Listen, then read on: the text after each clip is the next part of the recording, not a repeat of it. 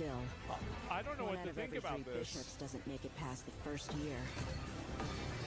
Is this like Expedition instead of 33? It's like Expedition 3? We gave you those roles. S.W.Frost is now live streaming Helldivers digital scammers counter so far warbond any good Letuce find out.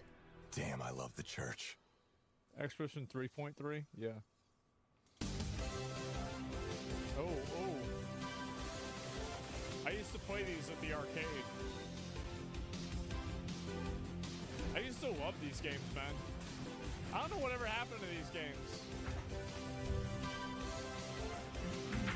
Yeah. I feel like it's like one of those genres that kind of like stopped happening, you know?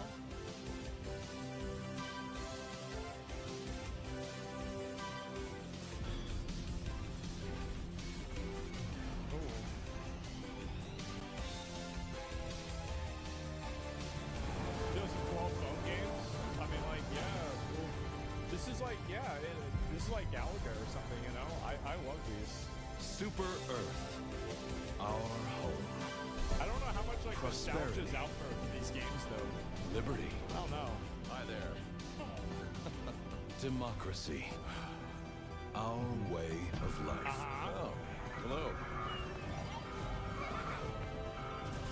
But freedom doesn't come free. No! Sweet liberty! No! This is kind of stupid. Look familiar? Scenes like these are happening all over the galaxy right now. You could be next.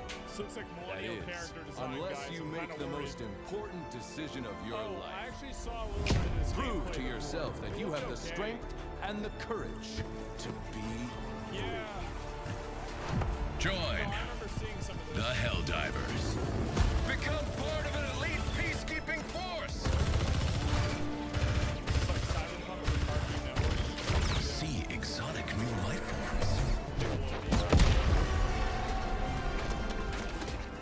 And spread managed democracy throughout the galaxy. Become a hero. Become a legend. Become a Helldiver.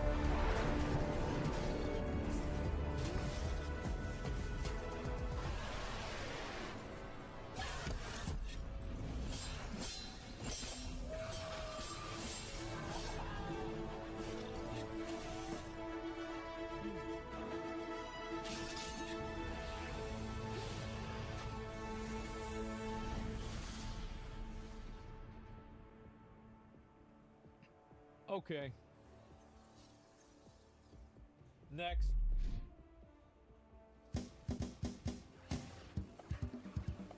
Oh, I remember this game. This game was good.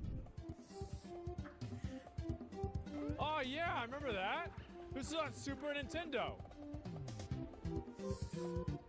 Yeah.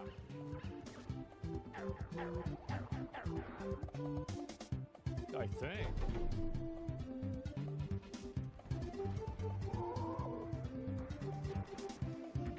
Dude, this is... I haven't even thought about this game. Oh my god. This is actually weird. Dude. The decades, yeah. Wow.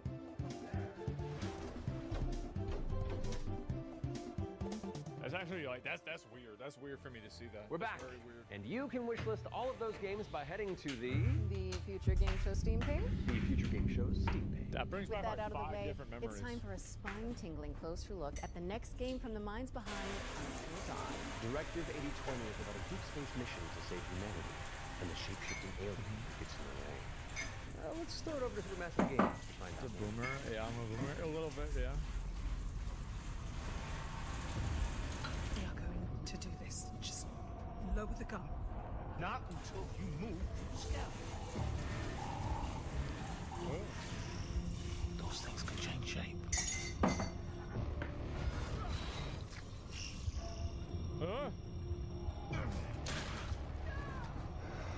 Don't you ever point that thing at me again.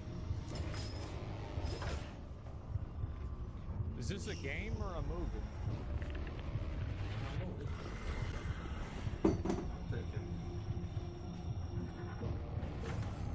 Both? That's what I was worried about.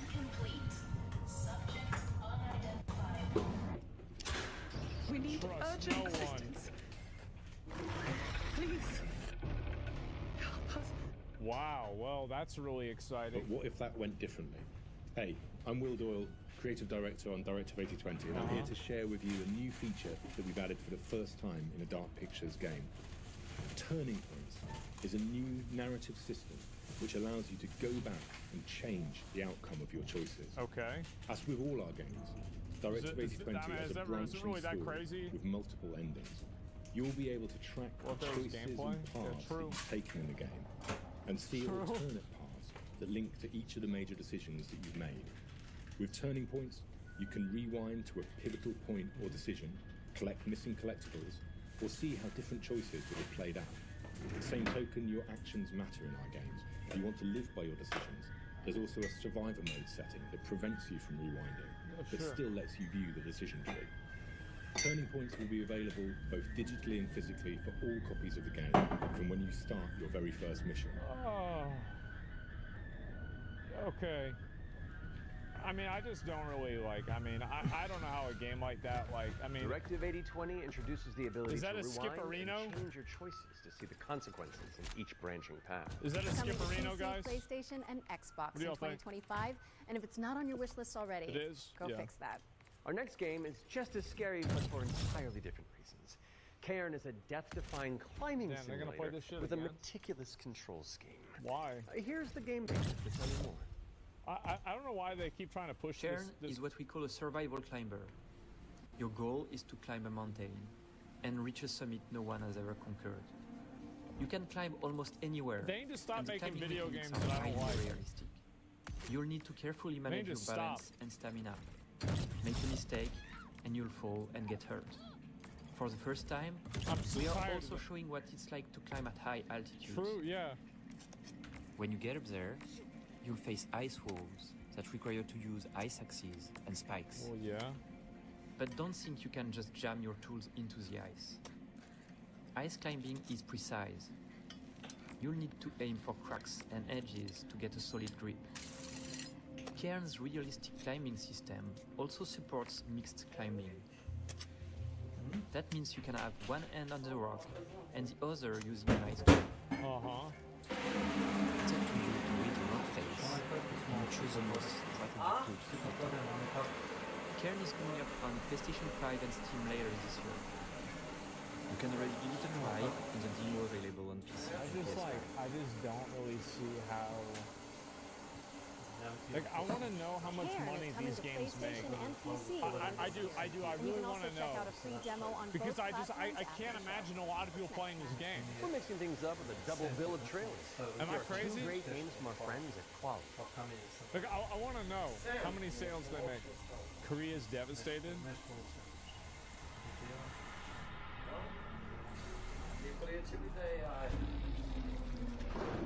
Flesh Reborn.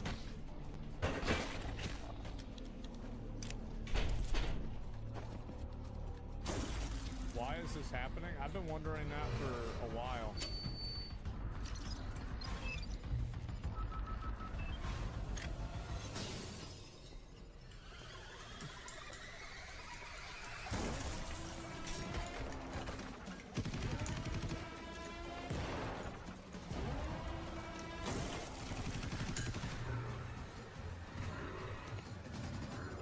I love how we've moved past Super Nintendo nostalgia and we're now evolved into PlayStation 1 nostalgia. Have you guys noticed that? Because all the Super Nintendo people are too old now and they like have kids and shit. Which stresses me out because I grew up with a Super Nintendo. Yeah. Man. How about that, huh? What's this? This looks good.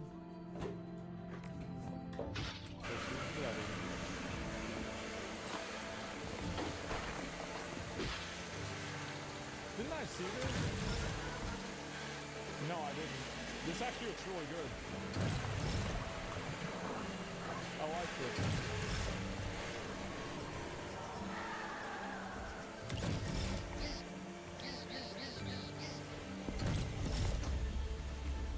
Uh-oh.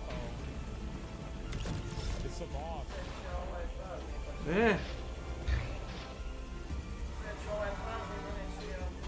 Ti ne kapiraš, ne slušam ja previše glasno, nego mi pokriva uši i ne čujem ništa sa strane, o tome se radi. Uopšte nije glasno. Prvi ja nikad ne slušam. Yeah, that game actually doesn't look like the Uncharted. Ghoul and Ground Zero. I don't know why, Both coming but soon. like actually, I've got a What's good up next, feeling Laura? about that one. We're taking a look at a game To called moraš sad, Hella. odmori It's a majku sad, sad ti je cooperative folklore najviše adventure where you and your friends band together as brave little mice. But that's a rat. Because don't mice have fur on their tail? Dobro.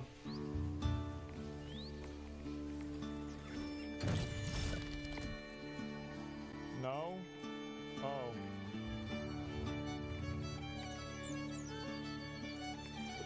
Mice are inside, rats are outside?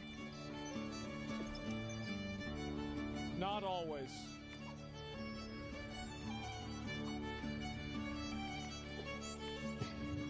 Uh-huh.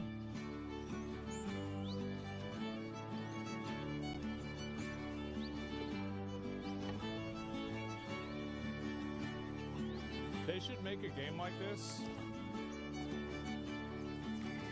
but have one of the levels be my house.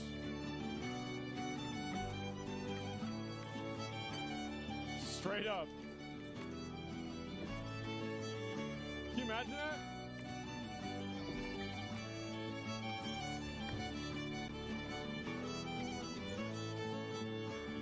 Final dungeon. It's like an unlockable hard mode. Can you go in the water? Hella is coming soon to PC, PlayStation, and Xbox. Yeah. So give it a wish list on Steam or the Epic Game Store. Moving swiftly on, it's time for a look at Ludo. This is a Ludo. psychological thriller where the protagonist is trapped inside their own home, and we're about to find out when you can play it. Okay, let's see it. Peggy 18. Ludo. How can you distinguish between what is real Looks nice. and what isn't?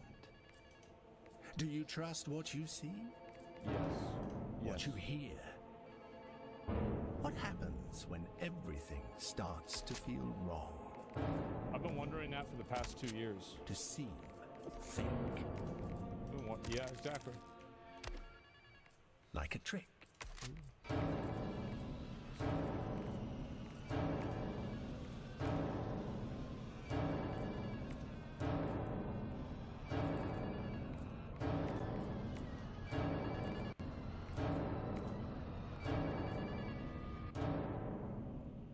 I've got a lot to say about after this event. How much I got a lot to talk about. to attempt to ignore it? Don't do it. What's the 22nd month of the year? Get you again. The fuck is that? Ludo is July? coming to That's the PC, 7th. PS5, and Xbox. In the meantime, you can wish list it on Steam or the Epic Game Store. It's world premiere time again, and Okay, this next let's get reveal it. arrives with an introduction from a very special someone. Who is it? Hello everyone. Hi. I'm excited to be a part of Future Game Show 2025. There are so many amazing games coming out, and I'm very happy that I have a bit more time to Look at all play that them. manga and shit behind him. As many of you know, This guy's a I nerd. have been a huge fan of the work of N-Twins. No Super Earth. Synapse A is perfect my favorite name. VR game Yeah. of all time. It's a And Warmaster. I'm honored to present this new groundbreaking title from the team. If you are at Summer Game Fest, I shall see you on the show floor at the N-Dreams booth. So, it is my pleasure to introduce you to Reach.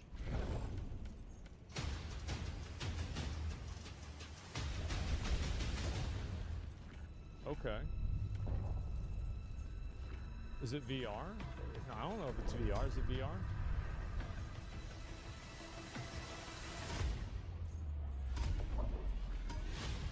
Shit, I think it's VR. Oh! Oh!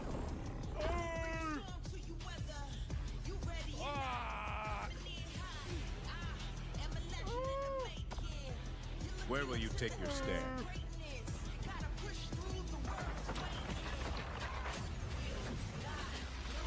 Coordinates locked.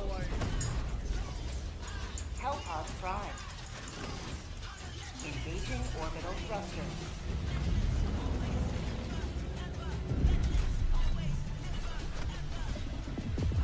Orbit synchronized. I mean, some of this looks alright, but like, damn, bro, I'm just not about that VR shit, man. I'm just not.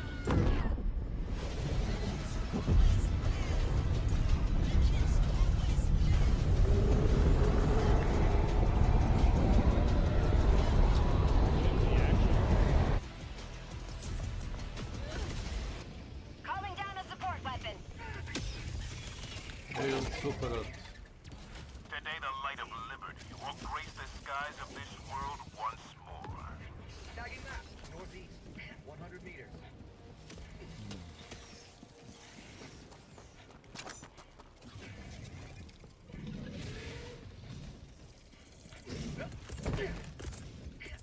Requesting sentry. Calling down a sentry. Throwing supply beacon. Requesting advanced weaponry.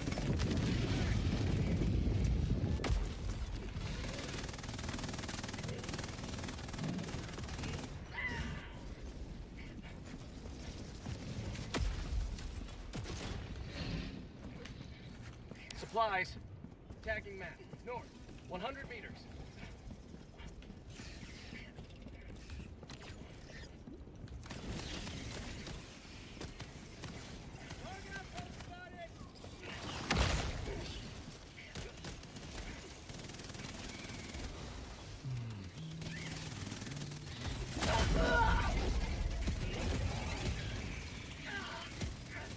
Alright.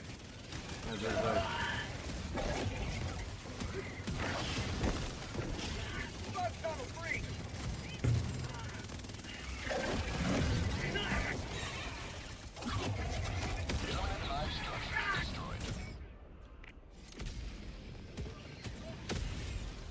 Seems like reporting to the lag. front.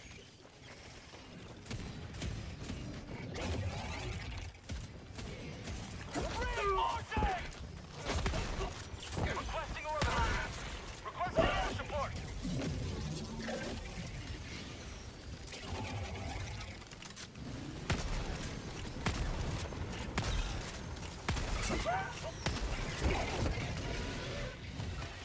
Dropping a pin. East. 200 meters. Requesting sentry.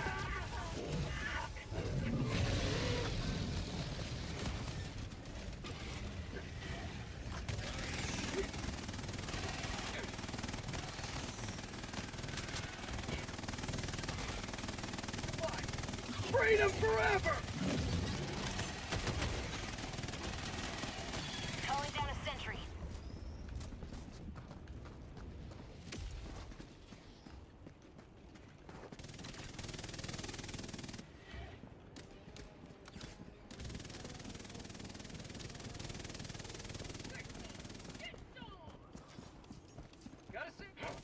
Objective critical stratagem available.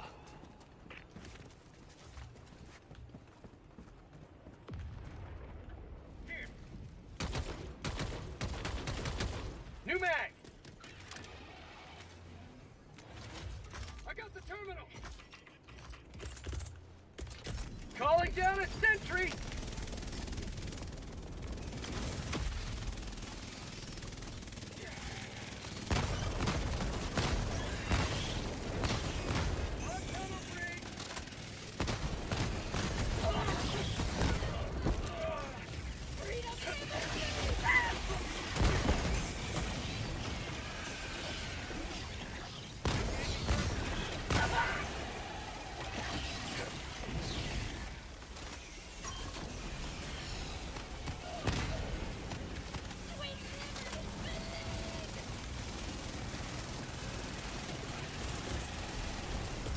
Requesting sentry!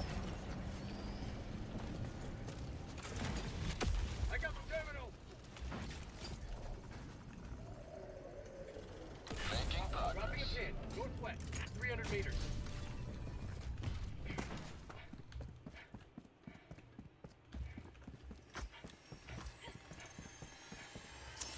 Supplies, northeast.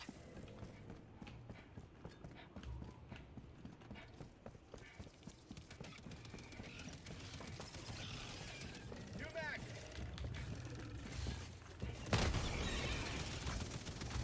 Sending in an eagle! Reloading!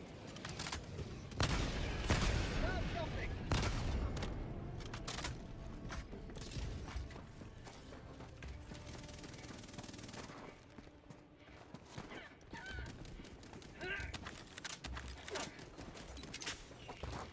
Supplies. Supplies.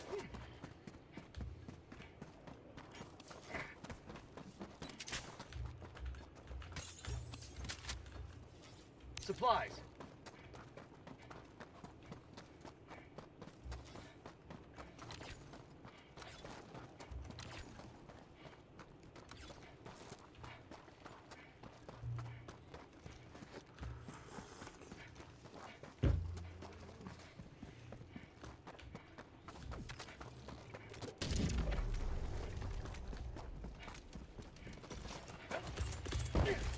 Calling down.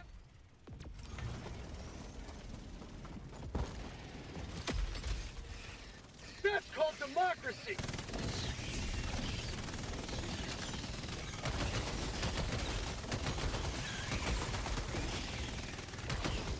You man.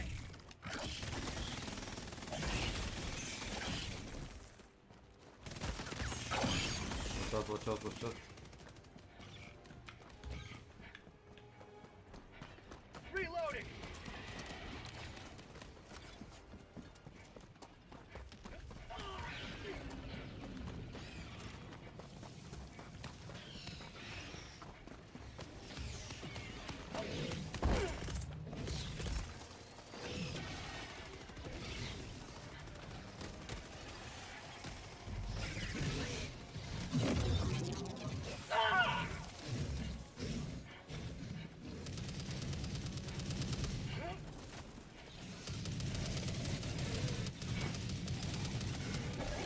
Requesting sentry.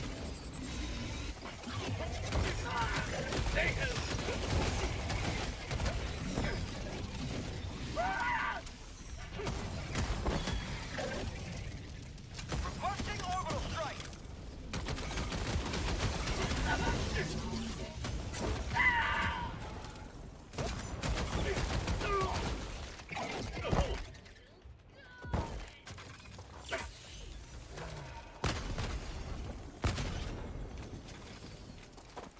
Calling in reinforcements. Reloading. Request approved. Deploying reinforcements.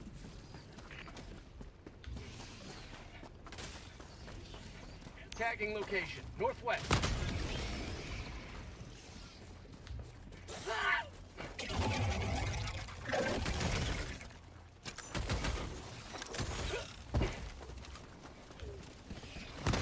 Type structure destroyed.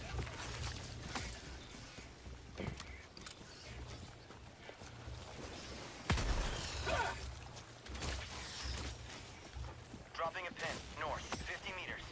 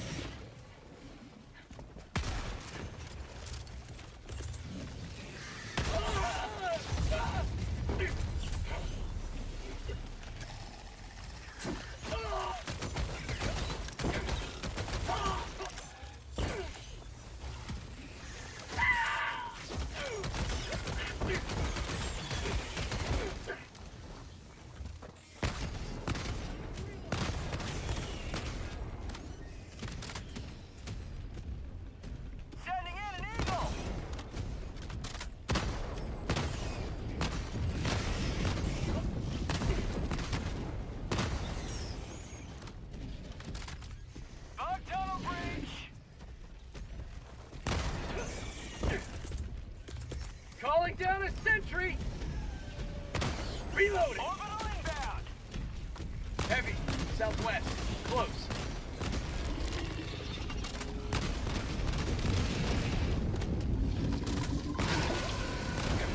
Bag's empty. Requesting sentry.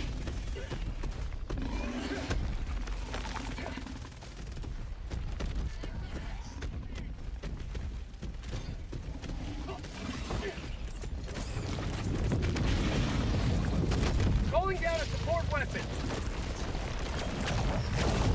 Tunnel breach!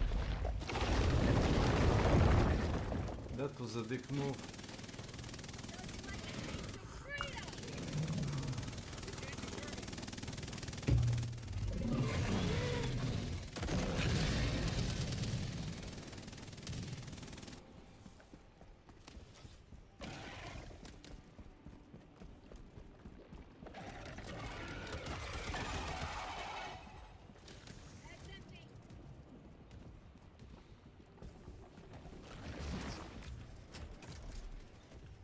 I got the terminal. Liberty emerges victorious yet again. Extract when ready. Tagging map, south, far.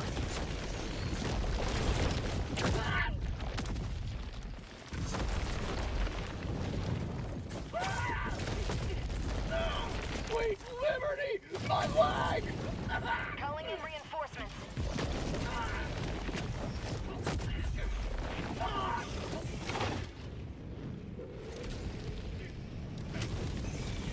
Don't run away like that, you have to shoot. Point me to the enemy.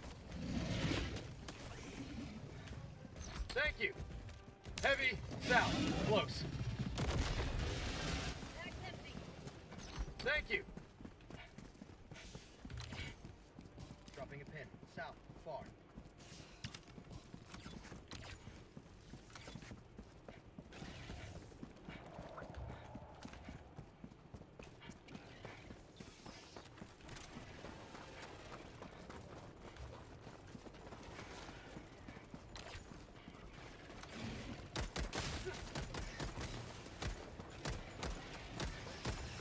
Found something!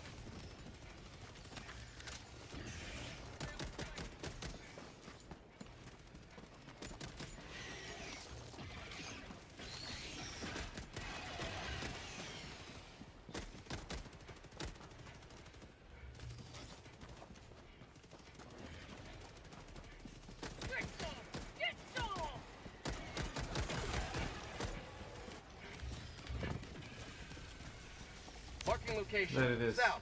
Mushroom. Funny mushroom. Tagging location, south. Also this one. Yeah, I got it. That's it.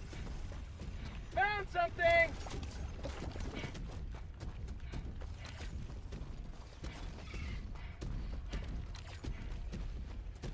Dropping a pin, southwest, 200 meters. Found something! Heavy, northwest, close.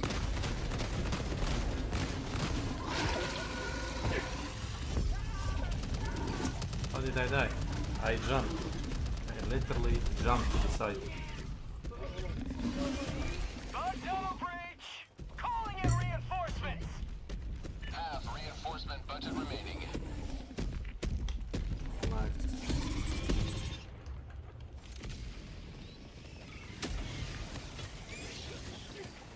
Democracy has landed.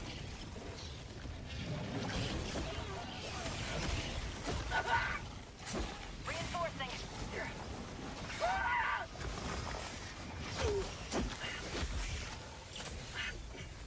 Request approved. Reinforcements on the way.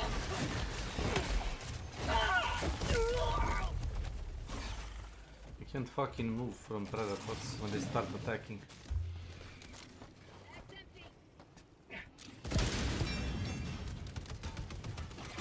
New mag!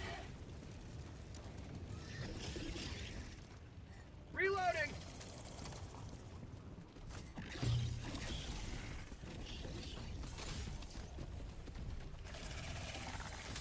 Requesting advanced weaponry!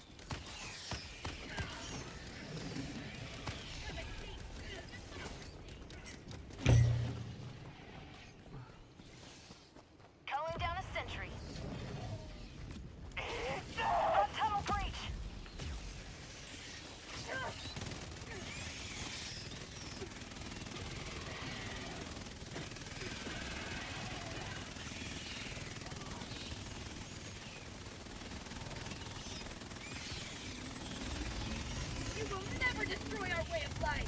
Black reload. Calling in reinforcements. Have a taste of democracy. Orbital inbound. Request approved. Reinforcements have been launched.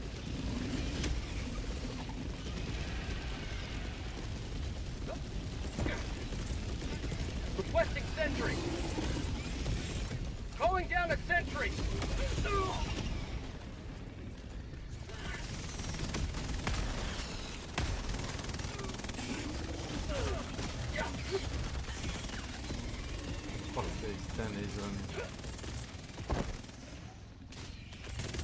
Reinforcing.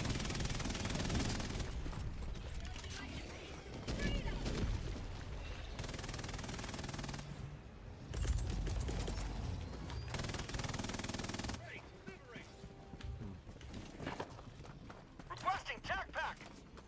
Tagging map, west, 50 meters. Tagging map, southwest, 100 meters. Dropping a pin, northwest, 100 meters.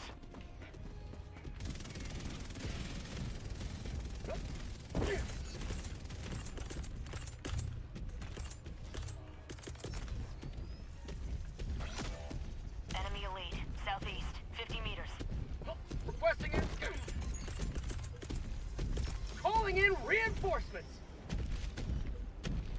Reinforcing. Allied destroyer leaving squadron. Heavy west. Look.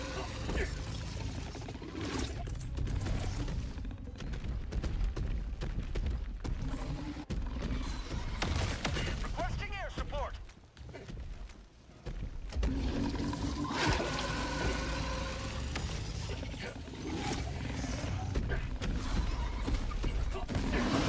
Allied destroyer leaving squadron.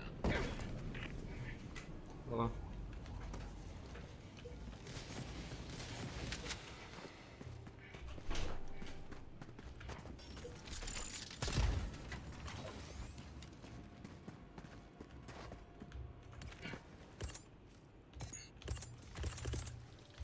Sending out an SOS.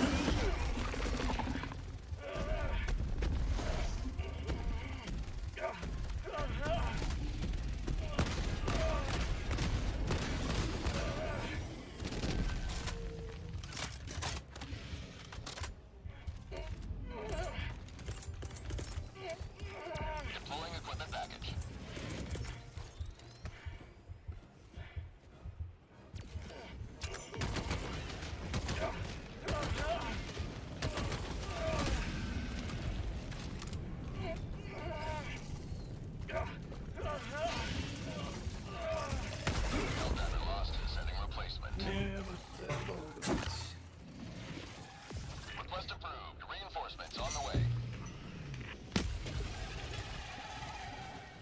Democracy has landed.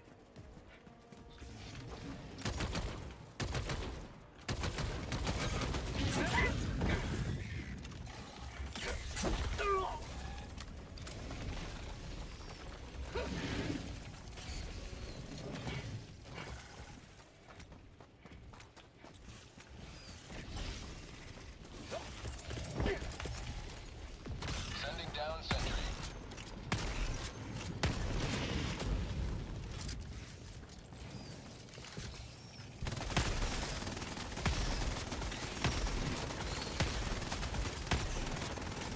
Mag's empty.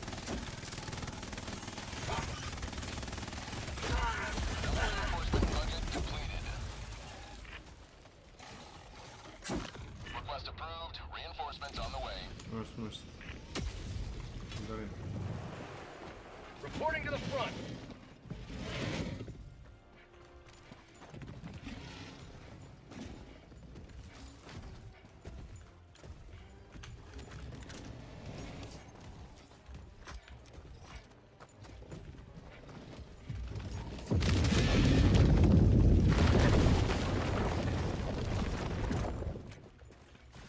You may proceed to extraction when ready.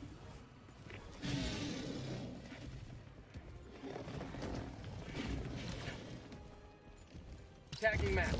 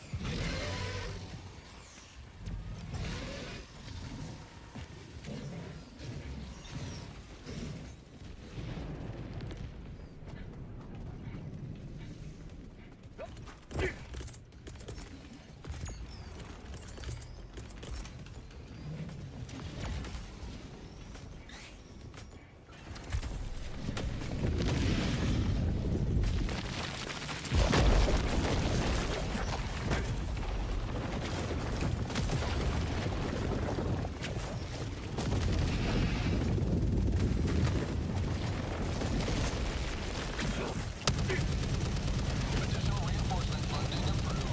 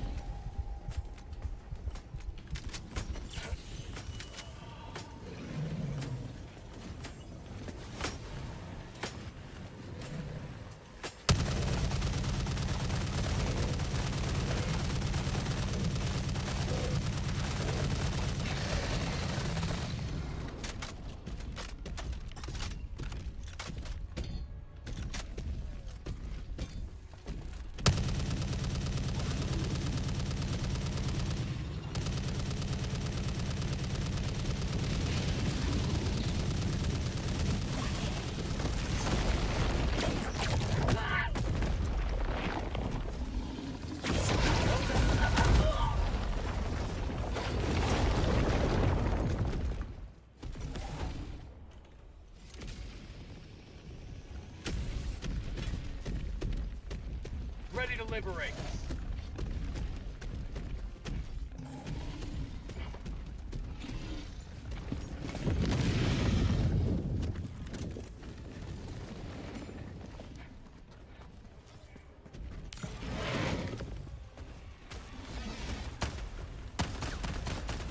Bag's empty!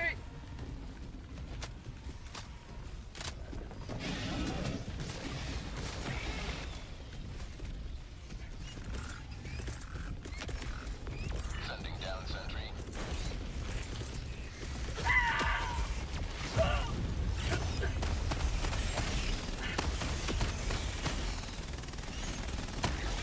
Have a taste of democracy!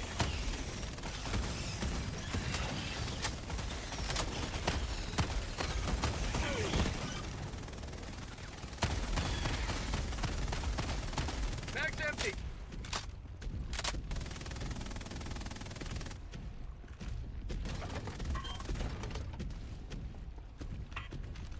Mission map updated. Dropping a pin.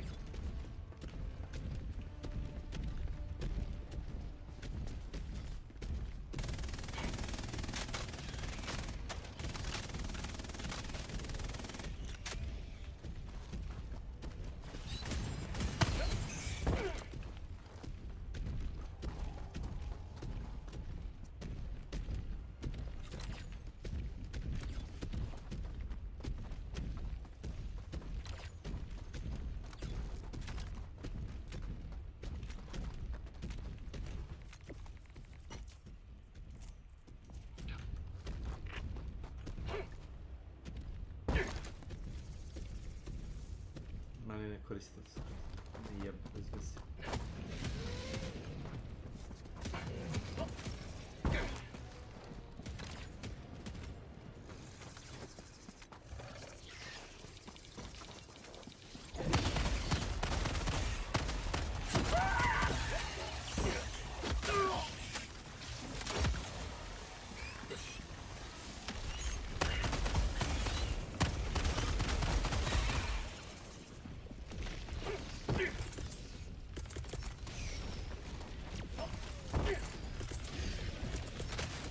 Sending down sentry.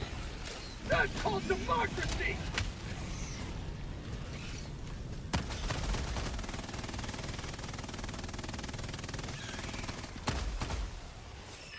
Minutes remaining. I repeat, 5 minutes remaining.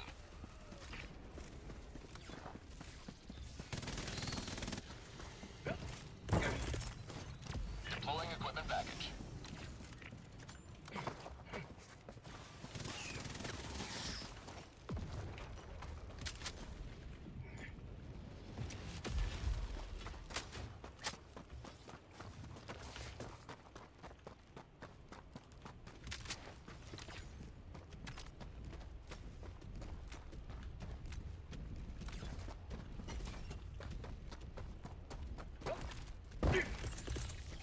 Say hello to democracy!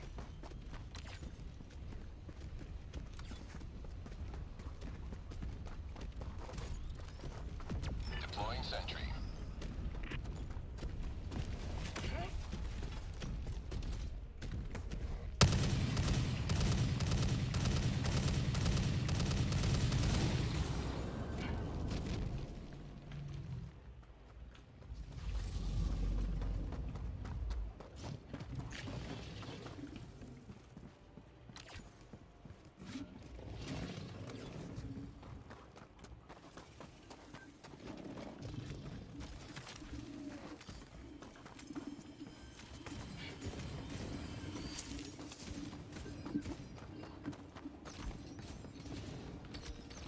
Have a taste of democracy!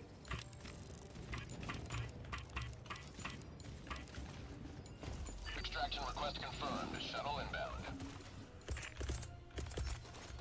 Sending down sentry. Get some! Get some! Tagging map.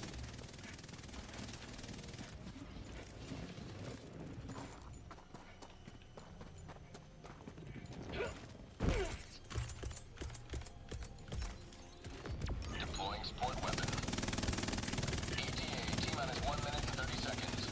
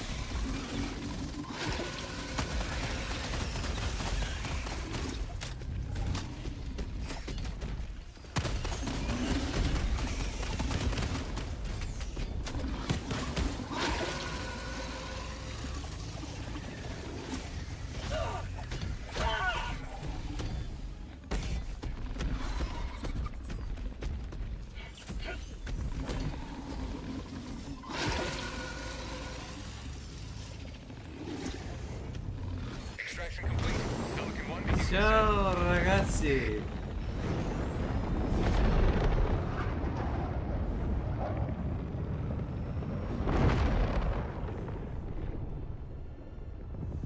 Sì su! Sì su!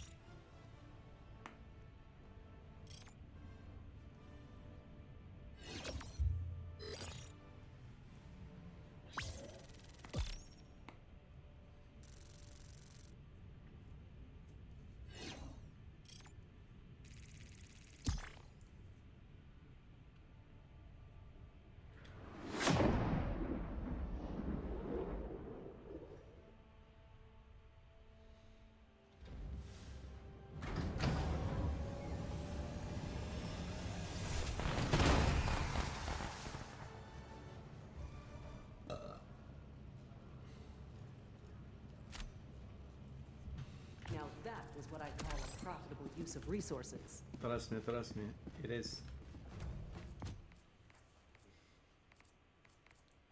It very much indeed is.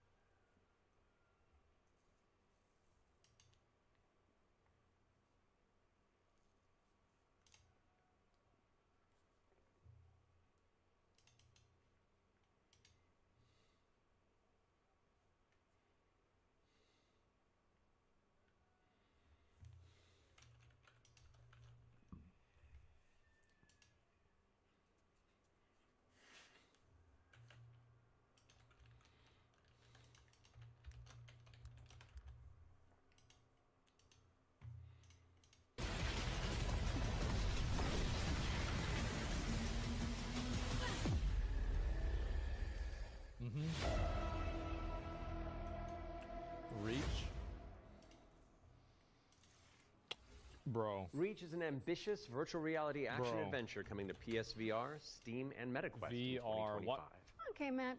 It's time That's to the check in real with everybody's DEI favorite in these depressed and shows. recently Is divorced adding in guy. these VR Oh, games. yes. It could only be It's the not Duck even black Detective. people He anymore. may It's have VR cracked games. the mystery of the secret salami, but when you're that good at your job, there's always a new case to solve. I'm serious.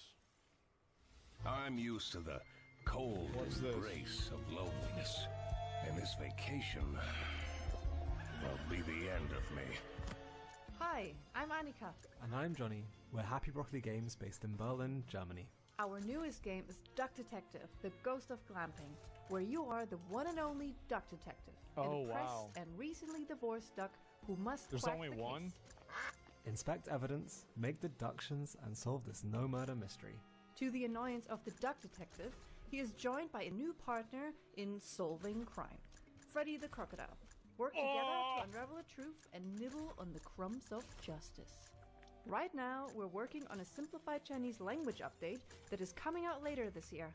We're very excited for you to play. The game is out on Steam, Nintendo Switch, Xbox One and Series XS, and PlayStation 5. Thanks for watching, and we hope you enjoy the rest of the show. Are those bread slices? Duck Detective. The ghost of glamping! The ghost of good games. Duck Detective, the Ghost of Glamping, has already waddled its way onto PC and consoles, so go check it out if you haven't already. Okay, we've had plenty of exciting premises so far. But how about a rhythm roguelike from the maestros behind Patapon? What's Get on your this? dancing shoes, folks, because Ratatan is up Why next. the fuck would I want to dance?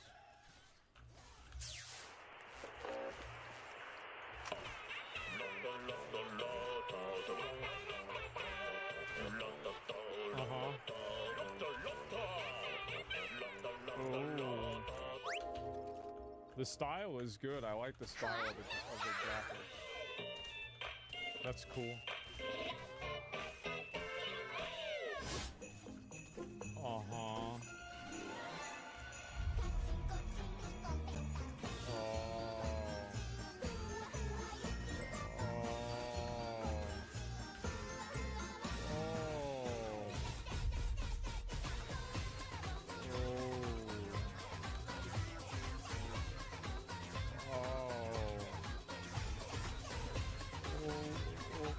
Wow.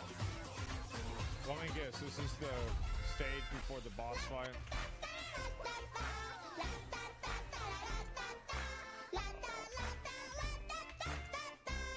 Can you imagine, like, if you're a parent, you have to listen to this shit if your kid playing it?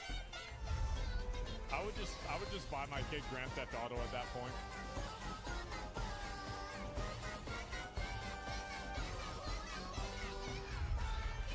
Yeah. I can imagine the most annoying VTubers playing this game.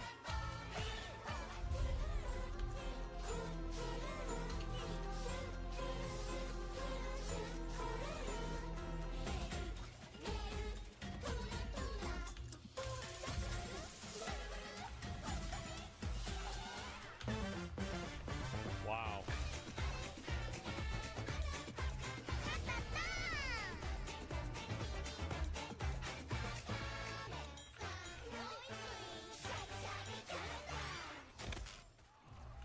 Ratatan is coming to Steam Early Access on July 25th. But there's a free demo available on Steam if you want to give it a try. And we're following that bombshell with a new trailer for Agatha Christie, Death on the Nile. An interactive 70s twist on the beloved detective mystery. What? It's Poirot, don't you know? Oh. No respect. I don't know. It just didn't look good. It can't be. It's Hercule Poirot.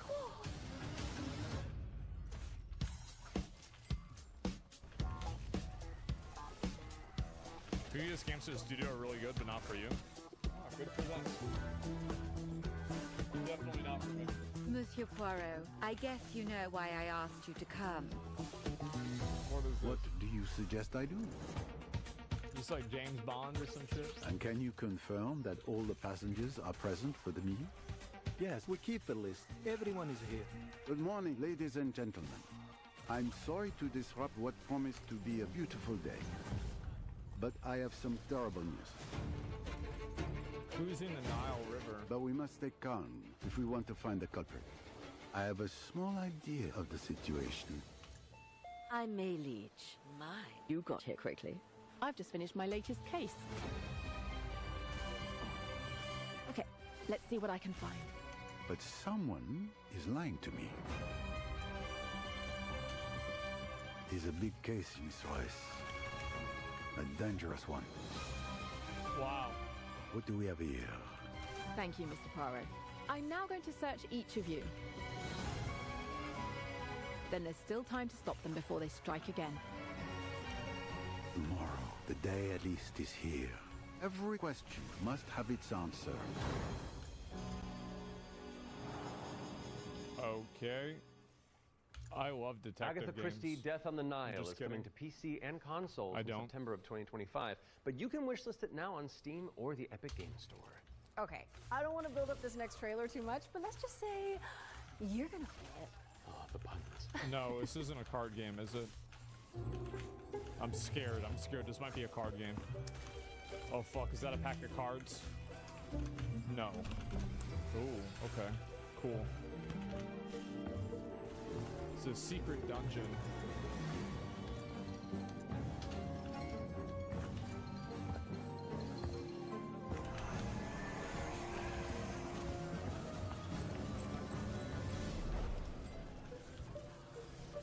House Flipper Scooby-Doo?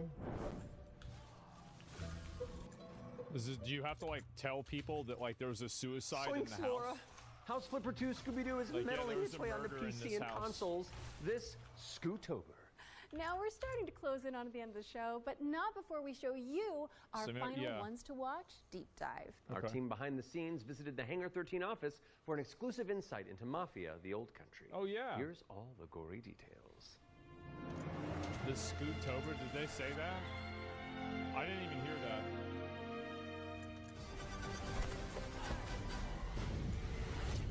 Mafia: The Old Country is both a prequel to the original Mafia trilogy.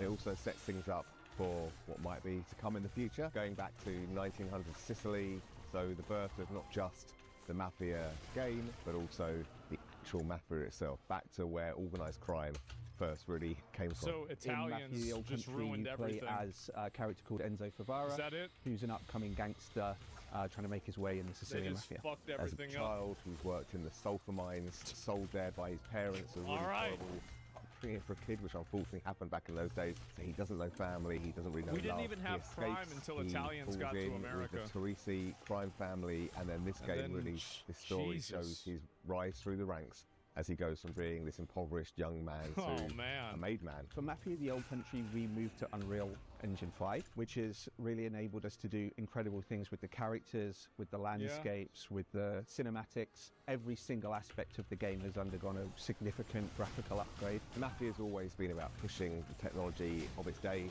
to do the best in cinematic some of storytelling, these exciting chase scenes look narrative really gameplay. cool. It really makes This is a what's game I'll already play an emotional myself. story even more emotional and I mean, it meaningful. kind of goes without We've been saying, able but to yeah. capture incredible nuances in the mocap, in the acting, in all of the character performances. That's really helped us to bring our story to life.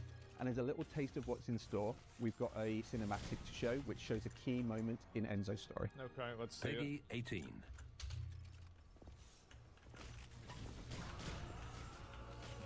Did you play the others? Never. I've never played a Mafia game before. This will be it. Come forward. Oh. They about to bring him in?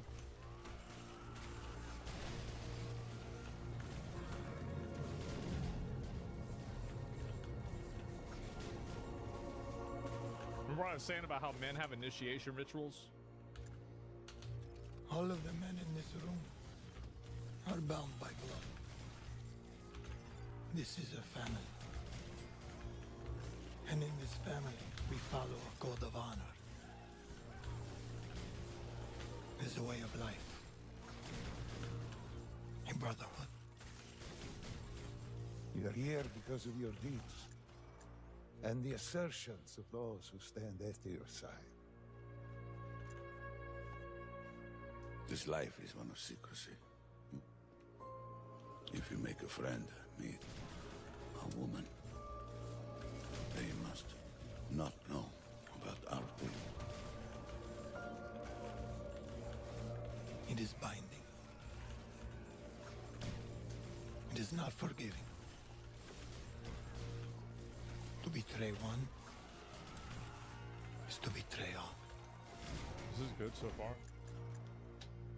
None of that bullshit. Do you wish to commit yourself, your life, to this family? Yes. I do.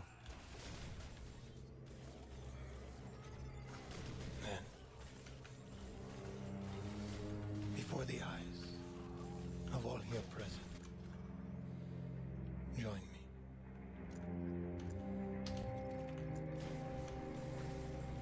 They should only be allowed legally to make games like this.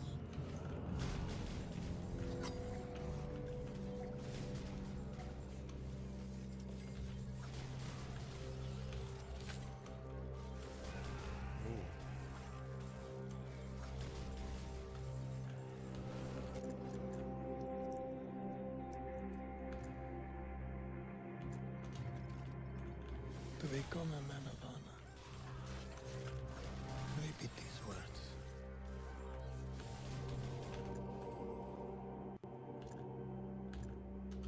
I swear my loyalty to this family.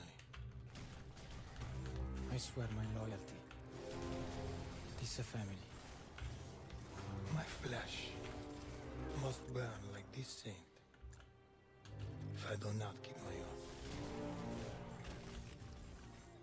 My flesh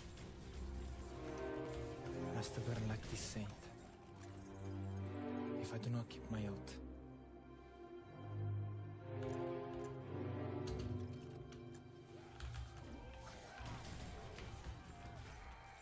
Welcome, Enzo. Benvenuto, Enzo. Benvenuto, Enzo. Benvenuto. Salute. Salud. Yeah, this is good. That's good. All right. Yeah.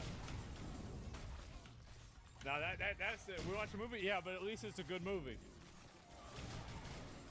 Take a trip to Sicily when Mafia Vladat. lands on August 8th. Welcome to my channel.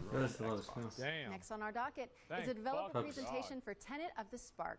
If you haven't seen it all over social media, this is a time-hopping brawler where you solve puzzles and All over crush social enemies media. across I've never three heard of this distinct game. timelines. Social media? Who the fuck is talking about this game? Hey, what's up? I'm Artem, the game director at Rogue Games, a small indie team scattered around the globe.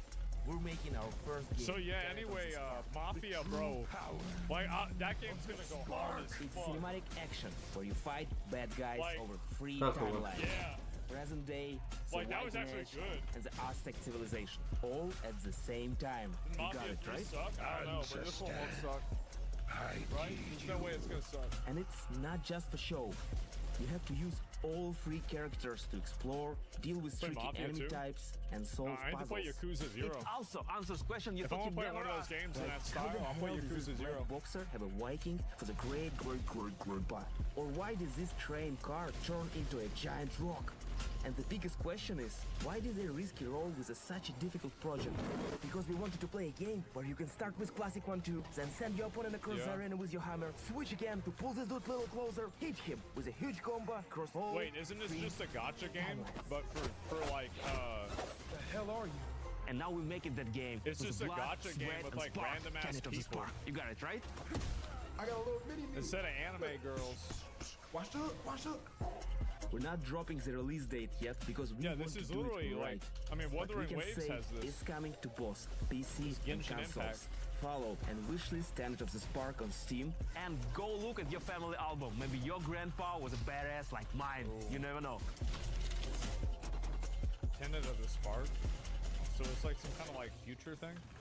Thank you to Roar Games for the inside scoop get on it. Tenet of the Spark. It's coming soon to PC and consoles, so I've pop it on never your wish heard list. about this game ever All in right. my life. What have you got for us, Laura? A first look at gameplay for Creasol, Theater of Idols. What the hell is This this? is a first-person horror shooter for fans of BioShock and Resident Evil. You fight Okay. creepy statues on a tormented island and use blood as your ammunition. I'm gonna pre-order it right now. Almighty Son, guide my path in this hour of darkness.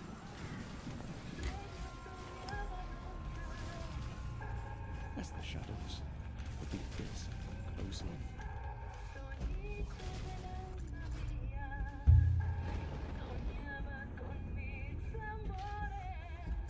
let your sacred light banish them. What you want, bitch? Oh. I am to fall. That's why you wear a seatbelt. Let my flesh turn to ash. Well, that's cool.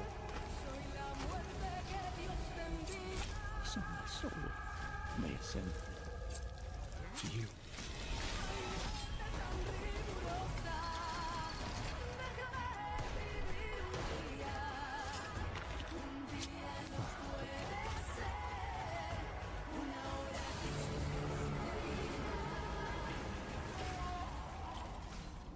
Consumed in your flames for all eternity, now and forever.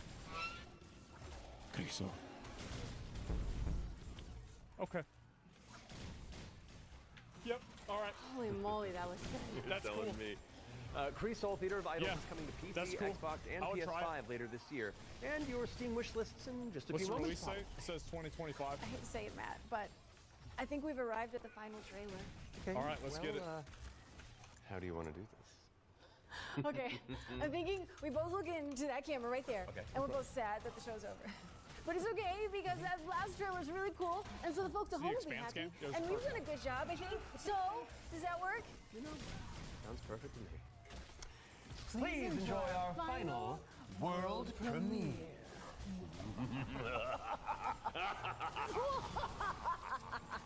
This Ooh, better I be like good. it.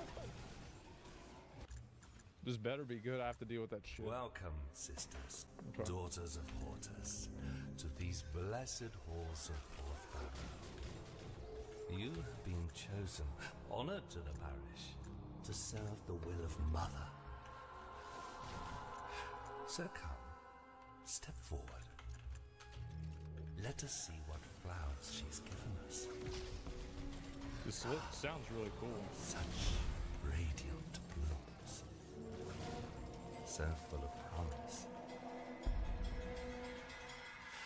Now, I must confess a change in plans.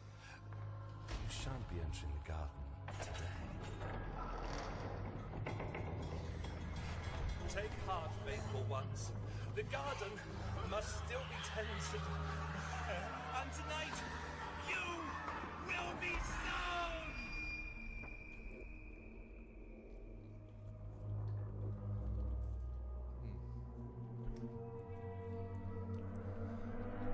Ritual Tides, cool. Where's the game? No. Hold on. I've got something to show you.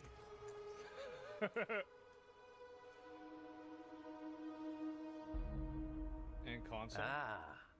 I bet you didn't expect that, did you?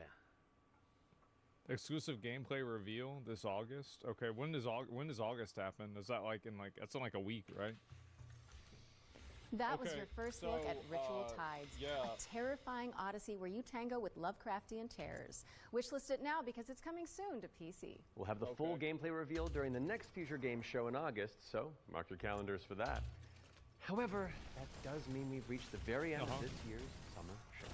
Don't go anywhere though, because FGS Live from Los Angeles airs right after this, with even more exclusive trailers, developer deep dives, and All right, we gotta talk about this. We'd like to thank everybody who has tuned into the summer showcase. No, we got as to well talk as about the dream-weaving developers who put their all into those amazing trailers we debuted today. And remember, you can head to the dedicated Future Game Show Steam page to wishlist your favorite games. I'm about. We'll also have finna- follow-up content on GamesRadar.com and the FGS YouTube channel. I'm Matt Mercer. And I'm Laura Bailey. And this has been the Future Game Show Summer Showcase 2025. Wow. Wow. Wow. There's so many of these games that, like, I just don't know who the fuck plays them.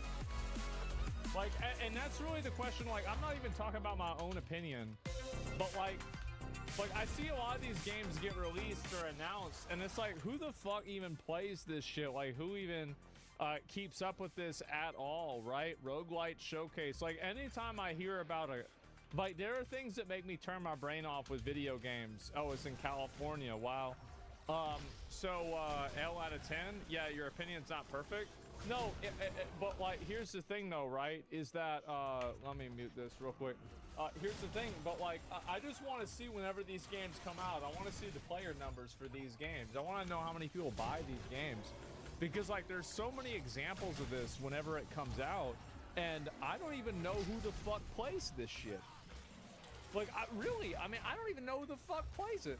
And so like, that's really the way I look at it. Time to look at some statistics. Yeah, exactly. It's like a game like this comes out, it's got like 1,000 players, and then after that, it just kind of goes, and it's like, you look at some of this bullshit, and I just based L out of 10. I mean, the show, I mean, look, I mean, these shows are defined by their trailers. Like, a lot of these trailers, like, for a lot of these games, like, I look at a game like this, oh, somebody's getting sued by fucking Nintendo there. Look at that. Y'all see that? Oh, this game is getting fucking canceled. And so anyway, yeah, basically the 1 out of 10, 1 point for The Expanse. I'd say it's like a 4. I'd say the show is a 4. Like that would be my rating of the show. I mean, they didn't really have that many crazy good games, and some of the things, like, I mean, that Mafia like clip was pretty cool, and there were a few games that looked decent. Like, let me go through and just kind of talk about it, and we're gonna look at some of these games first, and I'm gonna just find it, right? And so, give me a minute. It's like laggy. Okay, so like the Expanse game. Let me see if I can find that and pull it up. Like, the Expanse game looked decent, right? It looked fine. Then you've got this game here, the Echoes of the End. I feel like this is Echoes Punk of the End of the Munch. studio that made this game. Welcome to my channel. Beast virus on boost And, map like, are the using combat was skin. mediocre. It had that same, like, this is like a weird, like, I know this sounds stupid, and like it probably is stupid, but like sometimes stupid things are true. Anytime I see that color of purple, I think a game is going to be dog shit. I do. I think anytime I see that, like, there's a special purple that certain video games have, that I see that shit and I'm like, wait a minute, this is a bad game. And like, it's a good indicator. Yeah, it's like, this is the color. You know how like they have poisonous snakes that are like, you know, like purple and green and shit? Well, there's like video games that are the same way. And so I just didn't really get a vibe out of that. Now, there was this game too. This is like kind of like that walking around in a forest game, like where you don't know what the fuck is going on. Like, this seemed like a decent game. Like, actually, like I'm willing, like I am invested enough in this interest to try to play more of it.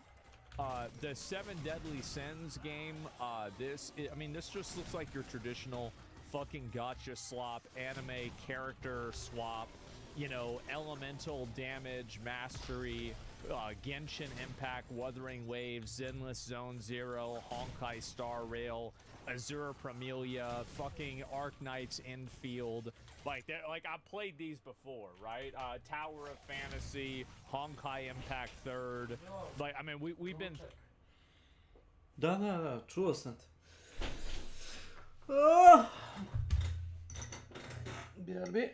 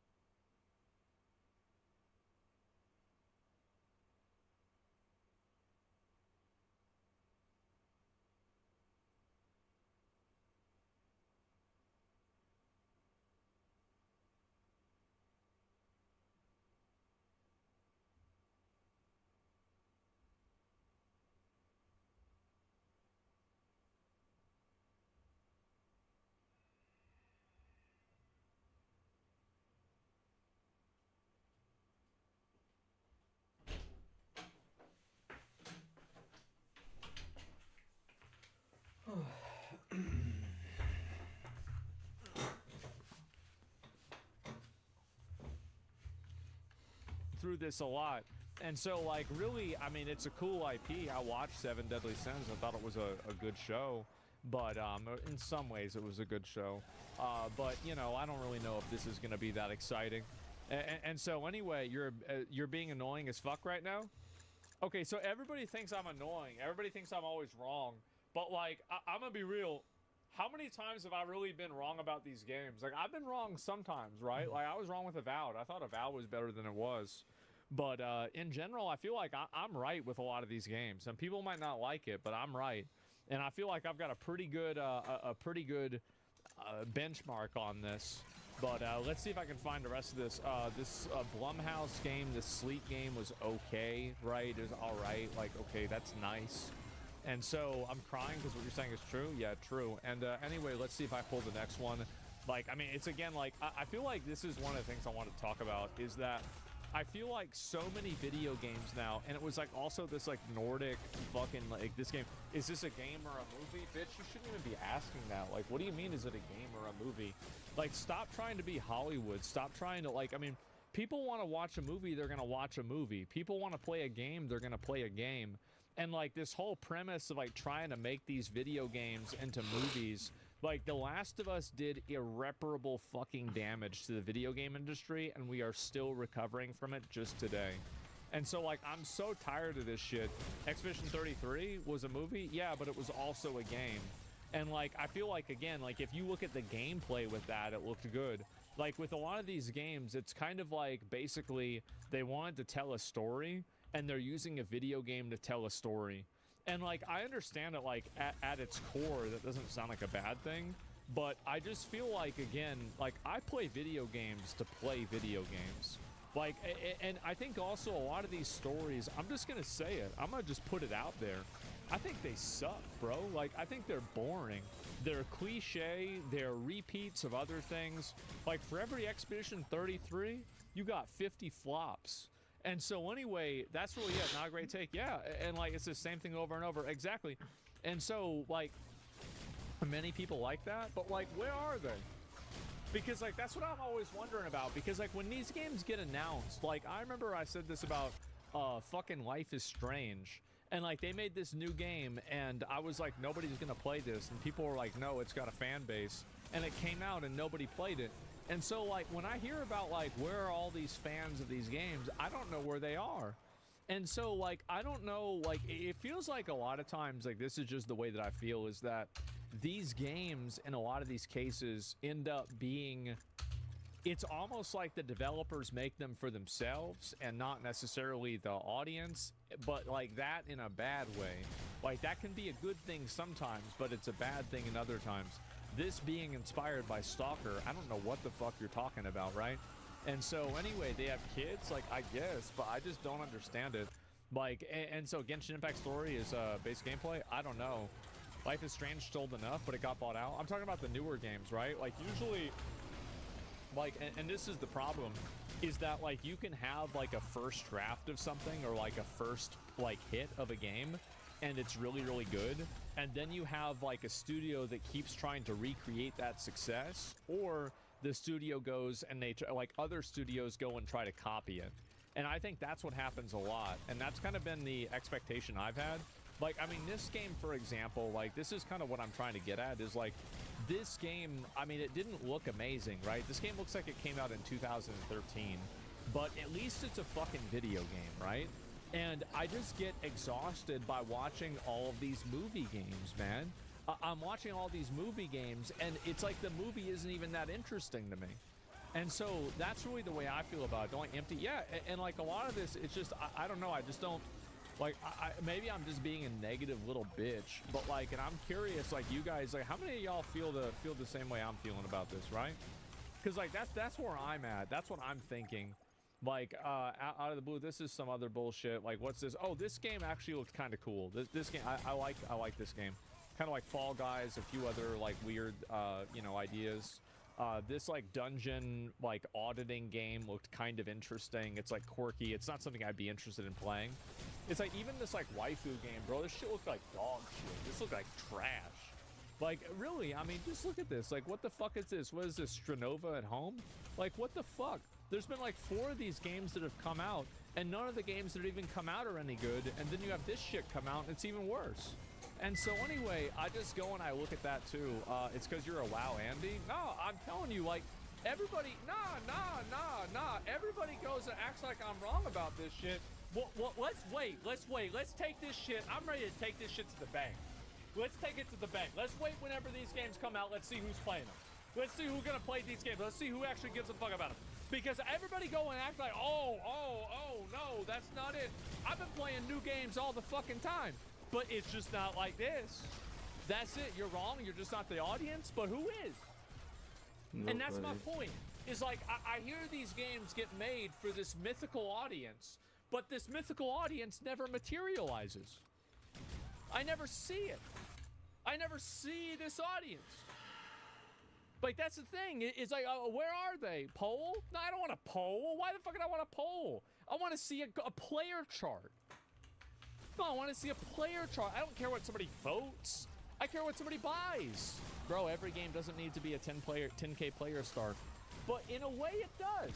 Because, like, you have a big game like this that's made with Unreal 5 engine graphics. It's got cutscenes designed for it, and you put all this money into it.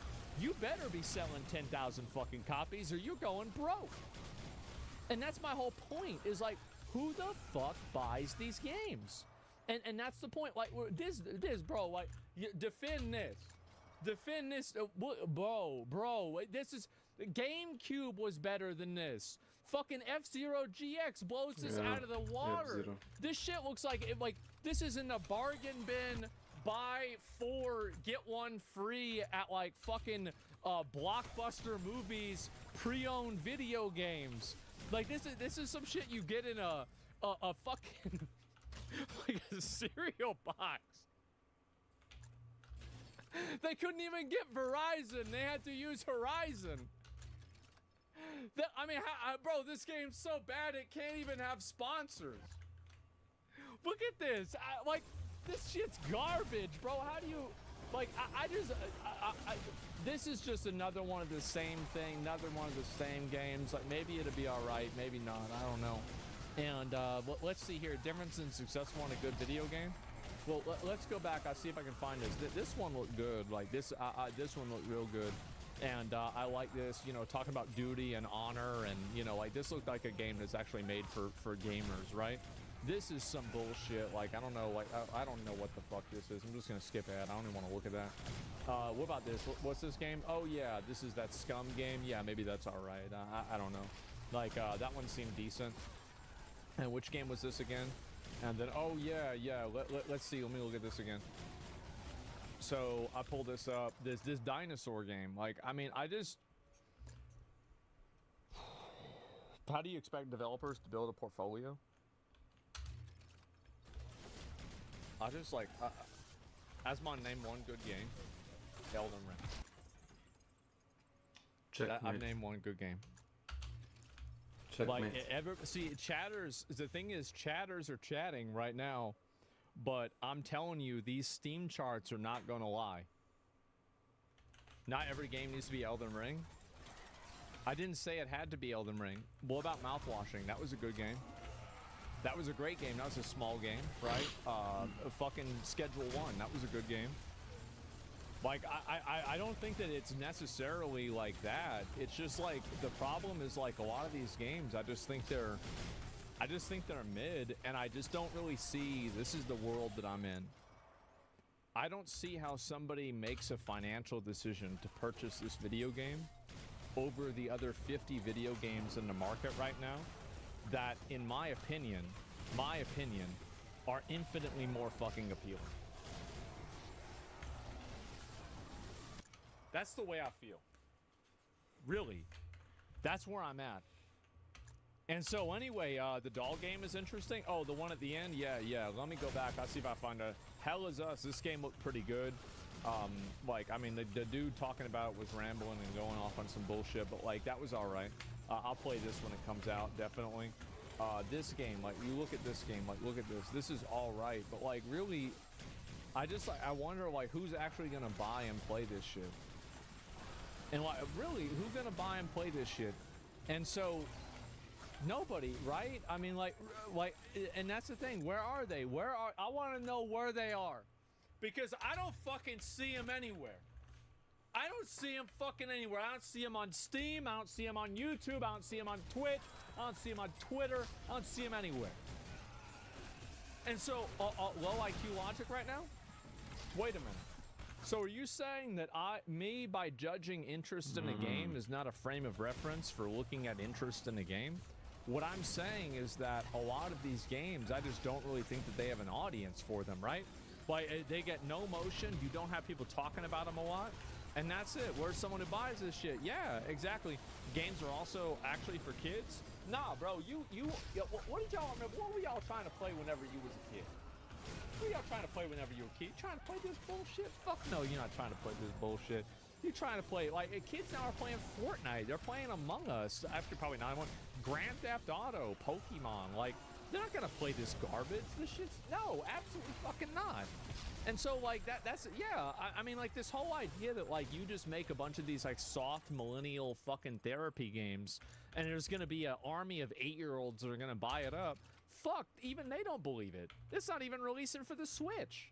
So, no, I don't fucking think so. Absolutely not. I wouldn't be the vast majority of these games about my niece and nephews. If my son grew up, doesn't care for the new games at all. Yeah, like, I mean, like, I don't know what kids play. Like, I know. So there was, let's see, at Christmas, like, I was over at my dad's friend's house, and he has a grandson, and you know what he plays? He plays Fortnite. I remember this kid spent $200 in V-Bucks. I swear to God, in 3 minutes. Oh, that shit was gone. Like, I have never, like, that's some crazy ass shit. Like, he balled the fuck out. Like, he had that shit locked in, planned out, and it was gone and done and tapped the fuck out. And so, Jesus, yes, and that was fast. And so anyway, like, I look at this, like, for example, this game looked decent, right? This is the Expedition 3.3 game. Like, that one looked all right. This one, fucking, I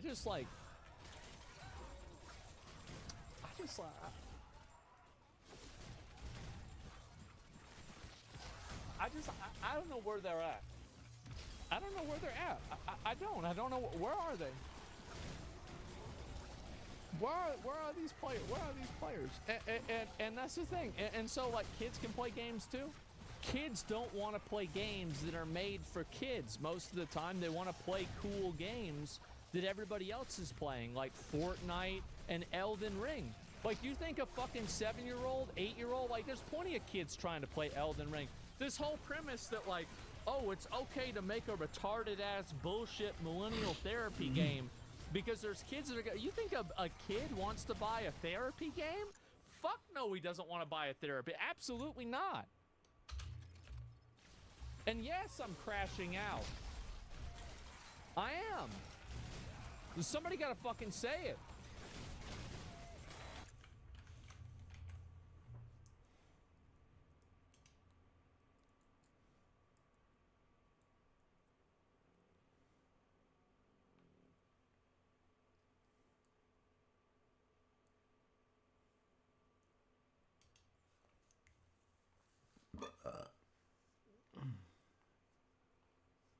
How's it going, everyone? Welcome to my channel. My name is Swanee, and for today's video, I'm going to be going over my favorite weapons to fully upgrade in Helldivers 2. Now, I took the time to fully upgrade every weapon in the game that has attachments that affect the stats of your weapon. So that means for this video, I skipped over the Constitution Rifle because it doesn't have any attachments at all, and weapons like the crossbow and shotguns like the Slugger and the Halt only have changes to the optics, so that doesn't really affect the stats other than slightly giving you more ergonomics. So I didn't consider any of those type of weapons when making this video, since leveling them up doesn't really do anything but give you new cosmetics. And then of course I didn't include any of the Killzone weapons because those can't be leveled up at all. Now this video took me weeks to make and over 100 plus hours of in-game time to level up these weapons, so I wanted to share my overall top 10 picks that I recommend upgrading first. I know that not everyone has time to play the game like I do, so hopefully this video can help you decide on which weapons you want to prioritize to help save you some time. Now these weapons aren't in any particular order because I feel that each of them are good in their own ways, so this isn't a ranking video or a tier list, this is just me telling you about 10 very good weapon choices, and just because a weapon didn't make my list doesn't mean I think it's bad, it's just there was very tough competition and I only wanted to pick 10 weapons for this video, so if you have a good weapon recommendation, let me know down in the comments, and I'll be sure to give it a heart so other people can see. Then lastly, as always, if this video helps you out, then consider giving me a thumbs up because it helps me out in the algorithm. And if you really like the video, then maybe consider dropping a super thanks because those are always helpful. And then timestamps can be found down below for your convenience. And with all that said, let's jump right into it. So the first weapon I want to go over is the Eruptor. Now it's no secret that the Eruptor has had a bit of a rough journey. It's had a rough cycle of buffing and then nerfing and then buffing and then nerfing again, and now after the weapon customization update, it's almost as good as it was when it launched. And to be honest, the attachments aren't what makes this weapon so good. Looking back at the patch notes, the Eruptor got a complete rework. The spread was decreased from 10 to 5, the ergonomics got an increase from -14 to 25, the sway got decreased, and the rate of fire was increased from 25 to 32. And on top of all that, they completely changed the way that shrapnel works in the game, so now when you shoot the Eruptor, your shrapnel will shoot out in a 360 pattern, making it absolutely wreck your targets. So if we look at the attachments, luckily you don't need to upgrade this thing clear to level 25 to get the best options. The Eruptor's biggest weakness is the ergonomics, which affect how snappy your weapon is when you try to move your cursor. So if you only play in third person, I recommend going with the iron sights and the angled foregrip because this will give you a total of 35 ergonomics. Now if you like to treat the Eruptor like it's a sniper rifle and aim in first person, then I would still go with the angled foregrip and then just pick whatever scope you think feels best. Now you don't have to worry about the recoil pattern with the Eruptor since the rate of fire is so slow, so the angled foregrip is going to be the best overall option no matter what your playstyle is. And then the reason the Eruptor made my top 10 is because, well, just look at the gameplay in the background. This weapon is nuts. The Eruptor is good for pretty much any enemy type. It can take out multiple Devastators with ease, it'll kill Hulks just by shooting them in the eye, it can cut through Overseers like butter, and it will make quick work of annoying Spewers and Impalers. And the explosion and shrapnel is great for hordes of smaller enemies like the Terminids or big groups of the Voteless if they're at a reasonable distance. And on top of all that, the Eruptor is a great utility weapon to my for blowing channel. things up like robot factories, bug holes, spore towers, and there's not very many primary weapons that can do that. And my personal favorite is that the Eruptor can take down the new Illuminate Stingray ships with just a couple of shots, putting an end to their annoying strafing runs. The only weakness that the Eruptor has is when things get up close and in your face, so I would pair the Eruptor with either a melee weapon or something with a high rate of fire like the Stalwart to cover all your bases. So the Eruptor made this list not because of the weapon upgrades and the attachments, but because the buff they gave it made it so unbelievably good that I think everyone should try this weapon out. The attachments that you unlock for this weapon are just the cherry on top, and having slightly better ergonomics will only make this weapon feel even better, so the Eruptor definitely gets my seal of approval, and it was a ton of fun to upgrade and test out, so I don't think you're going to regret upgrading the Eruptor. Next up is the LAS-5 Scythe. Now, looking at the attachments for the Scythe, there isn't really anything too impressive until you get to the different magazines. The optics are pretty much left up to personal preference, but I like to go with the default 2x scope because that lets me accurately hit enemies at medium range.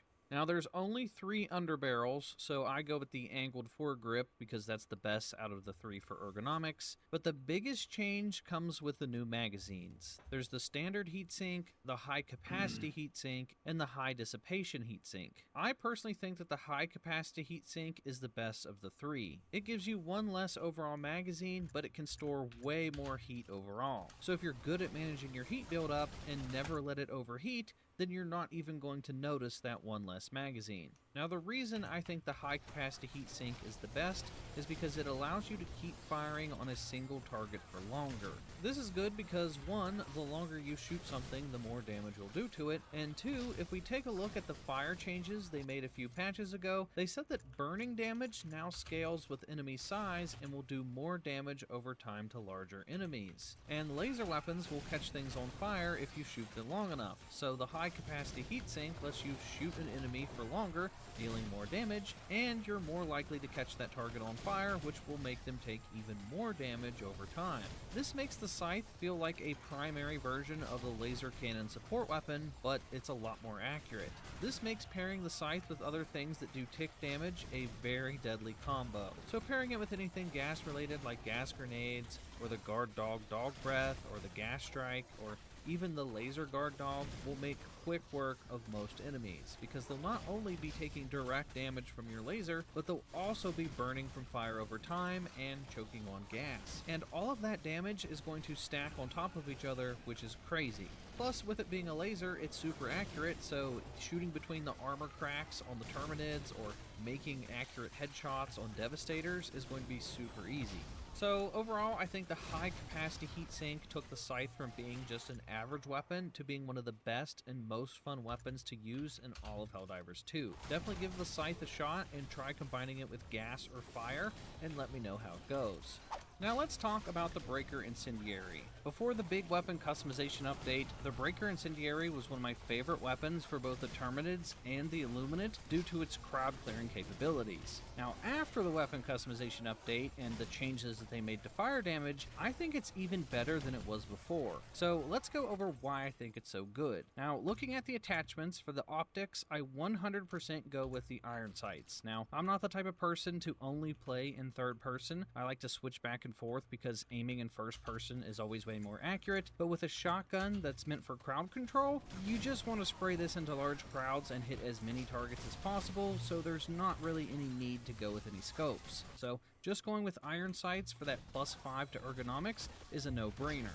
Then for the underbarrel, I go with no underbarrel, that way I can get an additional +5 to ergonomics. Then for the muzzle, I have to recommend the duckbill. The duckbill will give this weapon a horizontal spread, which is great for dealing with large crowds of enemies. And like I said, this is one of my favorite weapons when going up against the Illuminate because it's just so much fun to mow down an entire street of voteless with ease. You can straight up hit like 8+ enemies at once when you're using the duckbill, and then the fire damage will just finish them off. I see a lot of people in the community use this weapon the wrong way, and they just treat it like any ordinary shotgun. You don't want to spray all of your ammo into one target until it dies. You want to just paint the area with as many pellets as you can so that you can catch things on fire, and then you let the fire damage do all the work. Then when it comes to the magazines, I'm honestly a fan of all three of them. It kind of just depends on what armor you want to use. If I'm using anything that isn't the Siege Ready armor passive, then I'll probably go with the drum magazine so I can just keep spraying for longer. But if I do want to use the Siege Ready armor, then I'll go with the short magazine, because although you only get 13 shots, you'll get more total magazines, which means you'll get more ammo overall in total when compared to those other magazines. Plus, with the Siege Ready armor, or I guess the newly buffed reinforced epaulets armor, that 30% increased reload speed will make the short magazine reload almost instantly, which is surprisingly pretty fun to use. So honestly, any of the magazines are decent options, but the duckbill muzzle is definitely where it's at. So try the Breaker Incendiary out against any Terminated Bug Breach or a Voteless Horde, and pair it with a good support weapon for dealing with those heavily armored enemies, and I promise you're going to have a good time. Next up is the Jar 5 Dominator. Now the Dominator was good before the big update because it does 275 base damage and it has medium armor penetration, but the ergonomics made the weapon feel just very clunky and it didn't feel very good to use. Now luckily with the new attachments you can bump up the ergonomics quite a bit, and it makes the weapon feel a lot more responsive to your aiming, and it makes the weapon feel just way better. So for the optics, I either go with the iron sights to give me a +11 to the ergonomics, but I know some people like to treat this weapon like a mini sniper rifle, and if that's the case, then I recommend just using the default red dot scope to give you some range without too much of a hit to your ergonomics. Then for the underbarrel, I go with the angled foregrip because that will give you another +10 to ergonomics, so that combined with the iron sights will give you a total of 40 ergonomics, which is a lot for the Dominator. I dare you guys to take a shot every time I say ergonomics in this video. Now this does give it a pretty insane recoil pattern, I'm not gonna lie, which is pretty noticeable if you like to use the burst fire mode. but if you take your time with your shots, then you aren't really going to notice the recoil all that much. So in my experience, I found the best way to use the Dominator with the new attachments is to put it in burst fire mode, treat it like it's a DMR or a sniper rifle, and take your time with your shots and aim for weak points like headshots. You'll notice that a lot more of your shots are going to be a lot more accurate with that higher ergonomics. Then if something gets up close into your face, you can just hold down the trigger and mow down anything that's going to get close to you. And if you really want to make the weapon a lot more responsive, then pair it with the peak physique armor, and the Dominator is going to absolutely dominate on the battlefield. But overall, I was very impressed with how much better the Dominator felt after upgrading it, and I feel like it's a pretty good option against all three factions, but personally, I think it really shines against the automatons. Now before we go any further, I'm excited to announce that for today's video, I'm partnering with Apex Gaming PCs to show you their powerful PC lineup. The Apex Bronze is their budget-friendly model rocking a Radeon RX 6500 XT to play almost any game with ease. The Apex Streamer packs an AMD Ryzen 5 5600 CPU and an RTX 5060 Ti, and the Apex Streamer Plus comes with a Radeon RX 970 and an AMD Ryzen 5 7600, and the best part is that you can finance your build to pay over time. Just check my personalized link in the description and use code SWANEE at checkout to save 3%, and that stacks on pre-existing deals. The next weapon was an unexpected gem, and it's the MP98 Knight. Yes, the $20 SMG is finally living up to the price tag. This weapon is from the Super Citizen edition of Helldivers 2, which costs $60, and this weapon has always just sucked. It was never as good as the other SMGs, but now, oh man, this thing is a ton of fun. This weapon was the highlight of my previous video where I went over all the SMGs in greater detail, and it's still one of my favorite weapons in all of Helldivers 2. It has a faster fire rate than the Stalwart, the burst fire mode is insanely accurate for some reason, and it's one-handed. So the Knight is basically a primary Stalwart that can be paired with a ballistic shield or a directional shield, and it has insane accuracy for landing those headshots. Now looking at the attachments, I like to go with the 2x tube red dot so I can land those headshots just a little bit easier, and since the ergonomics are already very high, you don't really lose much by picking this scope. Now the underbarrel is definitely the vertical foregrip because just look at this recoil pattern when you have it. And for the muzzle, I go with either the muzzle brake for the vertical recoil pattern or the compensator if you want those shots to be closer together. I found that either one of those two muzzles are good picks. Then for the magazine, I suggest the short magazine with the Siege Ready armor passive for instant reloads, or the extended magazine if you just want to keep spraying your targets. So since I like to make this weapon feel like the Stalwart, I personally like to go with the extended mag so I can just keep on spraying. And yeah, this SMG basically got a complete overhaul with the new attachments, and it's a ton of fun. It does struggle a bit with some of the armored enemies, like some of those Terminids, but I think the Knight is great for taking out the Voteless, and it's also great against Overseers if you go for body shots or leg shots. And it is absolutely amazing against the automatons because it can either quickly pop the Devastators in the head with the burst fire mode, or you can just straight up slice them in half when you're aiming for the body. So if you have the MP98 Knight, I definitely recommend putting this on your priority list because it's just so much fun to use.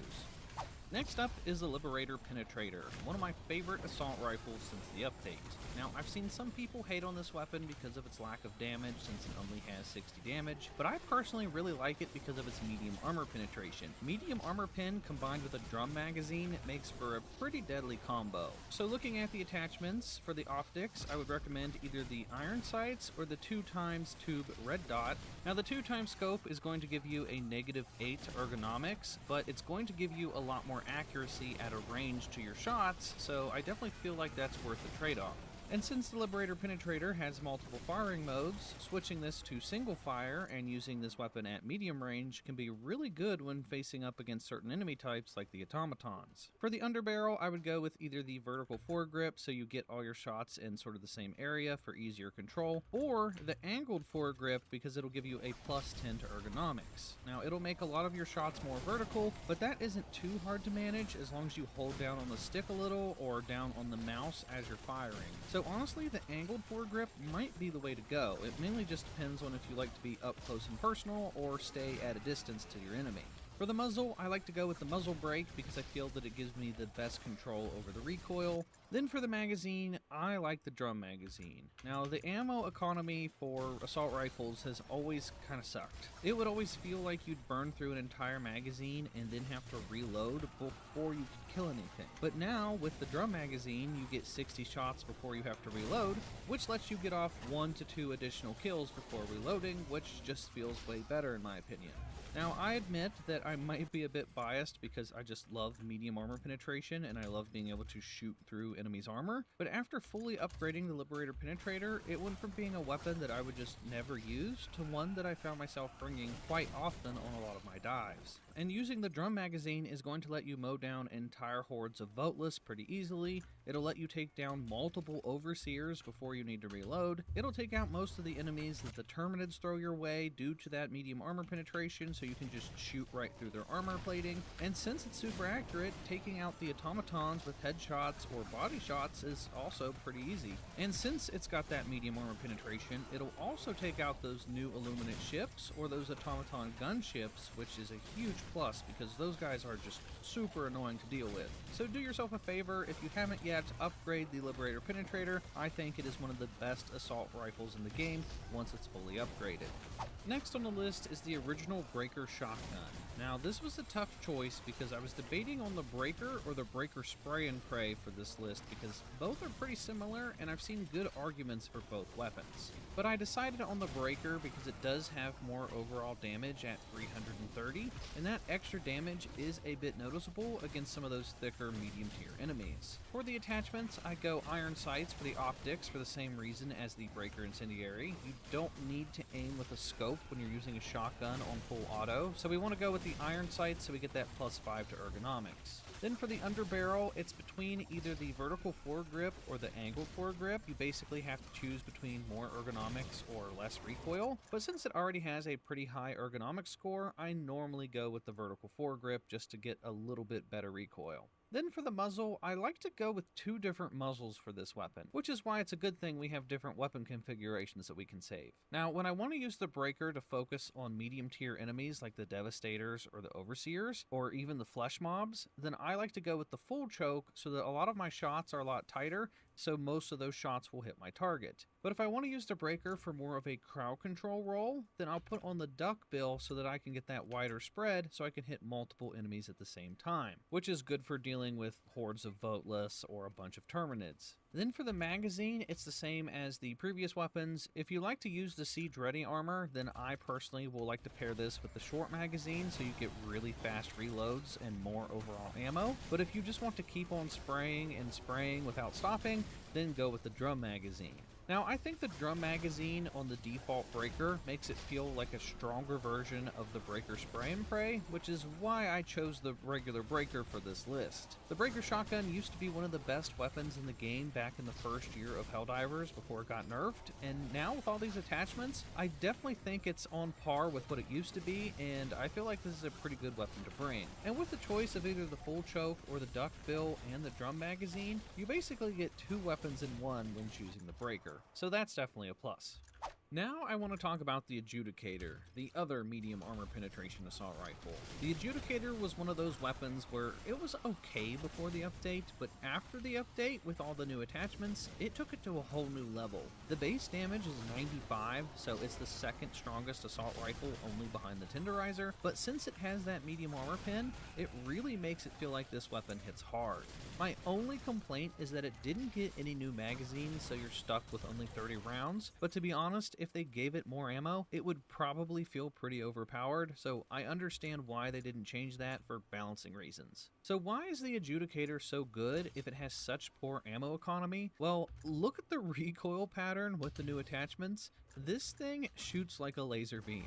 And with the attachments, this is one of the few weapons where I feel like you actually have some variety with your choices. Most of the weapons on this list only have 1 or 2 solid picks that make the weapon good, but the Adjudicator has multiple attachments that can work very well together. So for the optics, I go with either the Reflex Sight Mark II just because I like the way it looks and it gives it slightly better ergonomics, but if you want more range, then I would go with just the default 2x scope. The underbarrel has 3 good choices of either no underbarrel, the vertical foregrip, or the angled foregrip. Now, I really like how the Adjudicator feels having close to no recoil, so I go with the vertical foregrip, but it does make the weapon feel a bit slow and clunky, only with 30 ergonomics, so if you want the weapon to feel more responsive, then go with the angled foregrip if you don't have trouble controlling the recoil. Then for the muzzle, honestly, I like all 4 of them. I feel like all 4 are pretty manageable in their own ways. I currently have the compensator on because it makes the weapon the most accurate, but these are all pretty good picks. So no matter what attachments you go with, the Adjudicator ends up being a way better weapon than it was before the update. Having a medium pin full auto assault rifle that can shoot as accurate as a laser beam is a great choice against all 3 factions. Plus, if you pair it with armor like Peak Physique that helps you with the weapon sway, or the Siege Ready armor that helps with reloading, then that helps counter the only downsides to using this weapon. And it makes for hitting headshots against the automatons super easy. It makes melting through the Overseer's armor pretty much a breeze. You can take out the heavily armored Terminids like nothing. I honestly have very little complaints with the Adjudicator after unlocking all the attachments. So overall, I think this is a great assault rifle and it's super fun to use. The next weapon that I really enjoyed upgrading was the Reprimand SMG. Now this is another weapon that not only got better from the new attachments, but it also got an overall buff in the big update. Looking back at the patch notes, it got a spread decrease from 40 to 5, which is insane. The biggest complaint that people had about the Reprimand was that the shots would never hit their targets because the spread was just too crazy. So them buffing this stat made the Reprimand way more accurate than it was before the update. Now the Reprimand does 125 base damage, so it's stronger than every one of the assault rifles. And it has medium armor penetration, so that alone is enough to make this a great weapon. But let's look at the new attachments. For the optics, I go with either the iron sights for the best ergonomics, or if I want a little bit of help landing headshots, then I'll go with the 1.5 tube sight when I'm facing things like the automatons. For the underbarrel, I normally go with the vertical foregrip to give me the best overall recoil. Then for the muzzle, I'd probably say the compensator. The compensator gives it the most manageable recoil, and since it already has decent ergonomics at around 50, I'd personally go with the accuracy over just 2 or 3 extra points to the ergonomics. Now unfortunately, the downside is yet again there are no new magazines, so that means you're stuck with just 25 shots. So ammo can be a bit of an issue if you don't take your time to land your shots.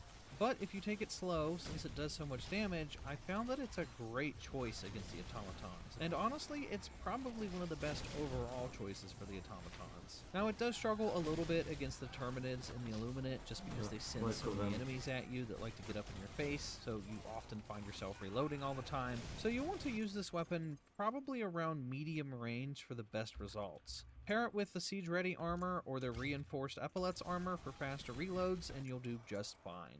So after the big buff it got, with the addition of the new attachments, the Reprimand, in my opinion, is one of the best weapons in the game, and it hits really hard for an SMG. Then the last weapon on my list is the Diligence. Now, I know there's a big debate in the community between the regular Diligence and the Diligence Counter Sniper because the Counter Sniper has medium armor penetration, but I like the regular old Diligence better between the two. The regular Diligence gets 25 shots when compared to the Counter Sniper's 15, and that can make a big difference in certain situations. I feel like the Counter Sniper is more for medium to far range, and the Diligence is more for medium to close range. But the reason the Diligence made it onto my list is because with all the new attachments, the Diligence is insanely accurate. It has pretty high ergonomics already, so the weapon's responsiveness is also pretty good. For the optics, I'd say iron sights if you don't like to aim in first person, but if you do like to take your time with your shots and aim down sights, then I would recommend either the default scope or the 1.5 tube red dot scope. I found that the red dot scope kind of gives you the best of both worlds between good ergonomics and the ability to zoom in and hit those headshots. So I'd normally go with the tube sight. For the underbarrel, I go with the vertical foregrip because it keeps most of those shots pretty close to each other in a vertical pattern, which can be pretty easy to manage if you need to rapid fire it in those close quarter situations. And then for the muzzle, I like to go with the muzzle brake for basically the same reasons. It gives me the best recoil pattern, which I found is pretty easy to manage if you need to rapid fire. So all of those attachments combined make the Diligence a very accurate and deadly weapon. This is yet another great choice for the automatons because it can one-shot all of the Devastators in the head. And since it holds 25 rounds, that means it can clear out an entire patrol of Devastators without even needing to reload if you don't miss your shots. Then, against the Terminids, it will one-shot kill most of the smaller bugs coming your way, and since it's so accurate, even though a lot of the Terminids have medium armor, I found that shooting between the cracks of their armor is pretty easy, so the armor isn't even that much of a big deal when facing up against the Terminids. Then for the Illuminate, you can easily break through the armor on the Overseers if you go for body shots or leg shots, taking them out pretty quickly. And then for the Voteless, since you have 25 shots, you can make quick work of the Voteless as well. So the new attachments made the Diligence such an accurate weapon, and since it has 10 more shots than the Counter Sniper, I just had to include it on this list. Do yourself a favor and upgrade the Diligence and bring it against the automatons, and then report back to me. I don't think you'll be disappointed.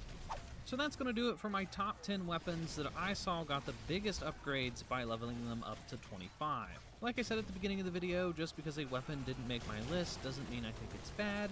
There's just some pretty steep competition, and I only wanted to pick 10 weapons. So, in conclusion, after leveling up all of the weapons that have attachments in Helldivers 2, I think the game is honestly in a pretty balanced state. I know some YouTubers out there will straight up call a weapon trash if it doesn't insta-kill everything, but I don't look at it that way. I think most of the weapons in the game now are in a pretty good state after all the upgrades. So pretty much every primary weapon ended up getting a decent buff in some way, shape, or form. Not every weapon is supposed to play the exact same way, and the devs want you to be able to play around and mix and match with your secondaries and support stratagems. Just because a primary might lack in one area doesn't mean it's bad, it just means it might pair better with a support weapon or a good secondary. There are over 30 plus primary weapons in the game now, and they're going to keep adding more and more attachments, so not every weapon is going to be overpowered. And yes, grinding out all these weapons was a bit tedious, and it took me over 100 hours, but I haven't had this much fun playing Helldivers 2 in a long time. I think the developers have been knocking it out of the park lately with the past few updates. Yes, we had like 4 months of not much going on and it was a bit dead for a while, but I think the devs have proven that if given enough time, they'll cook up some really great content. So let me know down in the comments what weapon is your favorite to upgrade, and let me know why, and I'll be sure to give it a heart so others can see it. And if you enjoyed this video, then consider giving me a thumbs up, since this video took like 3 weeks to make it. So it would be greatly appreciated. And if you're new here, hit the subscribe button, that way you don't miss out on any future Helldivers 2 videos. If they add more attachments to weapons in the future, I will be sure to test them out for you, so you're not going to want to miss out on that. And that is going to do it for me, guys, and I will talk to you all in the next video.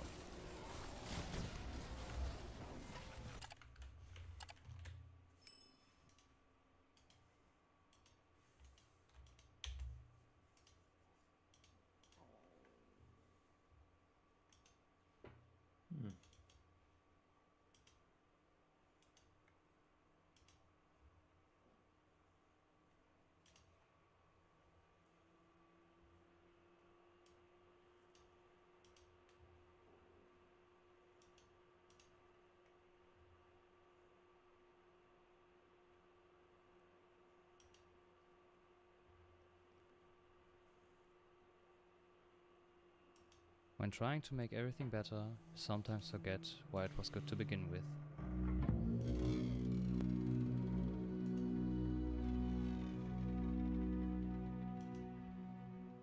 Hunt Showdown is a tense PvPvE extraction shooter set in an alternate Louisiana made by Crytek. The game is known for its brutal and unforgiving gameplay. If you get out alive, you win big. If you don't, you lose everything. This core principle runs through every aspect of the game. The bosses are grotesque, gory, and very unsettling. Even regular AI have terrifying designs that send chills down your spine. And then there is this eerie silence while you wait in lobby for the next match to begin. That tense moment when you're just waiting to dive back into the horror all over again. And I must say, I absolutely love it. It's clear that this game has a strong, consistent vision. That's exactly why I and so many people from the community fell in love with the game to begin with. But if you check SteamDB, you'll see a whole different picture. A game that once had a peak at around 60,000 players now barely gets to 15,000. So, what happened?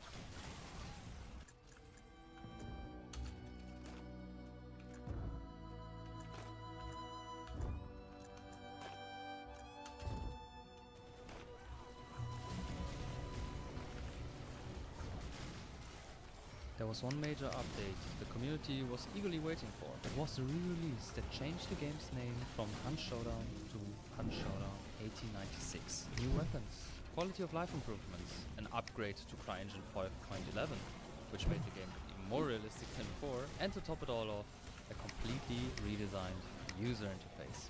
On paper, it almost sounds too good to be true, but the community quickly realized that not everything that shines is gold. So, what exactly went wrong? There were three main factors that ruined the experience for many players. First off, the new user interface. Secondly, performance issues. And the third one, which is the worst of them all, bugs. The bugs in particular were a huge reason why so many people grew frustrated with the game, and why some still hold a grudge to this day.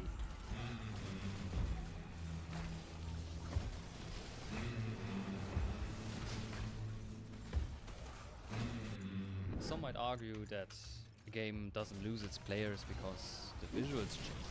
And to be fair, a lot of the hate was simply because it was new. It looked pretty similar to Call of Duty, and that was one reason why many people didn't like the new UI.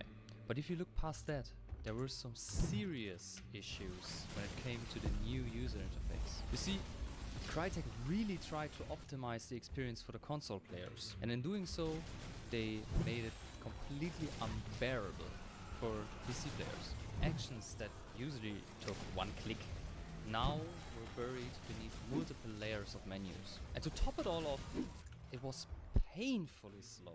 Just opening your team's equipment screen, as example, took up to 2 seconds. And then on top of that came the bugs. Visual glitches, unresponsive buttons, and accidental misclicks became common. In some cases, players ended up buying wrong equipment, or even worse, spent their hard-earned blood bonds, which cost real money, on the wrong skins because the game didn't register the input correctly. And let me tell you something, as frustrating as all of this sounds now, this was actually the least of the problems. Because unfortunately, they got even worse.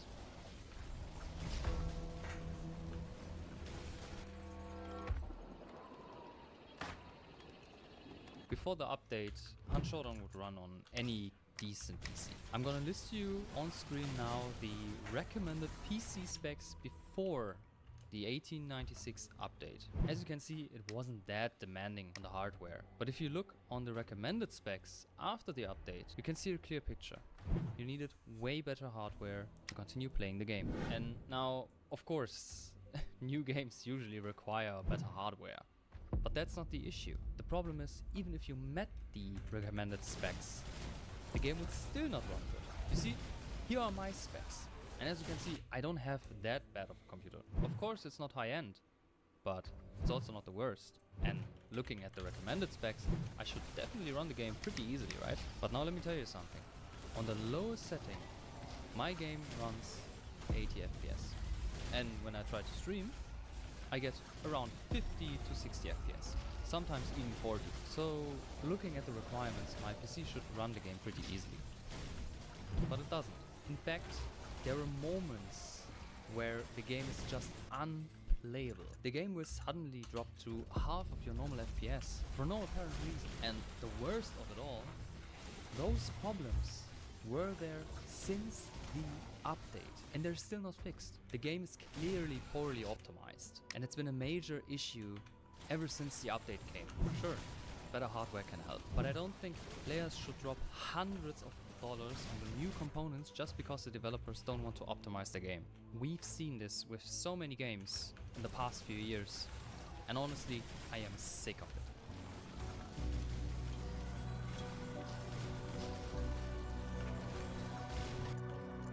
Now we get to the worst part of the update. the bugs. Nowadays, it's pretty normal to expect bugs after a major release. Some minor, some more serious. But after the launch of Hunt Showdown 1896, the game was in a really bad state. Mainly because there were so many game-breaking bugs that made the game really unplayable for most people. And to top it all off, Crytek took a long time to actually fix them. You might ask, what exactly were those game-breaking bugs? Let me list them for you. Mouse cursor bug. Sometimes when loading into a match, the game wouldn't hide your mouse cursor. That meant that you would have a flying mouse cursor on screen while playing the game. And the only fix for that? You had to close and completely restart the game. Network problems.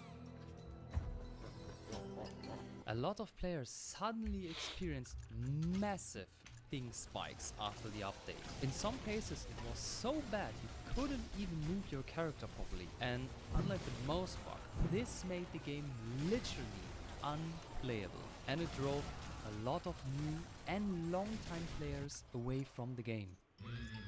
Skin issues. You know, Hunt Showdown earns its money through microtransactions.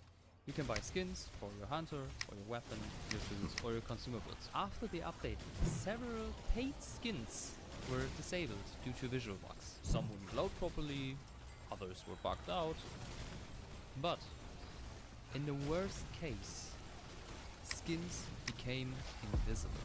You can imagine how broken that is in a hardcore loot shooter like Hunt Showdown. If you want to see what skins exactly were disabled back then, I will put a link of the official Hunt Showdown Twitter in the description. Map crash bug.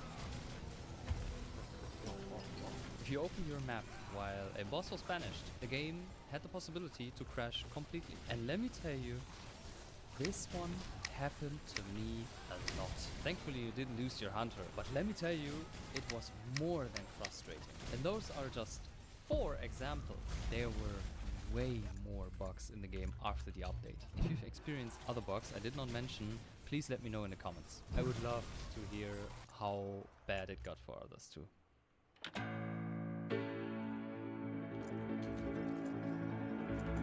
And now we're here.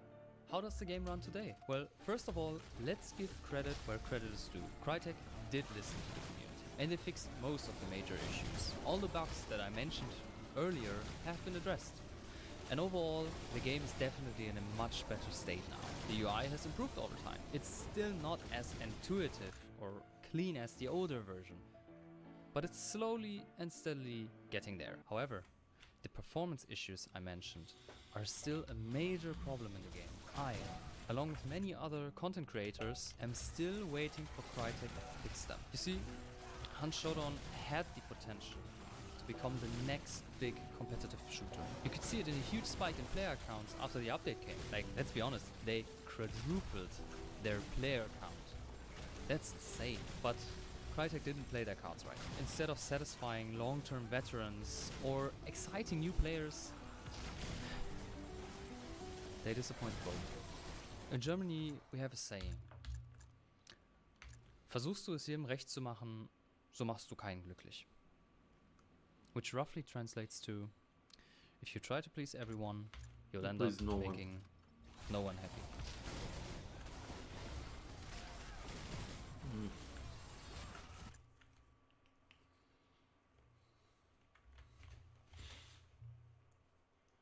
Yep.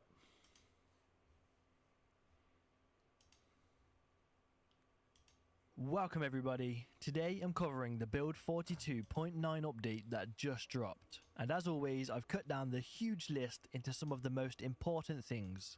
But before we get into it, here's your friendly reminder to back up any saves you're playing before you load into the new update, especially with some of these new changes. It's very simple, just go to users/zomboid/saves and copy your save folders to any other place, and easy as that, you've got a backup. Then all you need to do is hit subscribe, hit like, and let's go. Starting out with the new stuff, where the zombie spawn map is now generated automatically. 2 levels of noise are applied to the spawn map to generate a variety of Z spawn configurations. Noise is seed based, so each new game will return a different configuration unless a specific seed is chosen. So previously the zombie spawns were fairly predictable, which make the runs feel less unique in a way, but this completely changes that. Looking further into it, the devs gave a full rundown on the new system. An improved Z spawn heat map system has been implemented. The heat map is now generated automatically based on certain tiles' locations on the map. Each of those selected tiles is given a certain radius of influence and a zombie spawn multiplier. For instance, military tiles will have a large radius and a high zombie multiplier, while vacant tiles, i.e. broken windows for instance, will have a medium radius and a low zombie multiplier. This system is also coupled with a seed-based sound noise that subtracts from the aforementioned zombie spawn heat map in order to break the predictability of, for example, always having lots of zombies next to a military base. There are 2 noise levels overlaid on top of each other, which will provide variety on a residential scale and on a district scale, i.e. sometimes a normally busy building will have no zombies, or at least fewer zombies, and sometimes an entire street or block will be voided of zombies. Think Louisville. The system will work with all modded maps and allow workshop mappers to adjust their heat map if they are not happy with the generated result. This system does not drive the presence and the number of zombies inside houses. This is done through an entirely other system. It only affects zombies spawning outside buildings. We will be adjusting the tile selection that generate those areas of influence so as to make sure there are not too many weird edge cases, but overall we hope that this will be a much more robust system that will provide a more consistent Z distribution and a certain level of surprise. You can see what it looks like in debug mode under the map options. In the images on screen you can see the zombie heat map of Muldraw. The brighter sections are where more zombies are spawning, while the other is the exposed sound noise with those 2 scales made visible. It is also an intention that the tendrils of the noise will allow for some sort of empty corridors that should allow for easier sneaking between locations too, although clearly Zeds have the ability to move and drift having spawned. So I've only played around with this a little bit, therefore I can't speak from too much experience. However, from my initial impressions, this is a great change, as unpredictability is a great thing when it comes to stuff like this. Let me know down below, what do you think of this change? Also, before I move on, due to changes with the Z spawning system, some unexpected spawns could occur in existing saves, hence my warning to back up at the beginning, just in case you spawn into the middle of a horde. That is not how you want to go out. Anyway, they also implemented ragdolls versus explosives physics. Explosives such as pipe bombs and aerosol bombs are now much more effective at damaging and killing zombies. Explosives now use physic hit reactions when enabled. Like, just look how cool that is. Absolutely decimating a horde with a pipe bomb and seeing the corpse bounce the car. For some reason that is just so cool. And like, I spawned a few hundred zombies and the pipe bomb did some serious damage, as it should. So not only is it an incredible tool to clear zombies, it is also insanely fun. If a player knows a recipe, but is 1 skill level short of being able to fulfill a skill level requirement to perform a craft recipe, having an item that teaches the recipe in their inventory or vicinity will allow for the item being used as a cookbook type reference to perform the recipe. Now that is very nice, I'm incredibly fond of that one. The pick up animal, pick up skeleton, get bones and butcher animal context menu options now highlights the animal corpse when the option as a cookbook type reference.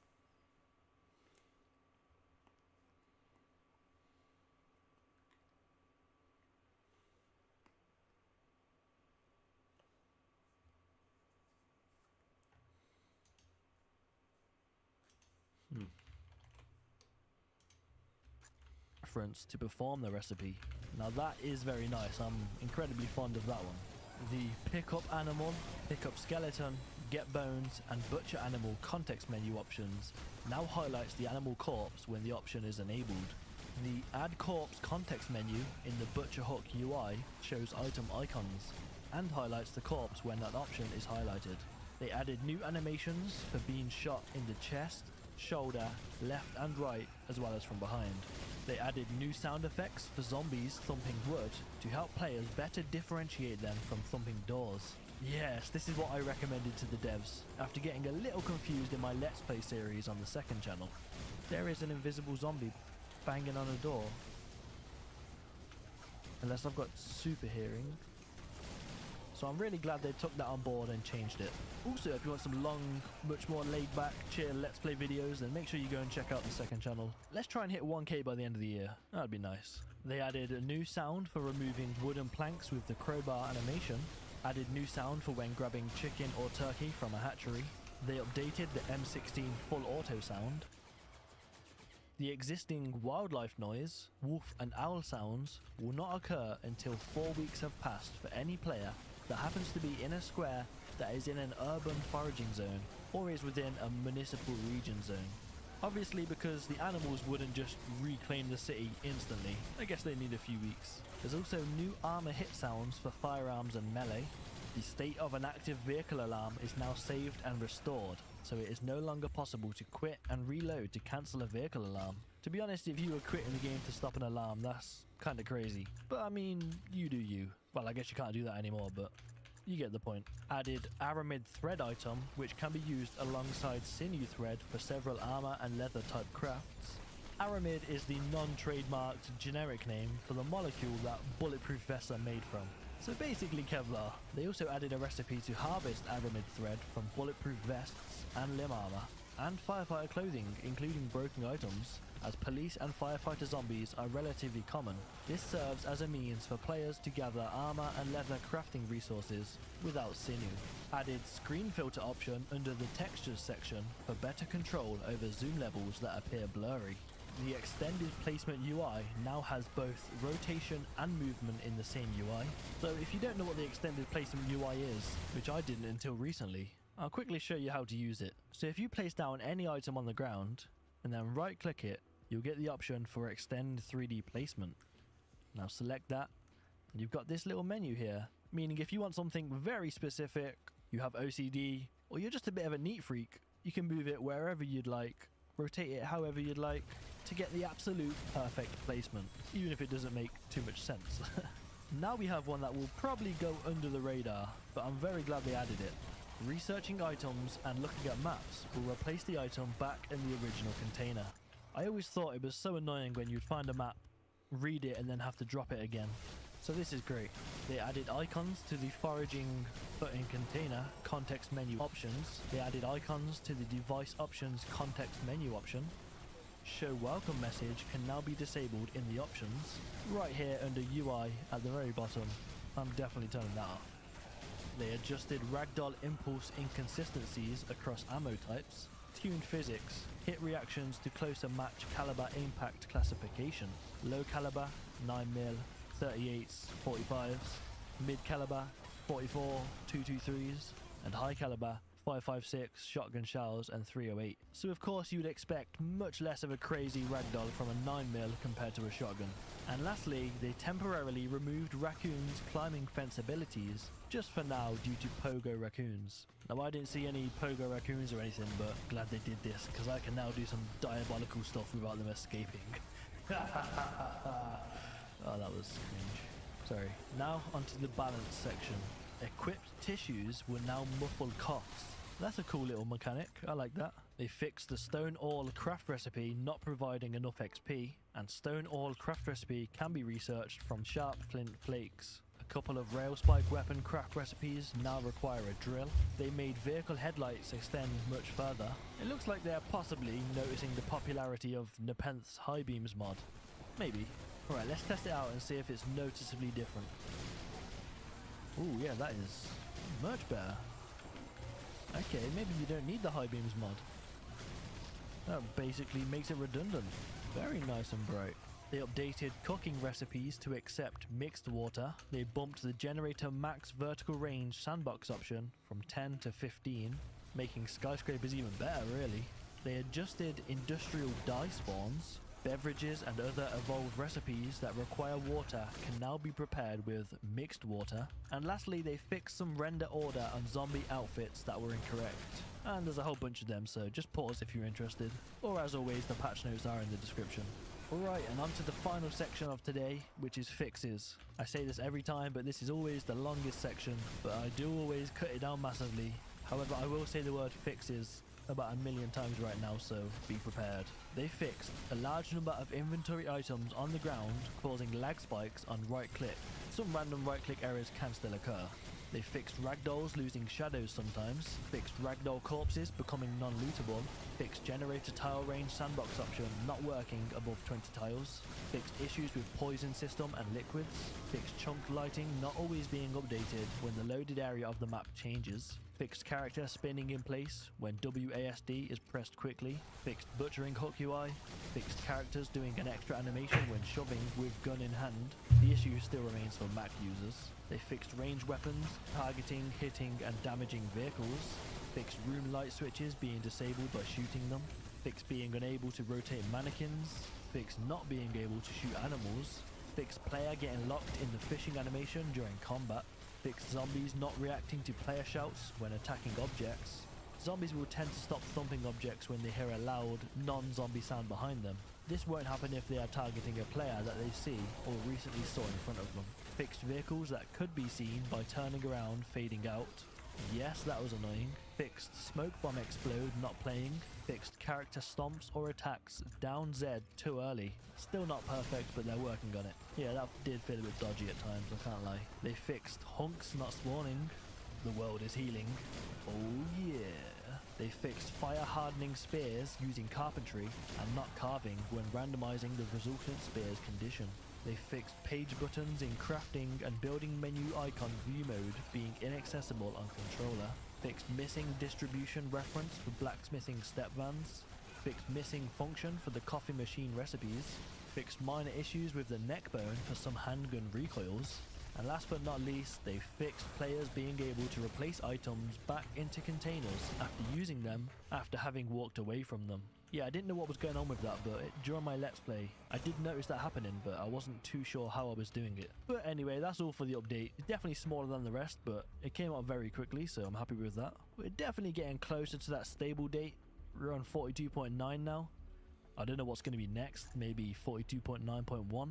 I don't know, you tell me, but hopefully we're getting closer. And then I won't receive a million comments asking when multiplayer is. Although actually, I take that back. Comment that as much as you want because the algorithm loves a comment. But yeah, I hope you enjoyed. Hope you got some value out of this. Save you some time reading the giant wall of text. My content has been very informational focused recently, and these videos will definitely continue, but I'm going to start mixing in much more like gameplay, challenge, story-driven narrative videos, one of which will be out within the next week. It's my first ever time doing a completely post-narrated video, and it's attempting to survive as long as possible without sleeping.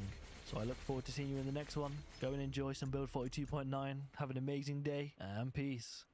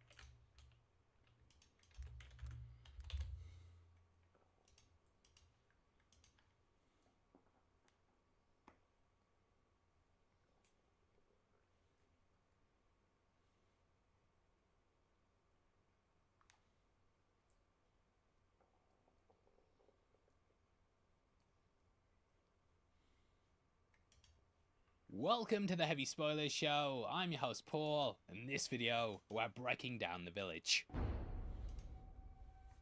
So if you guys checked out our Signs breakdown, you'll know I have a lot of love for that movie. Sixth Sense, Unbreakable are all classics, but The Village was always a weird one. Those first 3 M. Night films were absolutely brilliant, but I felt this was where things started to fall apart. However, it's always been a movie I've been interested in. I think whether you love it or hate it, everyone can agree there's a lot to talk about. That's something I've always applauded the director for, and say what you want, but he at least makes interesting movies. Normally he'll take a great concept and then either sink or soar when it comes to the execution. I feel like The Village is a great example of M. Night at his best and also at his worst. So throughout this video, we're going to break it all down and go through all the hidden details that you guys might have missed. I'm hoping that I'll get a new appreciation and at least see it for more than its reputation. Hope you enjoy going through it too, and if you do, please hit the thumbs up. With that out of the way, thank you for clicking this. Now let's get into The Village.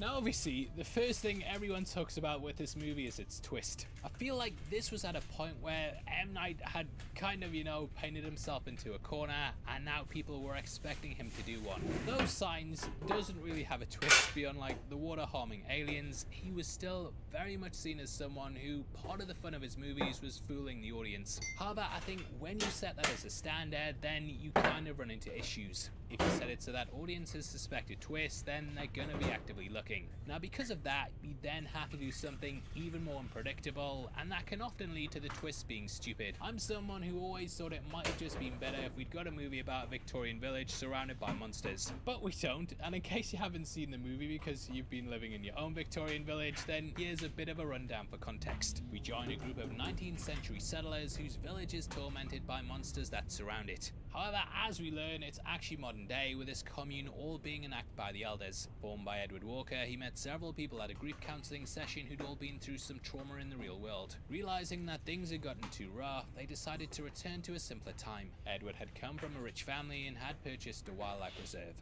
What do you know about your grandfather? He was the wealthiest man in the towns.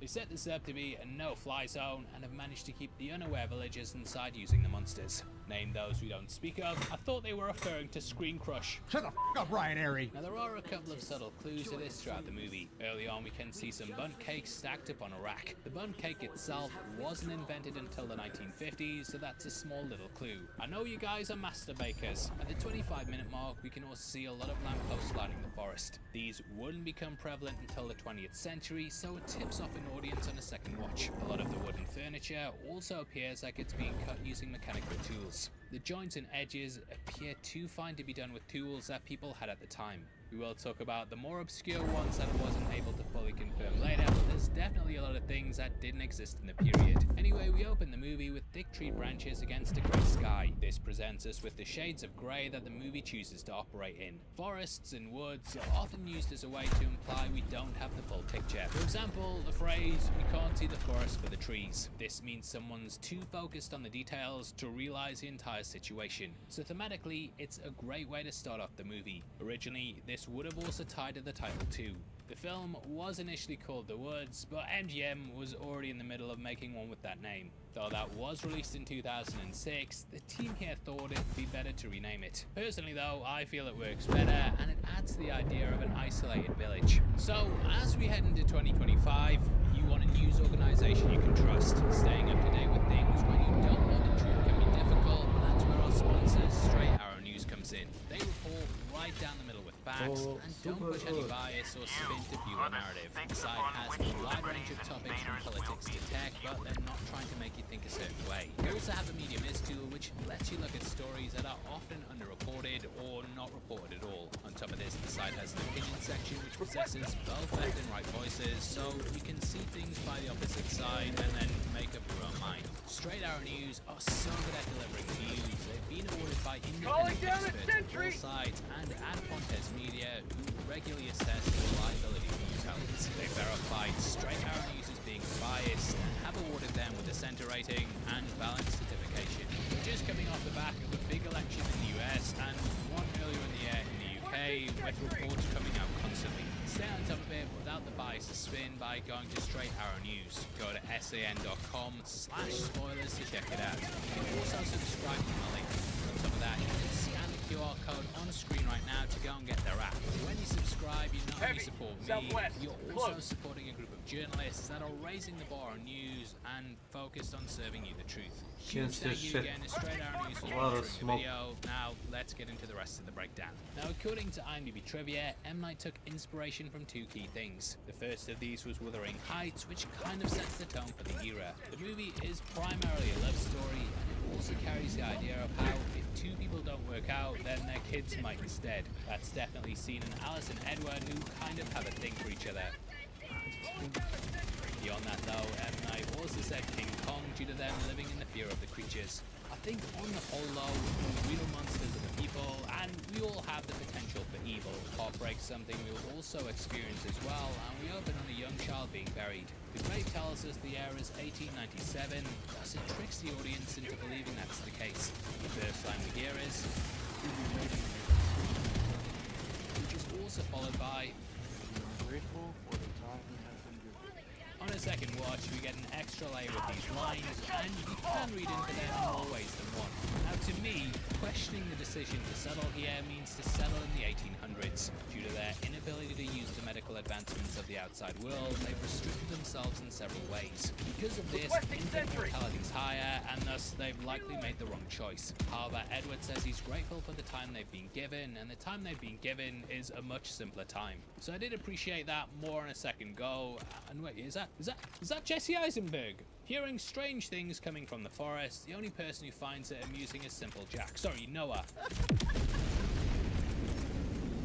Brody was just coming off the back of an Oscar win, and I did wonder if Ben Stiller was making fun of him in Tropic Thunder. Now over the years, I've actually suspected that Noah always knew. That isn't because he's named Noah before you start. However, I think the way he reacts indicates that he views this as a game. What causes the noise of the monsters was shown in the deleted scene where they were actually tied to trees. Beyond this though, Noah also laughs when the village bell is rang.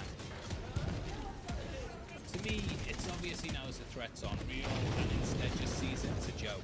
Due to his mental deficiency, he might also not understand why they have the monsters in place. Because he doesn't understand the true purpose, he doesn't get why they use them for serious reasons. When Noah goes missing, they also talk about a costume hidden under the floorboards. My guess is that Noah found it before the events of the movie, and after that just considered it a game. As we learn, Noah has been going into the forest, and it's likely that he came across the speaker system they have set up with the trees. Not speakers, but you know what I mean. This could also tie into the dare game that we see the youngsters playing. Requesting sentry. Calling down a sentry. Also, I keep saying youngsters and youngers. Like, the kids are all 40 years old. Just a side tangent, yeah? When I was looking up the plot descriptions, they were all like, the kids play a daring game. They're older than me. Anyway, moving on. Now, they say the creatures imitate their prey before making a killing blow. Noah also copies Ivy in the woods when he's dressed as a monster. So he likely thinks he's just joining in on the game, or may view himself as a superior. You could also view him as knowing the secret as something that sends him off the deep end. The secret could have sent him insane, and it's why he starts to carry out the crimes. We do learn that he slaughters the livestock and that he skinned the animal at the start. Edward then enforces the idea it was the monster, rather than realizing they've got a monster in the village. He's ignorant to this, and I think it shows the escalation that we often see with serial killers. The behavioral science psychology system says they often start off with small animals. This then works with humans, and there's a definite path of progression. It makes sense that Edward wouldn't know this though, as they set up the commune in the 70s. Though behavioral sciences at the FBI was established in 1972, it wasn't until the end of the decade that it really gained notoriety. So it just makes sense that he wouldn't be aware of this. Those who don't deliver have not breached our borders for many years. Visit troops.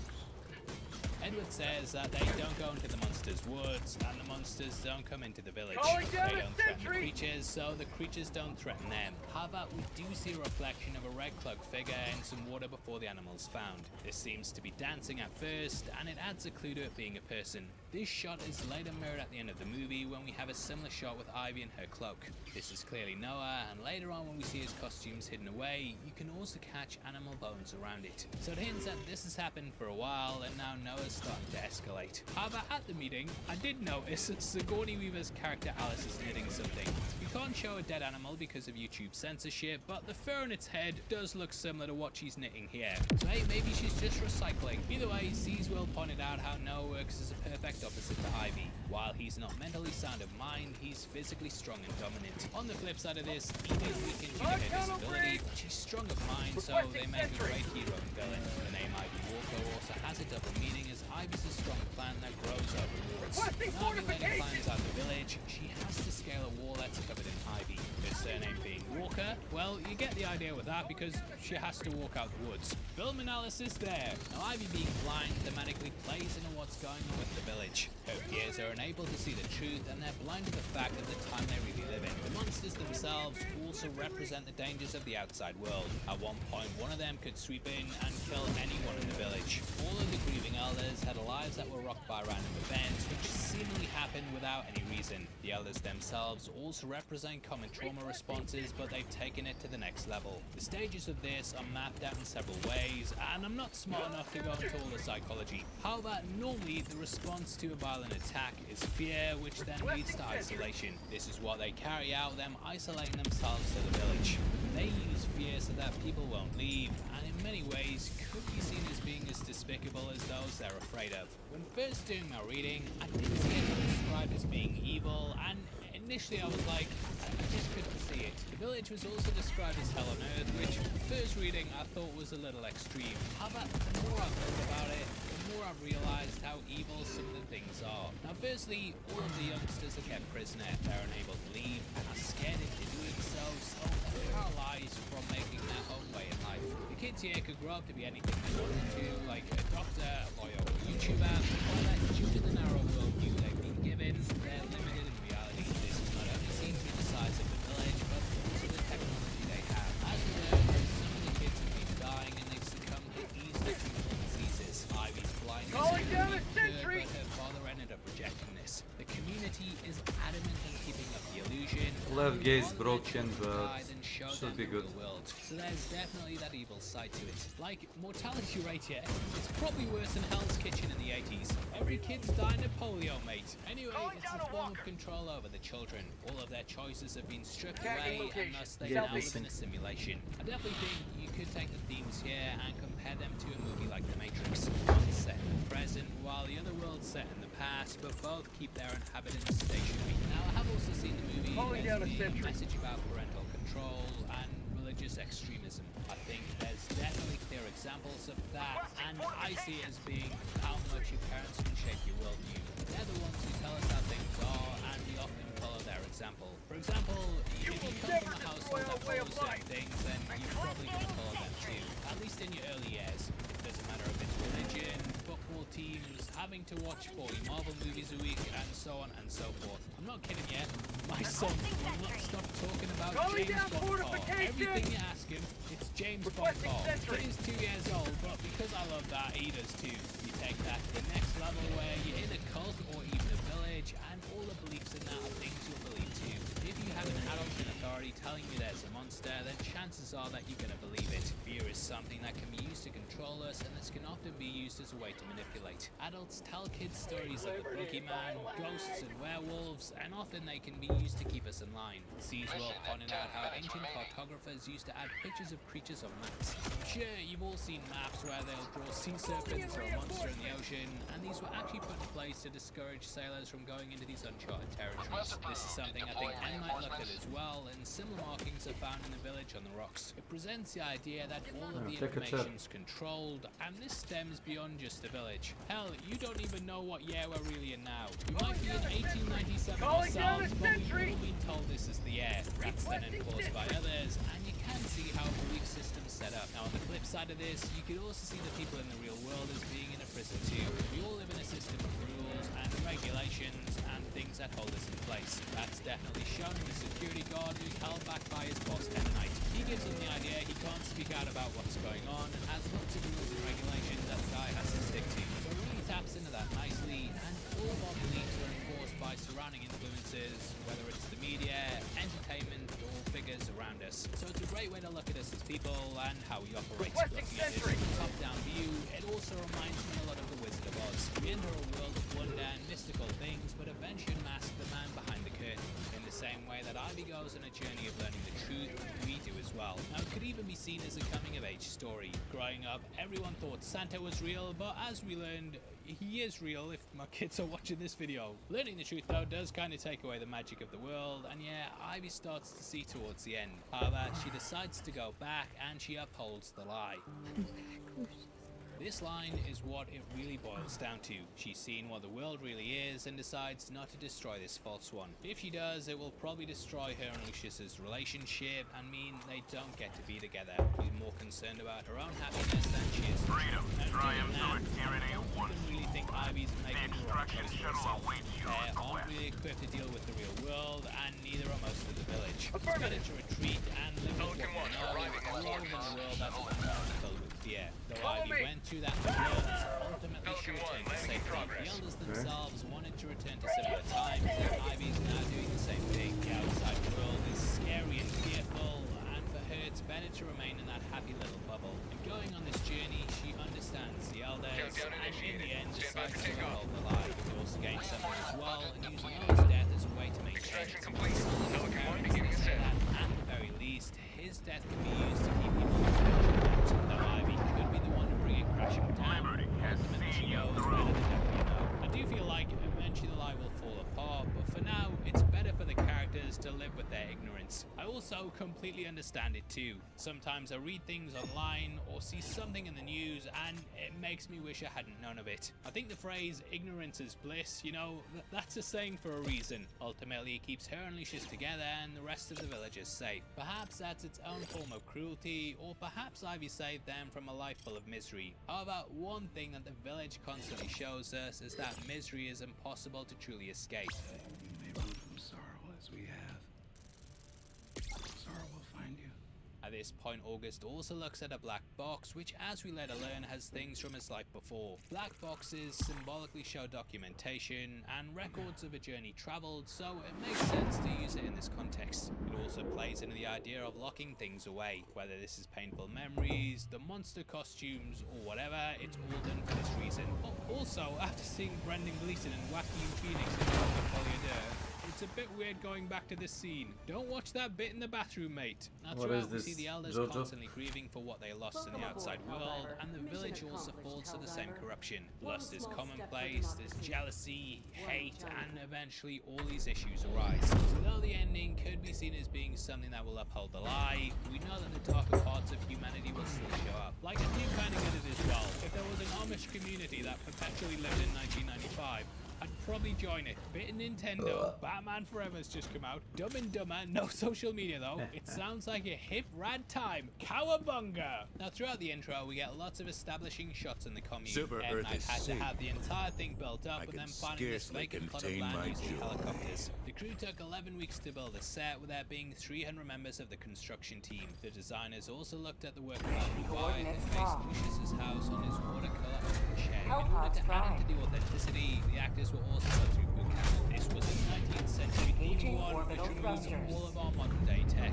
Apparently Brody, bloody Adrian Brody, he just steal food and go off and camp in the woods. He did say his character was mischievous though, so we'll let you off. We'll let you off on this one. IMDb trivia also states Joaquin Phoenix made a walking stick for Bryce Dallas Howard with him engraving the name Ivy on it. This is what she uses in the film, and it's a nice way to help the actors bond. James Bond. This would be the second time you also work with the director, with the pair both collaborating on signs. Cherry Jones also played Officer Paskey, and she returns here to play Mrs. Clack. Anyway, we see two women sweeping their decking, but they're alarmed when they spot a red flower. Color is used throughout the film, and this is to demonstrate certain qualities. For example, yellow represents purity and innocence. This is why it's the color of the cloaks and something used often in the village. The villagers use yellow as a way to show safety, and it's something hammered into the kids at school. However, in the real world, yellow is a color that's associated with cowardice. You could see the elders as being cowardly as they ran and hid from the world. The cloaks are also yellow, and people wear them when traveling in the woods. However, they only go to a certain point. In the end though, Ivy strips herself of her cloak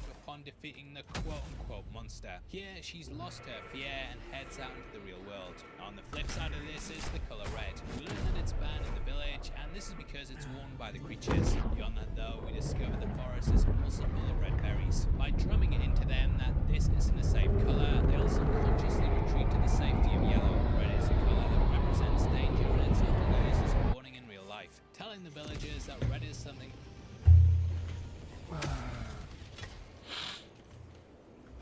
Our enemy would turn this city into a conurbation of tyranny. Do not let them.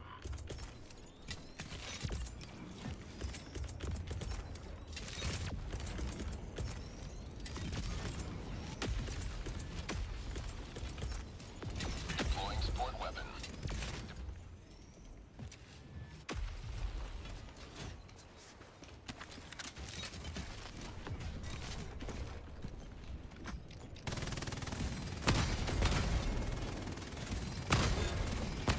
Their lives were in our hands.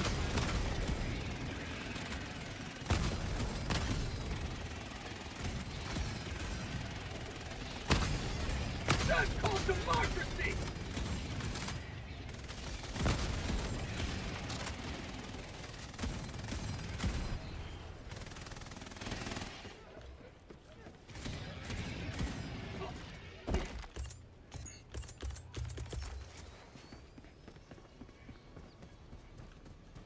Allied destroyer joining squadron. Deploying Helldiver. Coming in hot. Follow me. I'm sorry. You landed right where you shouldn't. I'm sorry. Sorry. Affirmative. Thank you. Hey, no problem. Medals, standard. Requesting tac pack.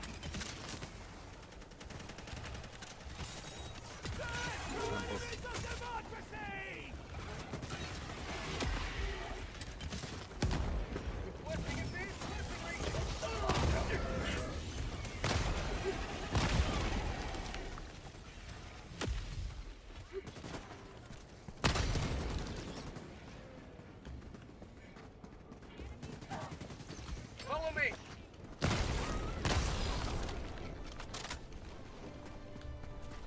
Allied destroyer joining squadron. Deploying Helldiver to combat zone. Affirmative. Nice.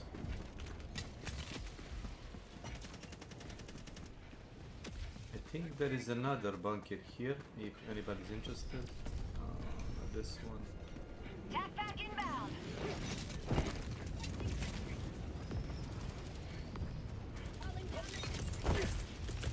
Requesting sentry. Yeah, I see them.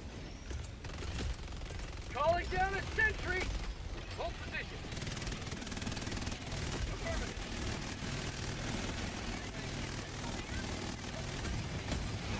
What the fuck? Super scary.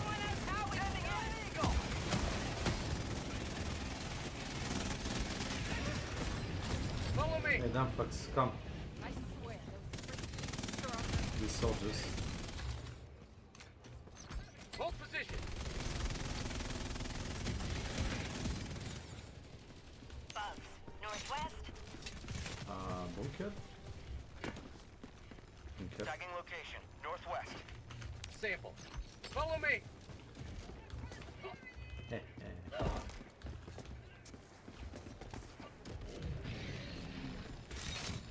Affirmative. I'm on it. Thanks. Thank you. Thank you. Thank you. Samples, quite a bit, actually. Affirmative. Rare sample acquired. Got a sample.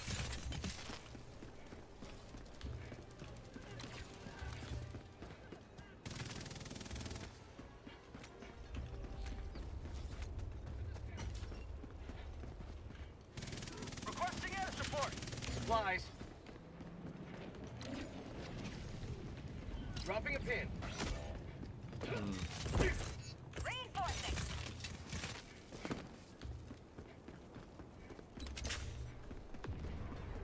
Requesting sentry.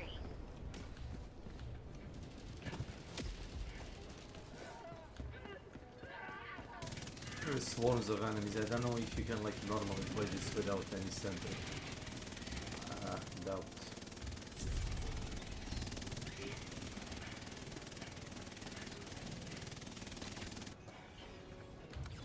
Found something. Thank you. Follow me.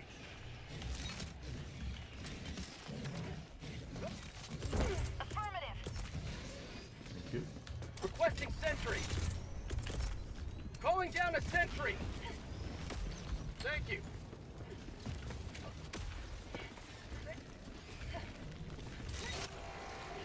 I'm on it. Thank you. Samples and money. Look, money. Thank you. Depending on how many are in the city, there might be around 3 or 4, or there might be more depending. We found this is 4th one, I think.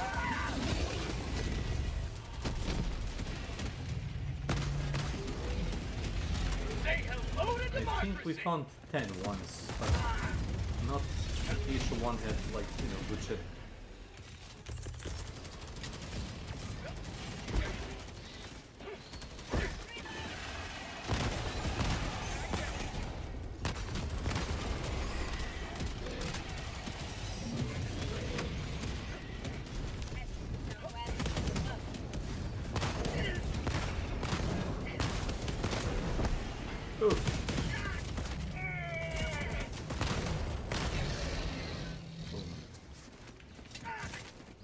Supplies.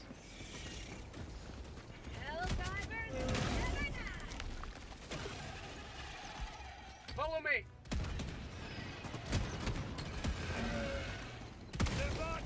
Marking location. 5th, maybe 5th. I'm on it. Okay. Nice. Is it like a boost for bug divers because, you know, they were neglected? I have absolutely no idea. I personally think them bug divers deserve whatever they get since they didn't help on Super Earth, so... Especially for capes. Don't forget about Oh that. yeah, no kid. If they I mean, get freaking capes listen, for doing nothing on Super Earth, 1,000 that's not cool. super credits. Let them farm it if they want. No, they don't need. It doesn't need to be 1,000 super credits. That would they get for warbond. It needs to be freaking 2,000 super credits for the people that were fucking bug dived. Yeah, I get it. Maybe he got mad. Get down. Requesting sentry. Reloading. Calling down a sentry. The gang crashed.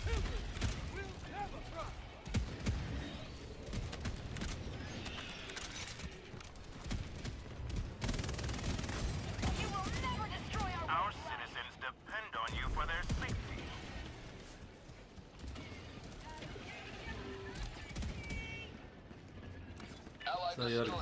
So your gang crashed.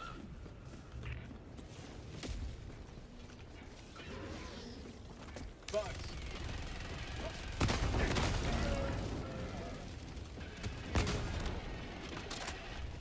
Requesting sentry.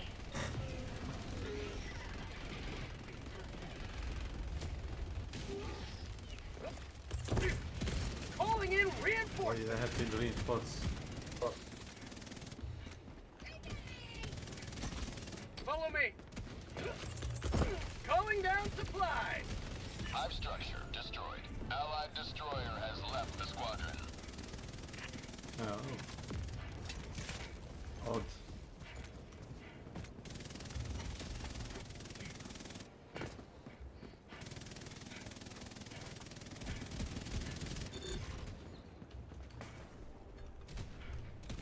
Found something.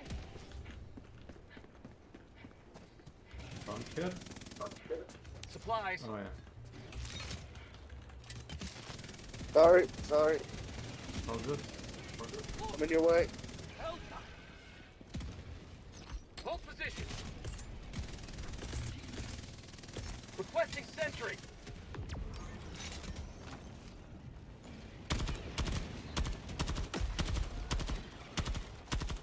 Another one on the opposite side of where you are too. Location. Okay, let's see.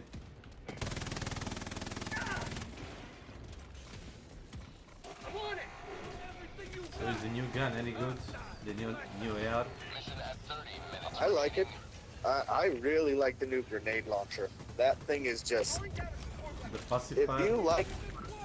Oh yeah, if you like the grenade launcher from the other set, you're going to love this new one. Electric rounds? You want to try it? Here.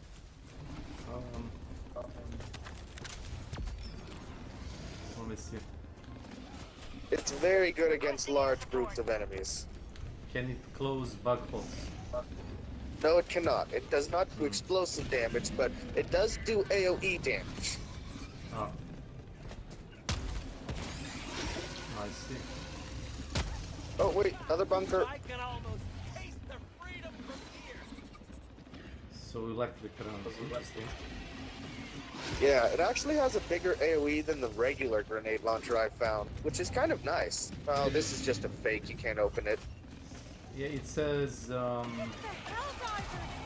found something if you're close to a bunker. It stuns things like the stun grenade, yes. So it's for CC?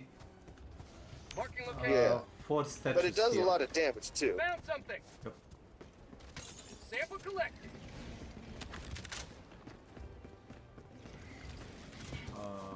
No. Tagging location. This one. Wait. No. Auto bounce. I wonder. I did found once bunker auto bounce. We had to like open it and like escape. Huh, interesting. Oh, take a look at this. At the edge of the map. Oh. Ah, good find. Too bad I'm maxed out, but I hope you need it. Honestly, I do. Oh no! I just put some stuff into the DSS. And it also helps me figure out what the location looks like, so that's always good.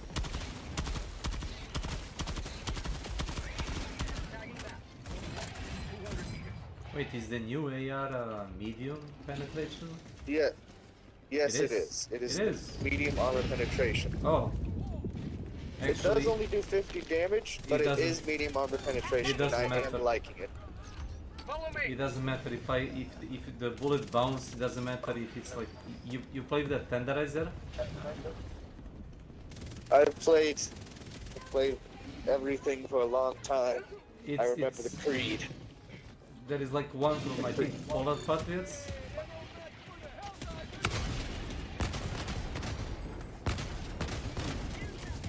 And one from the Polar Patriots does 100 damage, but light. I like it personally. It's very accurate, and if you get some upgrades on it, if you hit those shots right, it does work. Not to say I don't like a good medium armor penetration.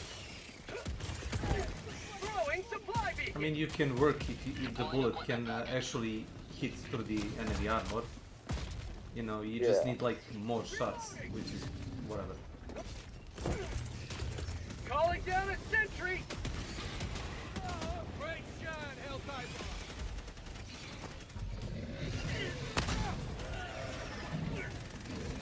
Behind us.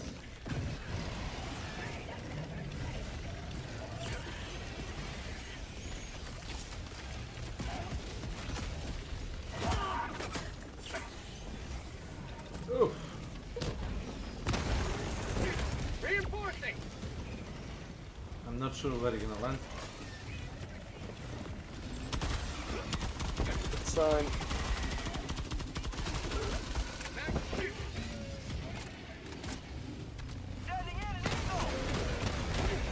Mag's empty. Oh shit.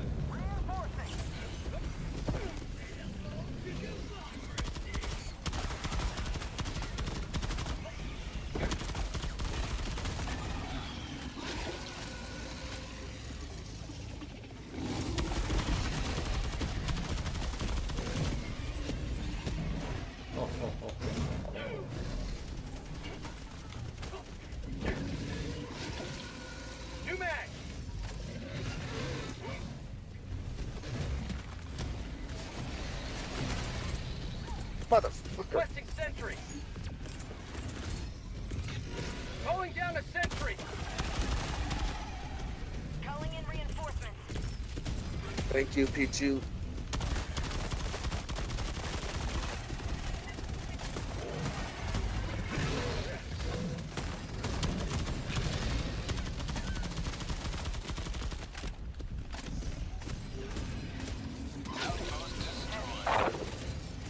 Yeah, good job. And now the Sith soldiers come. Follow me.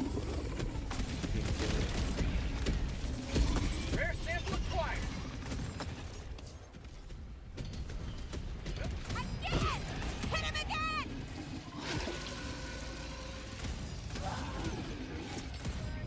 You guys go to the next demo over there. I'll pick up the samples. Heavy.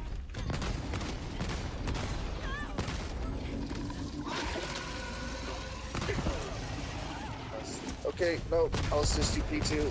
I see you fall. Heavy. Okay, never mind. My god. No! My god, look at this. I focused on a Titan and the normal enemies just swarmed me. Rookie mistake, I admit. Okay. Democracy has landed. Think of a hot skip a beat, friends! Engineer support. Oh god. Ooh. Yellow bugs. I hate them.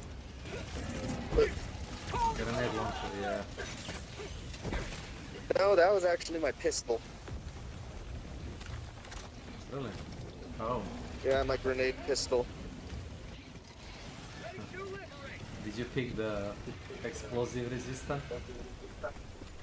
No, I'm trying out the new armor. Yeah, I think it has certain amount of like 25%, was it?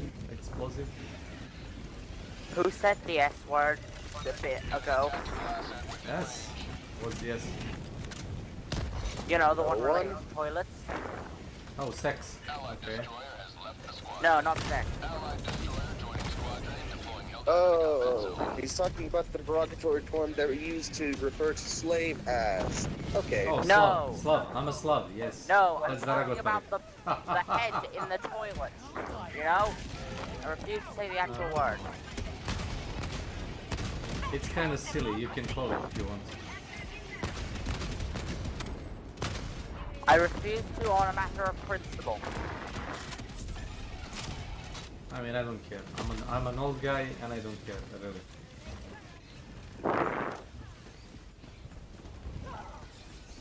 Yeah, watch for open, like, sewer. I will. Calling down supply. They're common enough that they're a problem, but they're not common enough to worry about. A long time no see, Alpha 4. A long time no see. You too. Last reload.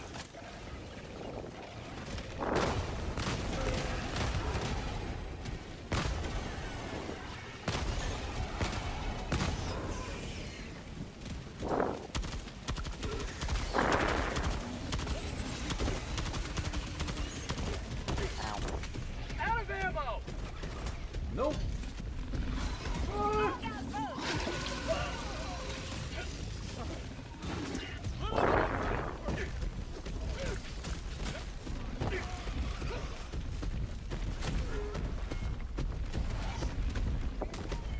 Oh god, oh god, no, no, no, no, no.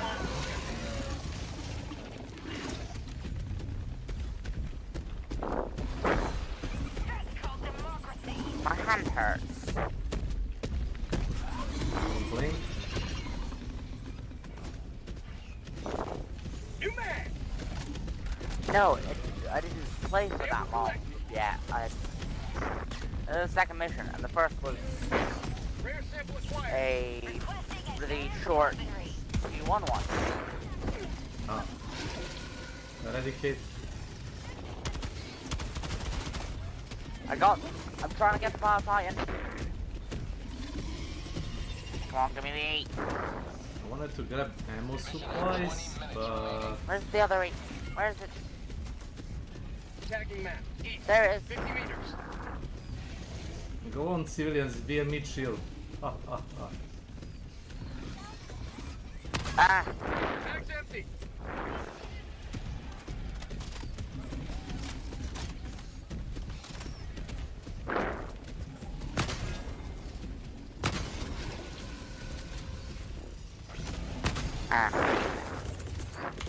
Reinforcing. I hate don't when know. it says killed by yourself. Yeah, it makes no sense. Collateral, maybe. But I didn't die to fire, you know?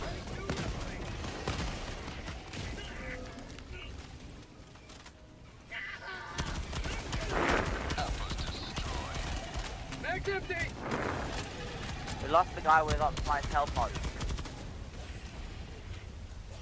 Oh yeah, the pink guy. Yeah. Oh, very good. Oh. Stuff. Limerex, Limerex. We got it, we got it. Nice. Well delivered. May your extraction be swift. I think we even got This is a new POI.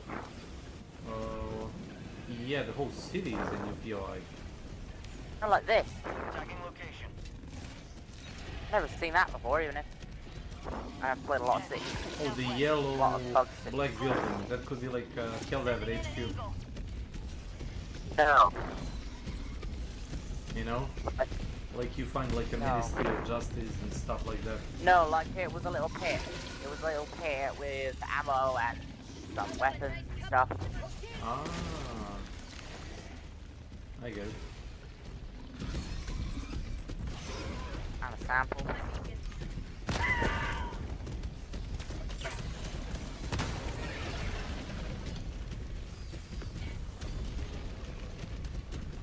Shit.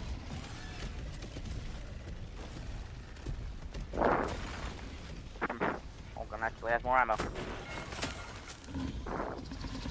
Uh-oh.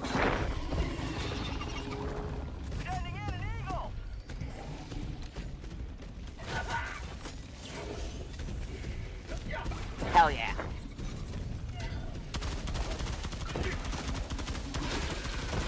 Reinforcing. Okay. I hate the bug where you can't put in strategies and going too fast. I'm getting punished for being good at the game. Hmm. I'm getting chased by a SWAT and enemies. Freedom forever. Oh. I really need a stim, my arm's broken. Okay. Why you ask? At least I have a flamer. Oh yeah. It's That doesn't require much accuracy. Central Europe.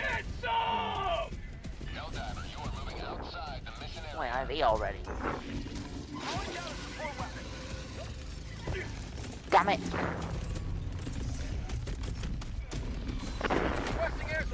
Uh-oh. Go below him, go below him, go below him, trust me, go below him. You killed him. You killed him. You killed him. You killed him. I don't think 500 kgs can kill boss titans.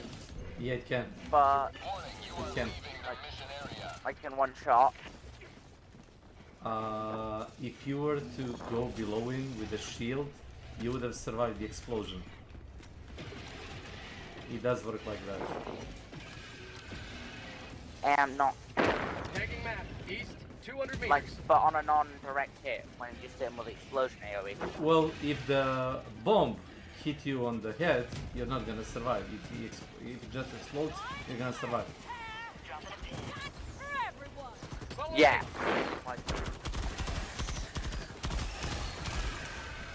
I was just focusing on killing the bar titan.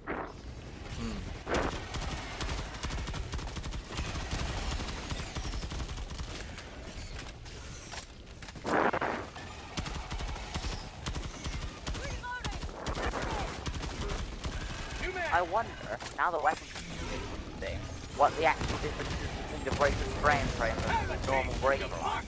They say that the normal breaker is actually better.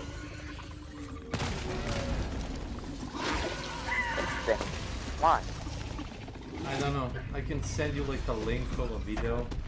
The guy that upgraded every gun and tried it with all the attachments. Maybe better pellet groups. 200 meters.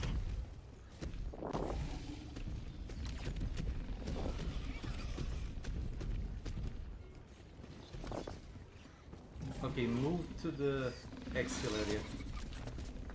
Yeah, I'm moving there already. I got a couple of seats. Mine die with the fucking bow titan come out. Oh, this is super sample. I hate the fake bunkers and fake super samples. Well, you will hear him say like what was the words? Found something if it's like a real bunker, not just like a statue. Ah, yeah, fair. Say, discovered minor place of interest in the chat as well. Yeah.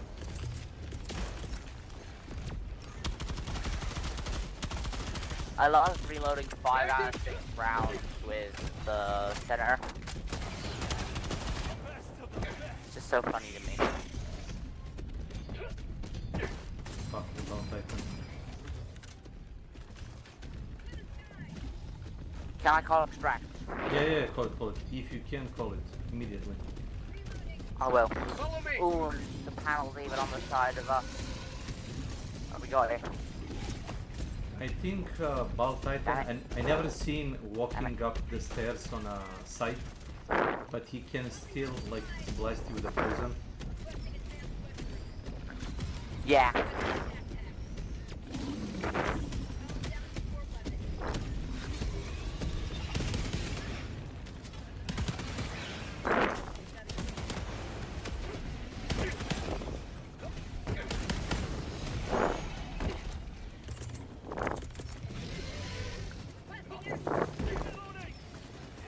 No, Steve! Steve, no! Damn it!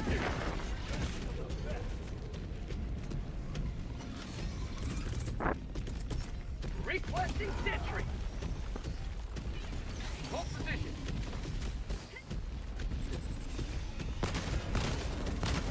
Heavy, west, close. Uh-oh.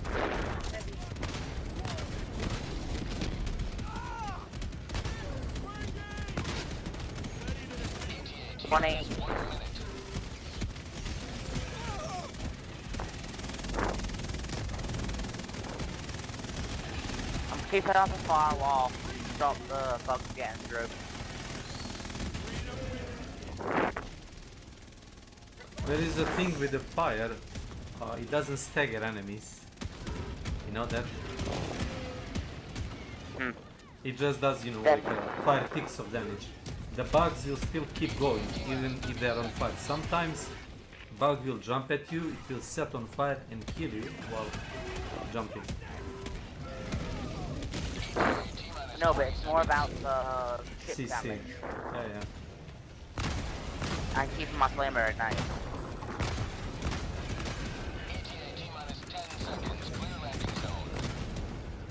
And also it looks cool as hell. For prosperity! Pelican 1 arriving at coordinates. Evac here. We got some solid samples. Marking Yeah. extraction point, south. Reloading! Pelican 1 preparing to depart. Shuttle launch in 20 seconds. Come, Mr. Blue. Come.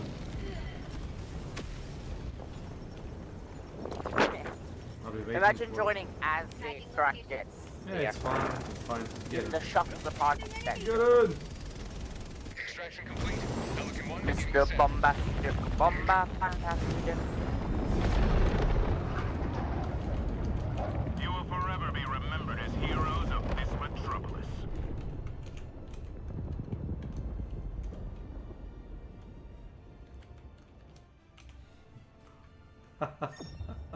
Hello, welcome. Why do you sometimes speak in text chat and sometimes speak in voice chat? Because I can. Because I have a keyboard. And a mic. Yeah. Honestly, yeah, just because I can. Just feel like it's...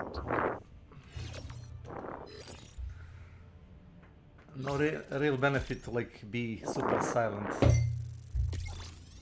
That was my first 8 on bugs. I say it went pretty well. Is it a console? Or is it like a PC? If it's a PC, maybe you need to give it like bit of percussive maintenance? No. Permission. If it's a Windows platform, it needs permission. Like you need to give like a Windows permission to use your microphone. It's retarded, basically. Zero friendly fire incidents is the sort of statistical anomaly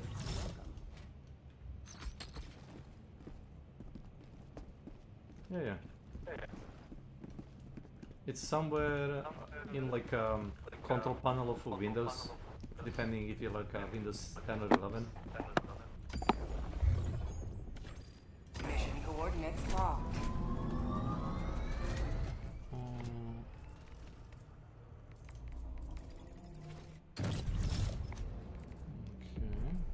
I have more super samples than common samples. Orbit synchronized. As it should. Some of the upgrades cost like 150 green, I think. No problem. I tried out the burst incendiary, but it's burst and I hate burst. Can you like not hold the reload button and change from Nope, the burst? doesn't have an auto mode. Ah. I'm not using semi-auto. Do you have auto fire mouse?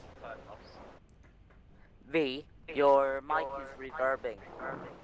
Yeah, I'm sorry, I know. It's fine. This is odd.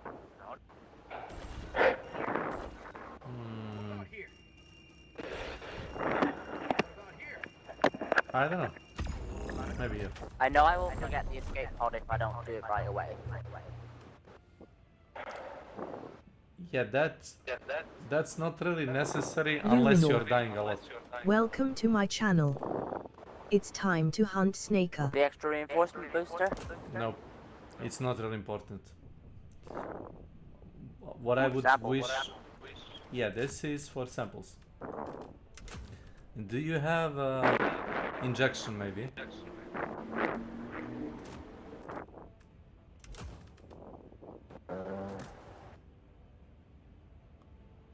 I got this one.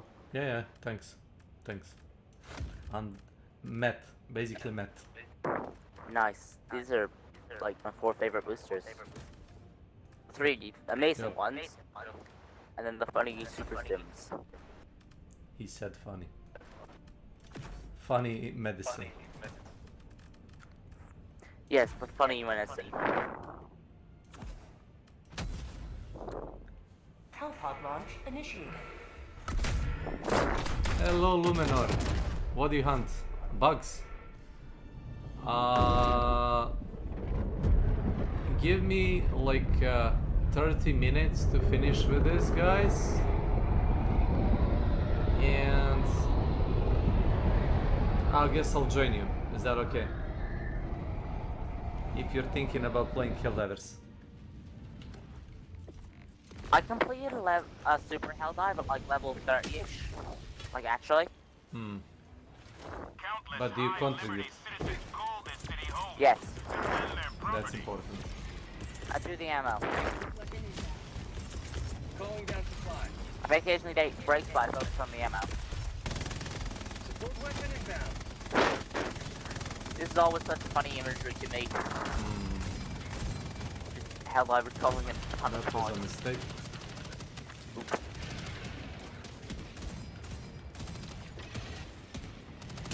I'm gonna kill this. Brother, it is hunt showdown time. No.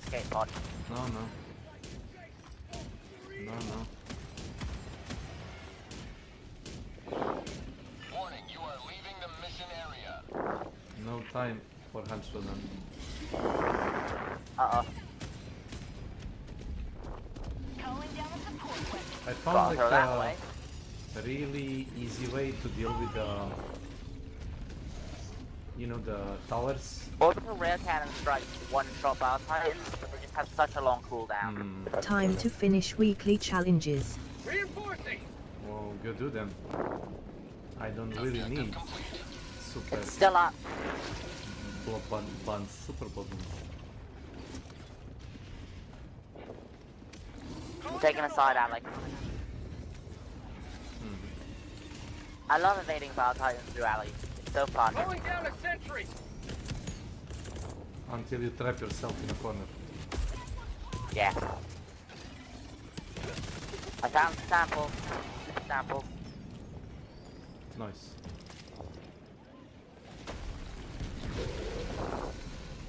Yeah. Bug out to the front!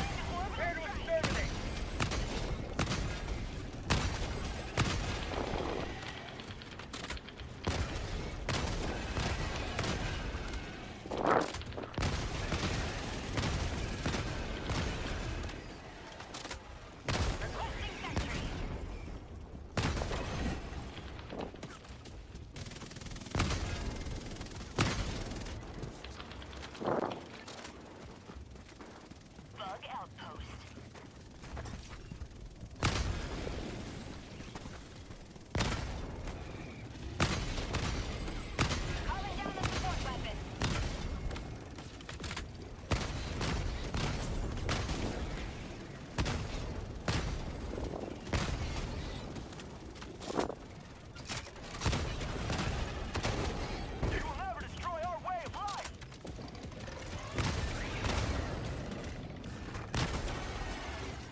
Bug outpost destroyed.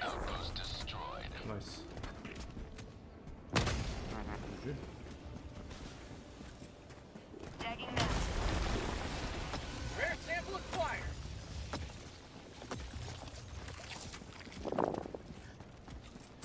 Uploading the data. There's a lot of samples around these. Sending in an eagle. That's mainly why I do. Samples. Samples? You must not allow our civilians to perish. I'm going to drop off my samples at extraction after I'm done with it. Good idea. Yeah, I heard it in a YouTube video.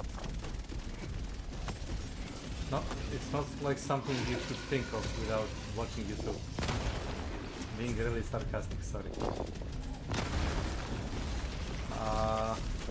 Your exit is always marked before you actually, you know, exit. Yeah, I know.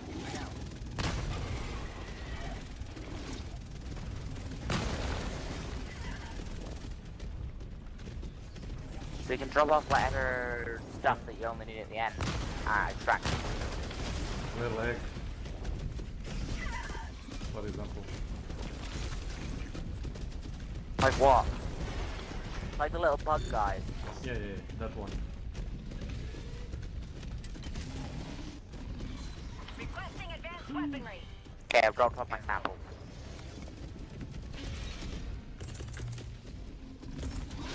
I'm not backtracking to drop more off, but I'll definitely drop them off on a pass by.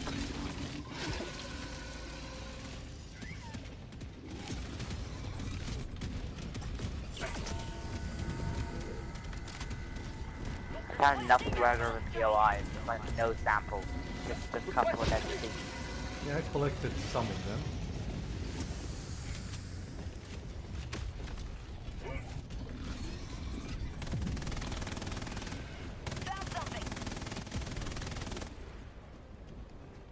Enemy tactical asset within range. You will never destroy our way of life.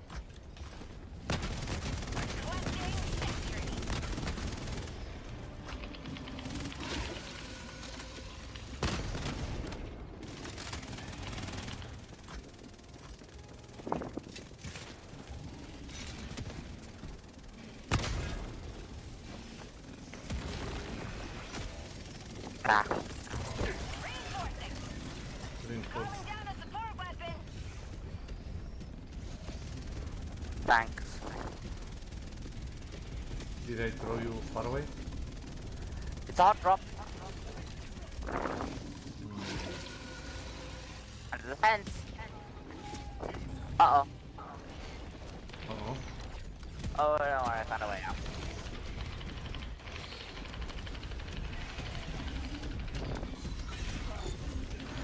They literally walked in front of me.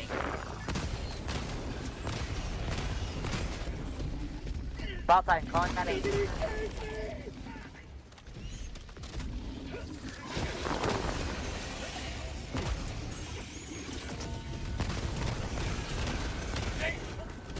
No, like, actually, I was just shooting at a bug, and the zip walked in front of me. Yeah, yeah. That's fine. It's That war. sounds like something they would do. I try not to kill civilians, but nah. It's unavoidable. How'd you like to taste of freedom?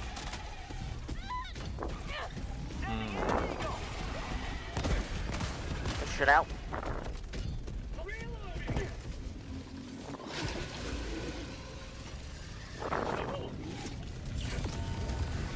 Uh-huh.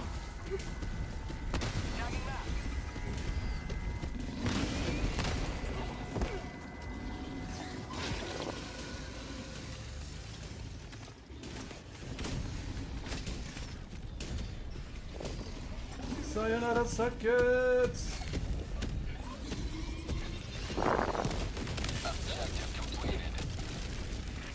No more bug propaganda.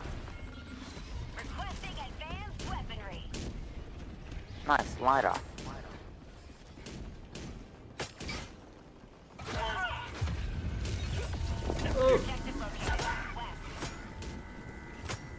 Helldiver, you are moving outside the mission area.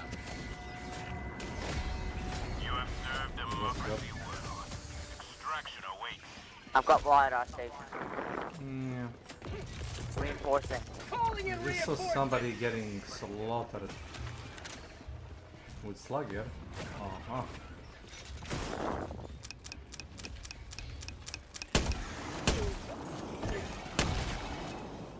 I see, I see.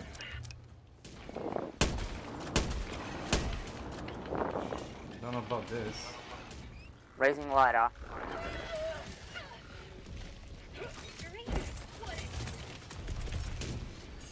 A good way to think about raising the lidar tower is as angled from where it currently is. Requesting air support. Yeah, yeah. Not north line. Exactly, exactly. Watch out, Wolf.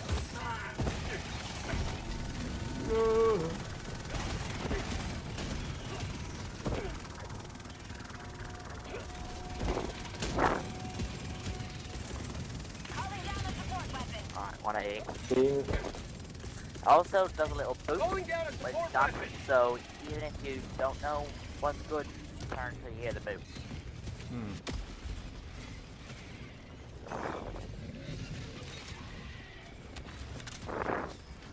The boop comes from the terminal though, so it might be a different boop.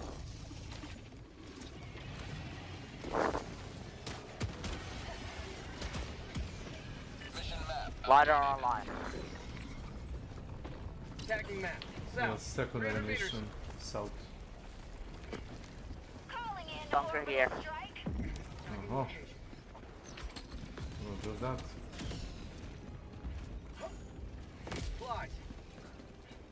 Hey, Francis. I'm on it. There's an anti-material rifle. No, no. Oh, wait. You got a pack It in is. your hand. It is, it is. Wait, Oh, yeah, we're- that bug. That's a bug. Bug.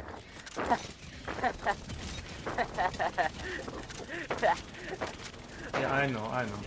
Friend sent me a screenshot yesterday. It's funny. Shit. Dropping a pin. East. We've got everything, I think. Body going over here. Yeah, yeah, yeah. Let's go. Affirmative. Roger that. Bunker. Mr. Arlington. Alpha 4. Yes. Tagging location. Here. Ooh, nice. Okay. I didn't even take fall damage from like 2 meters. Helldivers are not superhuman. They have a weak knees. Apparently. And they're wearing full armor. Even light armor is still probably pretty heavy. I mean, they're on steroids, basically. You do know that. You know why they keep you frozen every time you load into the game? It's to preserve your body. No, because you are constantly using fucking meth. You wouldn't survive with robot. Yeah, that's a fair point. Think of this, like average match, you take like 10 or 20 like super strong, like addictive drugs. Now imagine being on a space station, normal, without drugs. You would go nuts. So Can I call extraction? Yeah, call it. Alright. It was 1 key away. A bunker here. Marking location. Bunker. Oh, Valentine. Ending in an eagle. Run, guys, run. Trust me, no, not that. Yes, I faced the Valentine towards me. I hit it with an E to the head. No, it's turning Sorry. away. Tagging location.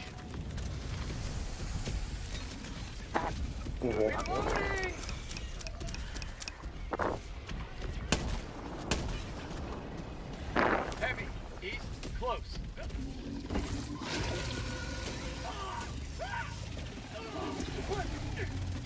I'm just hitting the Valentine with some funky ball drops. Dead, nice. Okay. Marking location. Oof.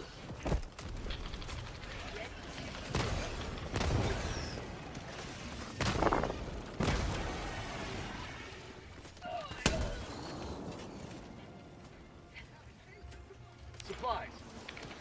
What the? Look at this bug. Die.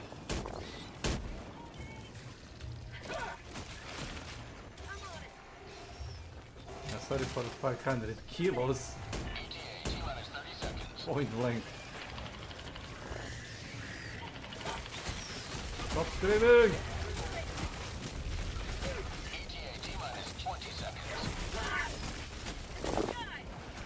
Damn bug.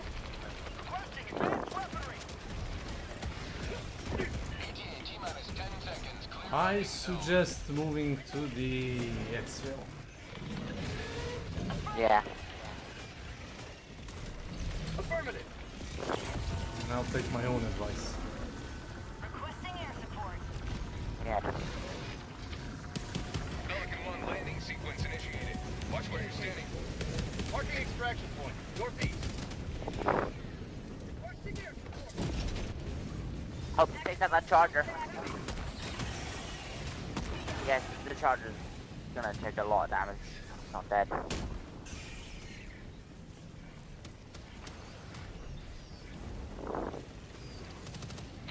There's a lot of enemies. Not enough, I'd say. Injury? What injury? Let's get out of here. Good job on holding the exfil. Stand by for takeoff. Back. Sorry again, Mr. Wall. Oh, no. Extraction complete. Mr. Bombastic, Bomba Fantastic. Ooh, that was a good one. The citizens of this city will thank you.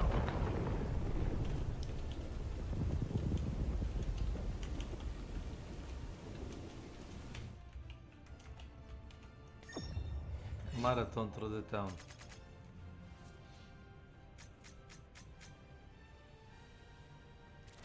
We did all the side objects. This is the first time during this invasion.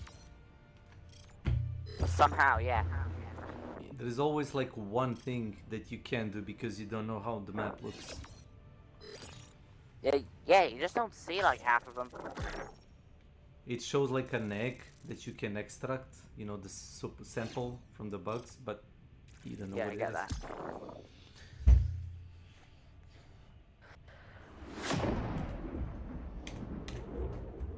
Be right back.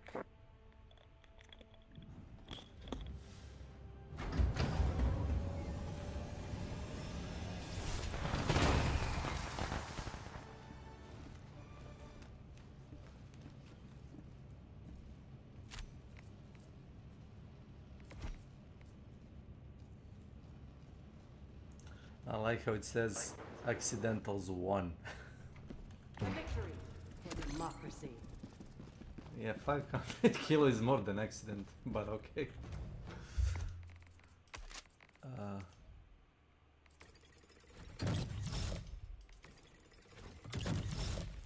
Yeah, I upgraded the gun. I'll never use it.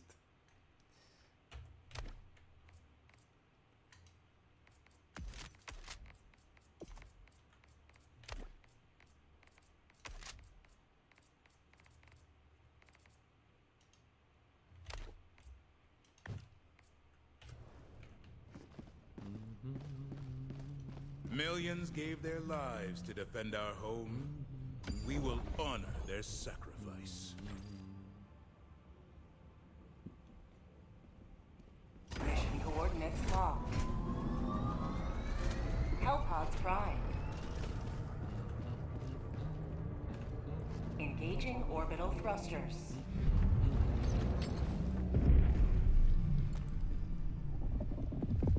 Orbit synchronized. What the fuck? Let's play. 1, 3. I win. 1, 2, 3. I win. 1, 3. I win. Thanks.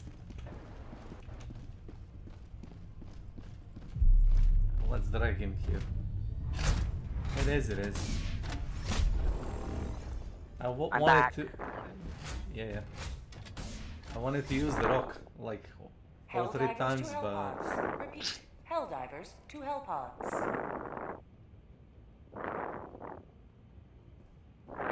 Just checking if I had anything good. Don't. I would say if you're using headset microphone, try to lower it below your chin, so when you breathe out, doesn't, do that. Alright. That's like a free advice, like a friend. Like, you don't have to do it, but, That just okay, drop maybe a bit close, but okay. I'm gonna guess you two need samples, so I'm gonna bring this.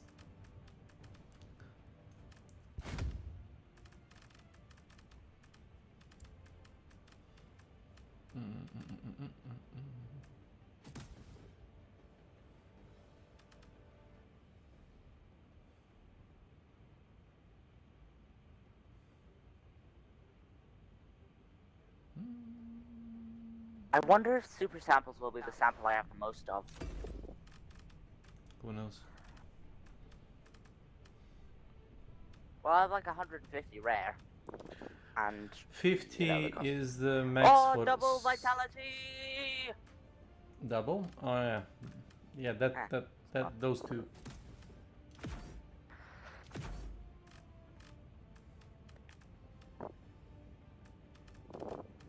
Is that a bug?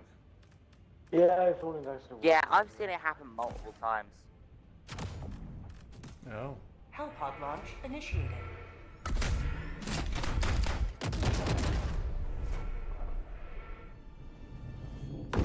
So is that like a 20% flat damage negation? Probably.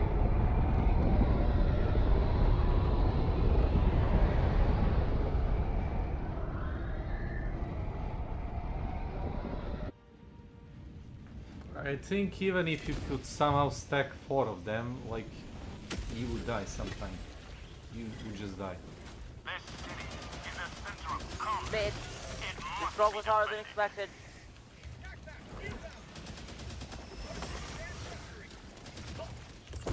Requesting tac back. Calling down a support weapon.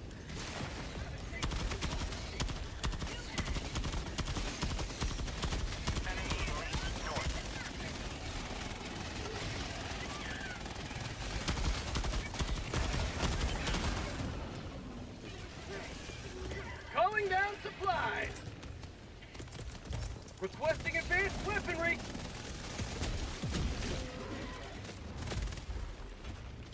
We've got equipment. Supplies. Perfect. Sending Yeah, in Eagles!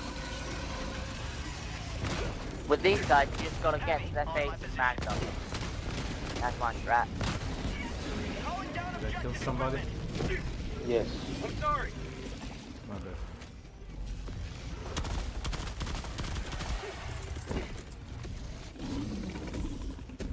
Package fired!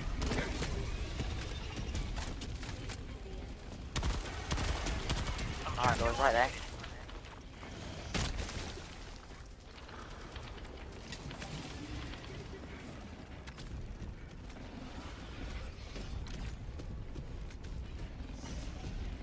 Dropping package. We're just walking. SSSD in. Follow me. Requesting advanced weaponry.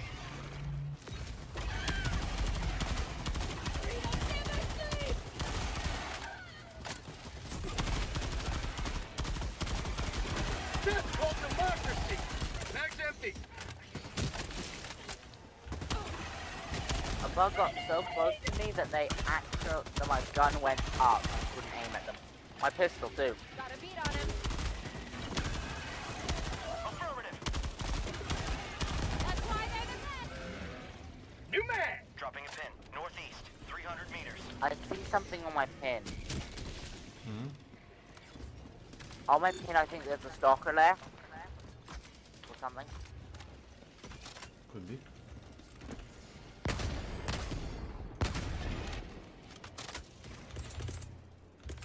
Calling down a sentry. Requesting sentry. Hold position. Warning, you are leaving the mission area. This should work much better. Affirmative. Nice. Helldiver, you are moving outside the mission area.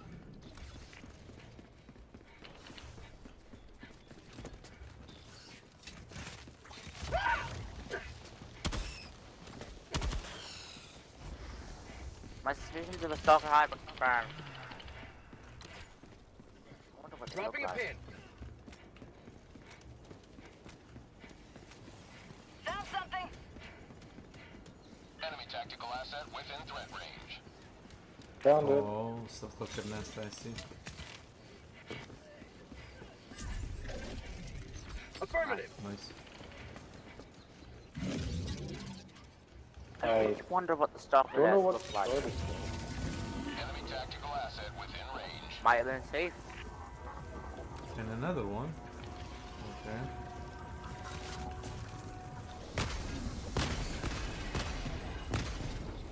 Oh, this is a different stalker land. Permanent hive structure destroyed.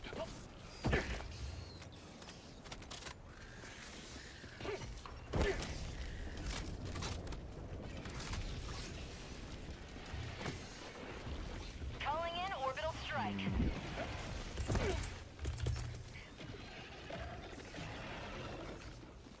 I'm being chased by horde of bugs. Requesting Same. sentry. Can't stop. Calling down. Deploying sentry. I'm literally Calling kiting down them. a support weapon. For prosperity. It does help if you have like a MG turret. I am the one that you call down like in the heat whenever you see a storm.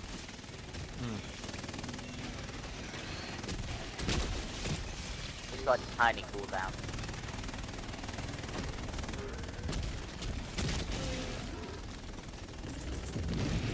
Requesting sentry. It's creepy how the bugs still work for a bit after the heads get popped. Freedom forever. Like automaton Yeah, it sentry, does, it does. illuminate, die instantly.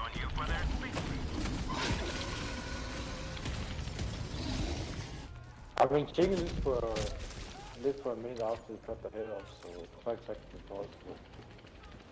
Yeah. They do keep moving a bit, which is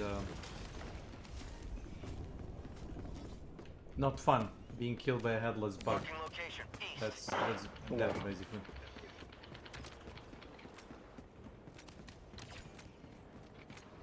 Oh, we found 3 side I found objectives. samples.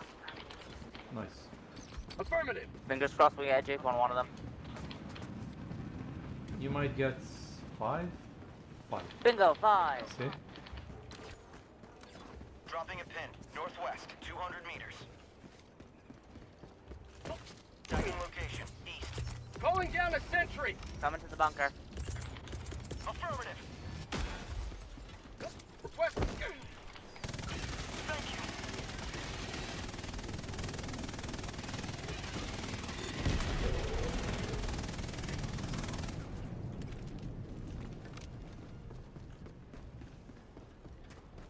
Tagging location. There is a huge park here. I'm suspecting a couple of bunkers probably. Oh, thanks. Guys, dimly.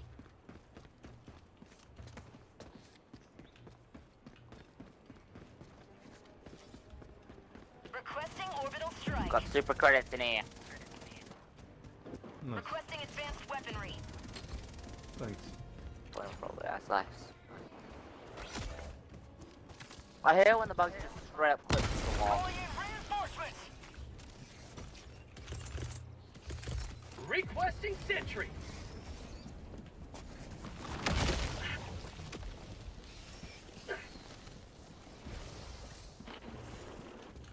Yeah, that's alright. No. Thanks, autocannon.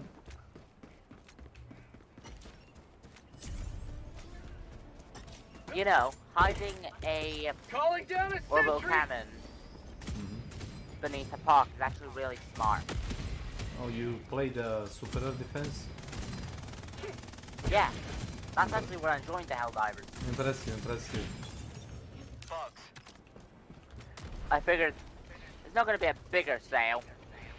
Figured it was still 20% sale. The problem is I really need a resupply. Yeah, it's Throwing supply beacon. the sale of the game isn't problem. The problem is you cannot buy it. Calling down a support weapon. Like Sony forbid it. Like in some countries you just straight up can't buy it, yeah. Yeah. Even though they removed the restriction. Bug outpost spotted.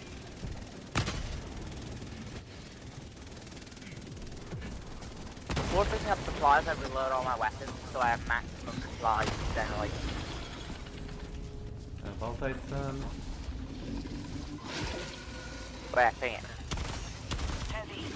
Oh, See it. That one. Calling down a support weapon. Engaging. I'll take it. Being That destroyed guy by the with the small heat. bugs. I'll take it.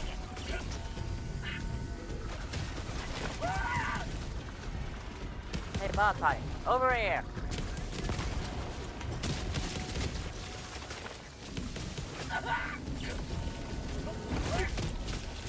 Hey. Ah, that's it now. Requesting sentry. That was like a one shot. Reloading.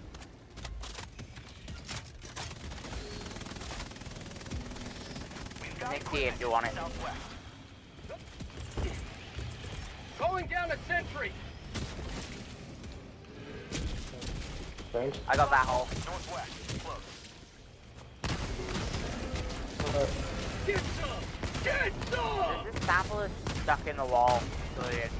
Yeah, there are some in heavy nest. I saw it.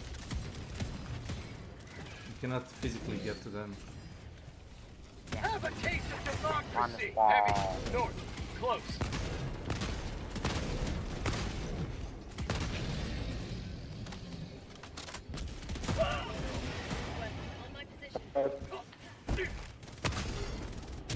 Sample.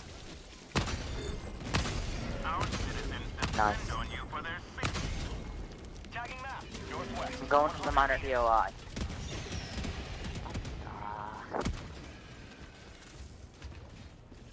Tagging location. West. I would fight bugs There's anytime. just a massive floating... There's two massive floating chunks of material here. Near my ping. Marking location. Northwest. Oh, there were trees that were blocky for some reason. I don't see it. Requesting sentry. Are you playing game on like a lower maybe details or something? I'm playing on Steam Deck settings. Maybe a level of detail is like, you know. How'd you like the taste of freedom? Where's the FPS counter? Hold on, I'm gonna see what. Turn that on. I don't think it's even like FPS details. It's more like game is compensating, you know. No. I want to see if it's running super fast, so I feel comfortable upping the FPS. Luminor. Welcome to my channel. This guy never stops. Snaker, why are you playing with the annoying child? I don't know, he joins me. Why did I add him as a friend? To annoy you, I guess. Let's go. Follow me. Ain't gonna deliver itself. Sure. Sample. Well, let me put the soldiers somewhere so they can at least shoot at the bugs. Come. Hold. Got one door. I wish Steve could help with stuff. Like bunkers. Calling down a sentry. Then you will play alone. No. Like, it's against. Yeah, I understand what you're saying, but like it goes against the sentiment of the game. I know people that like play like literally without anybody. I would never succumb to such agony. I know. Calling down supply. It would be cool to like say, come help me in a pinch, but ow. Watch for the supply. Marking location. Do you wanna play with me this? They added a new warbond, new rifle. You know the one from Counter-Strike, the SIG rifle that the terrorists have? Got a couple of SIG here. Ow! That machine gun turret near to kill me. I mean, it's supposed to kill like, you know, the trash bugs. Get some! Get some! Yeah. I think it does a nice job. Oh, they're stuck. Oh, fuck. They're stuck. Yeah, that's never a good thing. Objective located. Ah. Oh my god. Don't kill them. Follow me. What the hell? No problem. We got the other one. It's fine, it's fine, it's fine. Yeah, they both break. You will just lose, you know, money if you kill them, so don't. Right. And you'll be branded as a traitor by game. I think there is like a critical mass. There's like a critical mass of them. If there's like a 50 of them there, they'll start moving.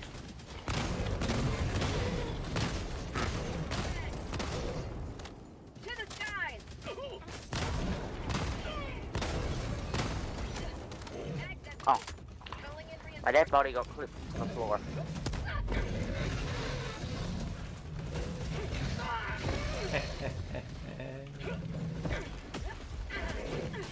Sucker. Whoa, I'm slowed. I got EMS. Well, Thermite. Calling in reinforcements.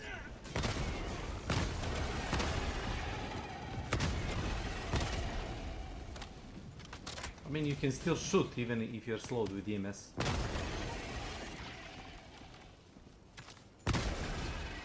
Come on, give me the samples. Got the samples. Did you get a sample from a bug? No, there was sample container. There is a booster that gives you extra samples from a big enemies. Oh. Yeah, I know. Sentry. Yeah, take a look at this. Take a look at this. Sentry. Pick. We can Overwatch. Nice. Yeah. Nice. And that's not Yeah, no I'm sure friendly that's fire. not gonna friend. No Imagine friendly if fire. that friendly fires us, I swear. Oh god. Because like it's got that point. We can't lose. Throwing supply beacon. A little bit extra. Are they still stuck There's there? a prime spot for each. Now. You're here. The citizen. Follow me. Follow me. A citizen.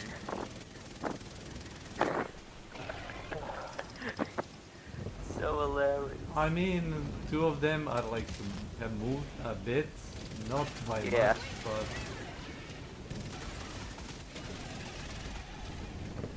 are the bugs flipping through the wall, if I'm seeing correctly?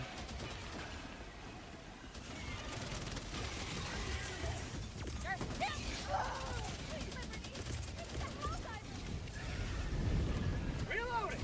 Mr. Vixen, wait. Calling down a sentry. There we go.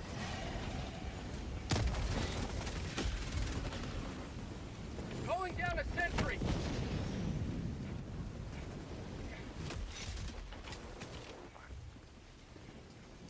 So Cloud, do you want to play with me? The Helldiver? It's already back in line. This exosuit's in the way, I'm just gonna move it a bit. What I would like to see is fucking APC, you know, the armored personnel carrier. That Joel showcased one time? Yeah. It's probably in the game files, but they didn't. It is in the game file. Yeah. Joel literally gave us random diapers.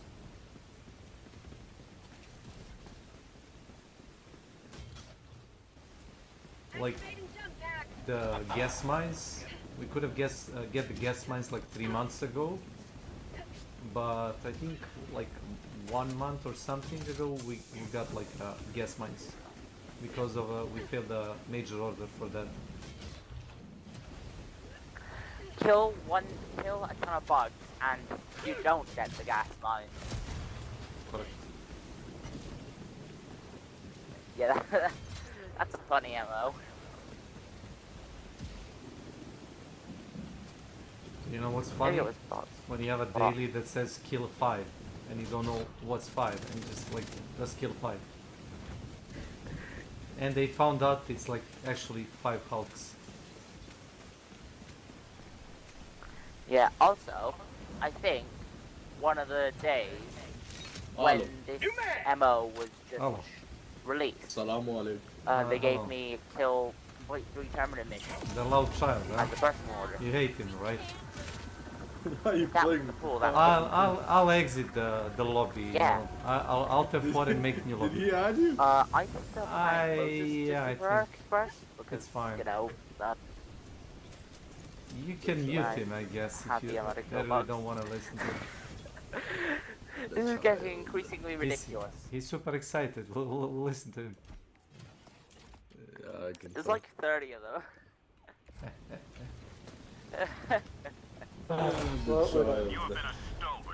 I mean, you were a child once, right? I didn't play video games. I didn't have voice chat.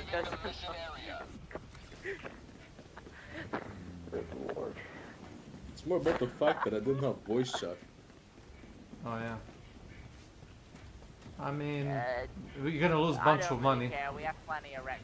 I think you'll lose like 25,000 points. Yeah, there's 25 per. Yeah. Ow, you stepped on me. You'll also be marked straight and just What? Dropping a pin. East. 300 meters. So, did you bought the new warbond? Yes. Did you buy the doggy with the stun gun? No. I am waiting until I get more medals so I can burst it. You still need to like empty the page. You still need to buy like a half of the page in order to, sounds so fun. you know. Honestly. complete 6 secondary objectives. For whatever reason. Oh yeah, 15 medals. I need medals, yeah. Last mission we played, I think we finished like 5 or 6 objectives. It's a miracle because these missions on like super cities, they're kind of fucked up to find like I wonder if I can make this jump. Nope. I don't know, I'm like tolerant to people like talking, it's fine. As long as you don't like annoy me too much. I'm guessing he does. He does annoy you. No, I'm annoyed. You are annoyed. I wish we could stem C. Hold on. I mean, we could stem other divers. Why not C? Didn't you read the comic where the guy tries to steam like a sea girl and she just dies on his hands? No. Yeah, I think so. No.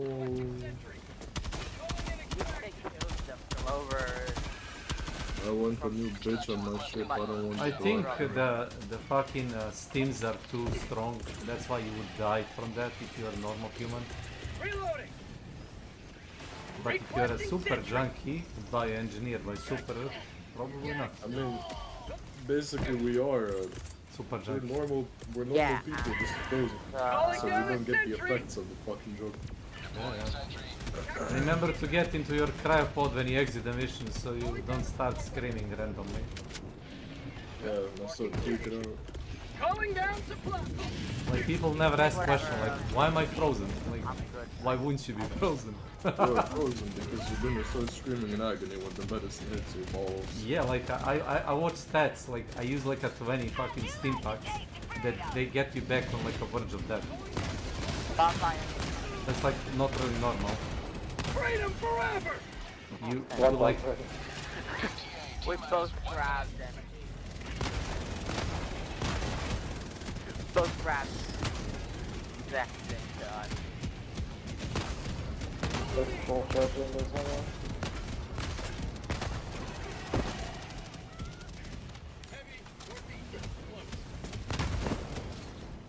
I'm just getting KO'd by my own shotgun.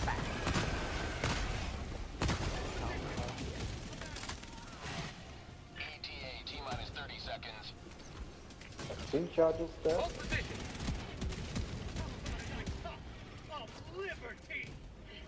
ETA T-minus 20 seconds. Blasting air support. I once left like a 20 soldiers on a helipad, and the guy threw like a 500 kilo on them while we were exiting. No. Naughty. Naughty. This was a pretty low casualty mission. Pelican 1 approaching pickup. Sweet liberty. I like how the extract when Pelican 1's landing, and the things that are just phased to the floor.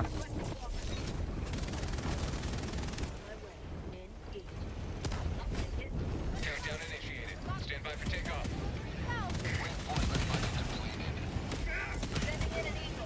Extraction complete. Pelican 1 beginning ascent.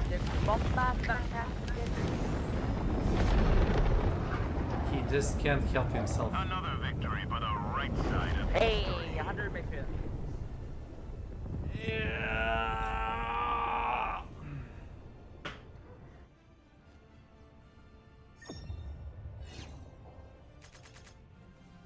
Yeah, look at those side objectives. What could they be? Where the You are not 100%ing legacy missions unless you're really lucky. No, unless you scour find the entire map. unless you find like a radar. Yeah. You one of three things to 100% legacy missions.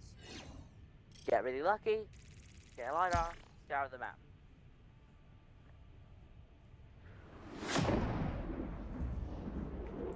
Okay guys, it was fun. I gotta go to like another lobby. Sorry. I was gonna sign off anyway. Yeah, let's play later. Hopefully, yeah. Hopefully later.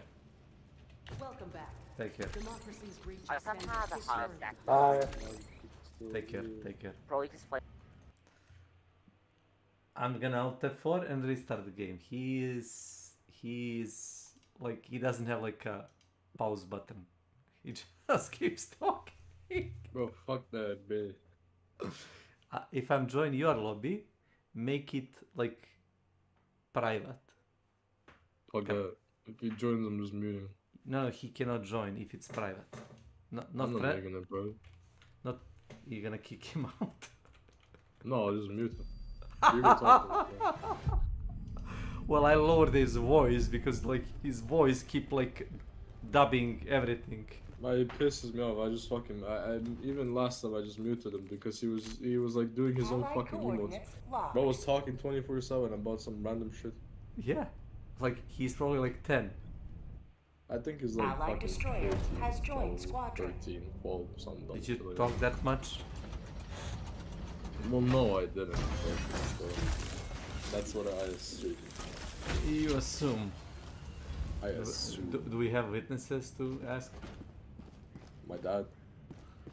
Was I there on the Discord when you were 14? No, I didn't have Discord when I was 14. There was Skype. Are you sure?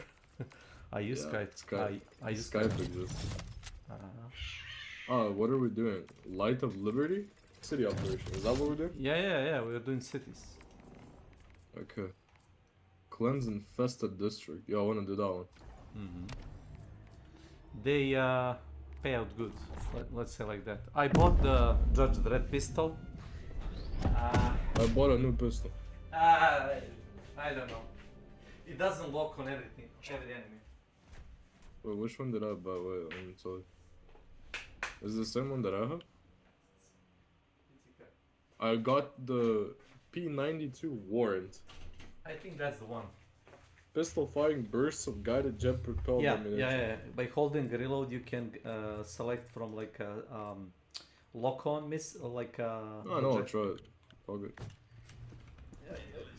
You know the stalker bugs? For some reason, it doesn't lock onto them. I don't know why. Hellpods primed. Maybe it's a bug. Can I shoot without being guided? Yeah. Like hold reload. Hold reload. No. But if I have the guided mode on, can I shoot without locking on? It has to like lock on. So it has to lock on? You can turn it off. But that's stupid. Why? It shoots like a center mass. Like it's like for quick firing. Try it out. Try it out at least once. But that's weird. Why would you have that? I don't know. Like you are asking too much. Can you take vitality so we can survive one more hit? Yeah, sure. Let's take it. Thanks. Is your lobby private? It's public. Oh, bro.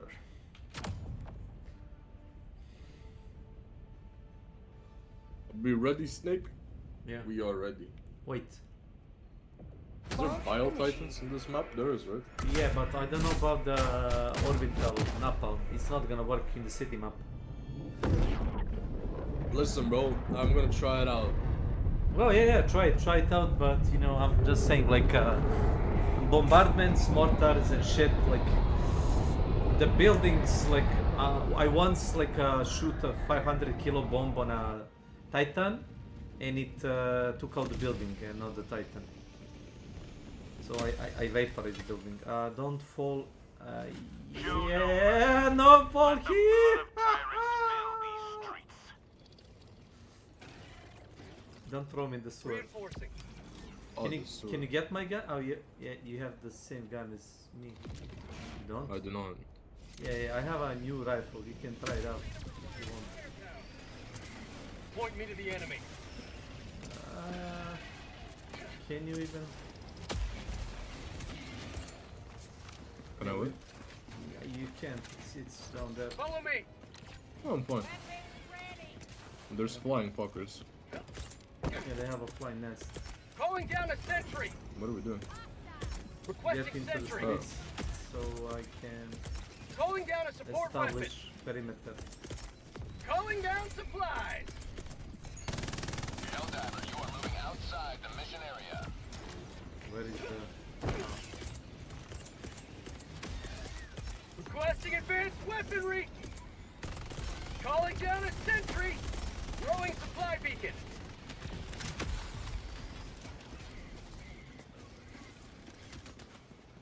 Oh, it's kind of funky, you know, the way it like shoot projectiles. But I don't know about like stalkers for some reason.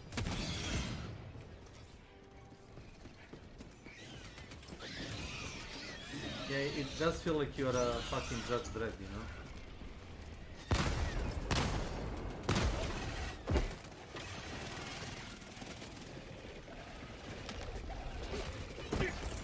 Napalm. What breach detected? It's on grenade bomb. Immediately napalm.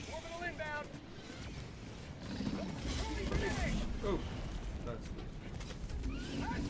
That hit before. Oh, good luck. Oh, there's a big guy. I told him. Dead. Oh. Well, it's hitting the buildings at them, so that's fine. Our citizens depend on you for their safety. Nest. Eagle 1 leaving combat zone to resupply. Is it nest?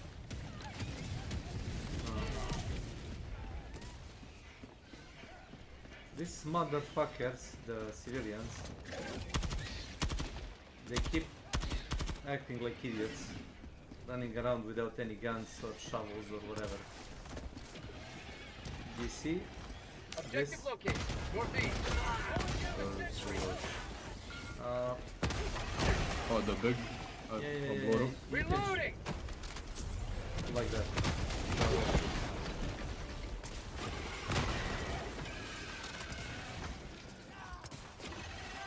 How'd you like to taste of freedom?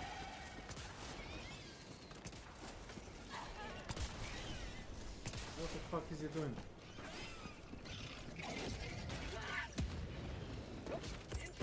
Wood injury. Oh, I see a stalker nest. You need your Oh, welcome. Allied destroyer joining squadron, deploying Helldiver to combat zone. Break through! High structure destroyed.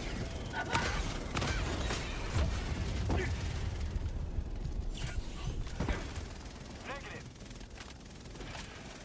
Snake, do we have supplies? Probably. 10 seconds. Probably. It's 10 seconds. Did you just ask me, can I have supplies? No, I said, do we have supplies?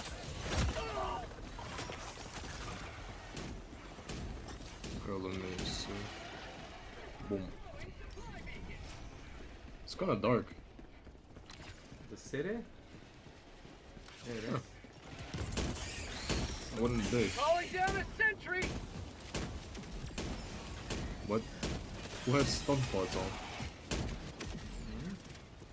Do you have stun pods on? No, somebody brought like a pod upgrade. Start again. Yeah, someone has the stun pods. The fucking thing dropped and stunned me. It won't kill it, it will just stop the bug. I think there is a bucket here. Bucket here? Found something. Tagging location. Follow me.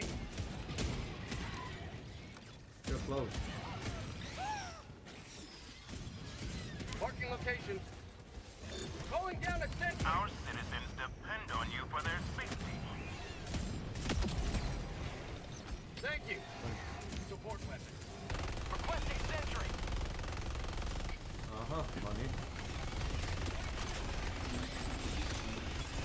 Tunnel breach.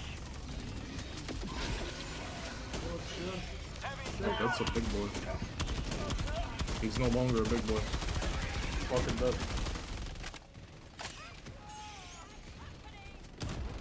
My eyes are bleeding from all this high RPM.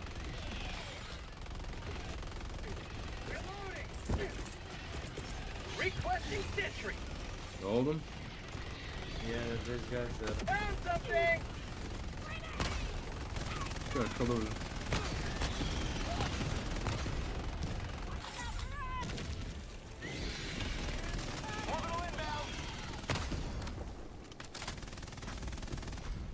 I fucked up the skyscraper. Marking Bunker! location. Cancel that. A bunch of bunkers in this map. This way! Marking location.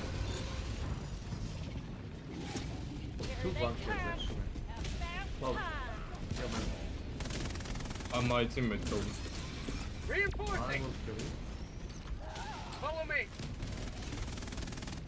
I was blowing up a fucking nest and my teammate killed me. Hold position. Yeah, come to me. Come to me. Let's make this into money. There is two bunkers. My hair is in my mouth.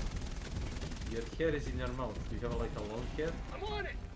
Yeah, kinda. Oh. It's longer than usual. Like I use the wrong thing. when you go like regularly to a hairdresser. Yeah, I found another one. Come. It's like I wanna go get my recoilless back from the fucking dog that fucking blew me up. You wanna get the dog that blew you up? There's a big guy. Snake, very big guy. His name is Charge Up. I'm burning them alive. Calling in reinforcement. Do you have a funny grenade? Heavy wet. It's okay, I'm stunning. I have what's it called? I have the fire grenade. Oh no, they're calling us. Snake, it's time for a napalm barrage. Yeah, drop the napalm. Run! Not there. Good luck, Snake, I'm gonna hide in the bunker. Use the bunker.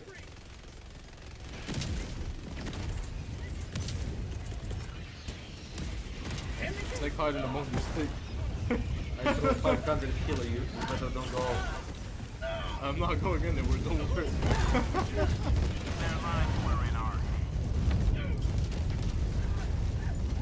I'm on fire! I'm on fire in the bunker. I can't fight. I just don't have any healing. Same. I think we scorched that area.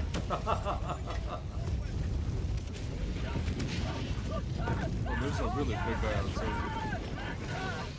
Hey! He spawned inside the bunker! Hello? And he just walked through the wall and hit me. Why did he walk through the wall and fucking hit me?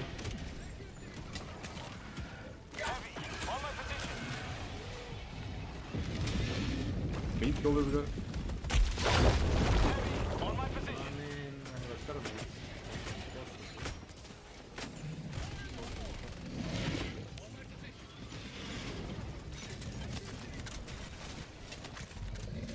Why is it green? Why is it? Green short. Oh yeah, because it farts. That one farts. Oh, he's dead. Good fuck. I'm gonna go for my shit stick. Our citizens depend on you for I'll their go get the fucking parts. Samples.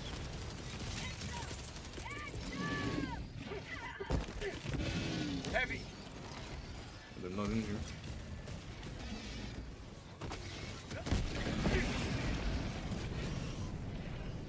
I headshotted the fucking payload with 500 kilos.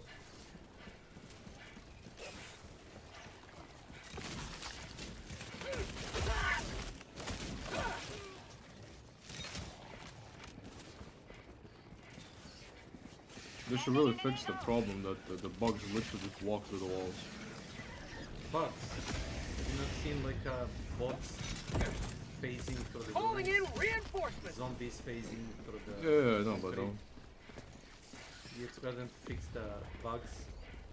Bugs bunny?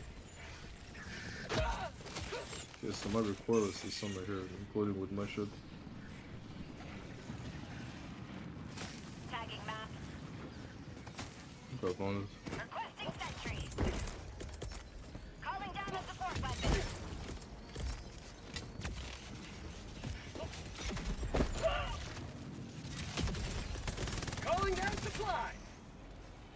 Okay, my both arms are crippled.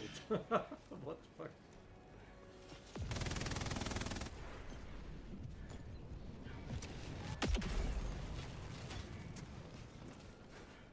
Holy cannon.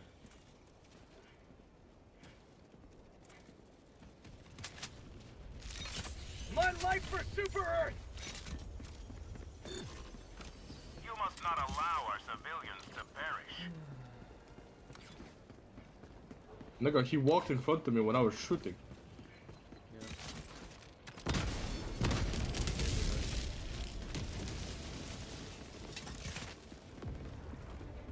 Calling down a sentry! Requesting orbital strike. He did it, he's doing it again. He's running into the bugs. Calm it, yo. Tagging map. South. 100 meters. You know what are the lemmings? What? Lemmings. Yeah, lemmings. The ones that just fall to the dust. Until you run out of lemmings. We are facing lemmings. You may extract when ready. Not the citizens of Super? Fucking lemmings. But there's literally guns right here. Why don't they just take the fucking guns? I mean, when the... Take I found the bunker. Did you? I think there's two bunkers right here. No, there's one. But you're kinda far away. You're on the other side of the map. Yeah, I kinda went to like explore the side objective. I can stop. Yo, green. C4. There's a bunker here. Come please. Can you help C1? Reloading! Tango forward. Bomba Rasklad. Mr. Charlie 1, can you go help Tango 4? Freedom forever! He's coming, I think. I tried military lingo. Tagging location. I just see building crumbling. I'm guessing. Bro, come here, man. Marking location. But he was running toward it. I'm gonna shoot him. Can I shoot him? You are the host, you can kick him. Han, can you come here, green? Is he fucking retarded? No, don't go kick him. He wants to call extraction.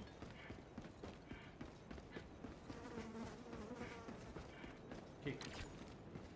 Tagging location. Just kick. What the fuck? He's level nulla. He's level 0. Kick him out! No, he's level 130. No, he says level 0 to me.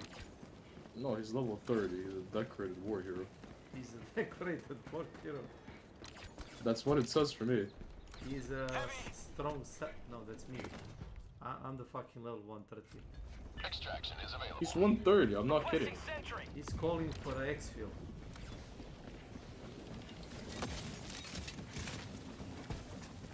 Requesting sentry.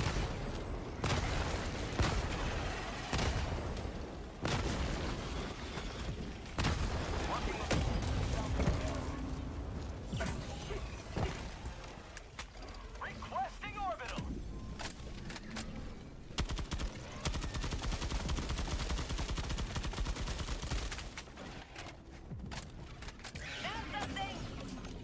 Calling down a sentry. I really hate my teammates in this game. Kick him out. Oh my god. Did you come? You did.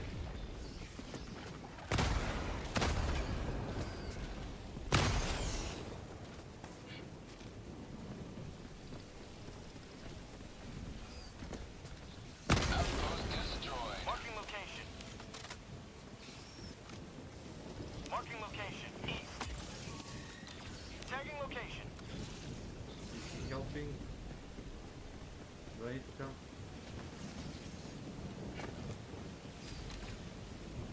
You're close. You want me to come there?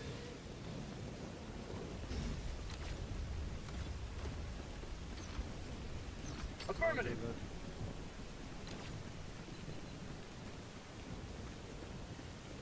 Dropping a pin. South. 200 meters.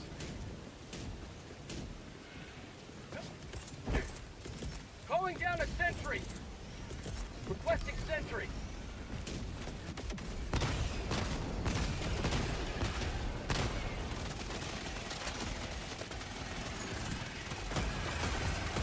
Reinforcing.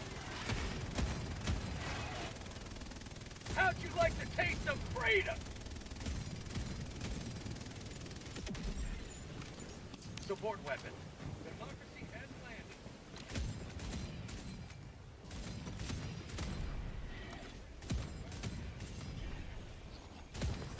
Requesting air support. Outpost destroyed. Get some! Get some! Mag's empty!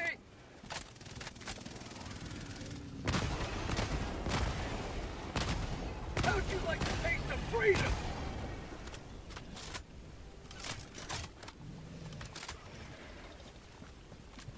Don't like this.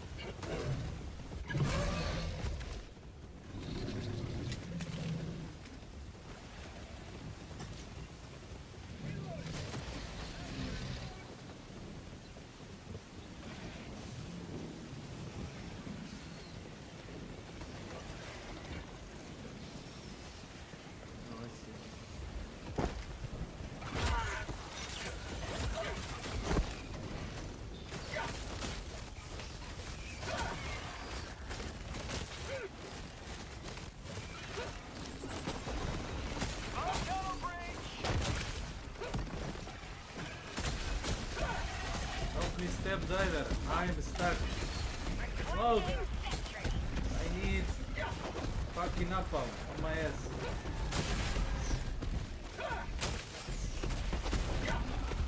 Stuck.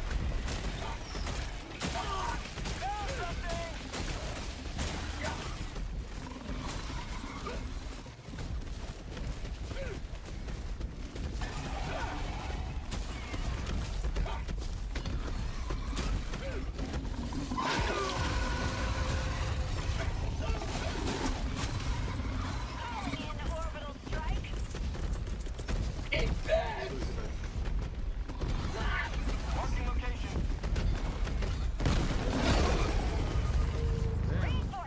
Half reinforcement budget remaining. Have to do that. Requesting air support. Request approved. Deploying reinforcements. Thank you. Democracy.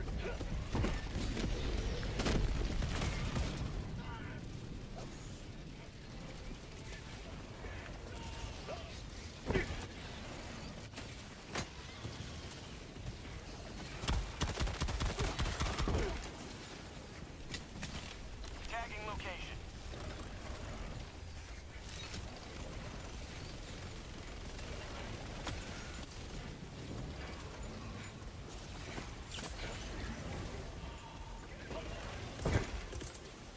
Calling down a sentry. Requesting. Requesting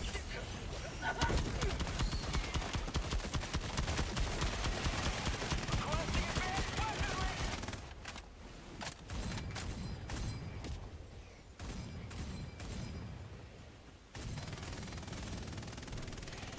Requesting sentry.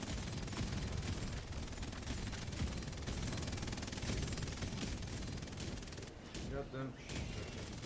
Freedom forever! Thank you.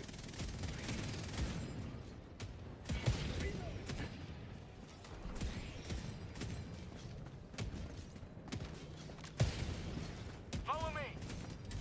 Affirmative. Heavy, southwest, 100 meters.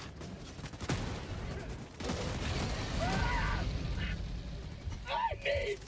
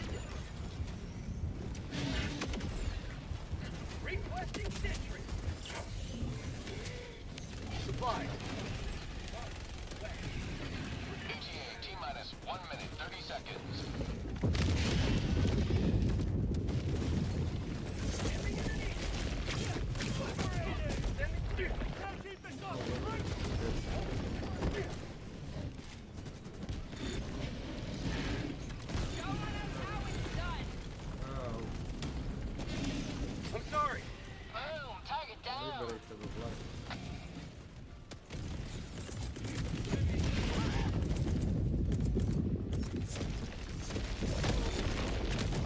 Calling down a sentry! Whoa, whoa. Be careful of Tango Forward, he's using gas.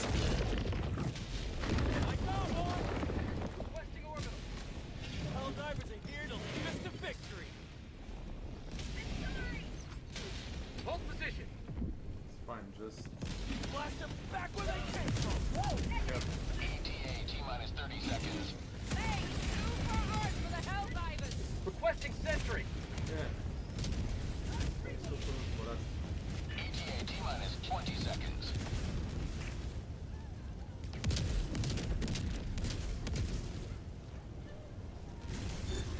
ETA T-minus 10 seconds.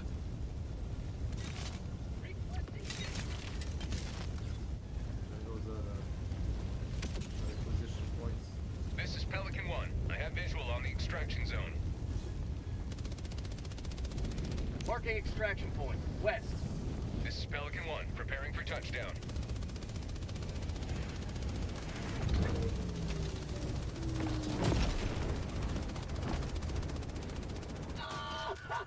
Countdown initiated.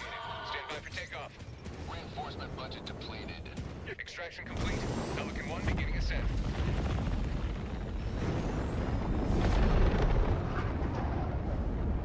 You leave a more free city than you found.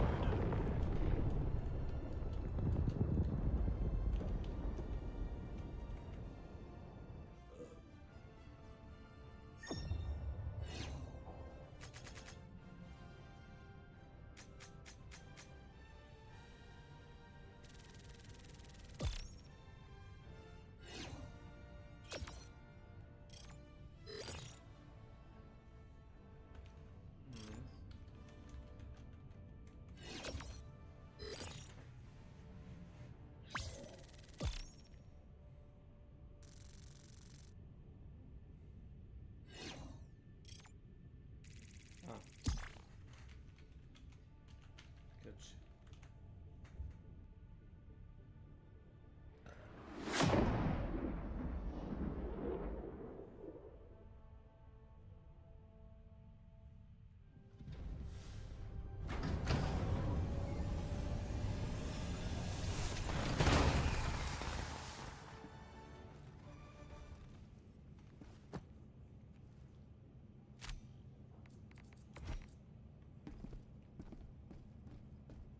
Now that was what I call a profitable use of resources.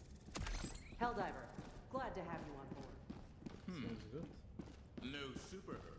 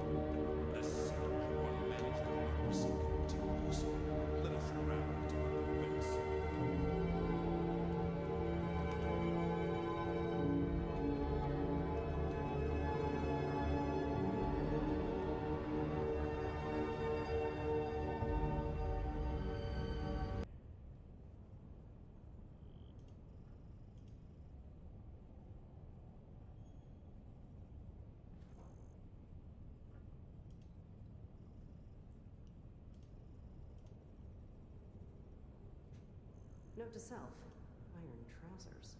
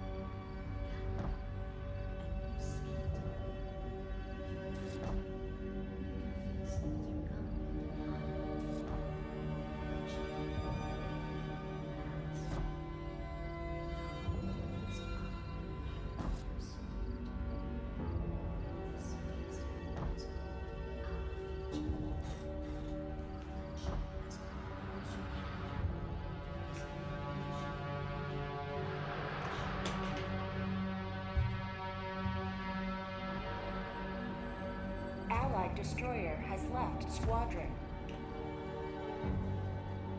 One shudders to envisage what repulsive larvae gestates within the glue as we speak.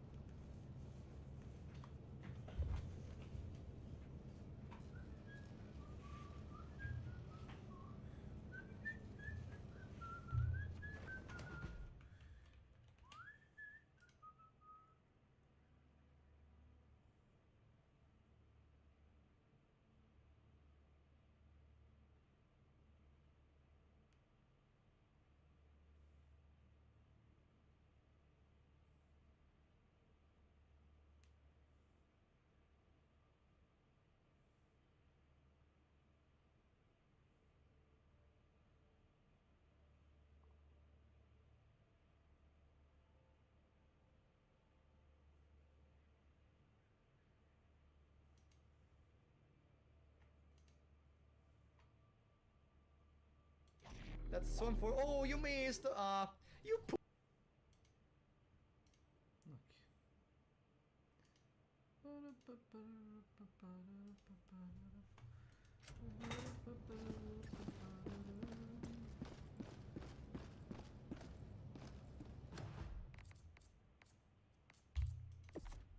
Social. Good evening. Volterra. I'm Corella Kelly with Momentous. Volterra. Ah, there you go.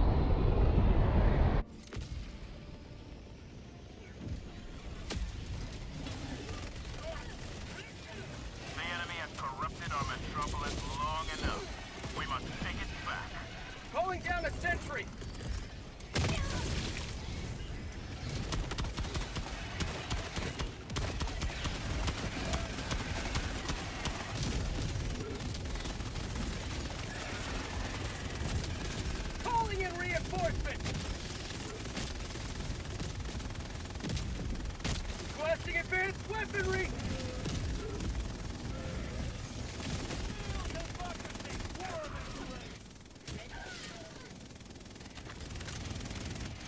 Follow me!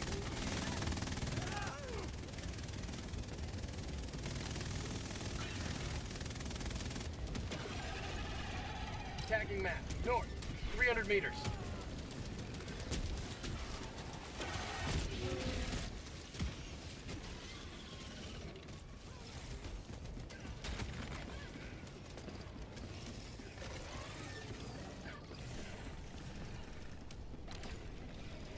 Outpost cleared.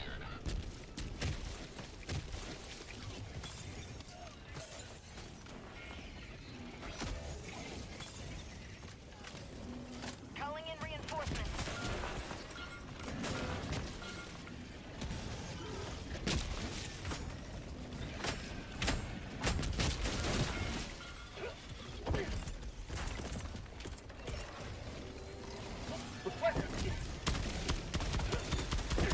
Our citizens depend on you for their safety. Dropping a pin. North. Hold position.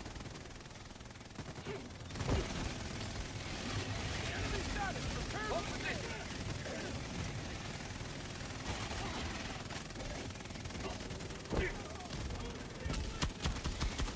Calling down a support weapon. Tagging location.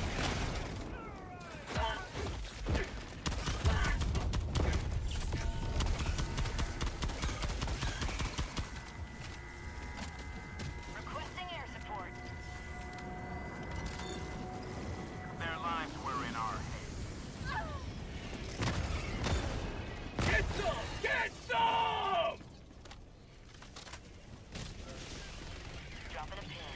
West, 200 meters. For prosperity! Tagging them. 100 meters.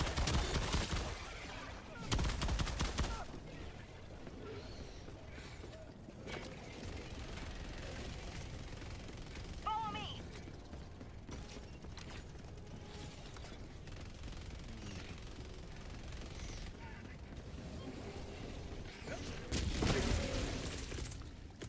Calling down a sentry!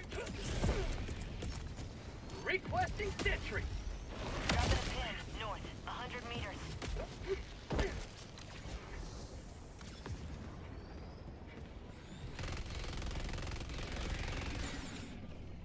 Found something. Sending in an eagle. Supplies.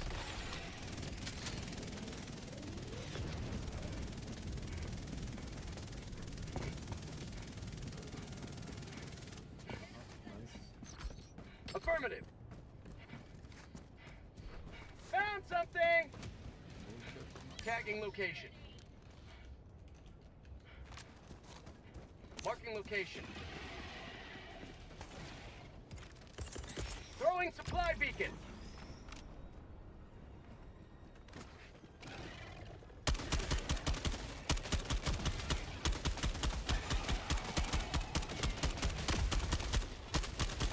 You man! Supplies. Follow me.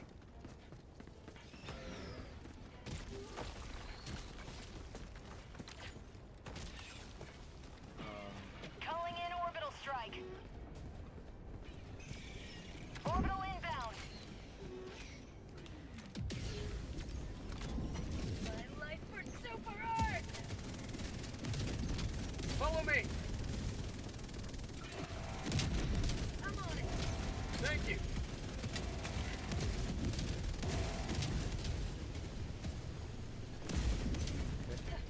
Got a sample. Thank you. Marking location. Another one.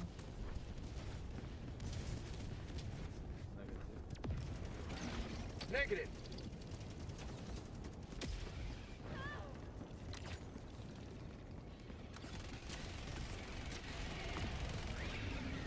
Follow me.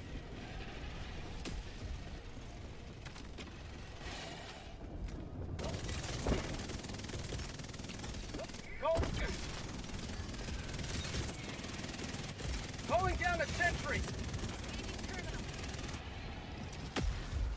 Requesting sentry. Hold position. Package acquired. Orbital inbound.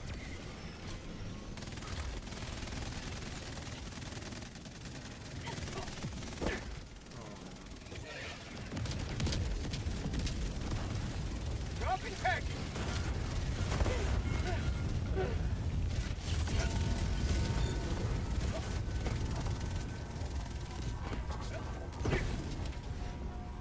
Thank you.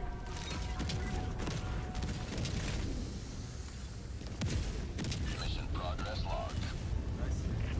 Affirmative.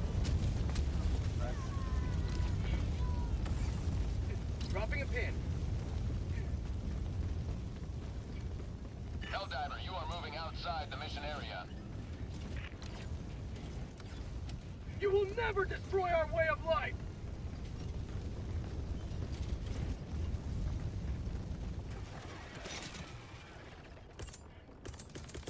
Requesting air support.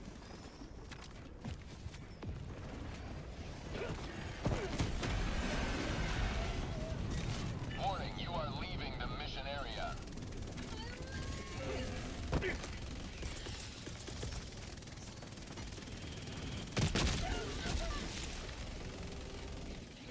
Ending. Yeah, keep Tango 1, watch it. You might be destroyed.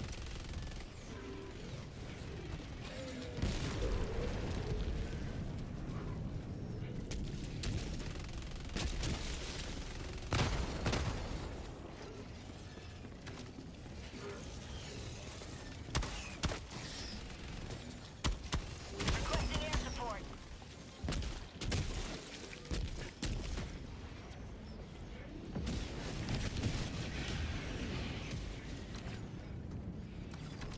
Marking location. On my way.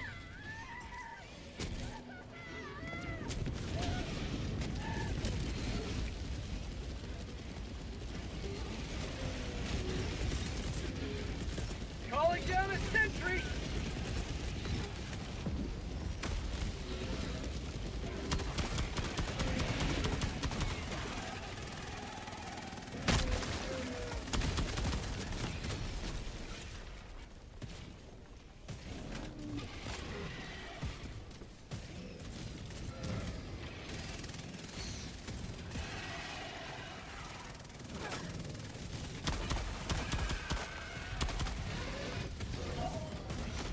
Follow me.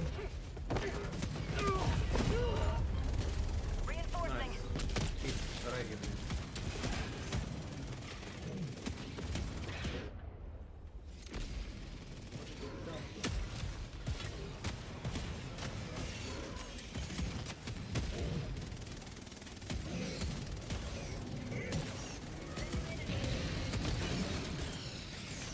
Thank you.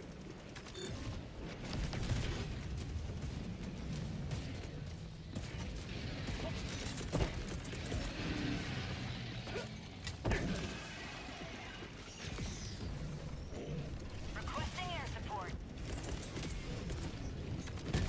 Orbital inbound. Calling in reinforcement. I'm sorry. Request approved. Reinforcements have been launched. Requesting tac-tac.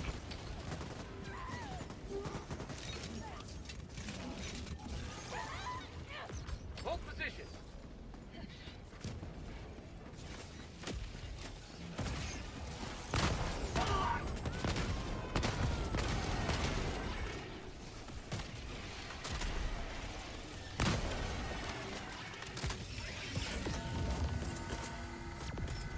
Calling down a sentry.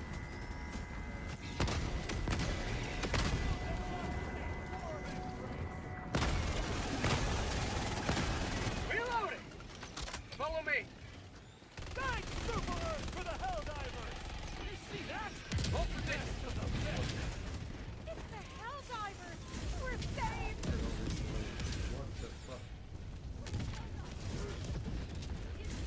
Somebody give this non-military personnel rifles so they can fight, please.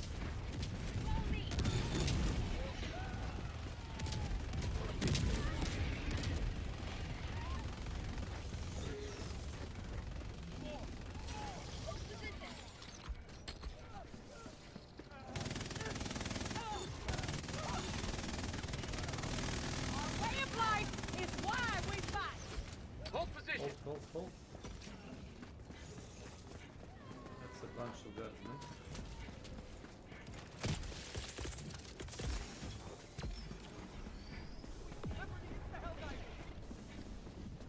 Requesting sentry.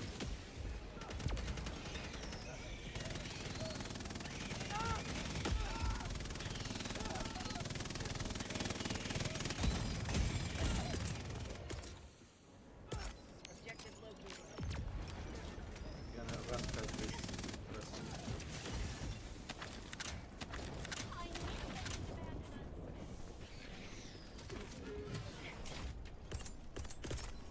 Calling down supplies.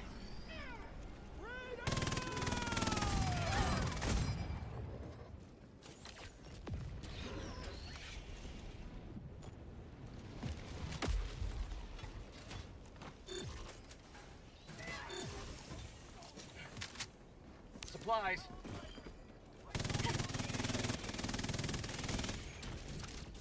Sweet liberty! It's the Helldivers! Bugs.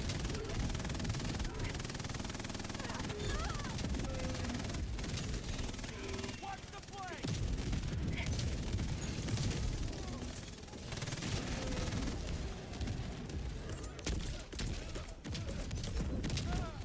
Calling down a support weapon.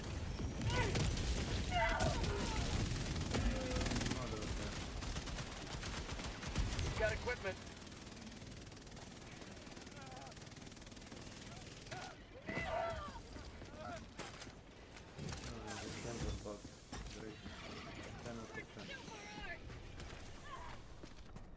Hold position. Requesting sentry.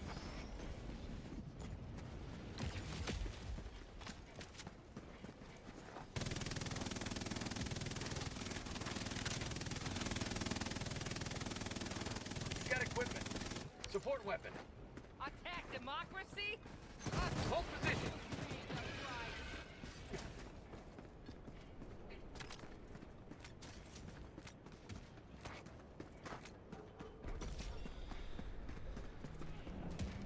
You want my freedom? My freedom? Gotta try harder than that! Oh, they left.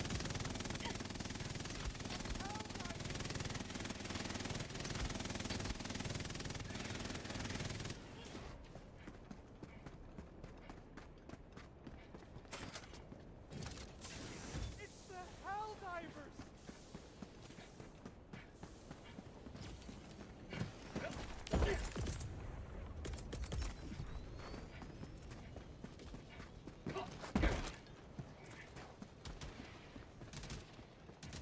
Calling down a sentry. Tagging location.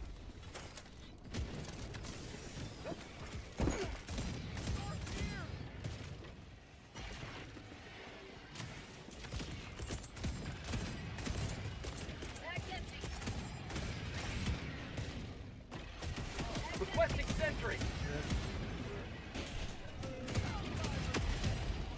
Dočurka.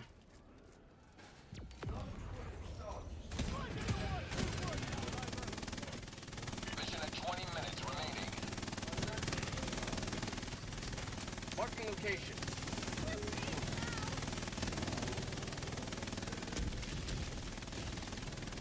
How'd you like the taste of freedom? Škuti to odlačaš ili?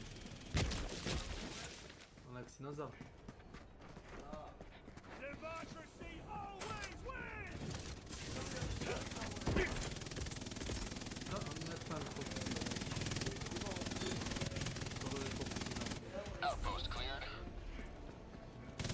Throwing supply beacon.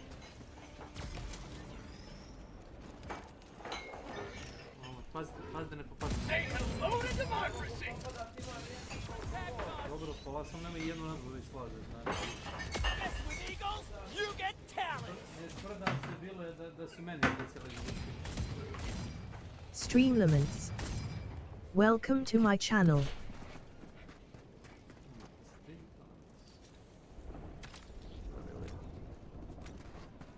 Hello admin. What's up? What's up? What's up?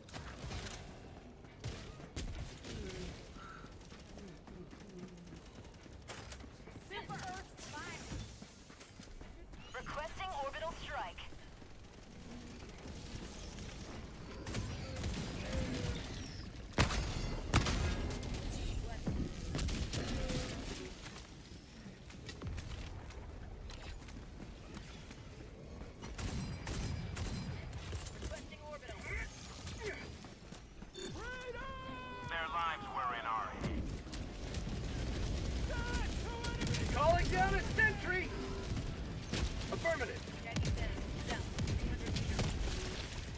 Tagging map, southwest, 300 meters. Dropping a pin, south, 300 meters.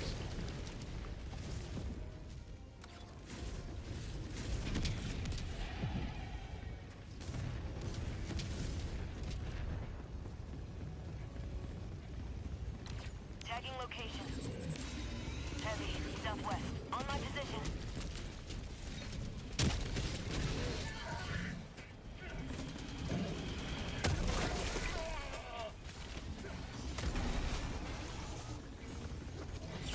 Helldivers never die.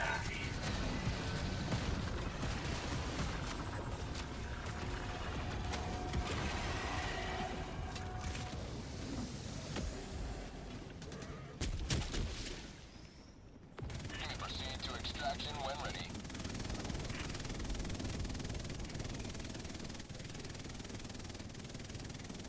Get some! Get some!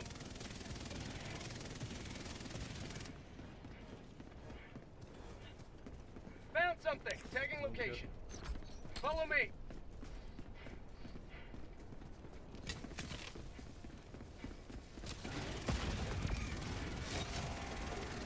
I'm on it. Thank you.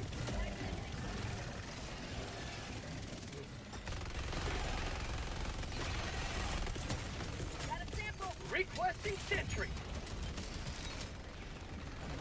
Their sample acquired. Thank you.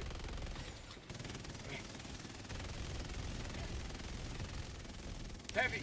Southwest. Close.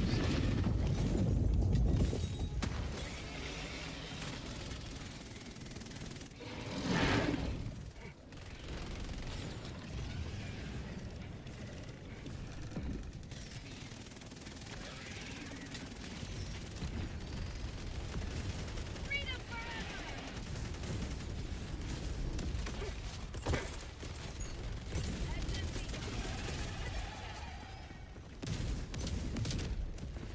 Activating jump pad.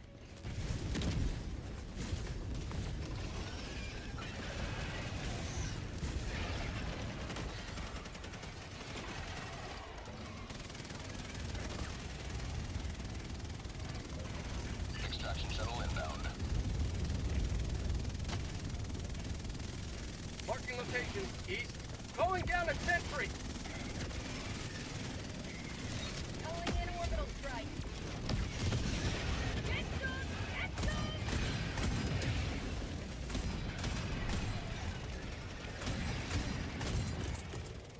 Requesting sentry.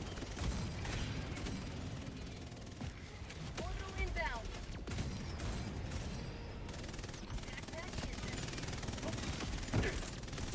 Calling down supply.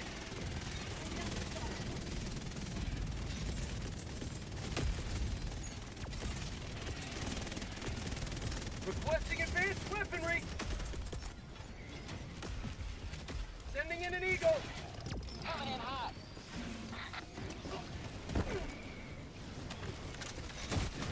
ETA T-minus 1 minute. Right on target. Requesting air support. Duck. That's called democracy. Eagle 1 rearming. Be back shortly.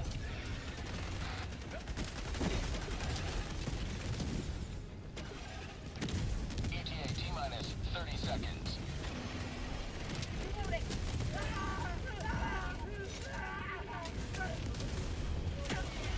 ETA T-minus 20 seconds.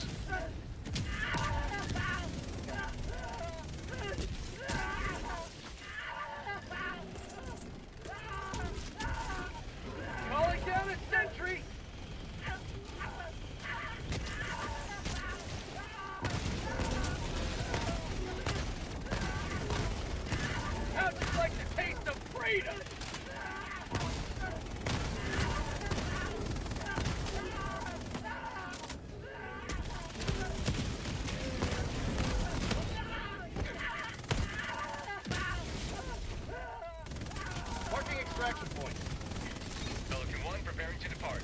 Shuttle launch in 20 seconds.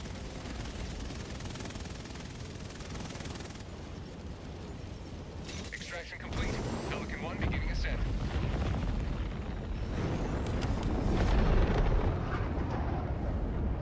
This city will soon be a shining beacon of freedom once more. But will it?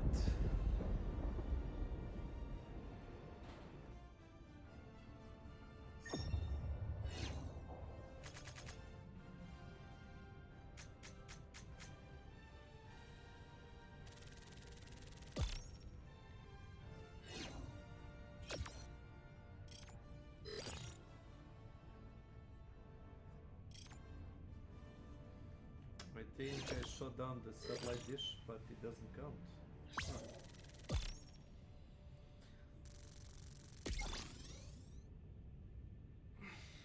Seems so.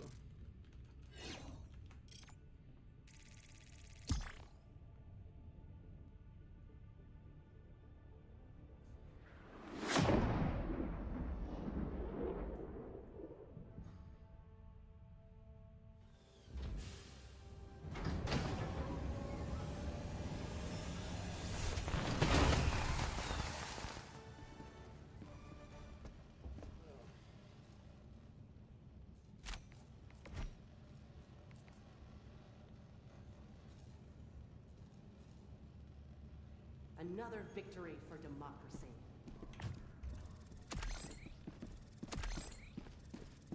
The bridge is yours, Helldiver.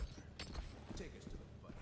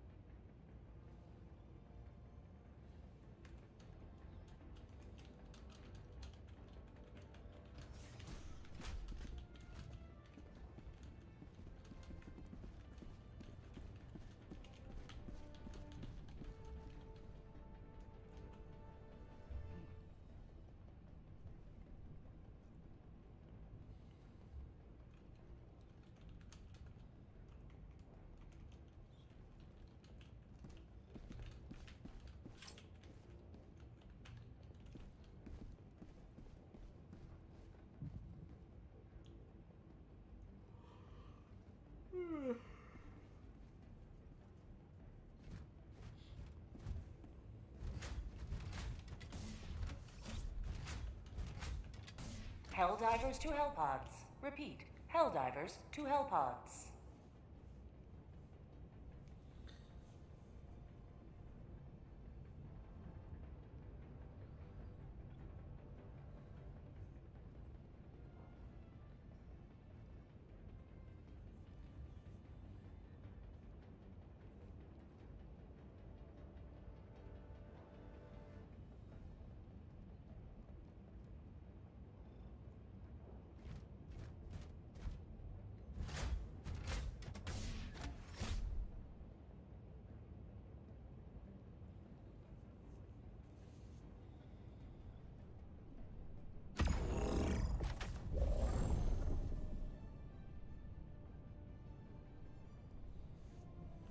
We can probably squeeze in 20-minute anime while doing this.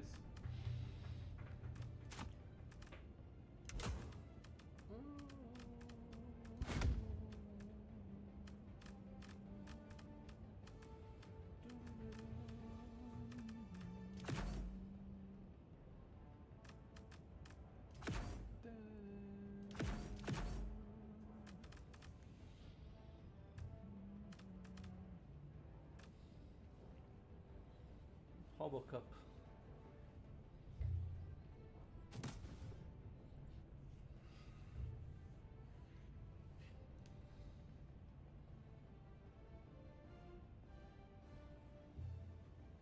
Yeah, sure.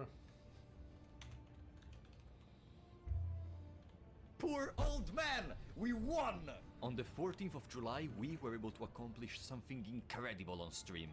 We were able to complete the Fear and They should avoid means that they'll instantly start to fear the creatures. This fear will then control them, and they'll be almost paralyzed when they see it. On top of this, due to the red being a warning color, the fact they hide in barrier could highlight something else. Shoutouts to the website Do Not Press Enter, who said they're ignoring it and thus ignoring the warnings. I'm guessing the elders have the constant worry they'll discover the truth if they only decide to confront the creatures. So ignoring this color has kept them ignorant, and it's a great way to look at the film. The Now Playing podcast also pointed out that this is M. Night's response to 9/11. Those signs started shooting September 12, 2001. They didn't have the room to include anything on it. This, however, had some breathing room, and he incorporated it into the movie. Now this plays off Homeland Security, who created a color system that would alert people. Yellow was deemed to be an elevated threat, whereas red was said to be severe. Red basically means run and hide, which is how it's used in the movie. Now at the end, when the security guard arrives, we see the sirens on top of his vehicle. This is broken up into yellow and red, with the two colors being mixed. This perfectly represents the real world and how it's a mix of innocence and violence. This is also why Ivy's a great character to have leave the confines. Due to her not being able to perceive the colors, she's not had it built into her to follow these as warnings. At one point, she talks about how she thinks she'll be safe in the woods because she won't be afraid. This ties back to a rule established earlier in which Lucius says they sense fear. We cannot allow this city to fall into the enemy's hands. Requesting sentry. Having the fear is what she thinks will help her overcome the creatures, but in reality, it stops her from being held back. The only thing the elders can control people with is fear, and thus she's able to make it through the forest. Who isn't though is Lucius, who goes to the council asking if he can leave. Saddened by the boy's death at the start, he wants to go to a neighboring town to try and get medicine. This to me is why they bring back the monsters, as they want to keep them locked in. We also hear how the elders view the outside world and how this has affected the inhabitants. Town's a wicked place. Calling down a sentry.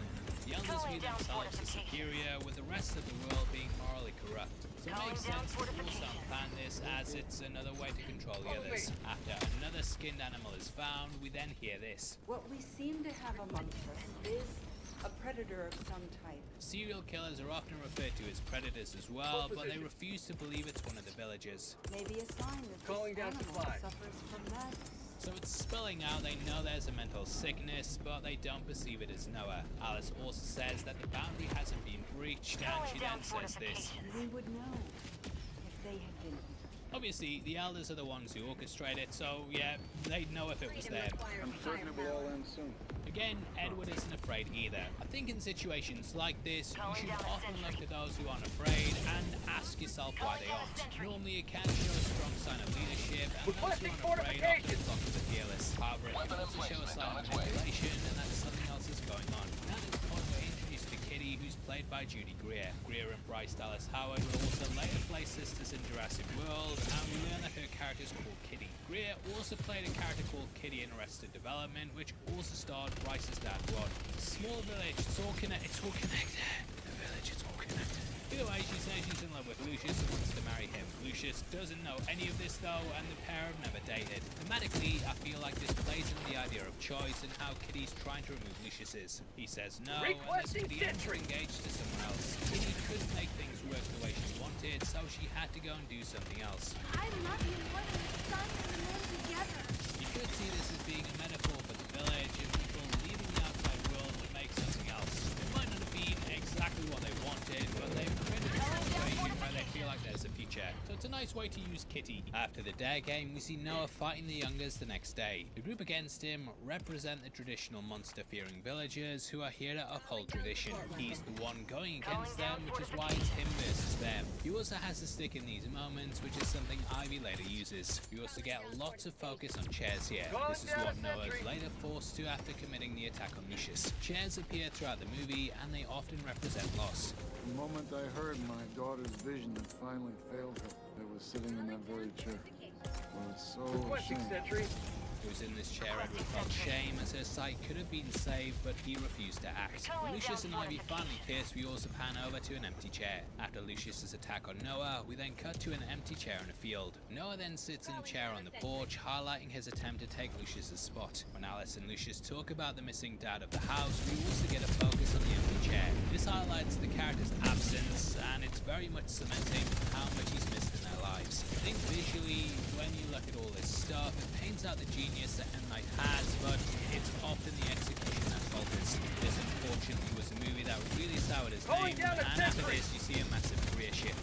The reason we have so many Oscar winners in this movie is because they deliberately sent the scripts out to highly esteemed actors. They were all desperate to work with him, so they signed on and worked at a reduced rate. From what I can gather, the movie also went through extensive reshoots. Originally they shot everything with the monsters having a different design. This can be seen in the original trailer with the painting on the rocks demonstrating it. Initially they wanted lines that walked upright with long shaggy manes. However, they realized soon into it there was no way to get them to work. So the creative team went back to the drawing board. However, the plot also had to be reworked. They ended up shooting a lot of extra scenes and then scrapping some that diverted from the love story. A lot of the movie was then shaped in editing, whereas in the past, M. Night had always just filmed the script. However, there is definitely some talent here. Just watching Noah and Ivy have a foot race sums up the two character arcs. Both end up leaving the village, with this then going into a chase. He ends up following her, and if you want to follow me and keep up to date with the channel, then check out @HeavySpoilers on Instagram. That's where we post all our latest video announcements, and it's the best way to stay up to date. Now throughout the film, we learn that though Ivy's blind, she can see people's auras. You wonder how I recognized you? Some people. Just a handful, mind you, give off the tiniest color.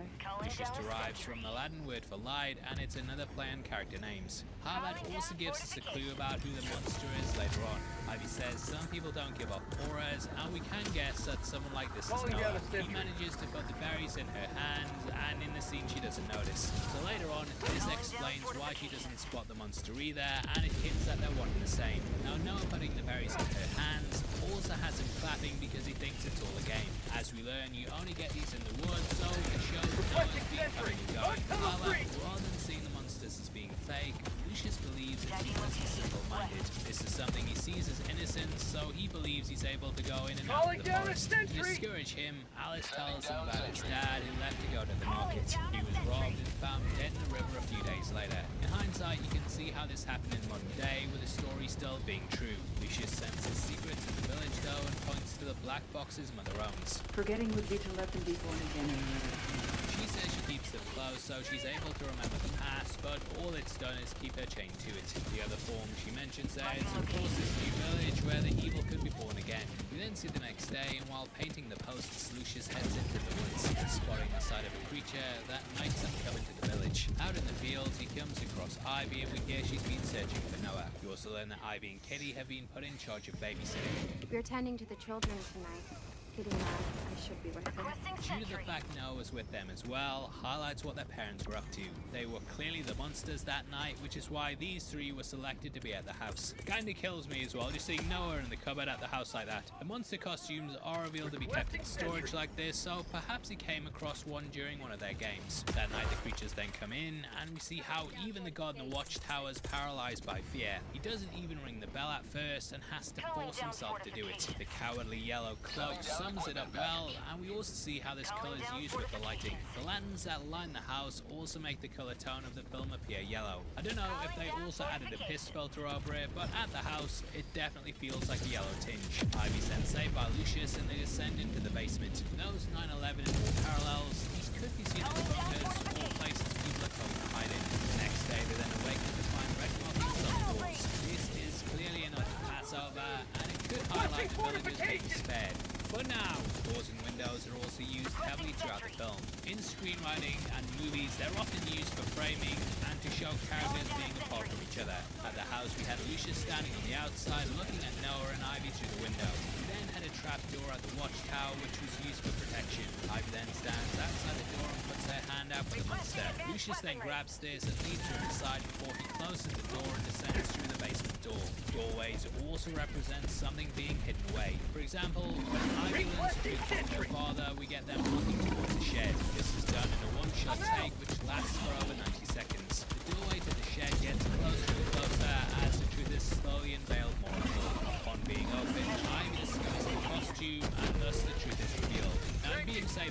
Lucius, we also get focus on the pair's hands. Holding hands with someone is one of the most intimate things you can do, and it's normally the first step in showing someone you really like them. This idea of hands is later seen at the wedding dance when we see Alice offering hers to Edward. He ignores this, but is then seen shaking hands with other people. This highlights to her that he actually likes her due to what was said earlier. Ivy stated that when you want something, you don't want others to know that you want it, so you'll avoid doing it as much as possible, which is why he won't touch her hand but will gladly touch others. Also, he's got a wife, so it would cause a lot of issues. You bitch! She also says how she noticed his hand moving to his eyes to hide his emotions. Saw your hand move to your eyes on more than one occasion. Hands appear heavily throughout, with Ivy having to feel her way through the woods. We get a lot of focus on this, and Noah dies with his four hands sprawled out in the air. Further in the film, when Noah was fighting the kids, Ivy made him promise to not raise his hands to anyone. They agreed to this by shaking hands, and we had the pair framed in a doorway. After Noah stabs Lucius, we also look down and get focus on their hands. When it's revealed what he's done, he shows his hands covered in blood. Ivy also walks over to him, sat in his chair after he's been locked up. This is framed in the exact same way as the handshake earlier, with the same room being used. The pair then touch hands before she slaps him, which brings things full circle from the handshake. He also placed the berry in her hands before, so it continues the motif. Ivy's hands reaching out and touching the monster claw is also how she discovers the truth. Hands and touch generally pop up in a lot of M. Night films, with touch being used to convey either emotion or information. The big twist on Unbreakable is revealed because David touches Elijah, which is done by the pair shaking hands. This reveals the truth, and it builds off the director's past work in a really good way. Another thing I noticed was how the arms are spread out with hands sprawled out wide to represent being open and willing to accept what happens. This happens most notably with Kitty when she declares her love for Lucius. The next character who does this is Jesse Eisenberg when we see him stood on the stump waiting for the monsters as part of the game. Lastly, we have Ivy in the woods, who stands and does it as Noah's chasing her. This is akin to a crucifixion pose, which is also synonymous with sacrifice. Either way, at the hall the next day, Lucius is pinned as the culprit who's drawn the monsters in. Rather than scolding him, though, Edward says,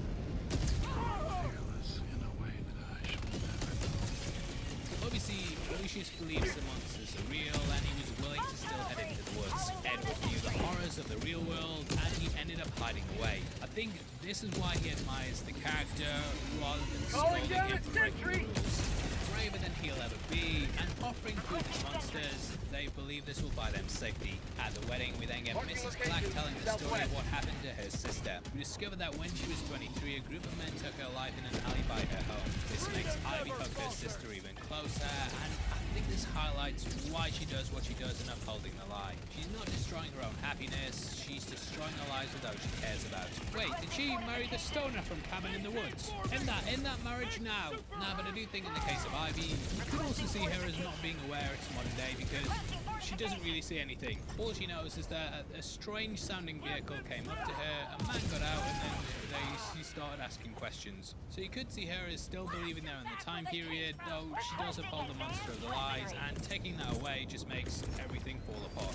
Anyway, speaking of the monsters, we then hear screaming at the wedding, and all are quickly let out. Ivy feels around the air with her hand, and this is then grabbed by Lucius. We then cut to a shot of a lantern, which is made with a mason jar. Now your boy did some in-depth research on this, and this is actually a little clue. So mason jars, right, were invented in 1858, but they weren't mass-produced until 1898. This was done by the Ball Corporation, who patented an FC ball machine to do it. Before then, you'd need a glass blower or oven on site, with there not being one present in the village. So it wouldn't be until a year later than this movie takes place they'd become widely available. And Lucius, mate, could you not have done your own research and figured that out? Did they not have Google there? Anyway, we hear the monsters have been in the village and left more warnings.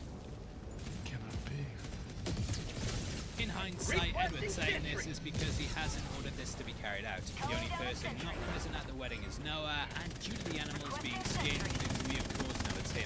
That night, Ivy and Lucius then kiss for the first time. We then pan to the chair, and 2 weeks later mimic when Lucius is stabbed. Huge shout out to Seas World again for pointing out that this is done to mimic Ivy's blindness. Like her, we have to rely on our other senses to understand what's happening in the scene. After this, there's a lot of tension in the village, because obviously there's a love triangle.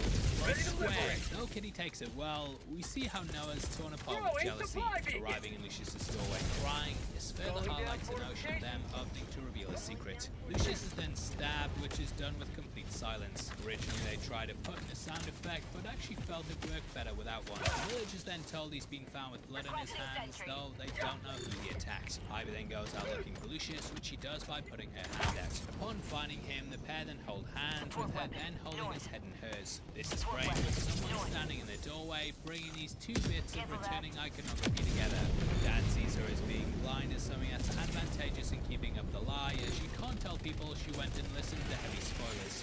Hearing footsteps on the rooftop, they went out to investigate, later seeing breaking the rules, but I think Edward just wants to keep murder out the town. This is something he views as an outside world problem, and in saving Lucius, it'll only be attempted murder, I guess. Taking Ivy to the shed, Edward then tells her about his grandfather. 50 meters. His grandfather, James Walker, died in the street and he could have done it instead of shouting him. Reinforcing! I tell you this. So you will understand some of the reasons. This is him laying the pathway to explain why they came here. He also explains how money is the root of all evil. However, I think one of the follies of the film is that without money, none of this would exist. They must pay a ton just to divert like Pats, and yet it's kind of a rich person's view of how pointless money is. Heading into the forest with the other two men, they carry some magic stones said to ward off the monsters. It kind of plays into how stupid superstition is, and how it often just boils down to your imagination. Reminds me a lot of that rock that keeps tigers away. What's that? You want it? Well, you can buy it at our merch store along the bottom, and we promise it'll keep away tigers. That's a guarantee. We also have our t-shirts there, like our June inspired Spice Girls one, and one how if you're gonna spoil the movie, at least warn a brother. Hey, warn a brother, right? You get that? All goes towards other videos like this get made, and we'll definitely have a design on there you'll love. Anyway, the stoner from Cabin in the Woods refuses to enter the forest, and the other one eventually runs away due to fear. It shows how effective the legends are, and how it can often get people to do stupid things. I feel like it also highlights that the entire village is held together by cowardice. People like this will one day become the elders, and I'm guessing that cowardice will keep them in place. As people get older, their fears also change. For example, when you're a kid, you're scared of monsters. When you're older, you fear different things such as mugging, murder, and unpaid bills. I think on that age, fear will also be used to control them. They'll probably be told what the outside world is like, and they'll be put in charge of keeping the village safe. They'll then likely don the costumes and become the very thing they feared. So he goes off, but at least he leaves her with the magic rocks. Very kind of you. Now it's in this we get our first twist with them revealing the monsters are fake. At this point we don't know they're really in 2004, but the illusion starts to fall apart. Doing this early on is also something that could potentially rob the last hour of its tension. So Edward says, there did exist rumors of creatures in these woods. It is in one of the history books I used to teach in the town. I feel like he's doing this as he doesn't know what Ivy will encounter, and potentially, you know, if she just bumps into someone, she might still think it's 1897. Now, as we learn, Edward was a history professor, so it makes sense he'd be able to make a relatively period-accurate town. Telling Alice, we then see as he argues with the other elders, saying how he refuses to see the pain of loss in his children's eyes, he justifies it for safety. I love as he leaves the room with Alice as well, and he's framed in the doorway to show his separation from their way of life. In the end, he argues he's protecting innocence by keeping the lie of the village alive. If Lucius is murdered, it will make it as corrupt as the outside world, and thus they see it as holding up the greater good. Anyway, we see as Ivy falls into a hole in the woods. Next to this is an uprooted tree, which explains what happened. The tree was clearly stuck in the ground here, but after it tipped, it made this massive hole. Climbing out, Ivy then gets covered in mud, and first watch, I did think they were going with some Predator vibes. We then see the branches like spikes as she climbs out, which visually carry a lot of similarities to the monster's claws. Tricking Noah into falling in, Ivy then sheds her cloak and ascends the wall. While this is happening, the box is unlocked, and the opening door on top of it reveals the truth. We hear the villagers' story with the context of the future, and learn things like how Clack's sister's body was dumped behind a dumpster. We also get Alice's story about her husband really leaving for the supermarket. This is all over the top of the photo, which has the elders standing in their couples. Alice is just there with the baby Lucius, and we hear how Edward's father was killed by a business partner. At this point, a car then pulls up with Walker splayed on the side. A guard then gets out, and originally this was going to end the movie.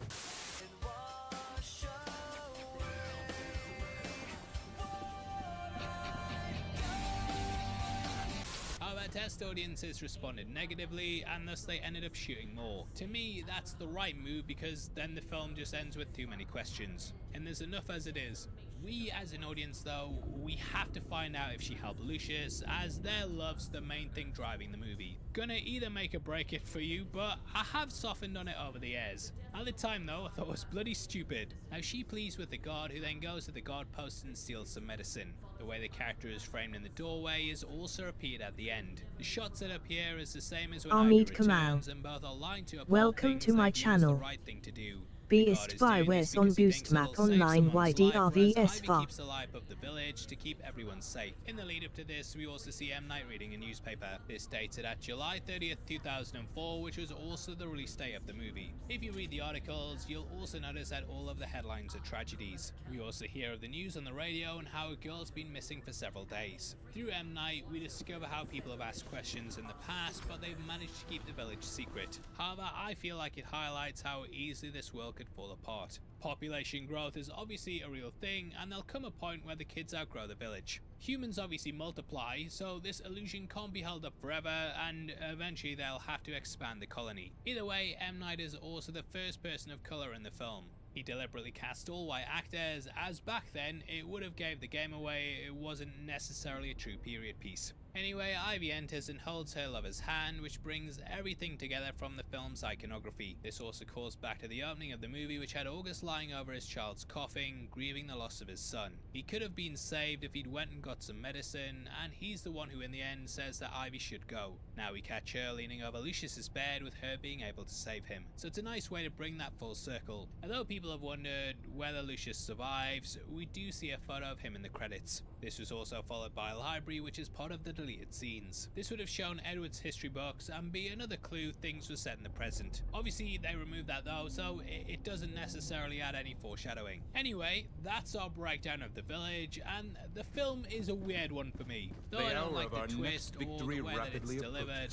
I do like the storytelling that we get. I think visually this is a beautiful movie with Roger Deakins doing some incredible work. Unfortunately, it's a film that's let down by logistics. Once you start to think about how the town would operate on a practical level, everything starts to fall apart. August even says he lost one member of his family on the outside and then the rest in here. So you do wonder what they've even gained and if restricting themselves has doomed them. Though I think they're upholding the lie, I also wonder how long it's going to be for. It's also going to mess up the children here, as they'll be forced to find a way to fit the world that they don't. So it's kind of a tragic ending, but obviously there's a lot of ways to read into it. I'd of course love to hear your thoughts on it though, as I do think there's a wealth of things to talk about. Please drop a like on the video as well, and did you know members of the channel get early access to videos like this a week before anyone else? You didn't? Well, all you have to do is click the join button, and for 99 cents that's what you'll get. For less than $12 a year, you'll get early access to at least one video a week, and also help pay our editors for their time on these breakdowns. Huge thank you to everyone who signed up to it. Bell Martin. Welcome to my channel. Oh. Hey. How is your experience going with Helldivers? Oh, good. I've been playing it for like 500 hours. Bell Martin. Thanks for following. Yeah, thanks. Thanks for following. Bell Martin 19. Created 5th January. Oh, that is cool. Yeah, thanks. Let me check again. 720 hours. Yeah, I've seen some. I've fired some bullets. By the way, how many years you've been streaming? 6, 7, something like that. Forget the real number. It doesn't really matter. I stream for friends and for, I guess, people that wants to watch. I don't care much about anyone, you know, like monetization. I earn my money by doing some other things. Oh really? Yeah, this is a hobby. Everything the people donate goes to charity, so I don't care about it.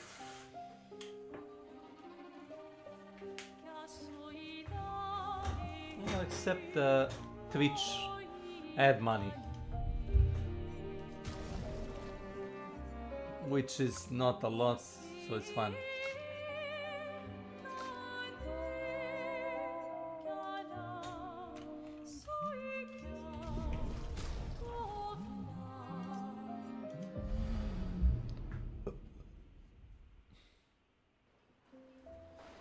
Well, I think you use think your channel, so it's pro. By the way, I do some super crazy art stuff. Would you like to see? Comment vont Maël et mes apprentis? Thanks, but you would be working for free because I intend not to like invest like a dime. Hey Gustave, regarde mon nouveau picto. Picto? Il m'a l'air un peu grossier. Tu es sûr qu'il fonctionne? Je travaille dessus depuis des mois. C'est mon chef-d'œuvre. Eh bien, permets-moi de te dire que ton chef-d'œuvre m'a l'air très peu orthodoxe. Il est super utile, crois-moi. Vas-y, essaie-le. Bon, d'accord. Génial. Je te l'échange contre un jeton. C'est sans doute ma curiosité malade. Tu le regretteras pas. Tu le regretteras pas. Enfin... I do paid work, but don't worry about the money. Mr. Prices are very low. Salut Amandine, tu t'amuses bien? Eh, salut mon mignon. T'arrives pile à temps. Je coupe les cheveux de tout le monde avant qu'on y aille. Faut qu'on soit tous sur notre 30. C'est sûr que c'est important. Sans problème. Prêt pour ta nouvelle coiffure? Commence par aller me... Well, I already gave a guy a Tu as bu tout ça? T'as l'intention de me faire la morale? J'oserais pas. Je calculais juste combien il m'en fallait pour te rattraper. Commence tout de suite, ça vaut mieux. Tiens, en voilà un. À Sophie, qui a toujours été si entière, ma meilleure amie, si prompte à défendre les siens. Prompte. À Sophie. Mais demain, ça risque de cogner du... Demain viendra. Mais c'est pas encore le cas. Et hors de question que j'y aille sobre. Sobre, c'est quand même mieux que d'avoir... Non, pas pour ça. Je comprends. Va donc boire un coup.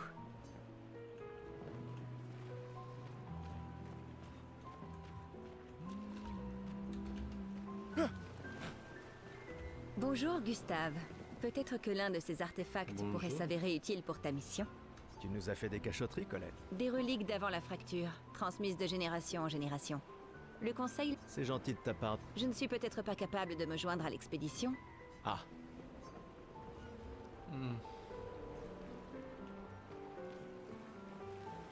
Ah, Gustave. Tu veux ta revanche, c'est... Eh bien, c'est... À partir de I can demain, make tu a seras logo. l'expert Can banner is incontesté just sur first. You l'histoire can des pay me expéditions. the upfront. No. Not one dime. Demain, peut-être. That's how little I think. Qui suis-je pour te contredire? Quand la fracture And I a-t-elle eu- start Tu working plaisantes. on your C'est ça ta project. question? Project. It's fine. No need. Exactement. I insist. Quand notre monde a-t-il été ravagé? Ce qui a projeté notre luminosité au beau milieu de l'océan.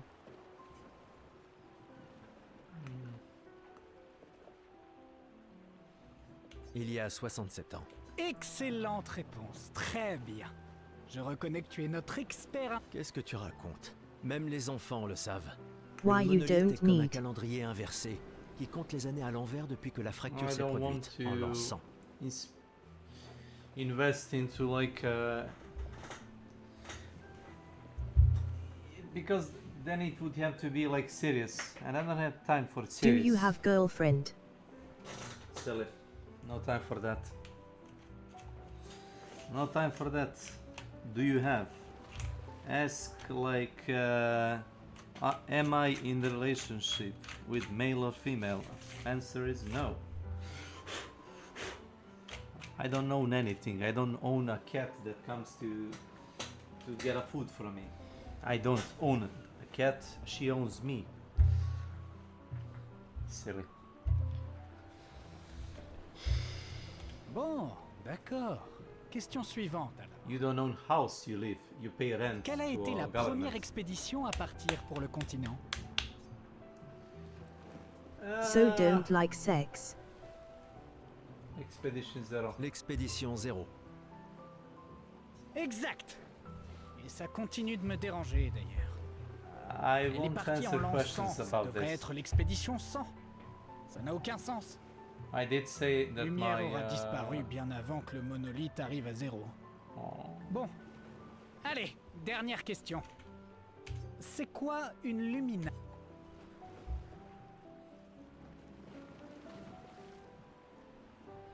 Abilities you internalize by using Pictos in a battle after enough time.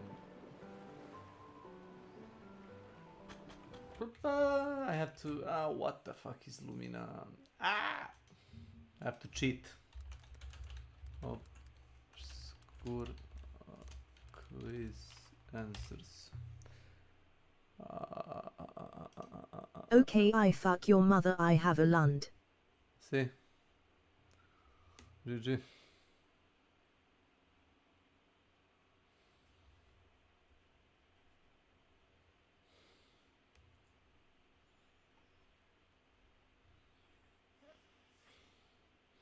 Abilities. Well.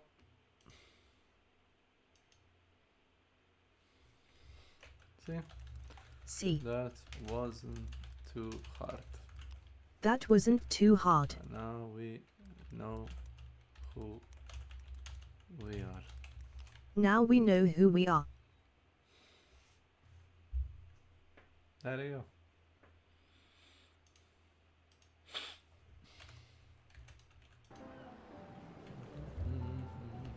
Une capacité qu'on internalise après avoir utilisé un Pictos. Bravo, bien joué. Bah, pas vraiment. Je te rappelle que c'est moi qui ai... Bon. Je mets officiellement fin à notre querelle. Finalement, tu es... Bon, d'accord.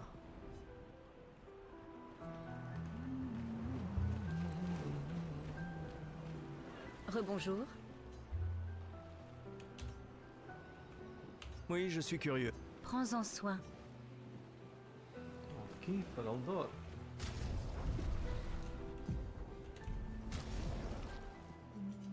Inventory.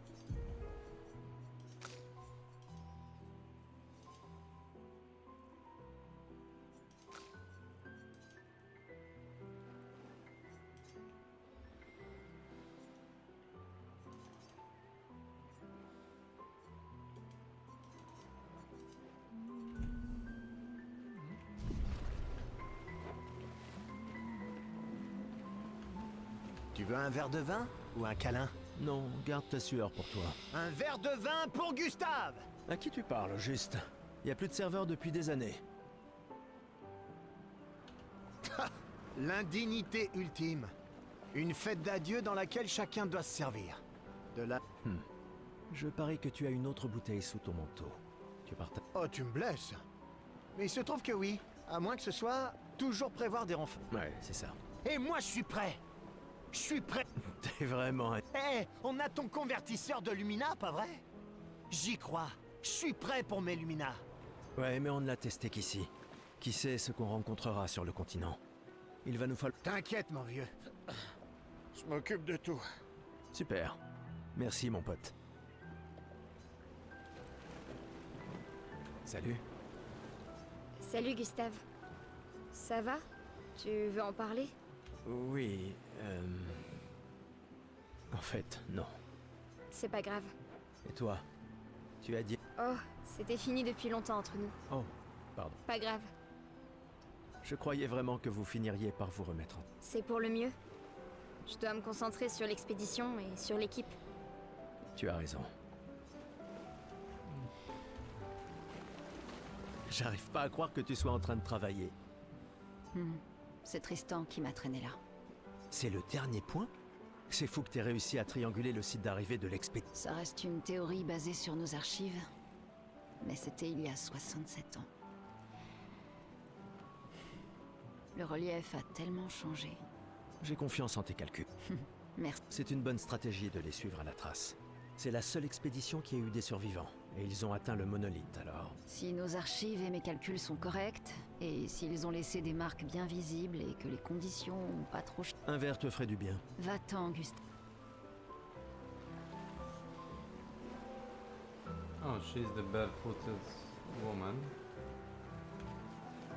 Je viens tout juste de finir de calibrer le convertisseur de Lumina. On pourra lancer les premiers tests. Parfait. Dis, tu trouves pas que Lune a l'air préoccupée? Bah, c'est Lune. Peut-être, mais cette fois c'est différent. J'ai rien remarqué, mais tu la connais mieux que moi. Non, elle déteste qu'on lui pose des questions personnelles. Ah oui, c'est vrai que vous... Ouais, disons juste qu'on rigolait pas tout. Tu es venu. Je n'étais pas sûre que ce soit une bonne idée. Tu nous évitais. Il fallait... J'ai appris que Seba avait pris ma place. Ouais. Tu trouves que c'est de la... Et toi? Plus maintenant. Nous ne pouvons pas tous changer le monde. Certes. C'est-à-dire que tu as fini par accepter l'inévitable? Par te convaincre que... Disons plutôt que j'ai redécouvert le bonheur. Il ne me reste plus qu'un seul gomme. Ça m'attriste de t'entendre parler de la sorte. La peintresse nous aura vraiment tout pris. Non, tu te méprends. Dans ma tête, je suis libre désormais. Et la peintresse ne peut... Si tu le dis. Tu crois qu'il y a d'autres survivants là-bas? Ça m'étonnerait. Mais c'est pas impossible. Avec un dôme bouclier, peut-être qu'ils auraient pu survivre. Mais ils auraient été submergés par les névrons avant de pouvoir le construire. On a eu de la chance que la fracture nous envoie ici. Ça nous a laissé le temps d'établir nos défenses. Je sais pas trop. On est plein de ressources, et les névrons peuvent pas être partout. Ça me plaît bien. Commandant? Commandant? Gustave? Je t'ai vu avec Sophie. Oui, Où est ta fille? Léona m'en veut. Elle refuse de me voir. Oh, merde. Ce n'est pas grave si elle ne comprend pas. Ouais. Je compte sur toi. Aucune pression. Au contraire, elle est énorme. Lune et toi, et ta technologie des Lumina, bien sûr. Vous êtes notre atout majeur. Merci, mais c'est pas... Tout le monde a un rôle à jouer. Grâce à toi, on a une excellente équipe. Le voilà, notre atout. Demain viendra, mon ami. Est-ce qu'il ne vient pas tout? Une petite partie de cartes? Tu plaisantes. Mauvais perdant, va. Sérieux? Tu comptes aussi... C'est pas de la trouille, mais de la prudence. Bah, faut que les membres des expéditions soient malins. De toute façon, l'argent ne sert à rien ici. Parce que c'est marrant de gagner. Une petite partie de cartes?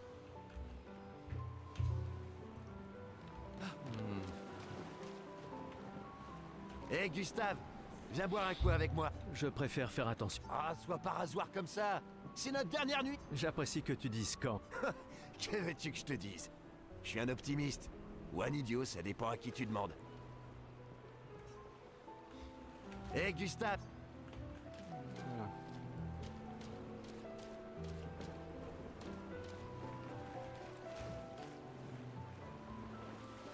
Va donc boire un coup.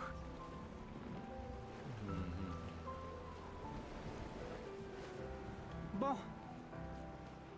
Je...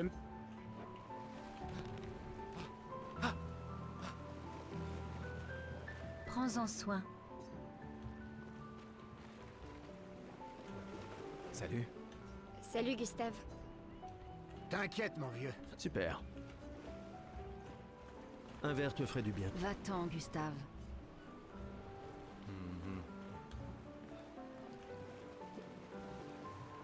Gustave, on a quelque chose pour toi.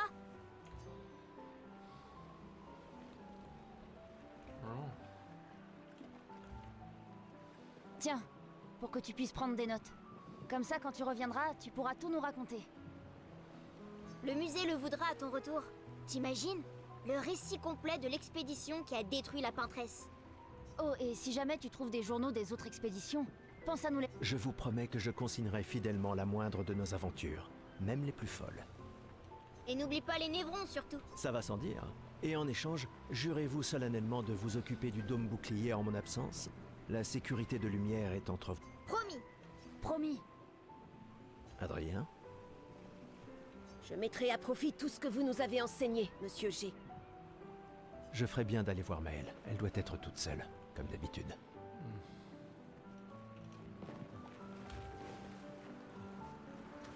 Prêt pour demain?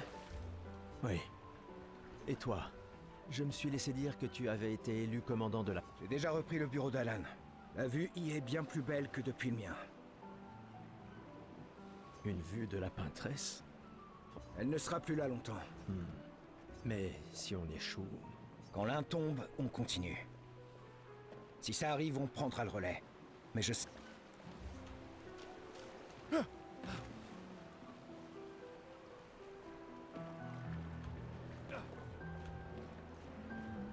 Je viens tout juste de finir de calibrer le convertisseur.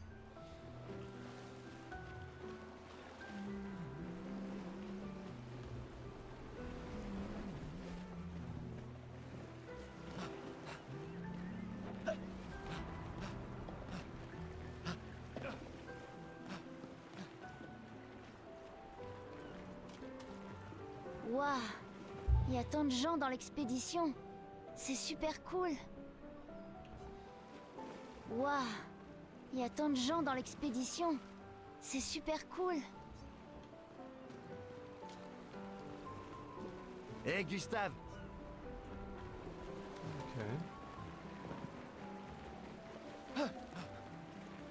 Je ferais bien d'aller voir Maëlle. Elle doit être toute seule, comme d'habitude.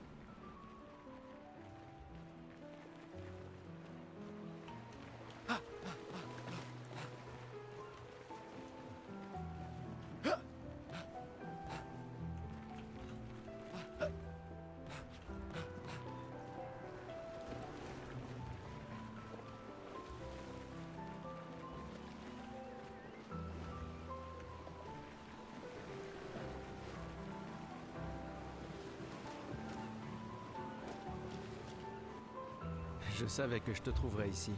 Tu commences à regretter... Dis pas n'importe quoi. Je suis plus prête à y aller que tu le seras jamais. Ouais, je sais. Je sais qu'on en a déjà parlé, mais étant ton tuteur, nous tous on n'a plus qu'un an à vivre. Mais toi, il te reste 9 ans avant ton gommage. Rien ne t'oblige à venir avec nous. C'est extrêmement risqué. Une année là-bas, c'est mieux que 9 ici. Je sais que t'en es persuadé, mais... S'il y a bien quelqu'un qui devrait rester, c'est toi. T'as des amis et de la... Toi aussi? Bien sûr que non. Emma te considère comme ça. Je ne suis pas comme toi, tu sais. Lumière, c'est pas chez moi. Et puis, au moins comme ça, je peux t'avoir à l'œil pour Emma. Comme si elle ne me surveillait pas assez comme ça. Tais-toi, idiot. T'as de la chance d'avoir une sœur qui veille sur toi. Et même plus que t'imagines, vu qu'apparemment, maintenant j'en ai deux. Bon, assez discuté. Viens, l'ancien, on se fait un petit duel? L'ancien? Bah, t'es quasiment l'homme le plus vieux de lumière maintenant, pas vrai? Allez, viens. Cette fois, ça rigole plus.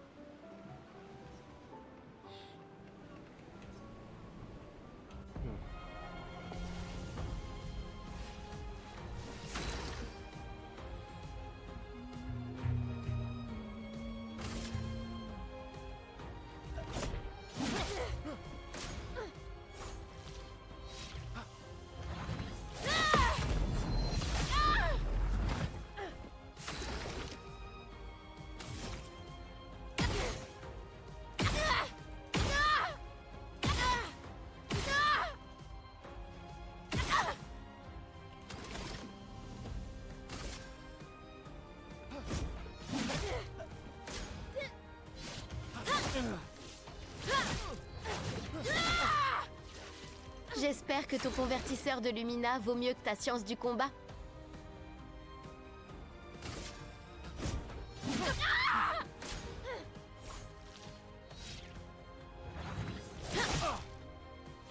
Il n'y a pas de honte à perdre face à quelqu'un qui est plus fort que toi, tu sais?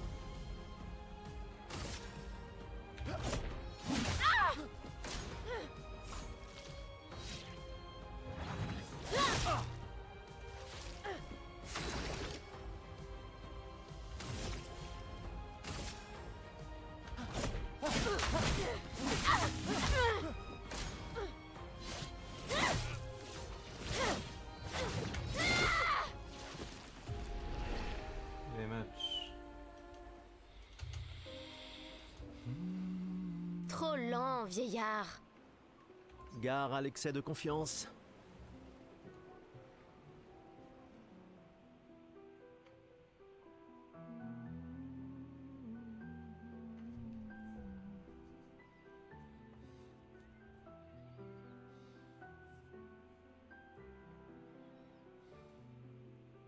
Ah, Emma est là. Ta sœur te... Notre bien-aimée conseillère en chef. Essaie de ne pas trop boire. Ma petite sœur chérie. Ouais.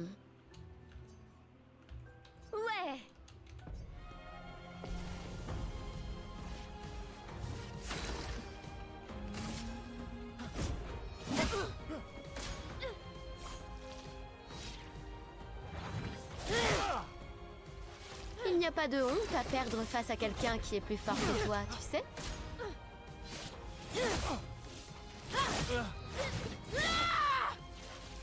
J'espère que ton convertisseur de Lumina vaut mieux que ta science du combat.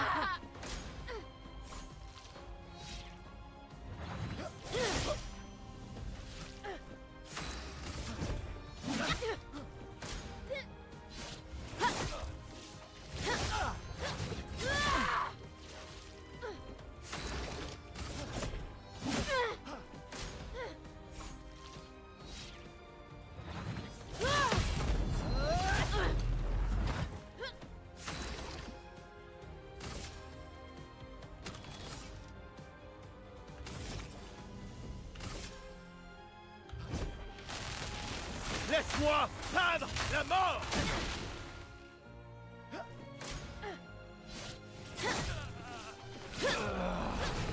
Yeah, it was close. I think. Trop lent, vieillard. Gare à l'excès.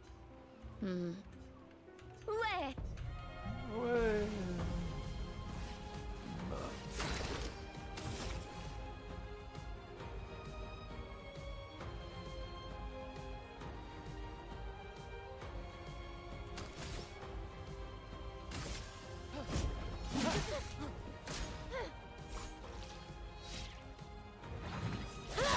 Demain, viens! Ah!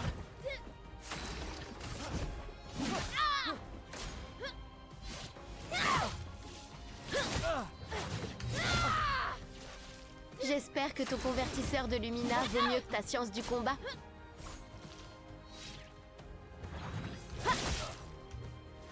Il n'y a pas de honte à perdre face à quelqu'un qui est plus fort que toi, tu sais.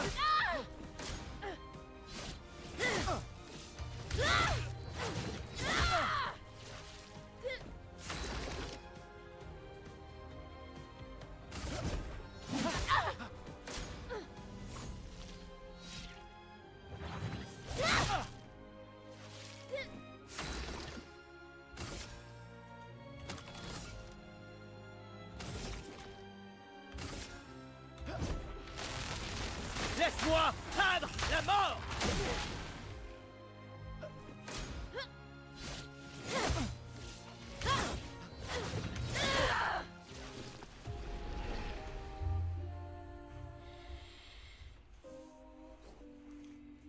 Trop lent, vieillard. Gare à l'excès. Oh. Ils ont montré dans les plans.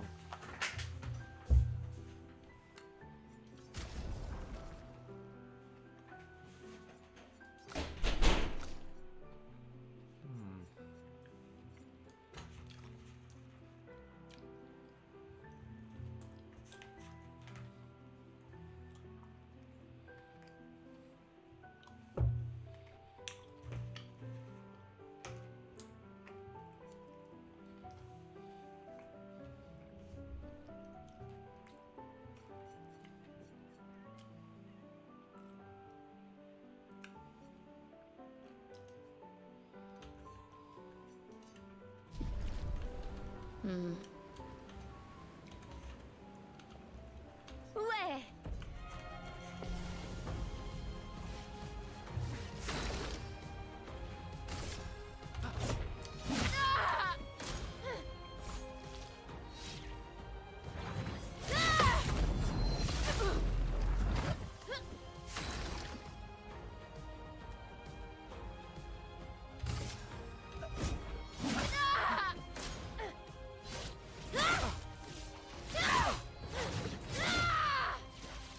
J'espère que ton convertisseur de Lumina vaut mieux que ta science du combat.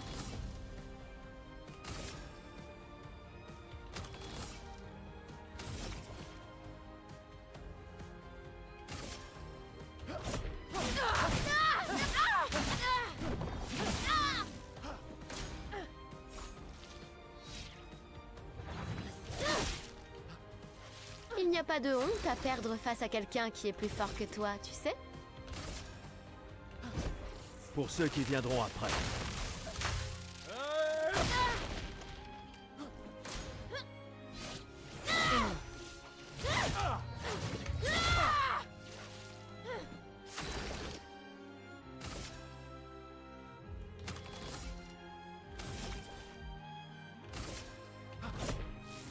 Ah, c'était pas assez.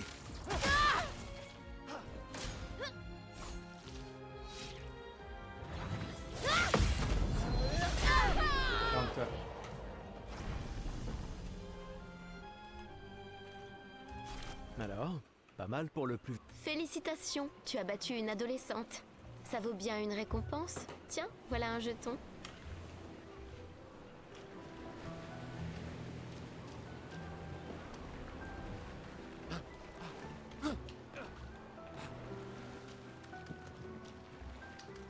Prêt pour ta nouvelle... Voyons ce que tu sais faire.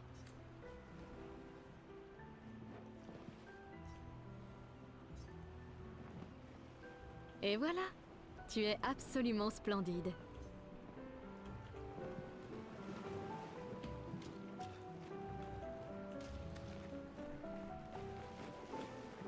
Va donc boire un coup. La conseillère en chef nous honore de sa présence. Alors, tu m'en veux toujours de mon... Ces expéditions ne sont qu'une perte de temps. Mon frère est plus intelligent que ça en général. Ah oui? Pourtant tu me répètes sans... Tu sais tout aussi bien que moi combien la situation politique est complexe. Ces expéditions sont vitales pour le moral. Tu devrais ajouter ça à ton discours. C'est extrêmement motivant. Comme ça... Il y a tant de choses que tu pourrais faire ici, à Lumière. Des choses qui auraient un vrai... Emma, Tu fais de l'excellent travail, vraiment. Tout préparé pour la dernière génération, c'est... Je sais que tu as les choses en main. Laisse-moi... Nous ne nous reverrons plus jamais. C'est déjà quasiment le cas de toute façon. Tu es tellement occupé. Veille bien sur Maëlle, d'accord? Je n'arrive pas à croire que tu es... Elle est aussi sous ta responsabilité. Nous sommes ses tuteurs, et elle a vraiment envie de s'en aller. Tu n'as pas... Celui que tu m'as si gentiment Ce n'était que quelques suggestions. Je pensais que... Ah, je comprends. C'est juste que... Enfin, bref. Tu as raison. C'est l'heure de mon discours.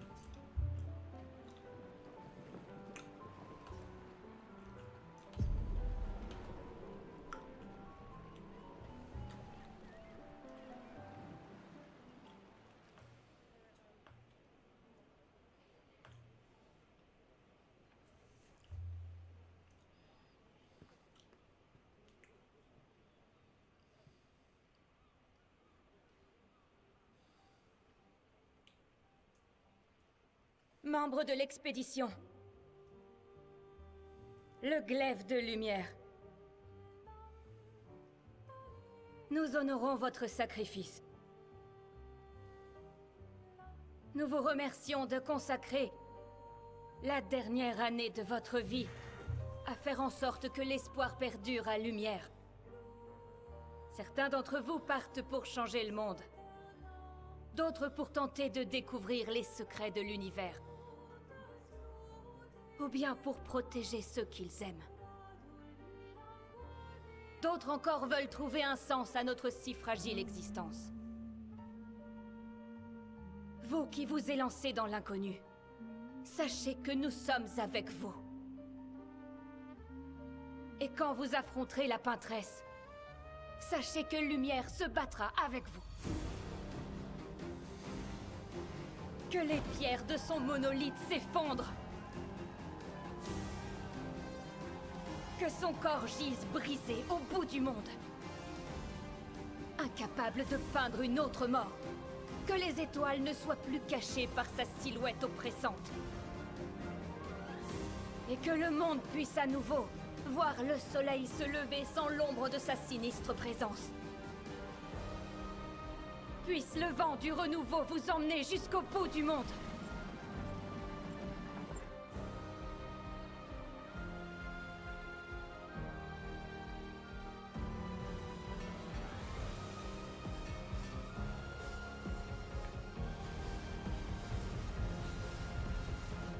Demain viendra.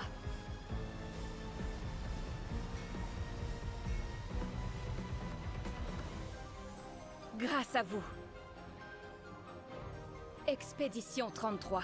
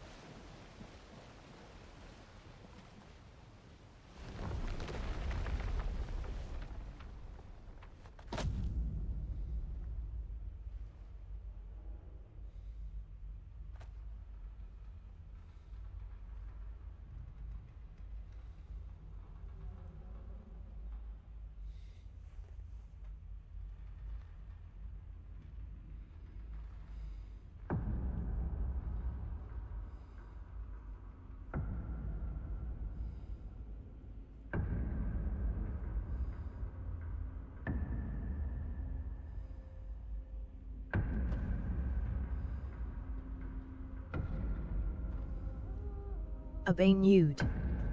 Welcome to my channel. I just gummaged my pants. I bet.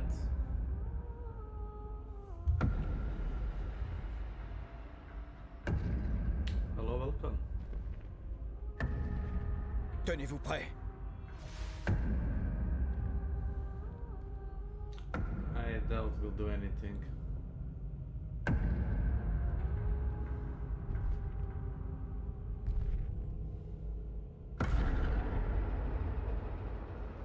do I feel like we are the bad guys? Vous êtes vieux? Comment avez-vous survécu au gommage? De quelle expédition êtes-vous?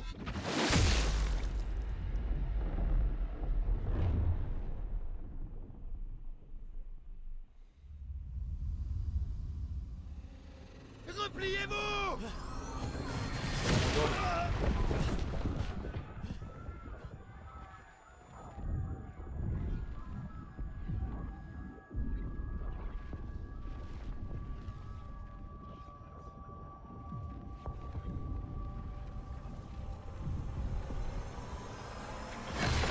Putain, dépêche-toi, faut qu'on dégage!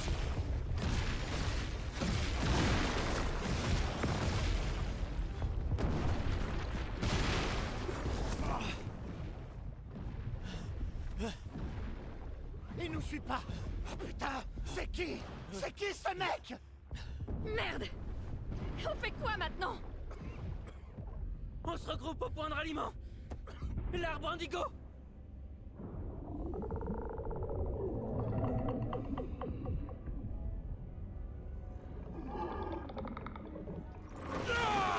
Merde! Courez!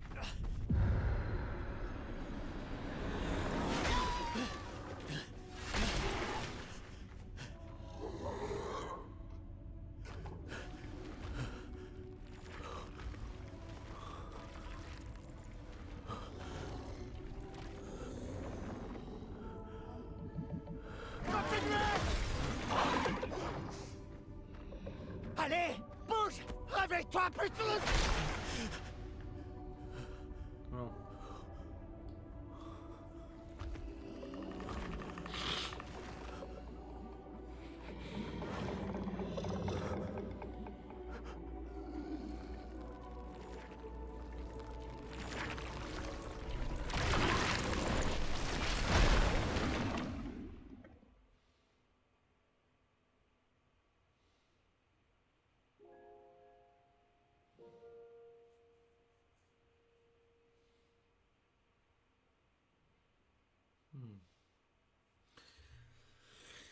Interesting.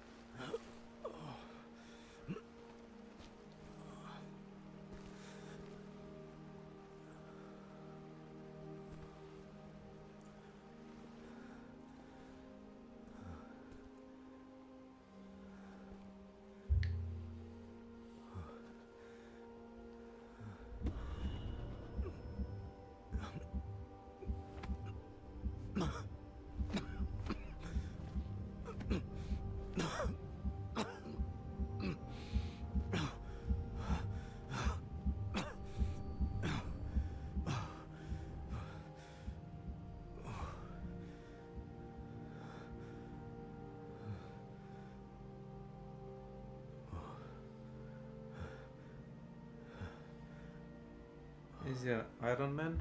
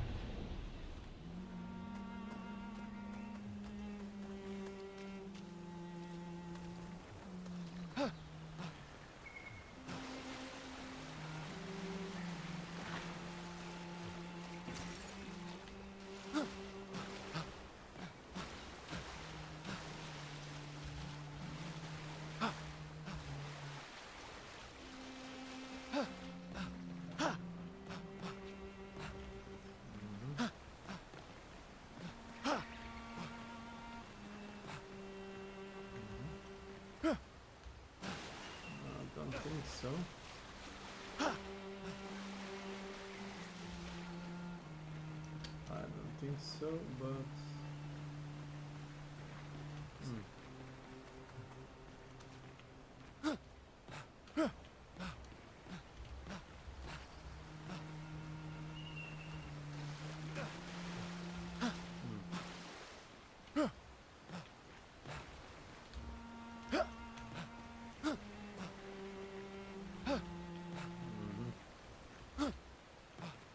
No.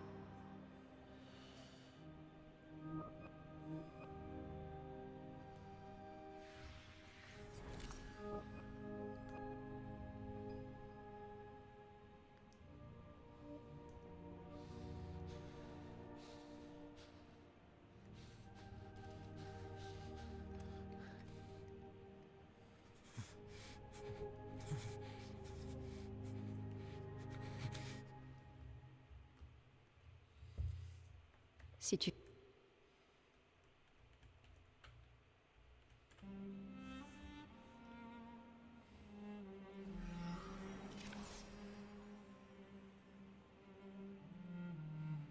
Et...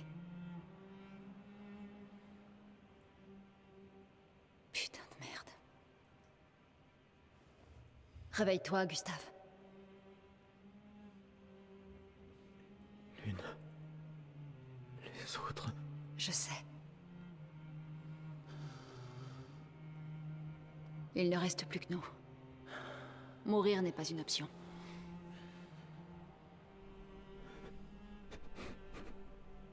Ce n'est qu'une question de temps avant qu'on...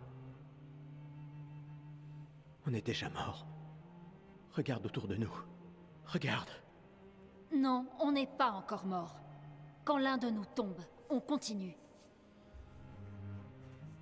Debout. On doit trouver un endroit sûr. Le coin grouille de Névron. Lucien. J'ai pas... Ce n'est pas le moment.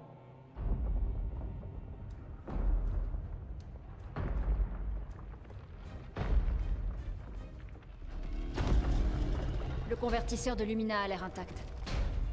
Il est temps de le tester en conditions réelles.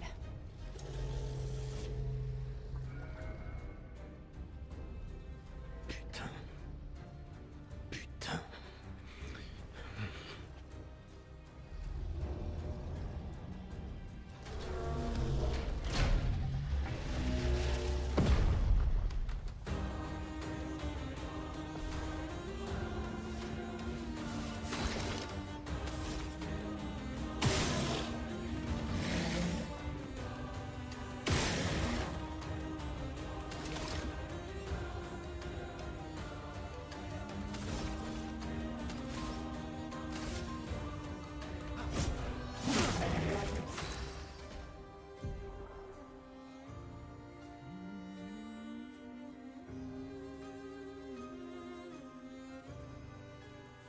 Fire eyes, lighting dirt, lights.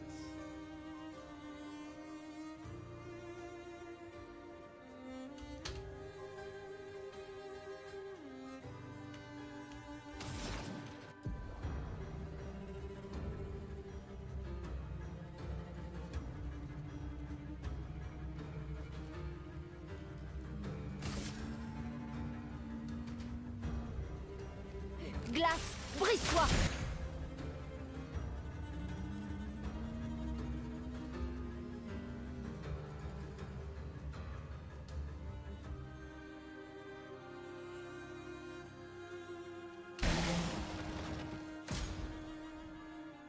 Faites attention.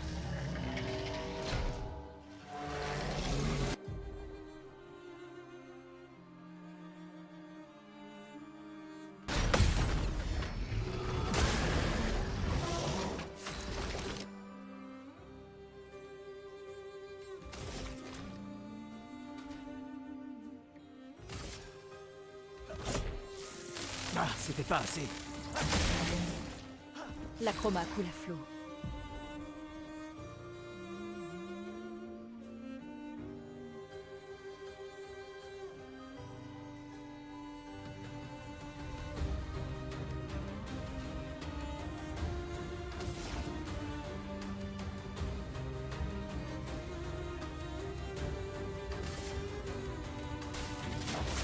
Sans la brûlure!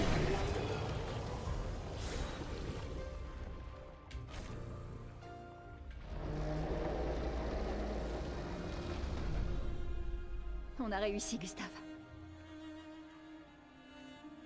Voyons si ton invention est à la hauteur de sa réputation.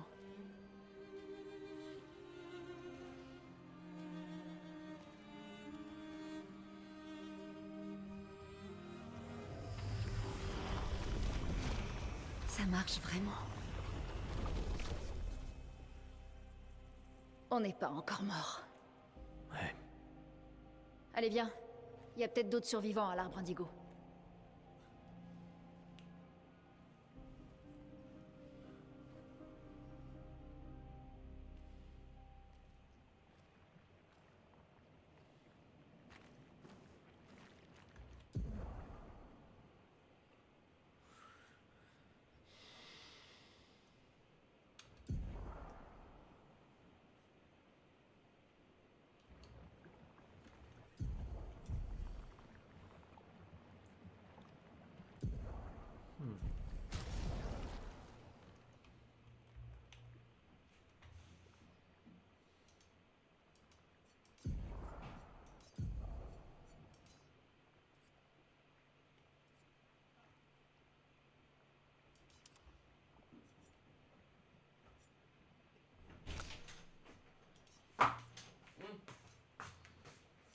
Ha?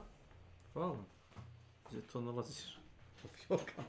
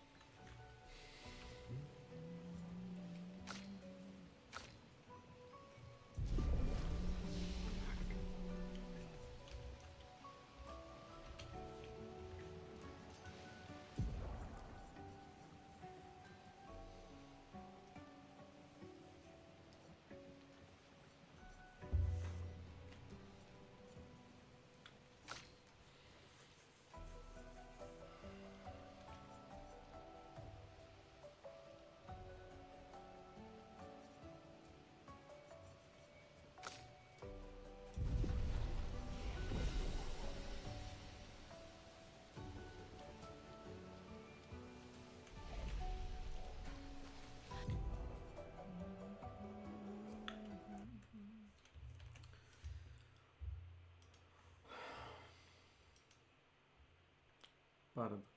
What the fuck is paradox?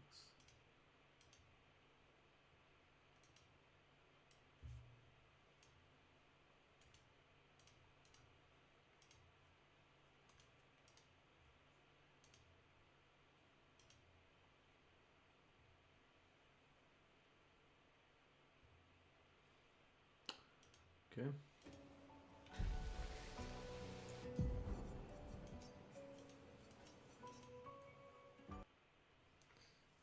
Okay.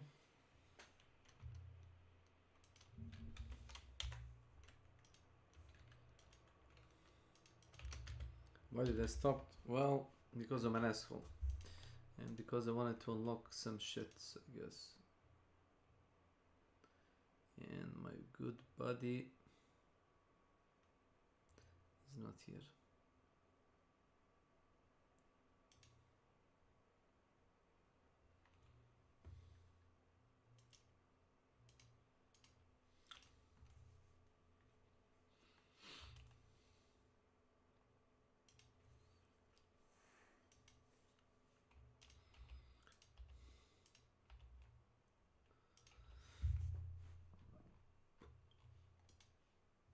There you go.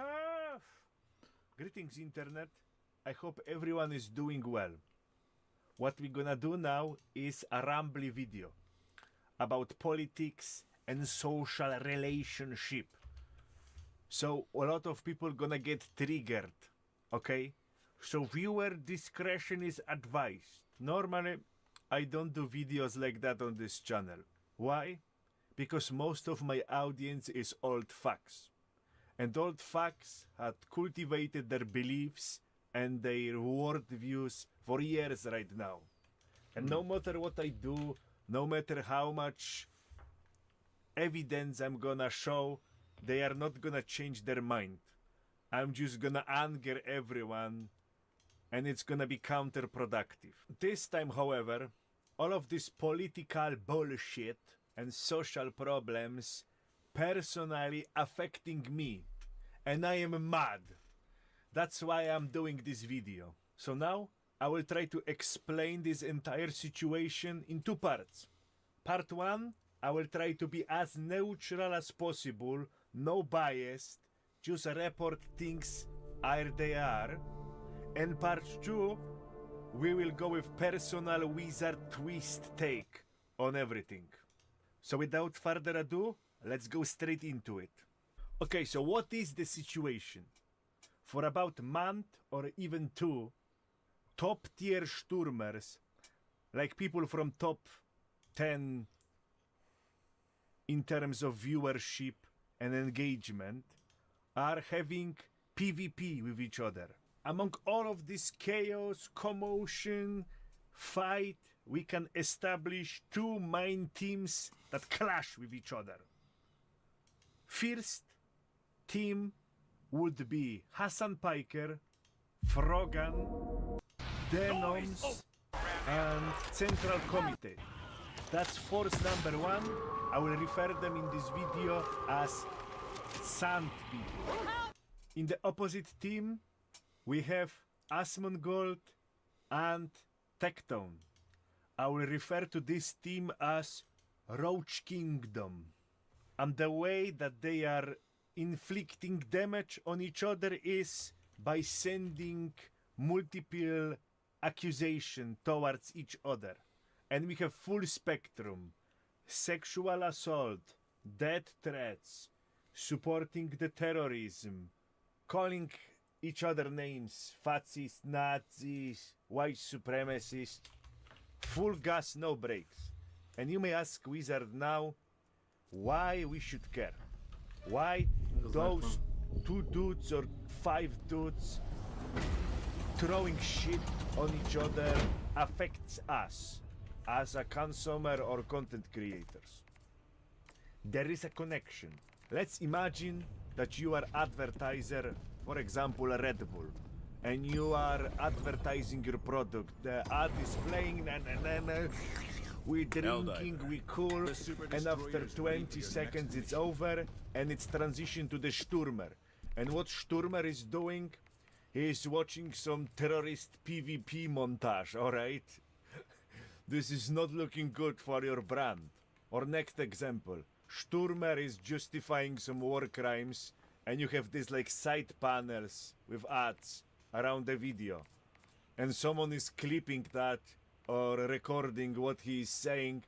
Boom, it goes to YouTube, it goes to X, TikTok, and what million people are seeing it, and what they see is like the guy is giving like Israel-Palestinian war take, and there is like, I don't know, Sprite or Pringles advertisements attached to it.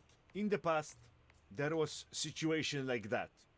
Not to one-to-one comparison, but it set the vibes how advertisements feel about this situation. So let's roll the tape. Next tonight, imagine seeing the pickup truck you sold to a Texas dealer show up overseas being driven by ISIS. A plumber from Texas suing after selling his truck only to have it, along with his logo and his phone number, end up in the hands of terrorists. Here's ABC's David Wright. A plumber's truck is his billboard. So what happens when that billboard turns up on the front lines of a war zone? That ISIS fighters in Syria were tweeting out shots of his black Ford F-250, now sporting a serious new gun rack. Those photos turned up on his Yelp page. The plumber says he got death threats and suffered a serious loss of business. He's suing the dealer. For suing for $1 million, I believe I've lost that much work. Companies don't want to deal with this bullshit. So what companies did? Poof! They disappeared from Twitch.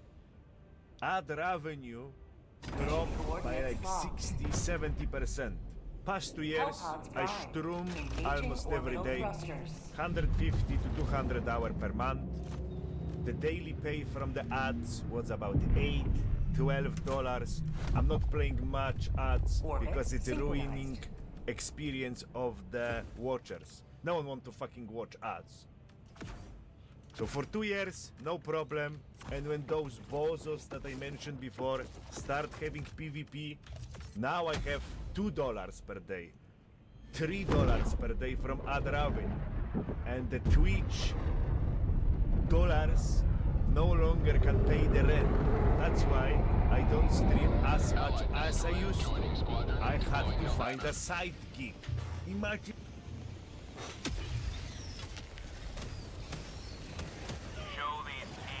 Orada gol ya, super.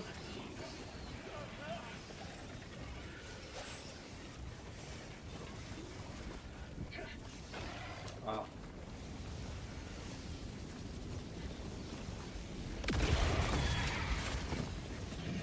Affirmative.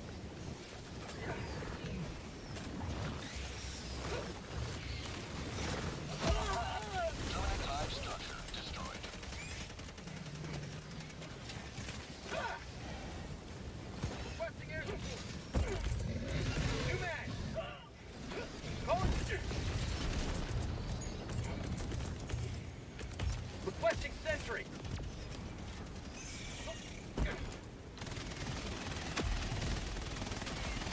Dropping a pin, south, 100 meters. Requesting advanced weaponry. Reinforcing. I'm sorry. The turret executed you, sorry. Request approved. Deploying reinforcements. Have a taste of democracy. Ready to liberate.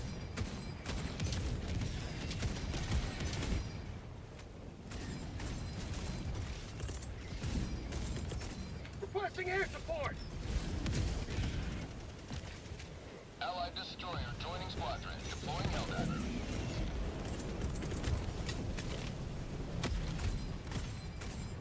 An eagle never misses.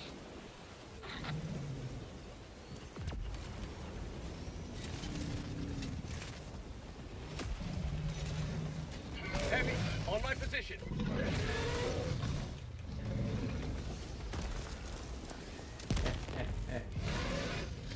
Affirmative. Found something. Rare sample acquired.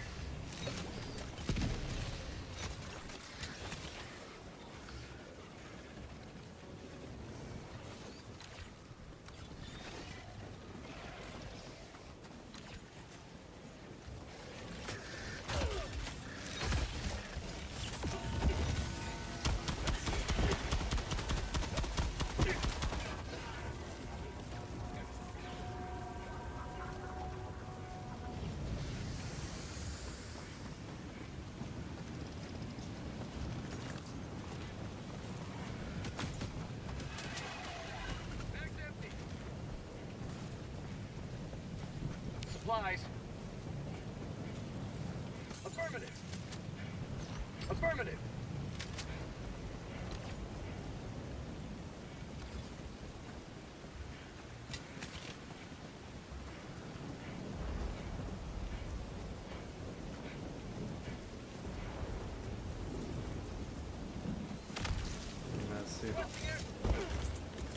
Requesting sentry.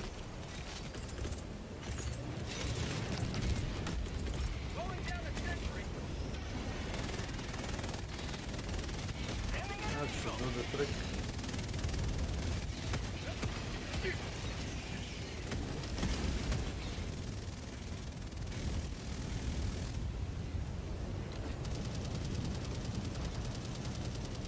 Allied destroyer joining squadron, deploying Helldiver to combat zone.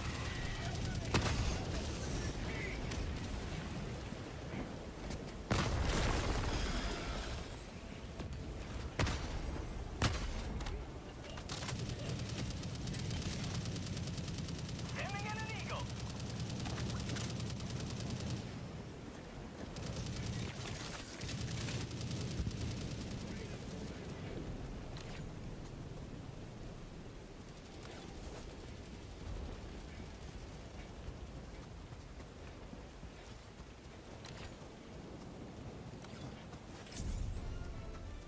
Affirmative. Tagging map. East. 300 meters.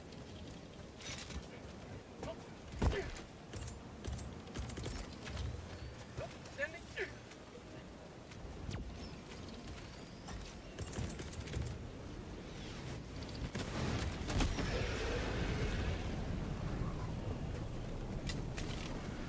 Found something! Say hello to democracy!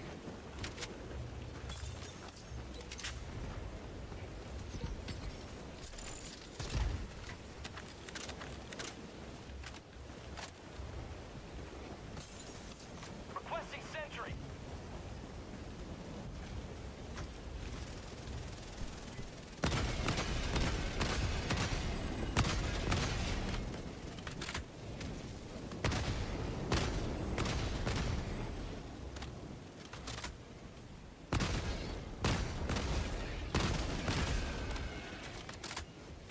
Heavy, northwest, 50 meters.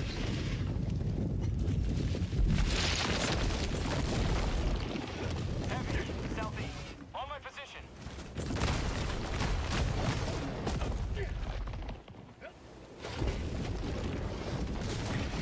Requesting air support. Reloading. Bug outpost. Requesting air support. Calling in reinforcements! Outpost cleared. Request approved. Calling down a sentry! Sending in an eagle! Sending down sentry.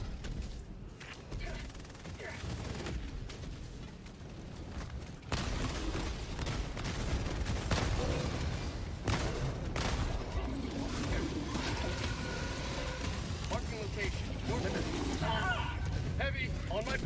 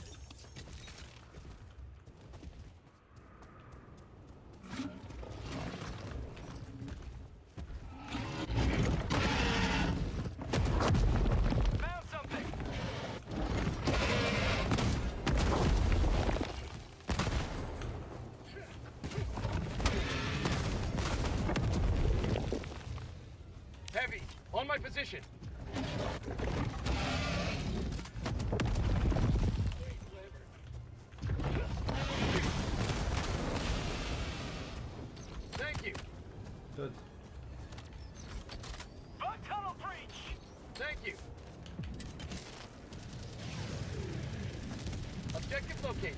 Northeast. Throwing supply beacon.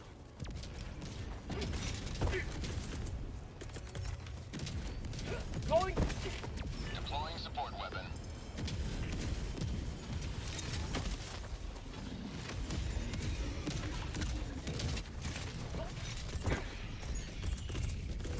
Calling down a sentry.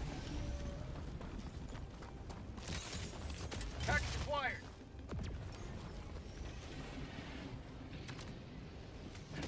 Dropping package.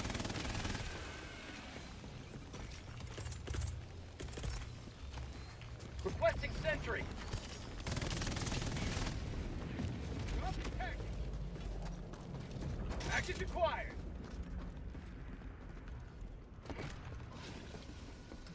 Four. Sending in an eagle. 5. Package acquired. Go, go, go. Thank you. Dropping package. They found. Close it. Package acquired. Close it. Requesting air support. Dropping package. Outpost cleared. Thank you. Engaging terminal.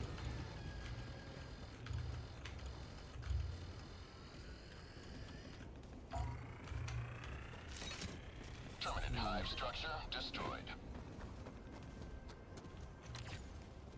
Objective complete.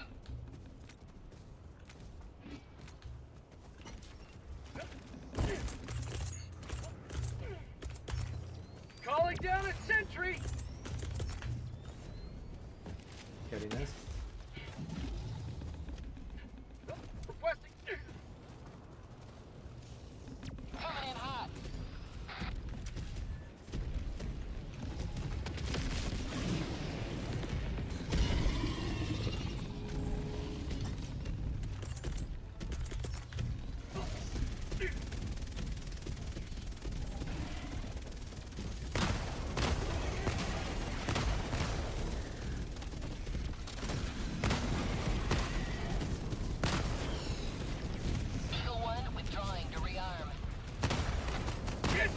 Get some!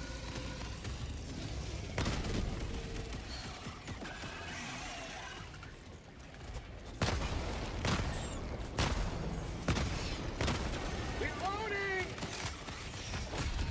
Democracy has been well delivered. May your extraction be swift. Heavy, on my position.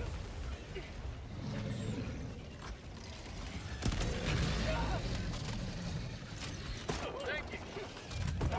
Reloading. For prosperity.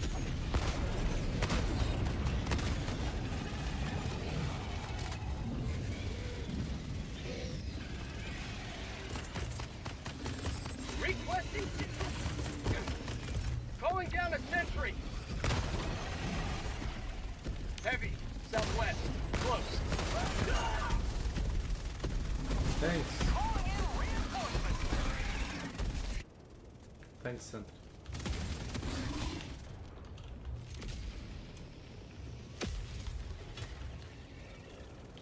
Ready to liberate. Traitor. Requesting sentry.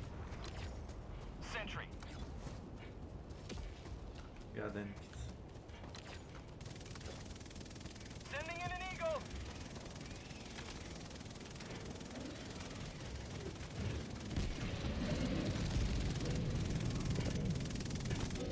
Support weapon.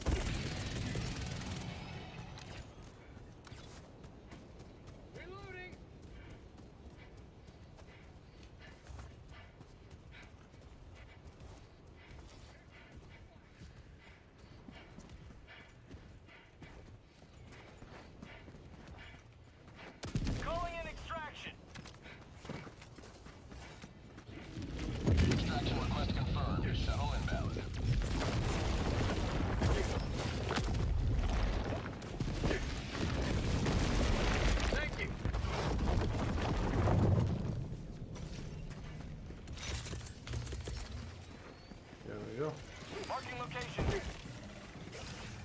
Watch out, Mr. Texas, watch out.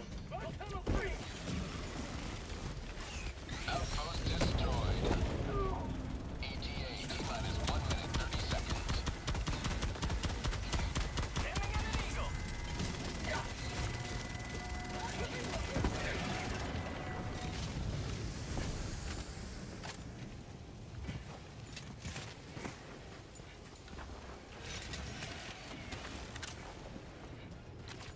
Requesting air support. Requesting orbital.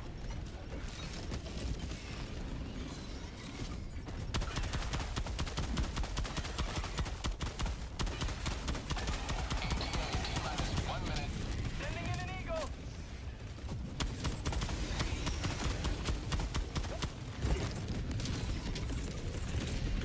Reinforcing.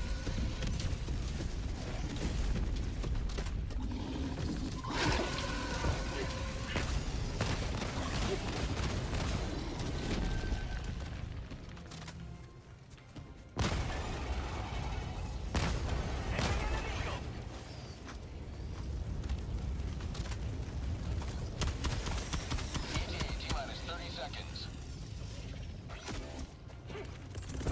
Reinforcing. ETA T-minus 20 seconds.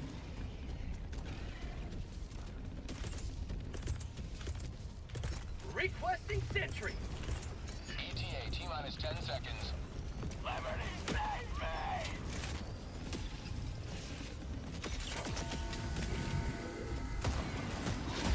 This is Pelican 1. I have visual on the extraction zone. Pelican 1, landing in progress.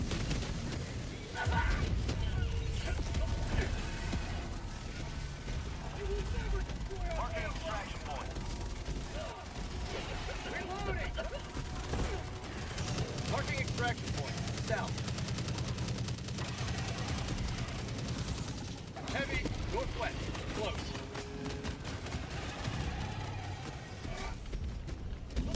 Countdown initiated. Stand by for takeoff.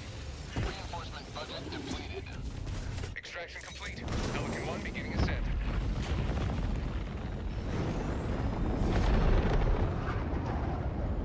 Democracy prevails once more.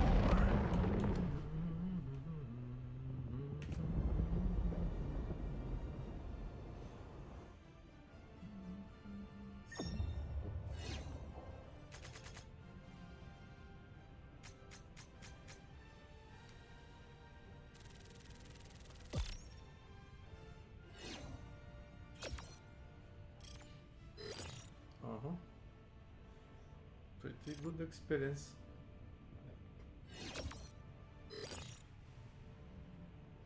Nice.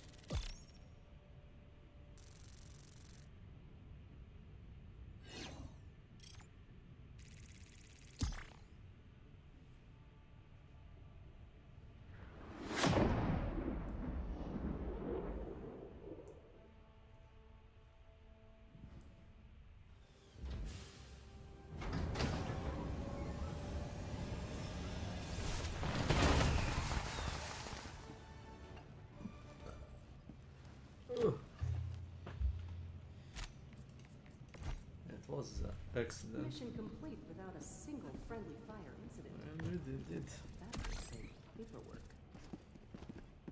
Allied destroyer has left squadron.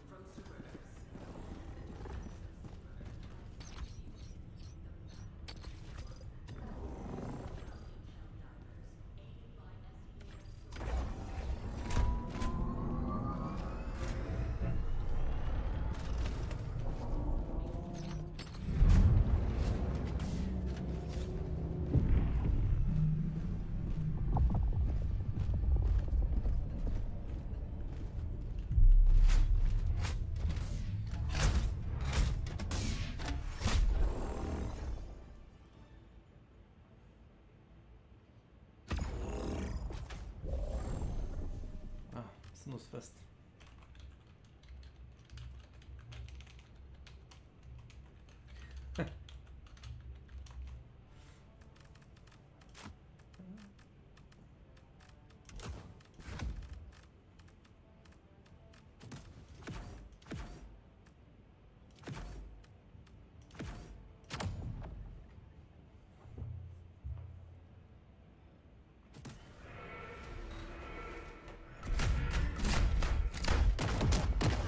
That I had to go to real war, not those fake fucking streaming war.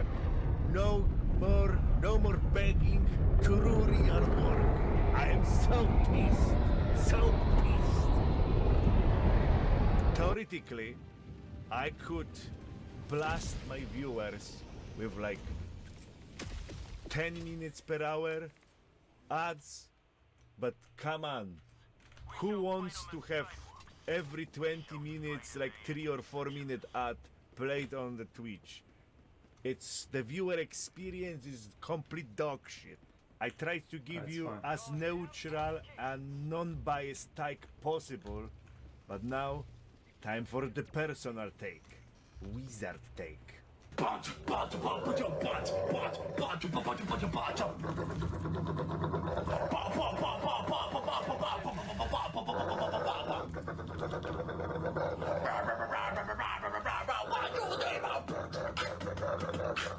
Lot of people will explode after watching this part of the video. I don't expect them to agree with me. I just want them to understand where I'm coming from. That's why we are going way back. We are going to the place where it's all started. We have a year 2022. I'm playing my beloved Korean bullshit MMOs for about 15, 16 years. I don't know, I started with Lineage 2's Chronicle 4 Sions of Destiny. You can do math for me. Anyway, I'm pumping, life is amazing. I am just your regular Andy. I work as IT technician, 9 to 5 work. I am not participating in social media. I am not doing any content creation.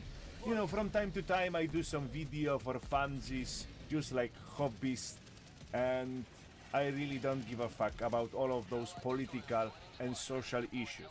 Same year, scheduled, the game that I'm played already for like 9,000 hours or even more.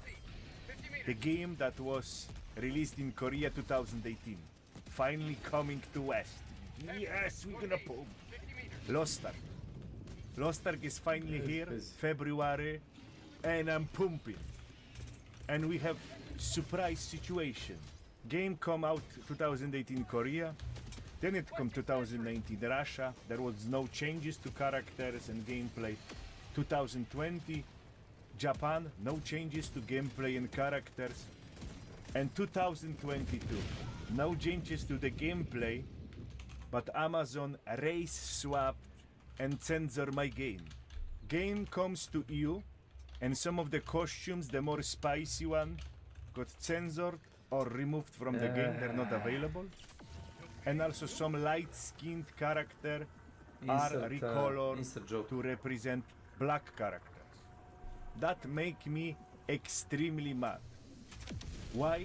Because I have seen it as virtue signaling. The game already had black characters and dark skinned characters, but they were way later into the story. So Amazon will not get extra points for diversity. They pick the ones that for the beginning and they just recolor them. I felt like a hobby that I'm enjoying for almost 2 decades. It's getting taken over by people I don't know, and it's getting used to push a political agenda. Those events ridiculize me a lot. I was fuming, I was upset, I was making molding videos. Like, what the fuck is happening? Yes, How? exactly. And then, you can say someday I wake up and my YouTube is on fire. What the fuck is happening? Apparently, some Sturmer from Texas reacted to my video. What was his name? Asmongold. And overnight I become Lost Ark sensation. Fucking 200, 300,000 views on my video. And everyone in the comments says, true! True! It felt, I have seen it as a sign. Opportunity given from cosmos. So I decided to go big dick. I quit my job, full-time job. I quit my full-time job. I switched to part-time job. And I start pumping. 3 years later, I wake up. I don't know what hour it is I wake up.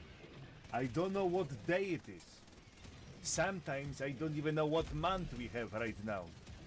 All I know is that today we're gonna do some hardcore gaming and we're gonna pump and we're gonna farm noobs. Haha! I'm living the dream of my life.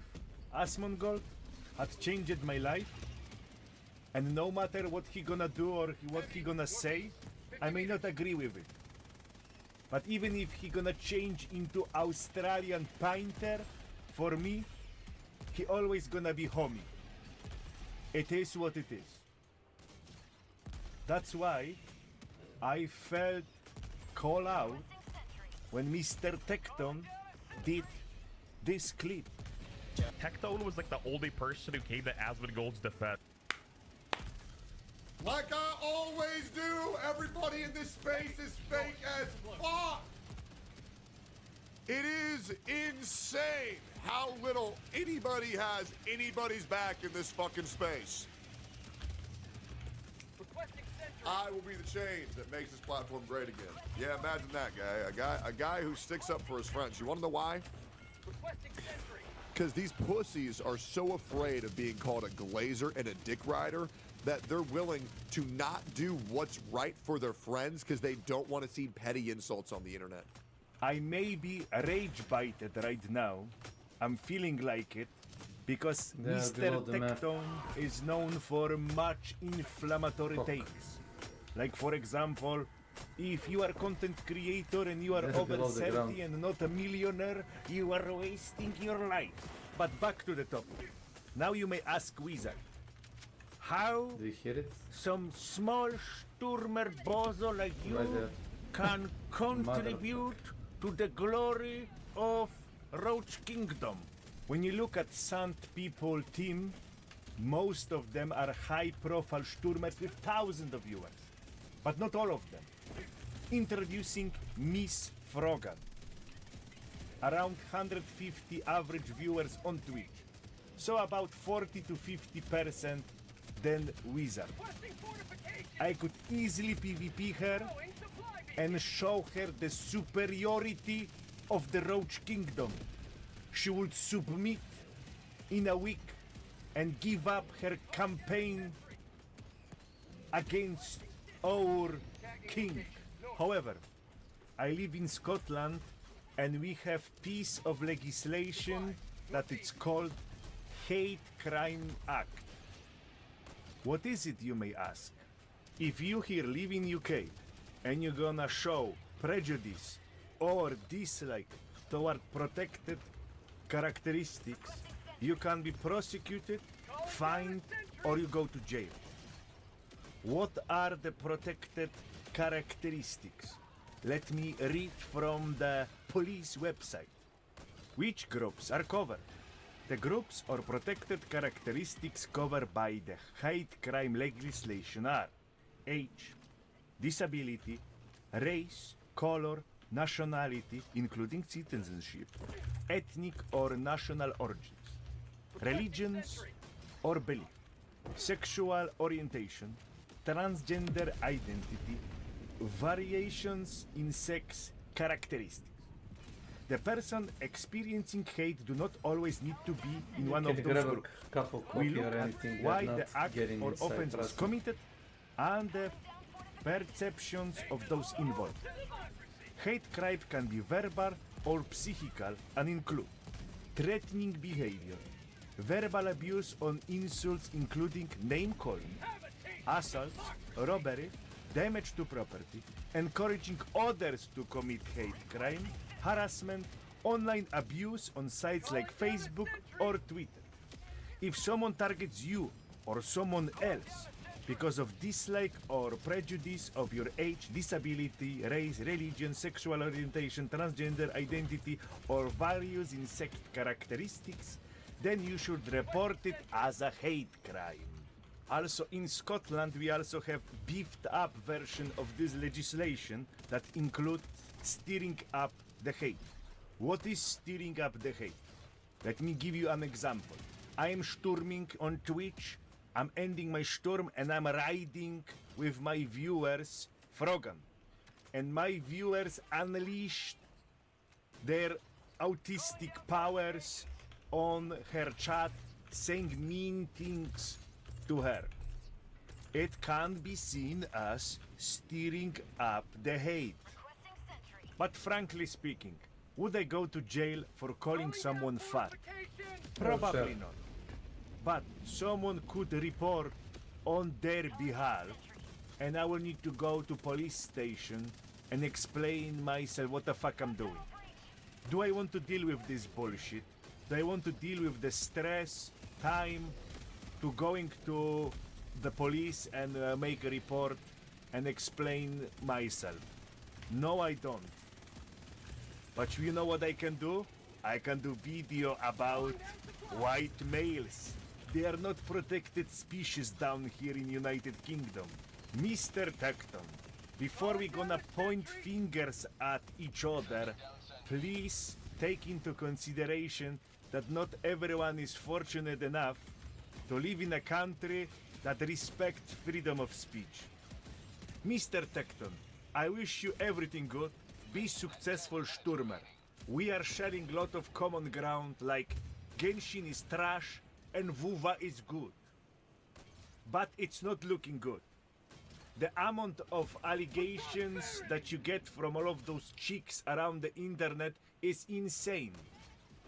I am just afraid that it will end up like Carl Jobs against Billy Mitchell situation.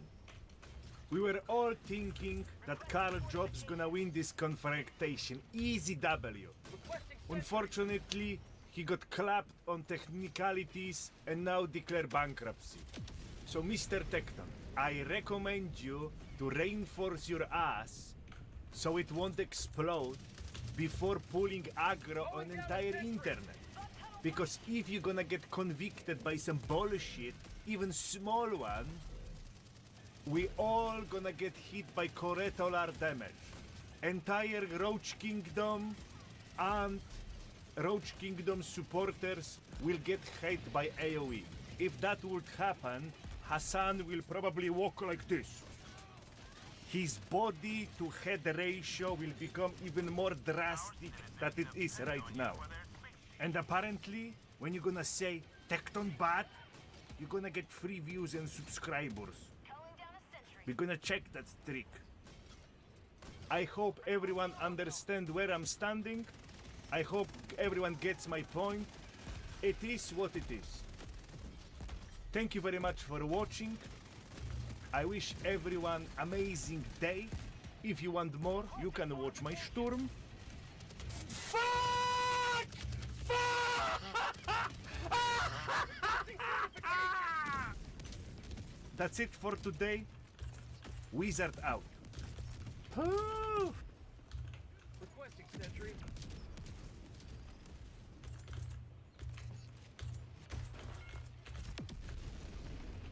Almost done. Requesting sentry. Hold position. Follow me. Hold position.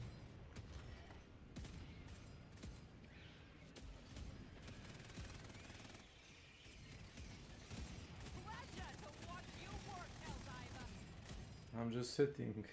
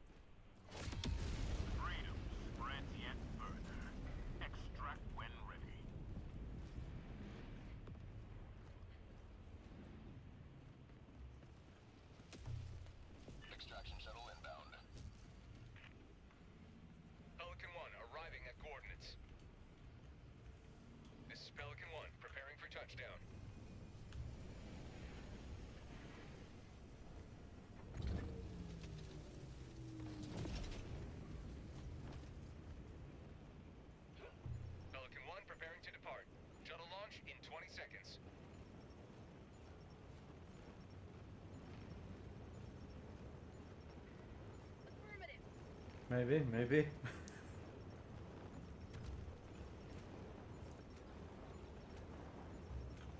Extraction complete. Pelican 1 beginning ascent.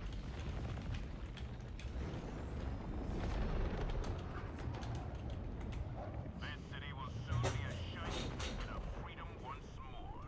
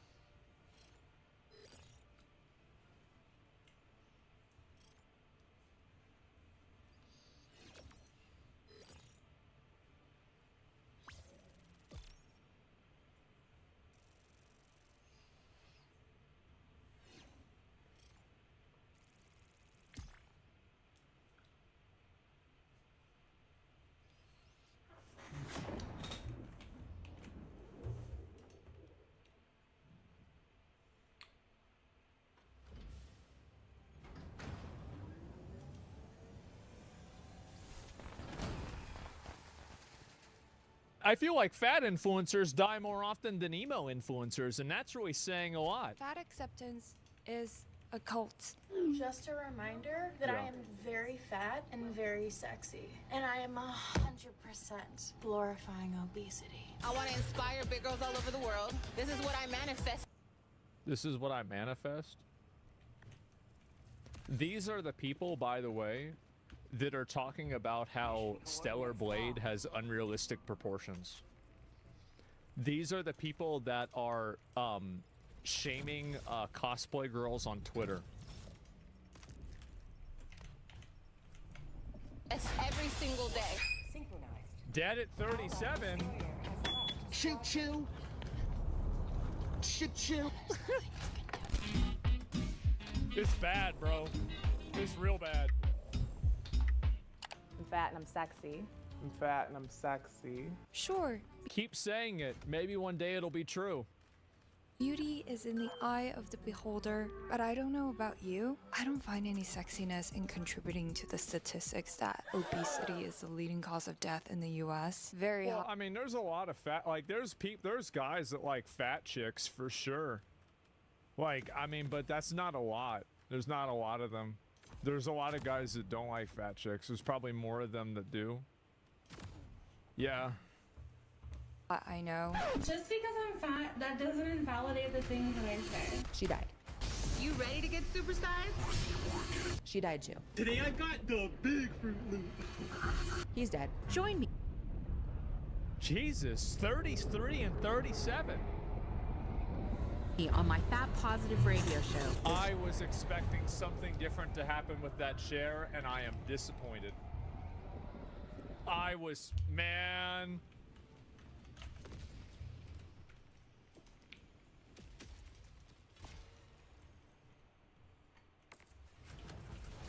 Pry this city from the enemy's grasp.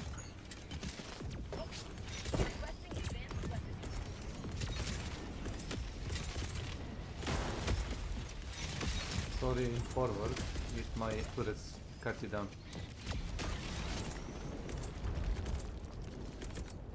Requesting advanced weaponry!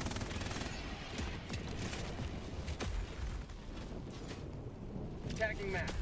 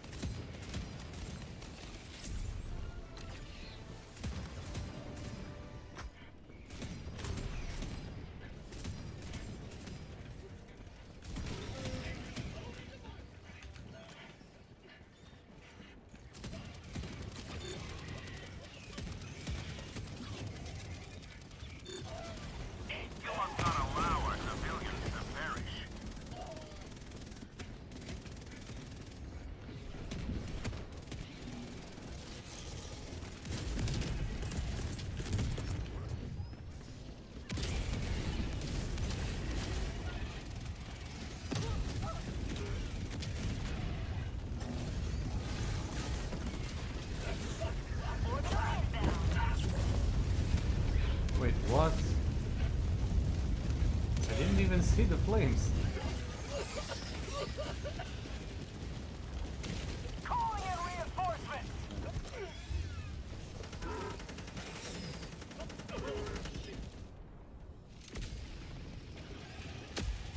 Permanent hive structure destroyed. Hell?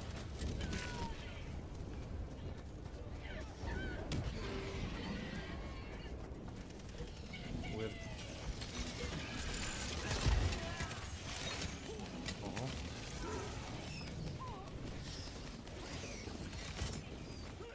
Heavy!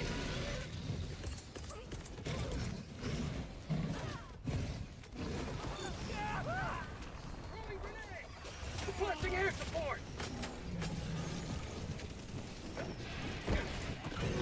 How'd you like to taste some freedom? Allied destroyer joining squadron, deploying Helldiver to combat zone. Did that? Hive structure destroyed. Reinforcing. Thank you.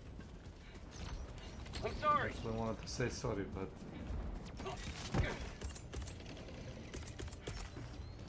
Allied destroyer leaving squadron. Jackpack inbound. Requesting sentry. Requesting walker. Sending out an SOS.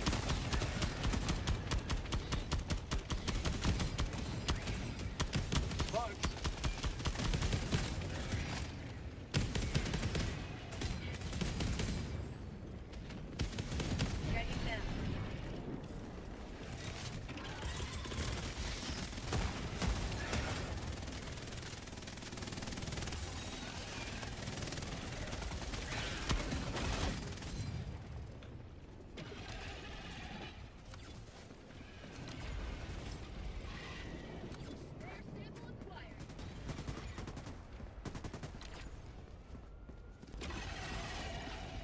Follow me.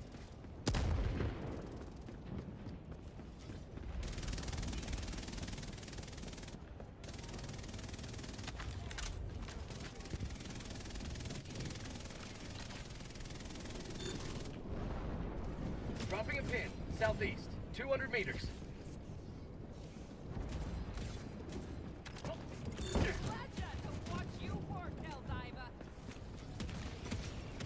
Liberty dispensed. Allied destroyer joining squadron, deploying Helldiver.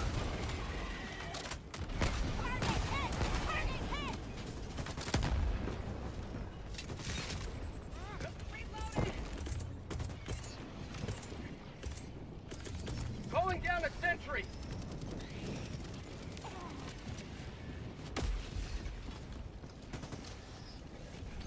Follow me. That's called democracy.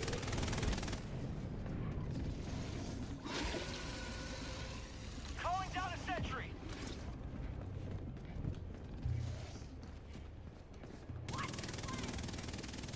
Freedom never falters. Thank you. Calling down a support weapon.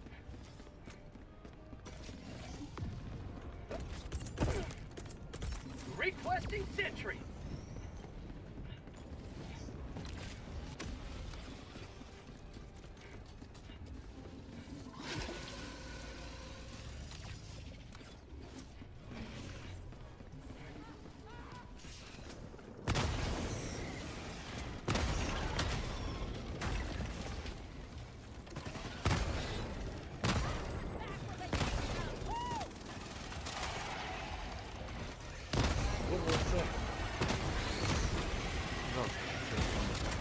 Što se radi? skuplja malo medalje. Da li je moguće da ti fali nešto? Pa ne fali mi da sam warbond.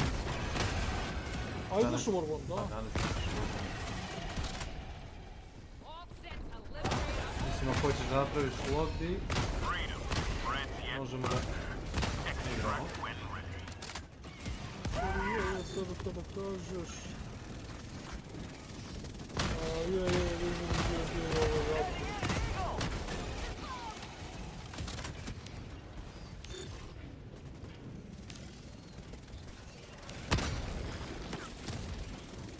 Kako da bi završiš? Gotovi smo. O, super što. Gotovi smo samo...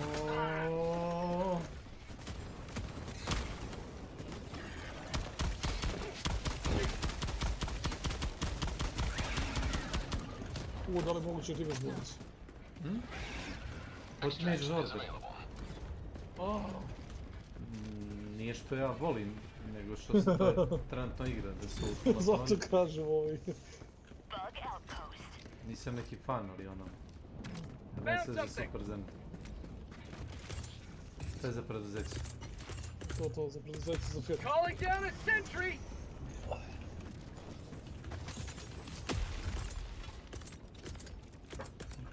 Calling down a support weapon! Sending in an eagle! I oni super gradovi su dosta dobra fora. Fortify 50 damage, šta je bro? Radi stan. Aha, kao medium. Radi stan medium penetration. Ali opet 50. To je dovoljno. Da radi više, bio bi najbolja puška u igri. Razumeš da ima stun rounds.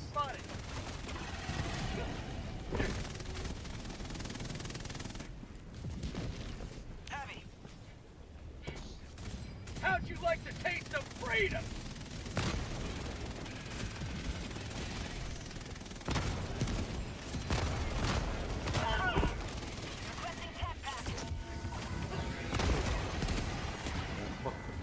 Bubu. Nema prednje one nogice, ide ka meni kuzi glavom, razumiješ? Novi guard to go. Da. Mark the last. Welcome to my channel.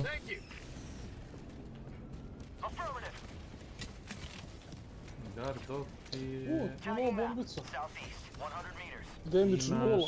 Aha, kao stan radi se. Imaš električni lancer ovih granata, nije loš.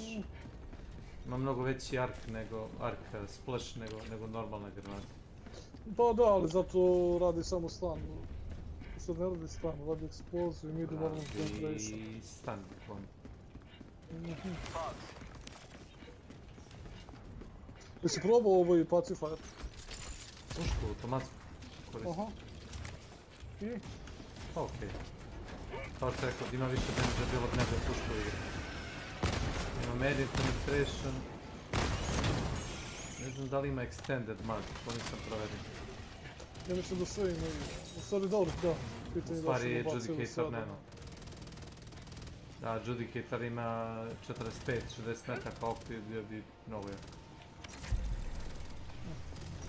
Potrošio sam super kredite. Sad medalje. Medalja nema. Kako nemaš? Imam jednu medalju. O nema, pa sam uzeo dva beta pasa i sad ono. Calling down a sentry! Requesting sentry! Kako kaže oni idemo dakle.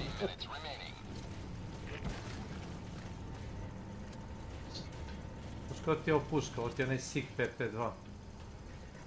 Ono iz Counter Strike što koriste terori. Ali više ti ide na precision i na, kažem, to što ima tu stun round municiju. A što možeš neku da stan lokuješ. Koju težinu imaš? Minimum 6. Zato što u ovoj Mega City gdje imaš invaziju bubo, imaš u svakom parku gdje imaš one spomenike, onih kao Helevera, imaš bunkere. Bude ti u jednom meču neki 5 do 10 bunkera. U jednom meču. Stak. A koju planetu igraš? Pa Voltera mislim. Mislim da... Kako? Voltera. Mislim da ovdje kao jedino Inari nije štiklera.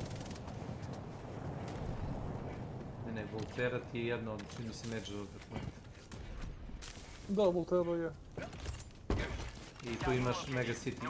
O nije, Major Order je... Da ga držiš. Sve planeta. Da ga držiš. Bug outpost! Affirmative!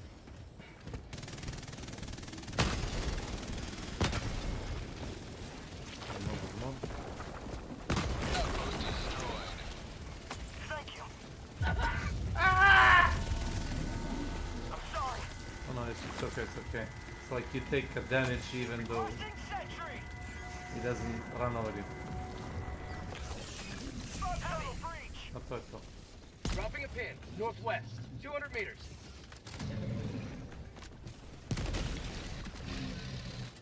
Can't see shit.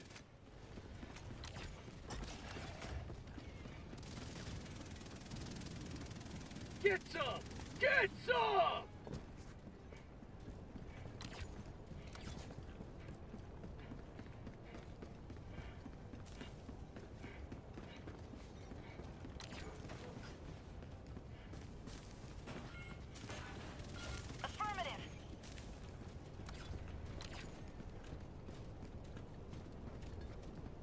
There is a question. Do you want me to call for ship?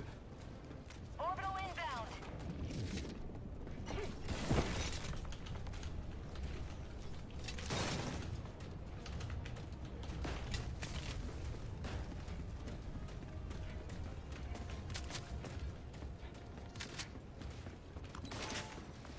You may proceed to extraction when ready. Marking location, southwest.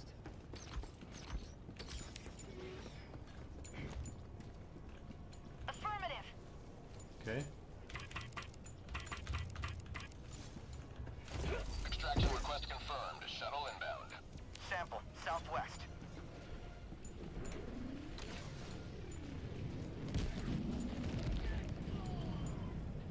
Tagging map, This southwest. is a Far. bunker. Calling in reinforcements.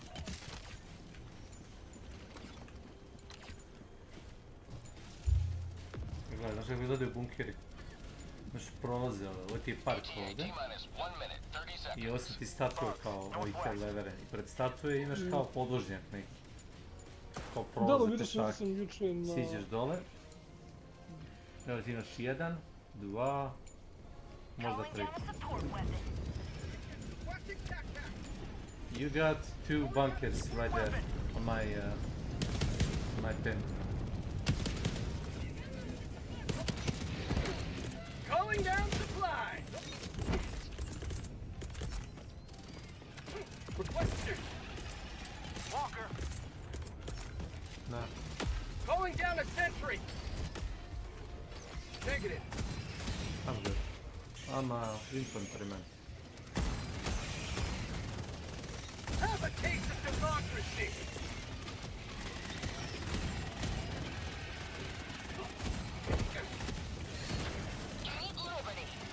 That should be safe. 30 seconds. You will never destroy our Safe-ish. way of life. ETA T-minus 20 seconds.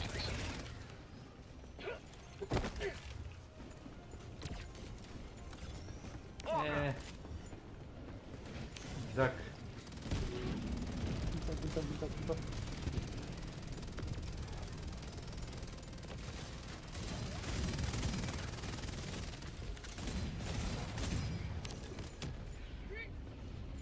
Što radi s ovim penjanjem u ovaj prizor?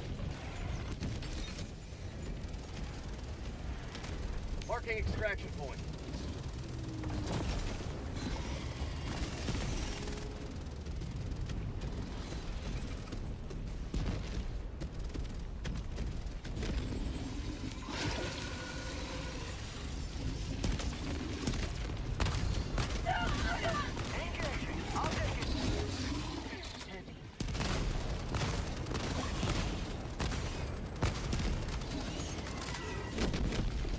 Užak.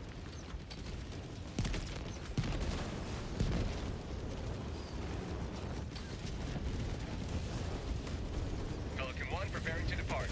Shuttle launch in 20 seconds. To je to. Ovo je bilo lagano, zbog je trebalo za oko 10 minuta.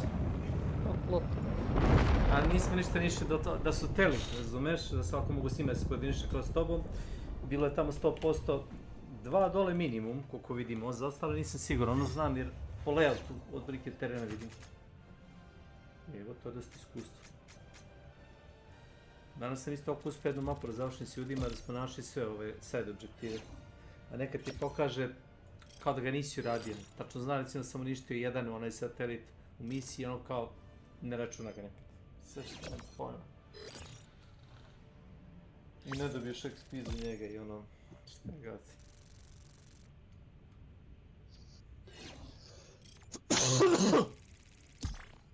Paladio? Kako? Jesi paladio? O, nisam. Prešlo mi nešto preše. Ne radi ti se, ne može to preći. Levelovo sam Constitution na 20 i level odmah sam ga makao. Ne mogu više s njim da ubijem, mogu da bodem nešto i da kao opalim ponekad jedan metak iza petirke, kad krene 20 buba na mene, udarim i žalim. Ješi. Take care, gentlemen. Always good to have another hero on board. Liberty is victorious once more. Peace.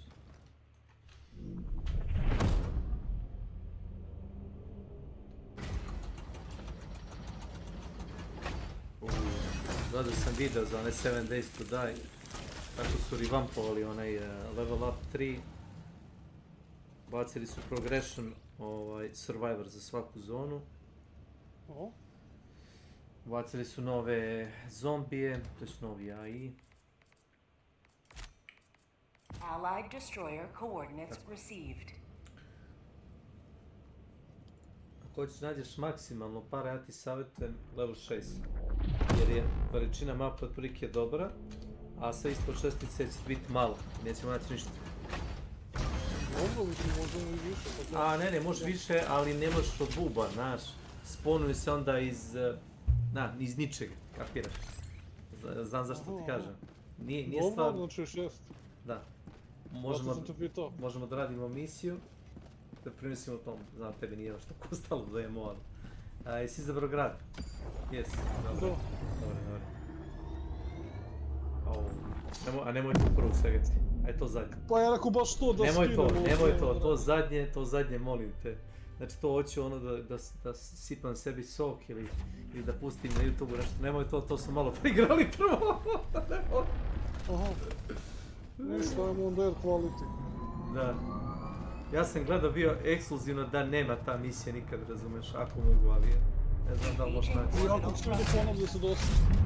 Možda, a nekad ga ima, nekad nema, kako kad. Orbit synchronized. I na 10 smo ga igrali, znači sedim jednom rukom igram, znači ono bacim stratage moje i stojim, razumeš, i ono, znači samo oni dolaze u jednu tačku, ono baciš 2-3 tureta, sedneš za auto, onaj anti-tank, onaj cannon i samo cepaš po njima, ne mogu da uđu. Dođe Bal Titan, dođe Charger, ne može da prođe. Nema ništa jače od toga jednostavno, nema i kapacitet za to. Ponekad dođu oni bombarderi, one zelene bube, to je kao pretnja ako ne obratiš pažnju na njih, ali... Okay. Tamo gde si ti, tamo staje mi duša. Primetio sam da me mnogo jače cepaju u mele kad nosim bilo šta drugo osim ovaj hero armor. Ne znam zašto, možda kletva neka. Kad nosim recimo ovaj light, gdje je light, jebeni. Kad nosim ovaj, dosta mi je velika borba.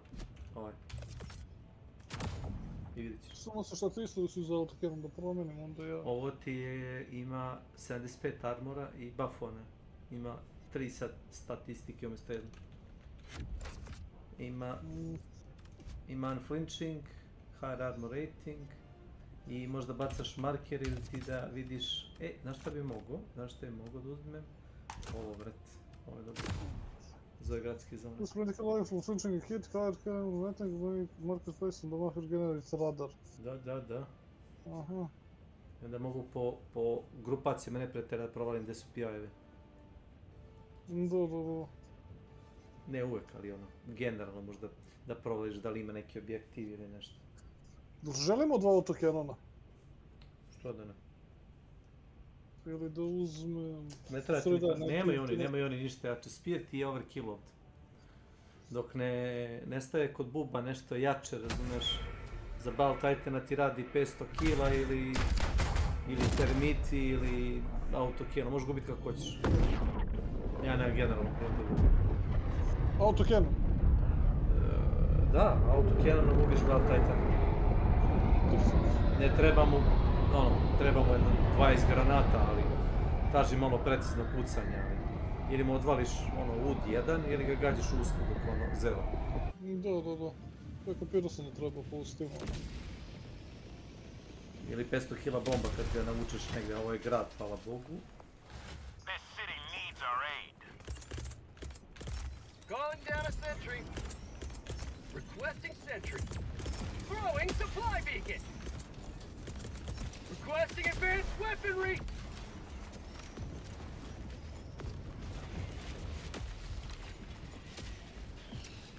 Dropping a pin.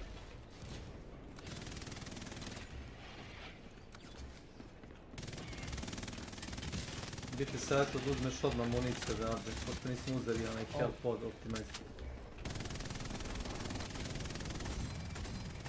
Sad. Tagging map, north. A ovaj spore spewer, znaš kako se uništava? Prebaciš na... Gdje ćeš ti? Zajedno, jer najćeš na bunker, nećeš moći stvoriti. Znam šta ti priša. Ne, kažem, ajmo pomoći objektiv, samo da ga zatvorimo na brzinu.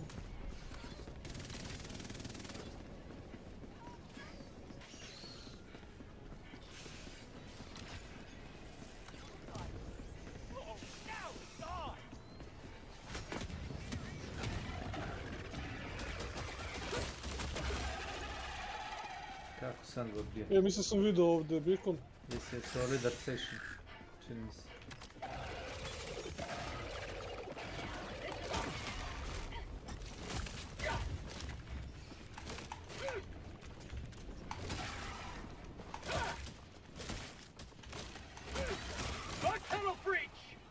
Ajde pa skoči sad gore. Dobro.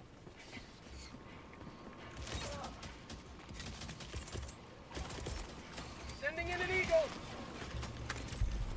Lazi. Ne znam odakle će da padne 500 kilo. Dobre. Dobar ugodio.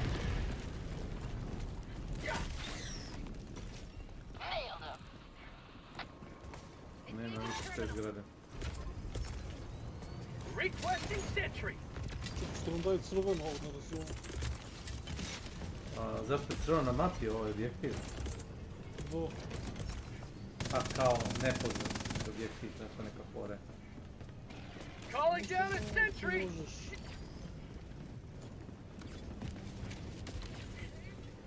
Pa mogu, ako vidiš... Hoću pon da vidim da zatvorim. Gađi ga, prebaci na onu flak municiju, samo pali, treba ti oko 5-10 granata s flak municijom, ne više.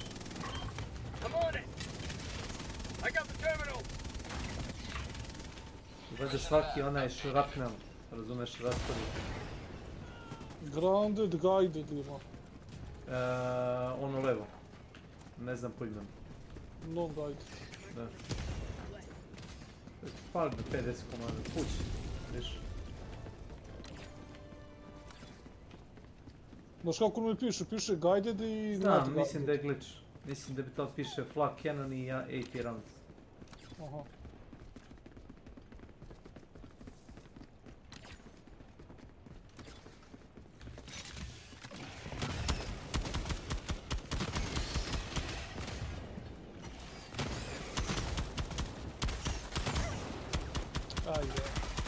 Da, ali zaboravi da vratiš nazad na AP, da se ne bi razbio.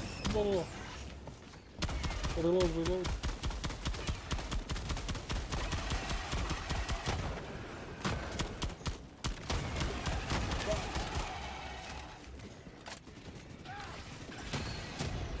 Ovdje rupa, jedna ili dve, evo je. On my position.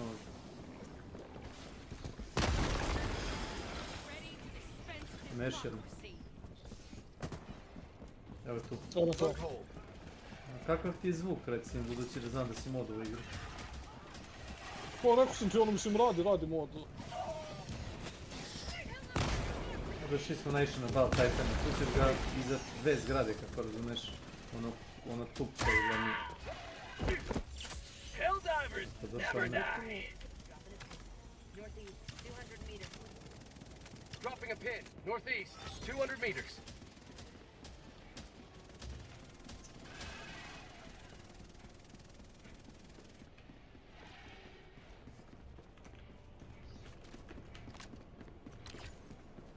Bilo što mi čudno kad vidim sad ove civile kako trčak, znaš. Ali da ti nisi igrao ove...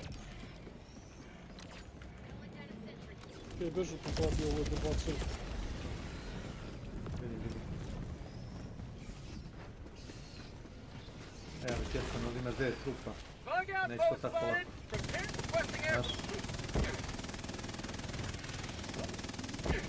Znaš? Pazi.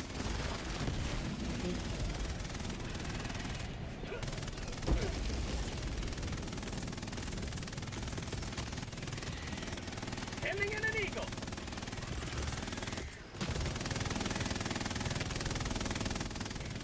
Requesting sentry. Jesi uzeo, jesu. Vidio sam rekao da se ne vraća. Jedan me gore levo. Izalezeti. Bilo češ ga nas. Au.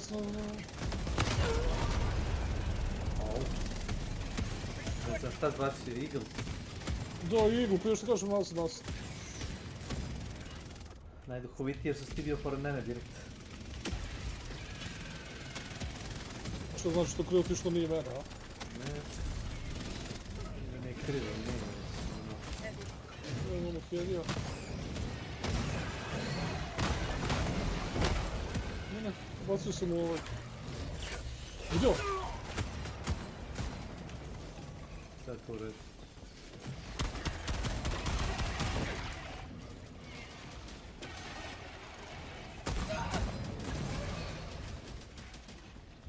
Heavy.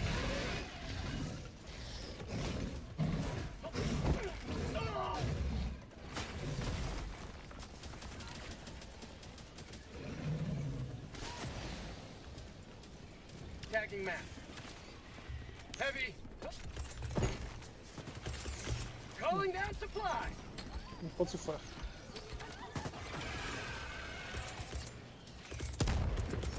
Requesting sentry.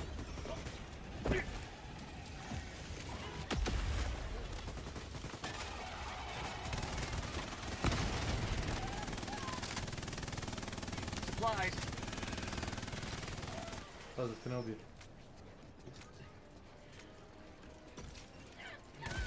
Dropping a pin.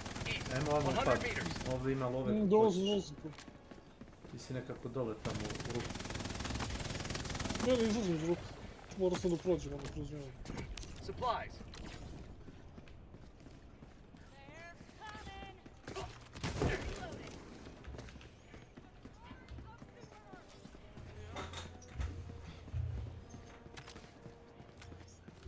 Na tvoj marker plava, a? Gore u park.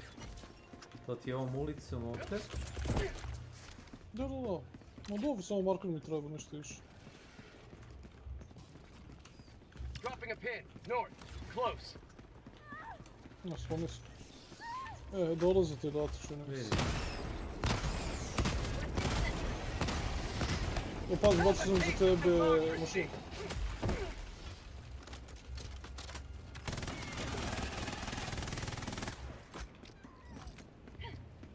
Ti bi probao park da lutamo. Da, park. Definitivno, da si ne vraćam gore skroz na severu mapu, znaš.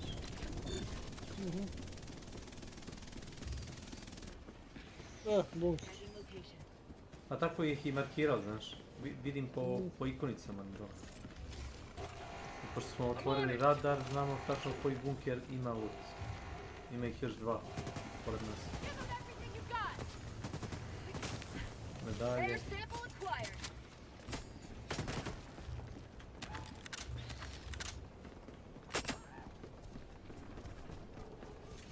Follow me. Tu ispod tebe. To kad nađeš radar. Kad ga nađeš. No. Ja kad sam farmovao sam one dvojke, kažem, da, pričao sam se ovim Dexterom, kažem, skoro u svakoj sam našao rad. Da li ti to znaš, ono, znaš što to znači, znači u svakoj sam imao jebene rad. Nije ovaj. Znači to ti... Koji je?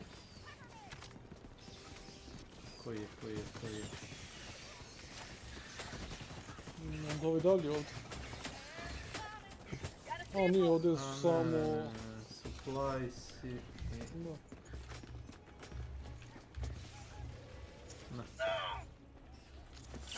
Injury? What injury? Imaš ovdje drugi pakić. Dobro.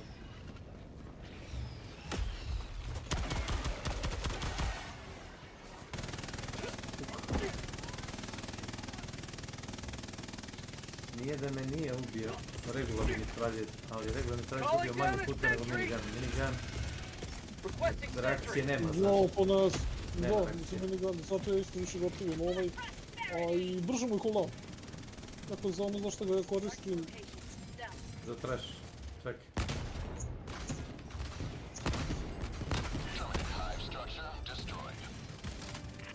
That's called democracy. I'm on it. To da kažem, izradio sam se sad kad sam vidio pečurku. Što? Po ne znam, nisam očekivao da ću vidjeti da će biti tu. Pa ovo ti je jedan park, kao što vidiš. Nije ovaj. Jeste, to smo mi, prijatno. Evo ga Boris, gdje si Makiću, dobrodošao.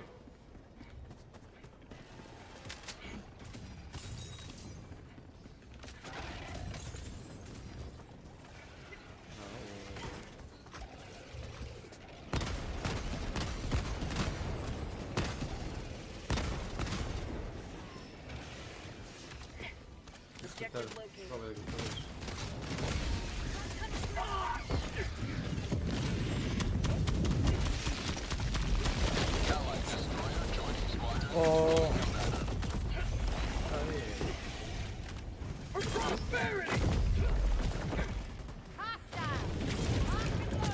Liberty, save me! Throwing supply beacon.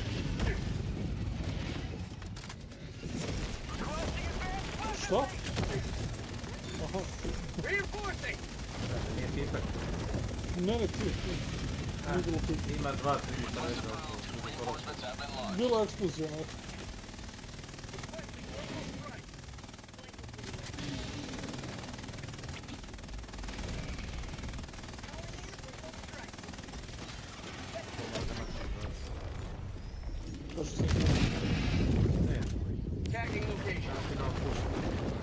Neću. Ako hoćeš Matiću da proš. Oj, Matić. New mag. Gdje si?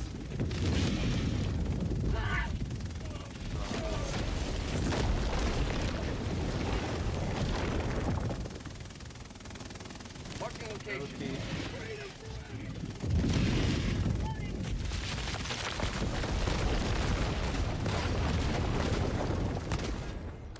A tu još ima ovih? Bunker, ima. Ne, nego rekao ovih s pikcima. Impelera. Nema. Borise, oj! Zdravo. Teo sam da ti pokažem samo, ti si odsao tamo da se biješ s ruka.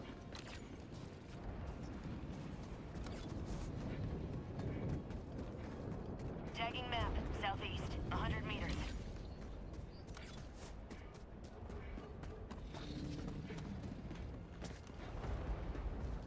Bug hole.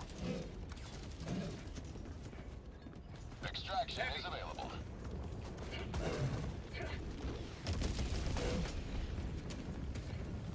Bunker, vama.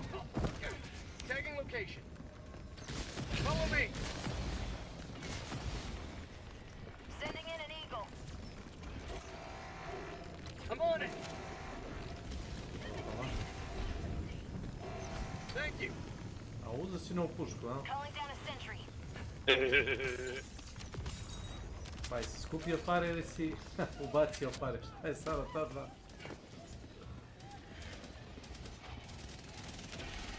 Skupio, da. Preko kartice. Pa to sam ja rekao.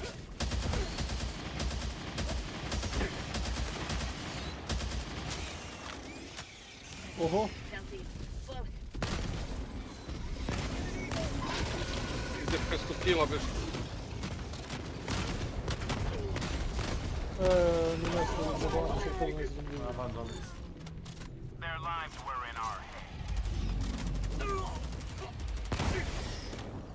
One life for Super Earth! More! Kill them all!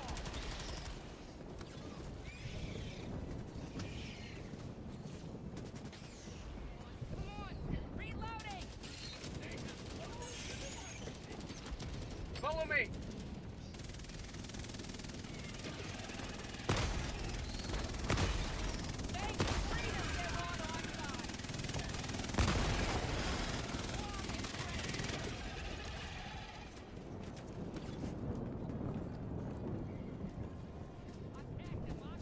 Time se to puca, brat.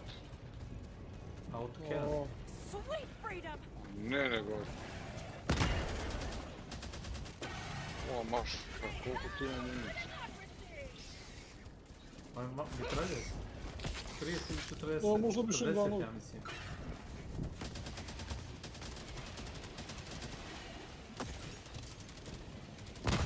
Misliš na onaj machine gun turret? To? A on ti ima dosta municije. Kjecman igra, jel? Pa ja rekao zdravo. Možda te nije čuo? Rekao sam. Možda te mutira ko ja Milan. Hvala pričam.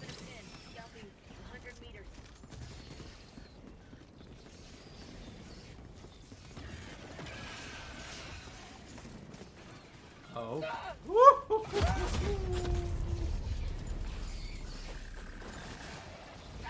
Pao sam. Među njih nisam mogo da ustanem. Calling in reinforcements. Thank you. Requesting sentry. Calling down a sentry. Nije mi jasno kako mu ubio, gore nije bilo uopšte ovih guba, je. Šta mu ubio? Requesting sentry.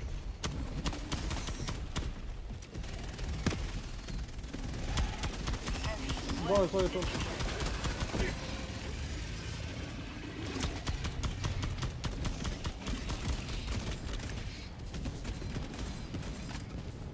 Heavy. West. 50 meters.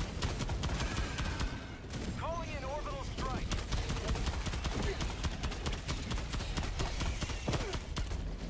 Requesting orbital strike.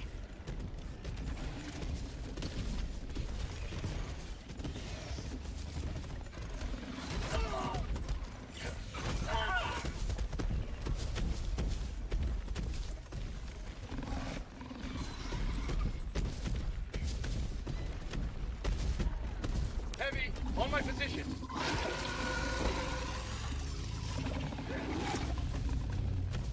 Znači još jedno dajte dva ili to mi nisu dobro. Kako živi je ovo.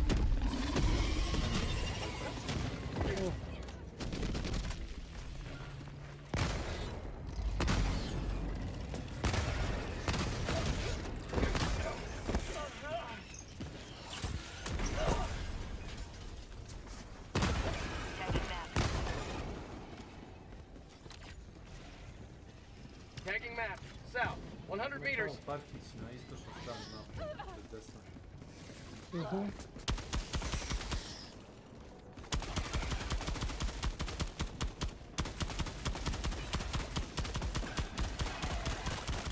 Mag's empty. A ne da puniš.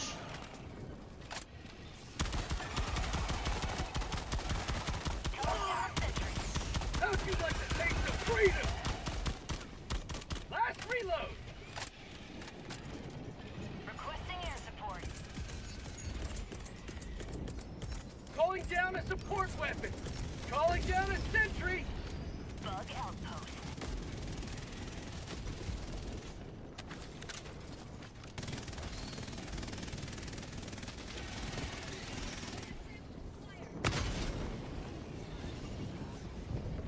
O. Okay. No, bol to.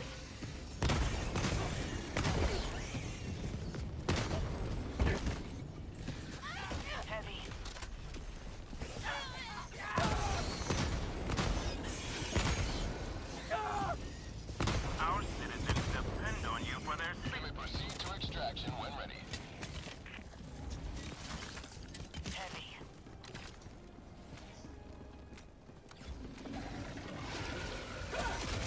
A ne, brate, pa nisi pucao mene. Prebacio se. Ovim ruglu. Calling in reinforcements. Calling down supply. Requesting sentry. Reinforcements on the way. Requesting air support.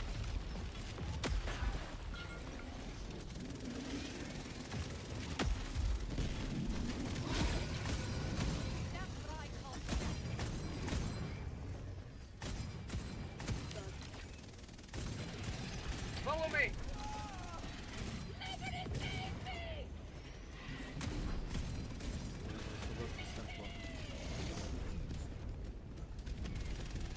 Dropping a pin, northeast, 50 meters.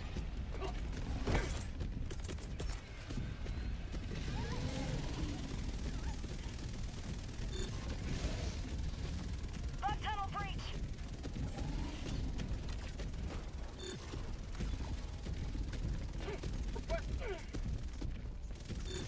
Here comes the cavalry.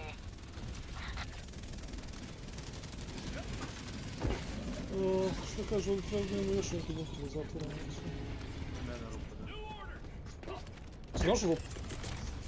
Spratim.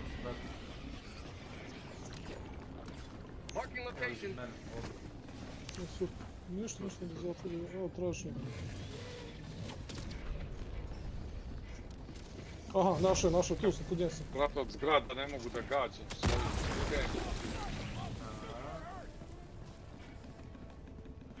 Tagging map. S neke si bio, to da te pitam, si bio gore, ne? Ne, idem u zemlju tamo, ne mogu to Ajde, ide oči samo da otvoriš tamo.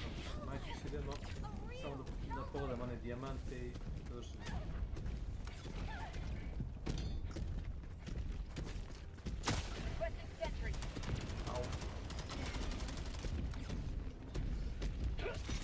Bal Titan.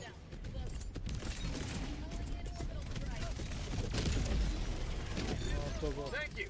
You must not allow our civilians to perish. Nije orbital ovaj da... Orbital red gun, da? Da, znači super.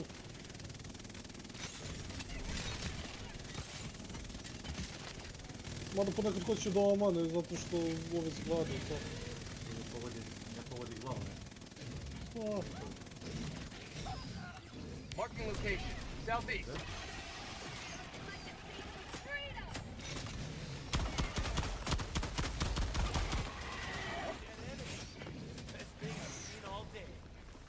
Tagging location.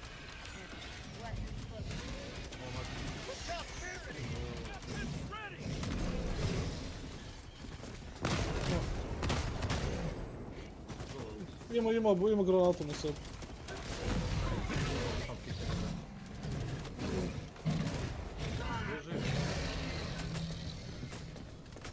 A mislim sam mu čak negdje na glavu zakačio. Što kažeš misliti... Dropping a pin, north.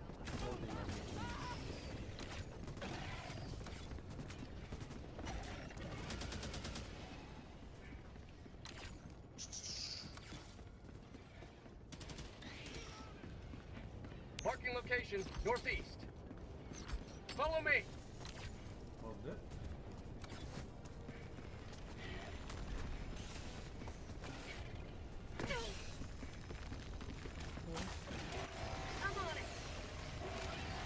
Affirmative.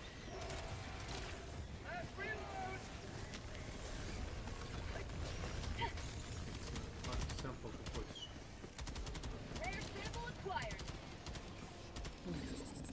Vidio sam ga više. A, evo ga. Engaging.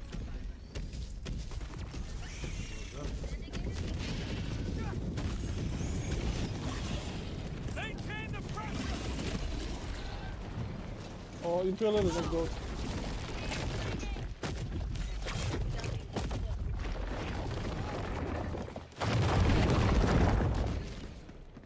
Zakačio sam u bombu, ali Impaler je tu neki, znači...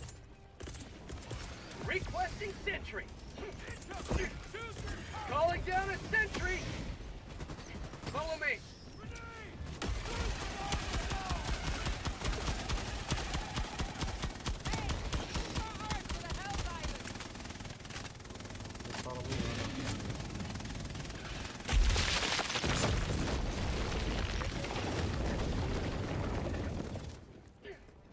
Mamo, ti mi gdje si? Ma ne ide iza nas, čućeš ga kad tako luka. Između zgrada se sakne.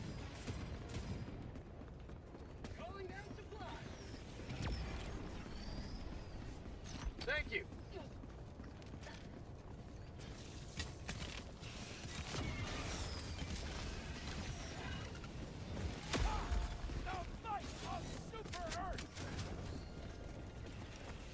Sigurno novi upgrade za ove podove. Aj, to on je bacio bombu. On je bacio bombu, idiot! Ko bre? NPC? Vojnici bacaju bombe, znaš, ako vide bubu nekad bace bombu i bomba umjesto da recimo ode na bubu padne negdje random i samo ti eksplodiraš.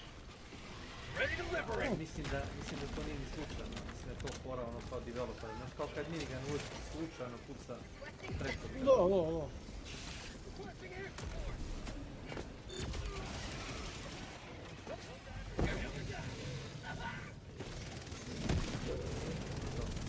Joj!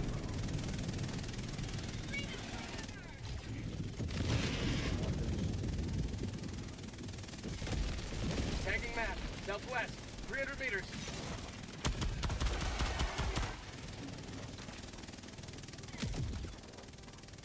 Mislim da smo otvorili maksimum ovih bunkera.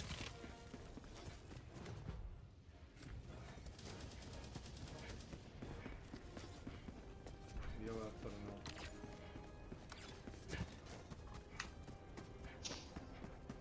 I ovaj tu. Da.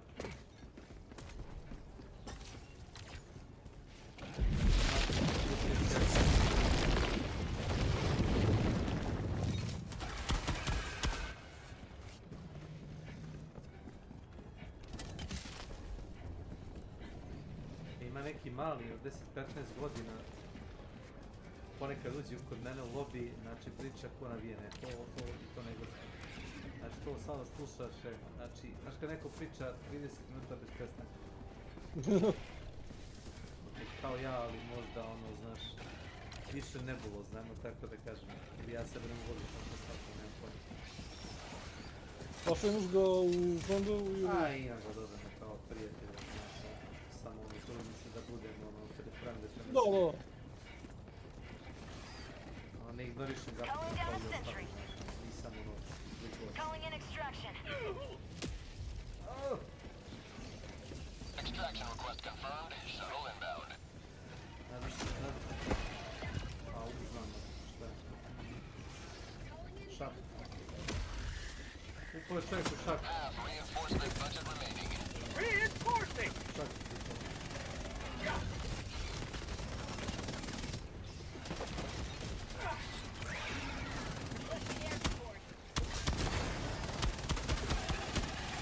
Tunnel free! T-minus 1 minute, 30 seconds. Da nisi imao sample, nisam siguran.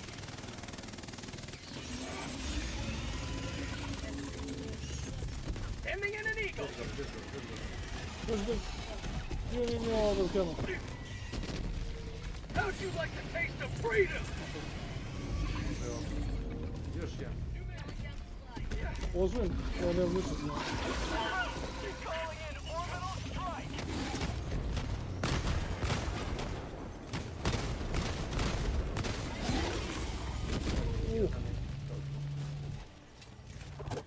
Šta je tako vodio? Nemam pojma, nešto je malo našao, zato što je bilo mrtvo.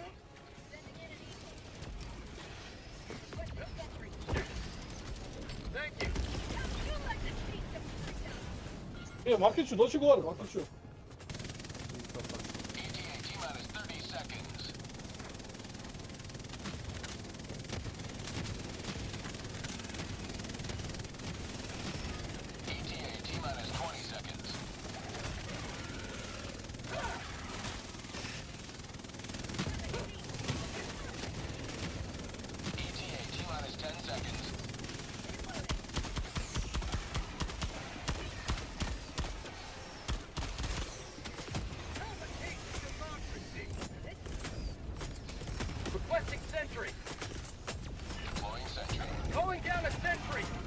Ajde.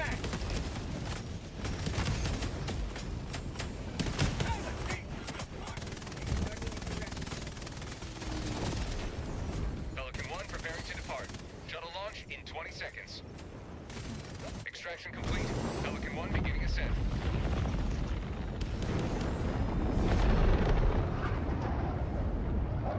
Ne znam, ja sam imao nešto novo super. Bio sam sve iz super prodavnice, ono što je bilo onaj, kao sam Judge Dredd, onaj pištolj i onaj oklop. I onaj warbond i ostalo mi još 800 kredita. Mogu nešto. Mislim mi hladilo da seš. Ja, kako smo probalansili? Zar nismo završili radar? Uzeli smo radar. Bagić.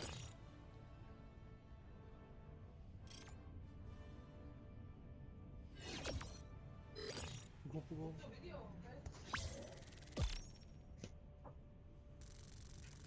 Šta je treperilo?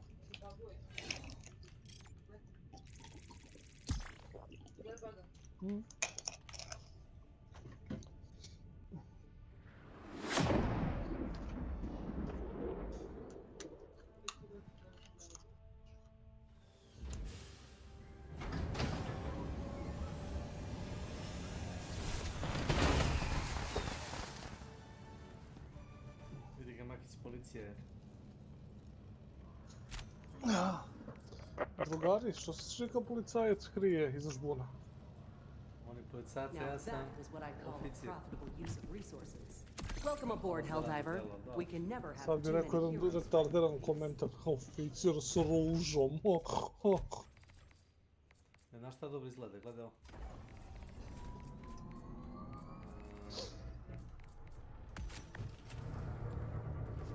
Engaging orbital thrusters. Jebate, ne znam koji plaž da uzmem, imam taj problem. Ovo je odlično. Ali super story, ako se Orbit sećam. synchronized. Znaš, kad nosio sam ovaj kao plavi zato što je plav. Da, imaš super story, pogledaj kako izgleda ovaj. Kao gusarski. Gdje mi se sredine možda ne baš. Uzet ću ovo. Kao onaj iz One Piece-a, znaš, što ima onaj lupi. Što izgleda. Aha. Interesant.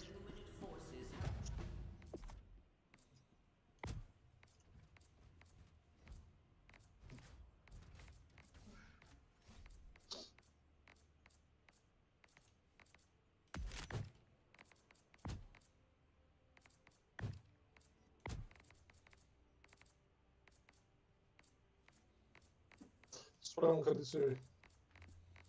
CV.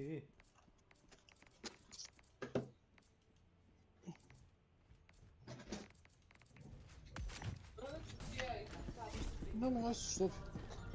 Mogu da se dokontroliram ovdje. Jeste. Imam točkići.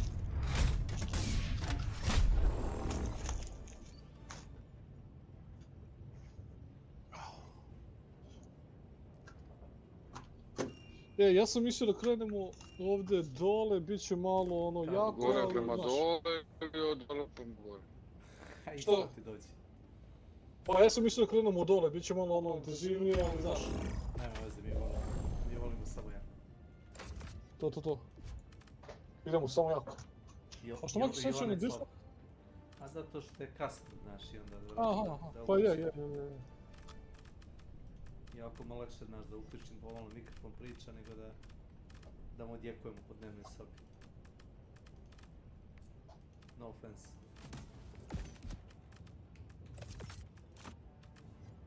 Vi ste uzeli to. Uzeli. I mi... Gdje je kupio ovaj žuti, brate, šlem? To smo svi dobili, ja mislim. Aj, si vidio? A sere, kec, to smo svi dobili. Ne, to samo Kecman ima. Ilija, prekini. Kako ne? Ilija, prestani. Izletit ćeš iz lobija. Kako ne? To je što sam ja, glavni. Ja nisam. Ne slušaj ga, lažete. Sneg, brate, ti mi baš ne kažeš sam. Ne kažeš sad ti ko Bumblebee, brate. Ne spir. Jel ovaj zlatni oro, tako se zove, Gold Da, Eagle. kako ja to ne... A, skini to, Snake. Skini to. Evo, ovo je moj slab inače. A ide ti i... Jel ovo? Ja mislim da ide s ovim oklopom, ali tako? DP00 Tactical. Mislim da je to ovaj. Ne, imaš žuti armor, imaš baš žuti armor. U mediumu, ja mislim. Zlatni oro, Gold Eagle. Taj je. Žut kao margarin. Si mi, kad se to dobijalo, druže? To je, ne znam. Samo da mi se ovo sviđa mnogo od crno. O, Darth Vader. Tremble. Koji je to crni Snake što radi? Truth Enforcer, stoti onaj unflinching. On ti sad ima 125 armora. O!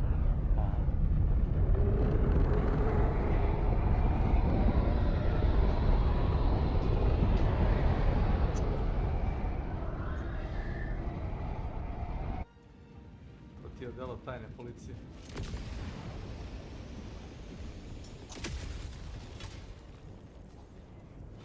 The fate of all humanity's children are in your hands. Do not let them fall. Requesting sentry. Throwing supply beacon. Requesting advanced weaponry. Guided, not guided, ma jebi se bre. Ja mislim da je levo za high explosive. Desno ti je high explosive. Levo su fragment.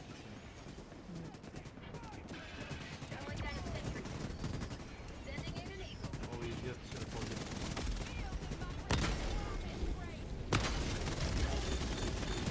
Our citizens depend on you for their safety. Our citizens depend on you for their safety. Ovo sve samo ovo raznesem.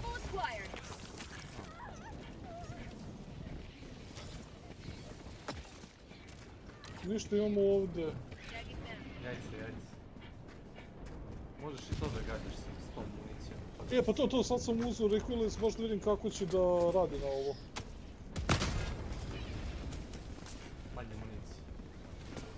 Pa to je, ali znaš, kad zanimljivo da kako će skinu. Reloading! Ne znam kako ovo, ali ovo ispalo dobro. Fragment. Dropping a pin.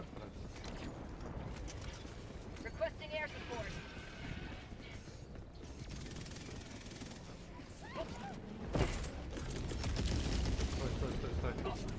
Stoj. Čuški imamo do ruku da zaprilo. Calling down a sentry! Lezi!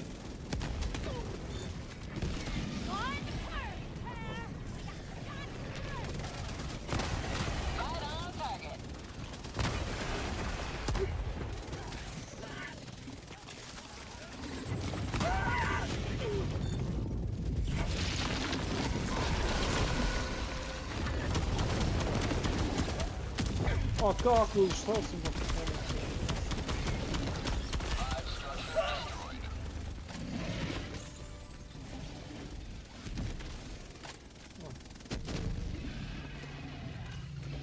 Da, ovdje budeš 2 puta sretan.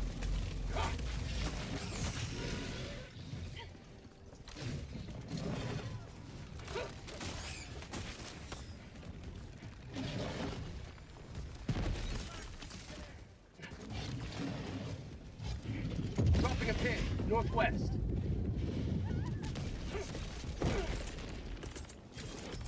Requesting sentry. Their lives were in our hands.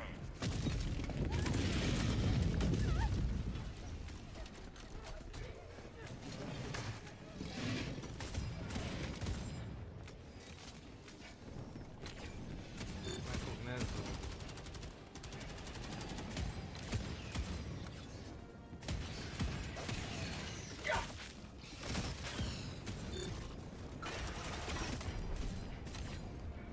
Gdje je usko? Get some! Get some! Sending in an eagle. Reloading! Znate šta sam pobio? Type structure destroyed.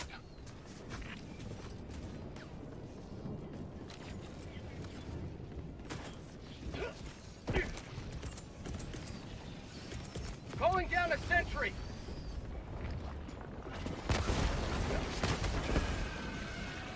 Requesting sentry. Mag's empty.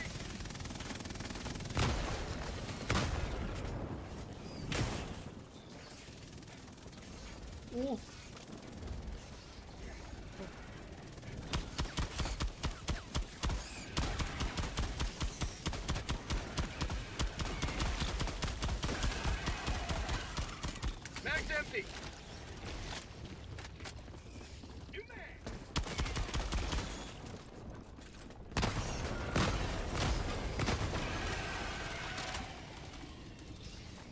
Mag's empty.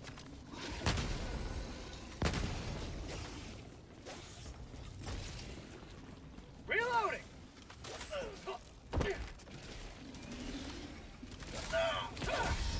Another step towards galactic liberation. You may extract when ready. Got a sample. Quando muda pra praça? Marking location.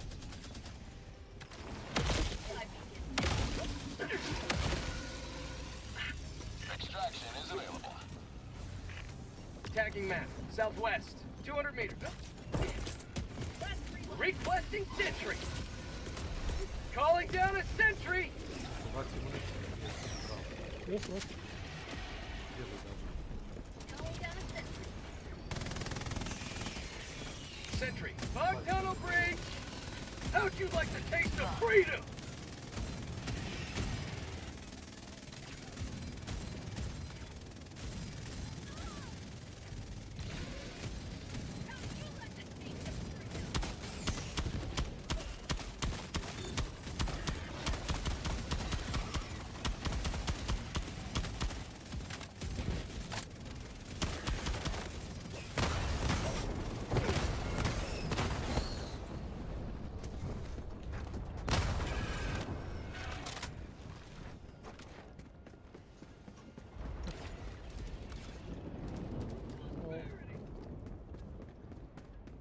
Čuje Ajmo se na fort, mašnicu na otvorene šahte. Kad eksplozija otvori onu šahtu kao onaj podzemlje. Da narokneš tamo da se... Onda je se držiš s nekim hladnjačama. Da.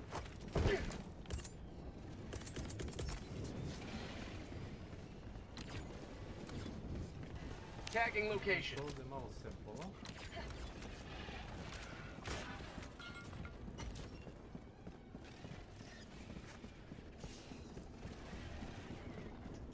Ima malo sempovica. Requesting air support.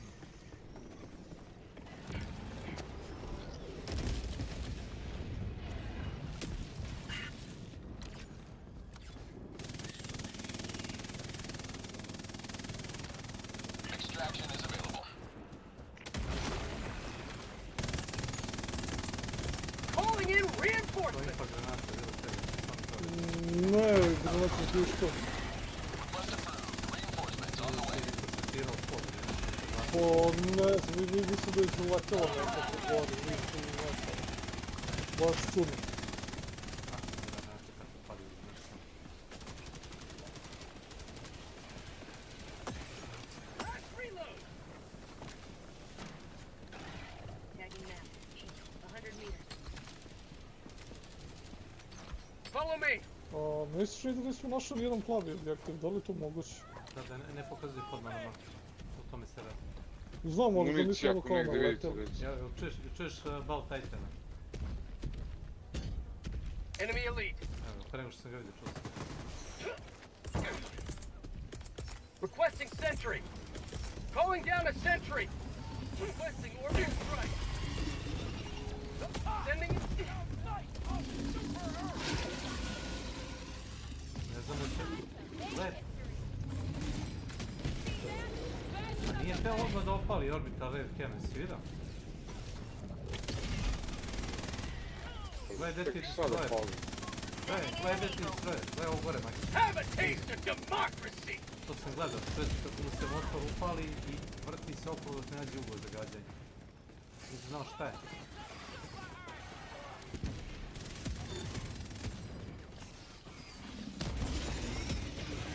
Heavy, on my position.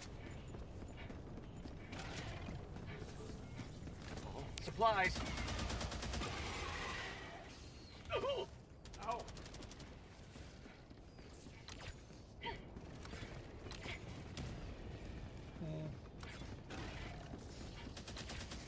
To. To zgrad. Ja se grad odlično. A ja.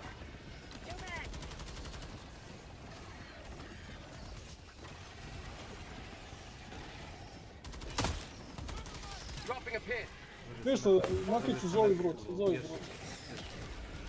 Maki si više od ovih. Mislim da nisam bio stao tamo. Prepare to engage!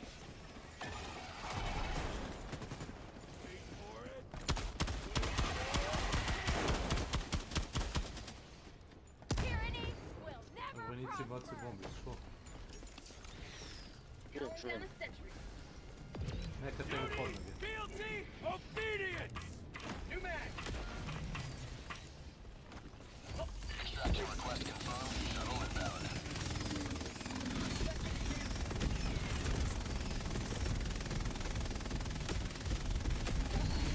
Calling down a sentry!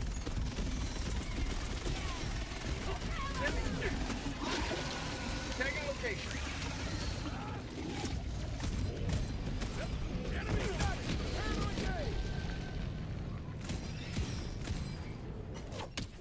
ETA T-minus 1 minute 30 seconds. Say hello to democracy! Reload it. No fight of Super Earth!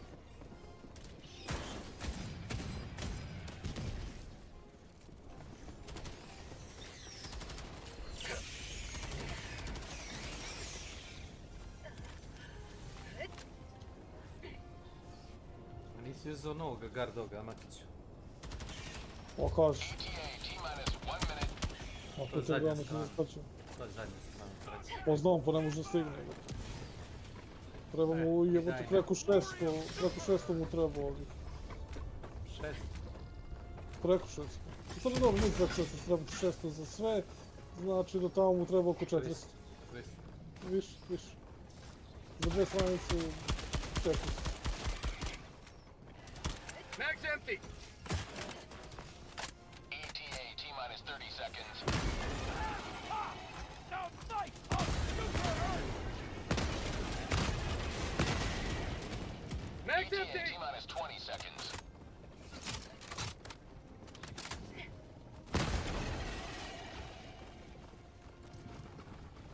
ETA T-minus 10 seconds. Clear landing zone. Requesting sentry.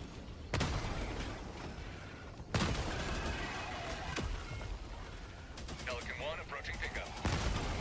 Requesting air support.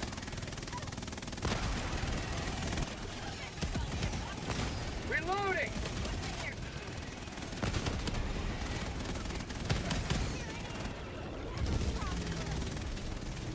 Marking extraction point. Ovo zadnje su biti najlakše medalje, najpostavljene. To ti je ona da je, ako imaš takvice da popiješ kafu ili sok, da počnemo misiju, možda spavaš. The citizens of this city will thank you.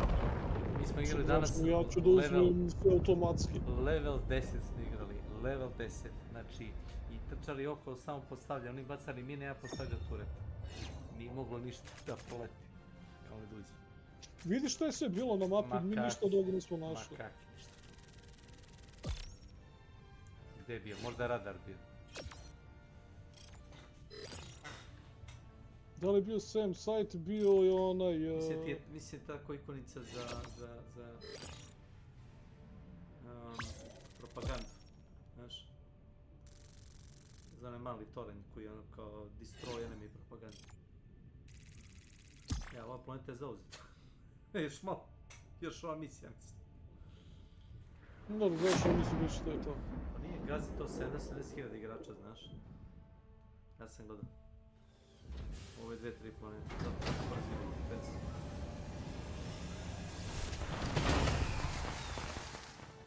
A ti si uzeo Judge Dredd kacigu, a? Vidio sam ti sad. There's nothing sweeter than victory in the name of freedom. Izgleda kao ona iz, kako zove, Space Balls, znaš? Onaj veliki šlem. Kako zove onaj glumac? Ovo nije odelo za to, ovo je heavy armor ga zove. Da, treba ti nešto veći. Ovo ti A, ima heavy armor. Da, ima heavy.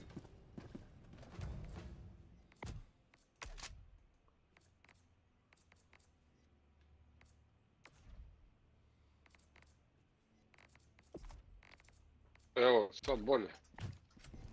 Da vidim. Evo ti. Da. Zato Mission što coordinates neke paše locked. iz veličine glave, znaš. Hellpods prime.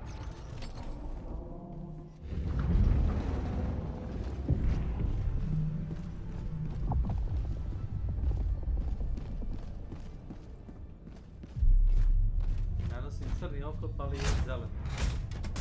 Ali je zelen.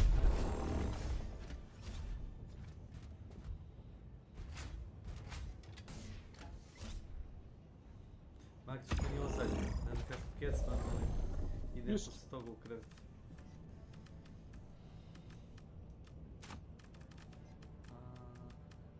Ovdje se branimo, jel?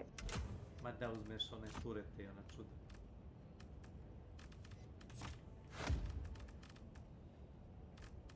Na primjer.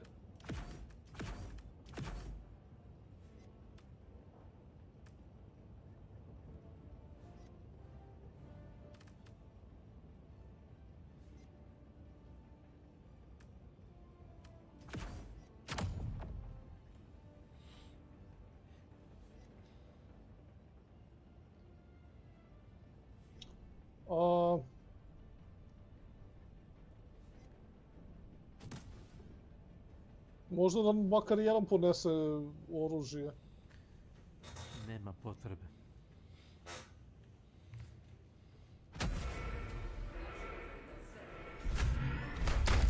Nema sve do mene, tako? Ne, nego kažemo, nijedan da je plan oružje, možemo se nabacujemo. A, pa možda nađeš oružje. Level 10 smo igrali. Niko nije ponovno oružje, su sponili samo primer, rifle, ništa. Niko nije poneo support weapon. Eventualno ako nađeš sniper ili railgun neki. To ti je max. I to je jacket. Let them come. Pogledaj kako je bazi, bit će ti jasno. Let them face the insurmountable might of the Helldivers.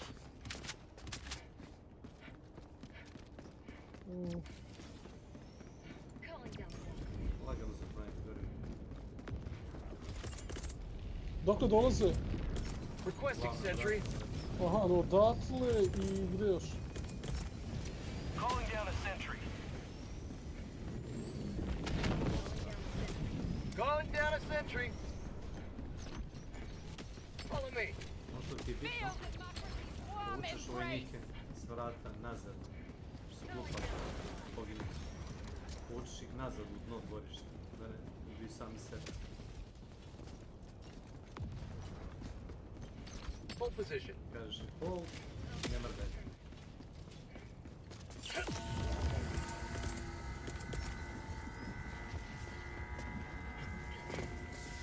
Requesting sentry.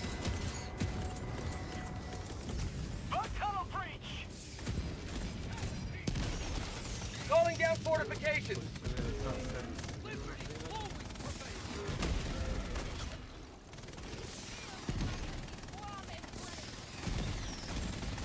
Aha, ovdje je druga strana.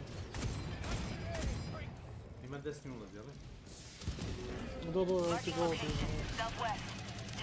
I tu ti drugi. Ima i bazu gdje imaš samo jednu možda, ovo ima dva. Pa ne, samo jedan, ma ne mogu ti da samo jedan. Možeš i da zatvoriš desna vrata, ulazi si se na levo. Have a taste of democracy.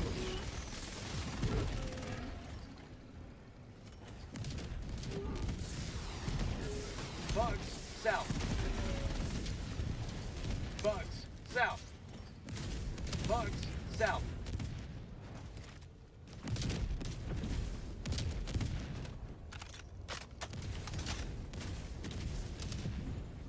Helldivers are fighting alongside us. Jesi uspio, ništa ne brini.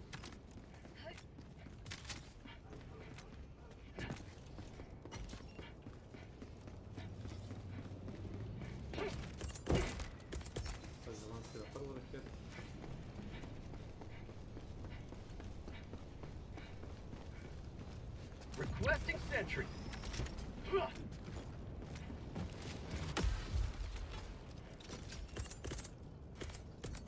Calling down a sentry. Calling down a sentry.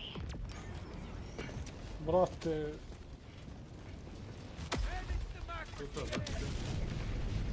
naravno da nisam.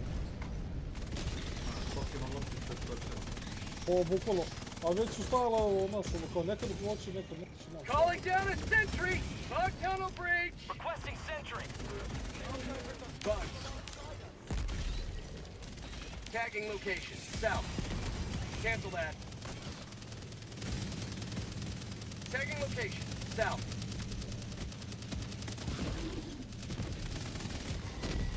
Have a taste of democracy. Kako da matiču da ne troši toliko municije na njega, ubićemo Calling ga down bombom. supplies.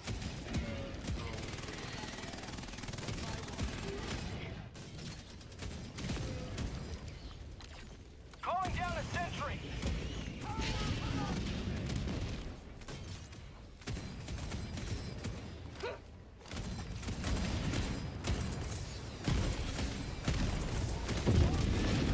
Requesting fortifications.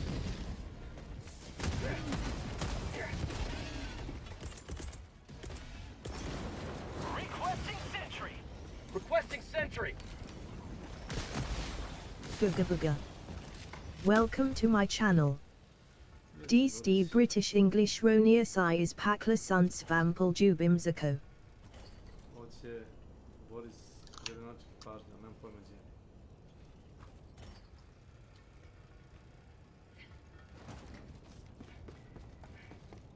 Ovaj Ronijec pakla ide u kraj. Samo da završi.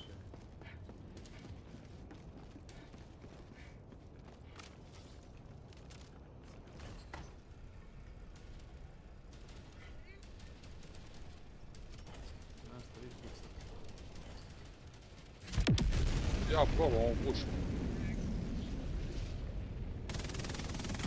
Kako, ne radi puno štete, ali primetio si da posle 2 metra ne treba samo stane. Bug tunnel breach.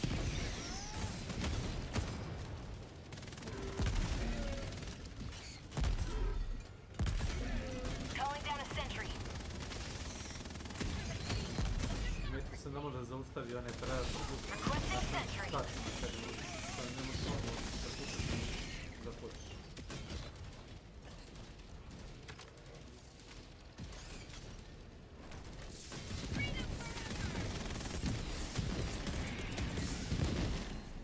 Calling down a sentry. Requesting sentry. Calling down a sentry.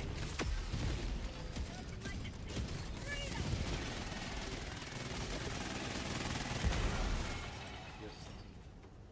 Odvratno.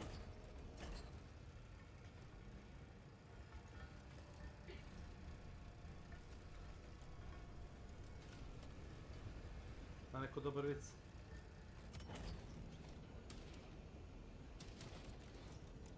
Kako se Ja sam zove, u fazonu kako da se zove kažem... ciganski ram? A ovo je stari. Ciganski šta? Ciganski Rambo. Kako? Rombo. Calling down a sentry.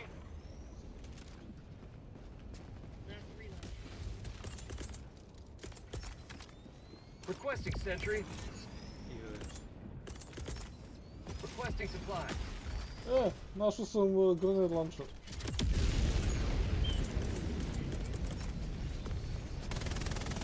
Calling down fortifications. Da vas ne ubijemo, baci sam igrački tamo. Bug tunnel breach.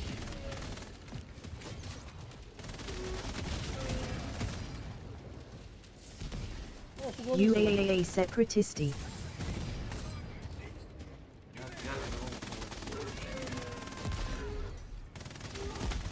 Može Guardian ne želi. Kako ste ovoga nisam ranije dosjetio, napravili smo sobu, se mogu sam vidjeti vidjeti kada Requesting sentry. ne može ni da riješi ovo. Evo je. Have a taste of democracy. Nisam te primetio, ti ima i... A i sve jedno je... I ovaj... Calling down a sentry. završio. Requesting sentry. Kako da je igrao niko? Koji smo došao pred sat po vremena.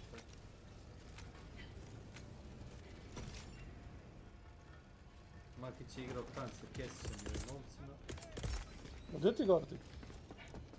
Calling down a sentry. YouTube. Requesting sentry. Requesting sentry.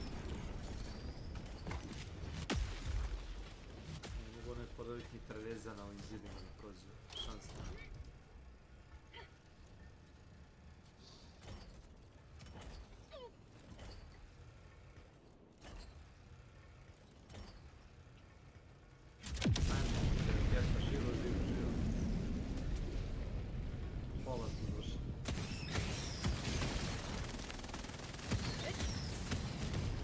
Tunnel breach! Orbital inbound. Uđeš se, znaš. Neće da se po mene ubići. Ako ne ubiješ, ima penetno. Sve ti poslušite. Da, prosto se umirati. Evo se svoći. Jo, Snake! Pa ja cijelo skojim samo da se borim dok ću ovoj misiji. Znao sam da kao našao sam true calling. Ne kilaš. Da se borim. Da lupaš Da lupaš po meture, tu raditiš njeg i mene.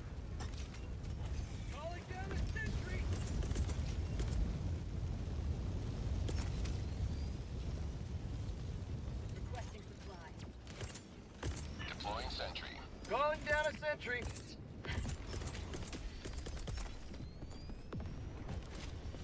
Što ima ako će da pucaš? Ovo ti je ono... Easy peasy, čekaj.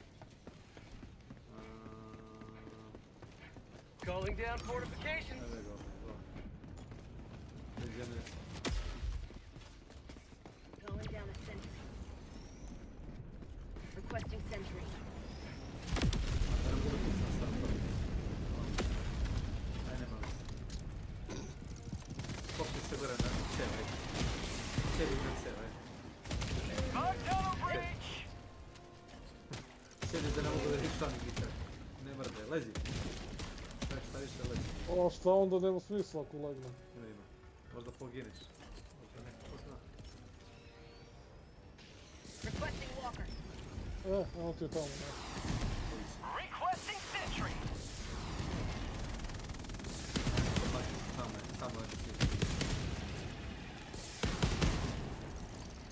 Nema sad ovom botu. Imam sad dva na mači. Requesting sentry. Deploying sentry.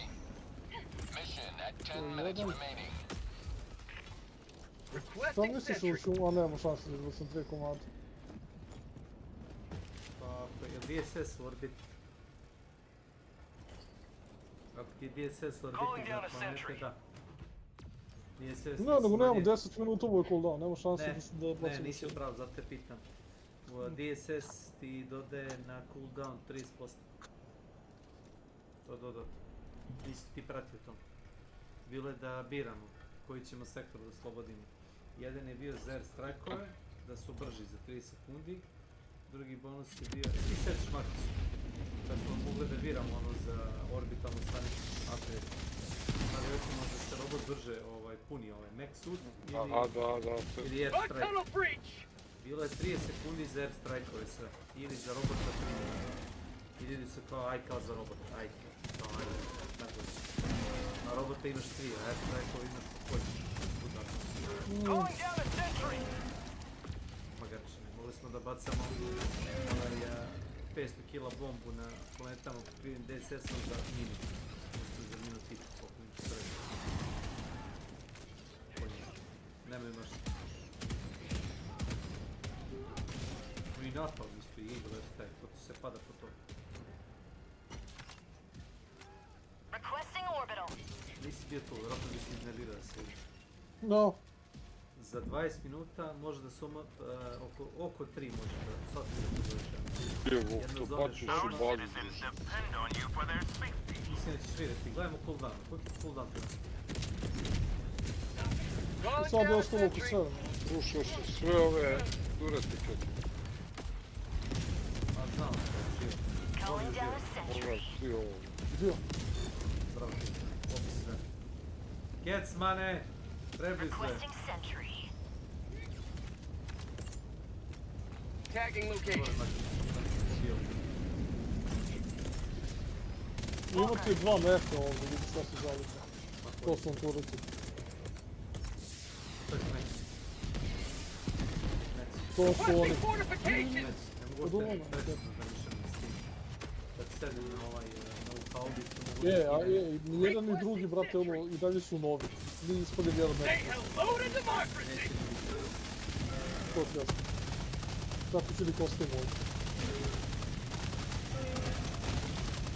Pa vi postavimo bubama da one prigotili. Znaš, mislio sam da je još jedan kad bi ovako, ovdje sam mislio da bi stavio. Kad ti dođe buba za mjesec dana sa Meksusno, a? Kako buba ne To. Majmun ušu u ovaj... autobus. To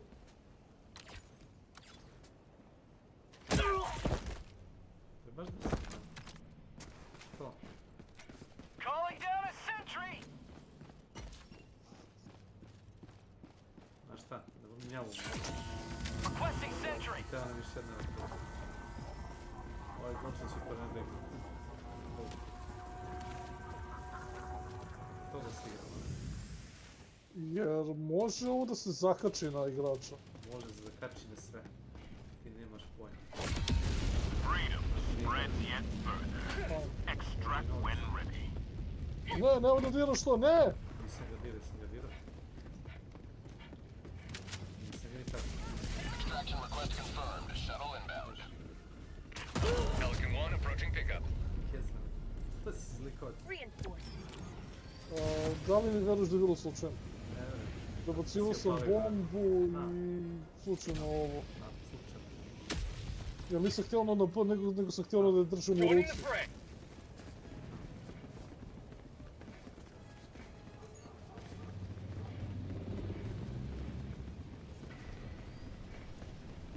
Više nema će baca pa čisti odjel. Gdje je avion? Alo? Evo ga tamo, evo ga. Marking extraction point. Evo, brate, mi smo otišli na pogrešnu stranu, ne vidi gdje je extraction. This is Pelican 1, preparing for touchdown. Calling down a sentry. Little got a liberty.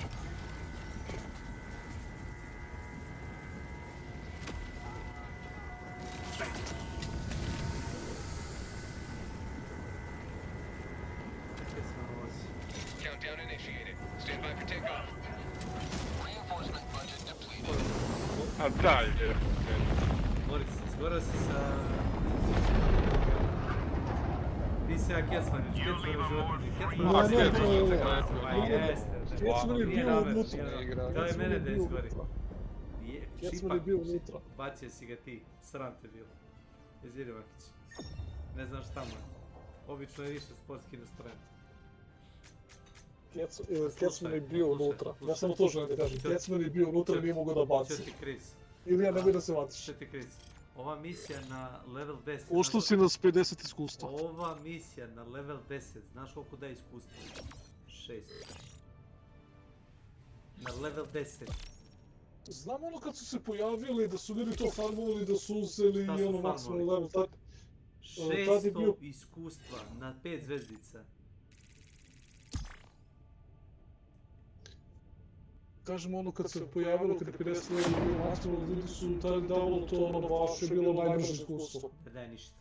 Znači ja kad god mogu izgledati... Pa nerfovali su. Čekaš 20 minuta, ubijaš bube, možda ubiješ 2 bube, možda ubiješ 200 na kraju. Jel. Da samo rakete da lansiraš. Izvini Makiću, nije do mene, znači Kec stvarno reaktiviraš. Nemoj da se vodiš, znači... Dosadno, reci neću... Makiću, ne bi ti se on izvinjavao da nije kriv. Ma on je, znam da si ti. Makić. Ako vidiš, ja sam jedini reinforcovao nekog, znači ja sam jedini radio za tim. Da znaš da se ne ljuti. Pozdrav. Da, čao. Ajde, ako noći, želim zdravo. A opušteno, lako noć. Oprosti. Sram te bilo kad se ne stidi se. Nemoj da se vadiš na mene.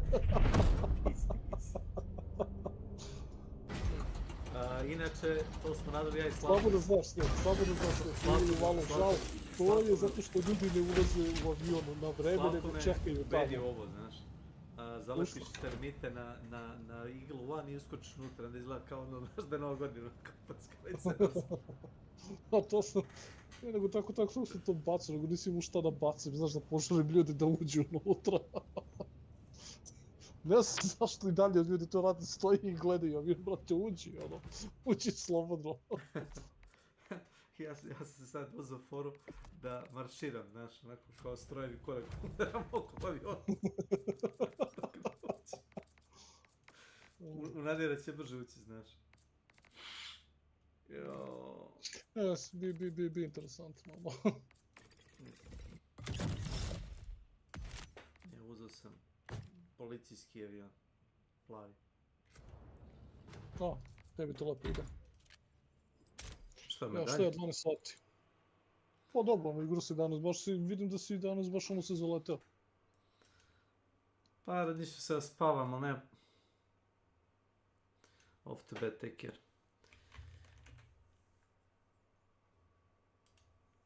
Nema pojente da spavam ranije, pa da posle ponoći ne mogu zaspijem, razumeš?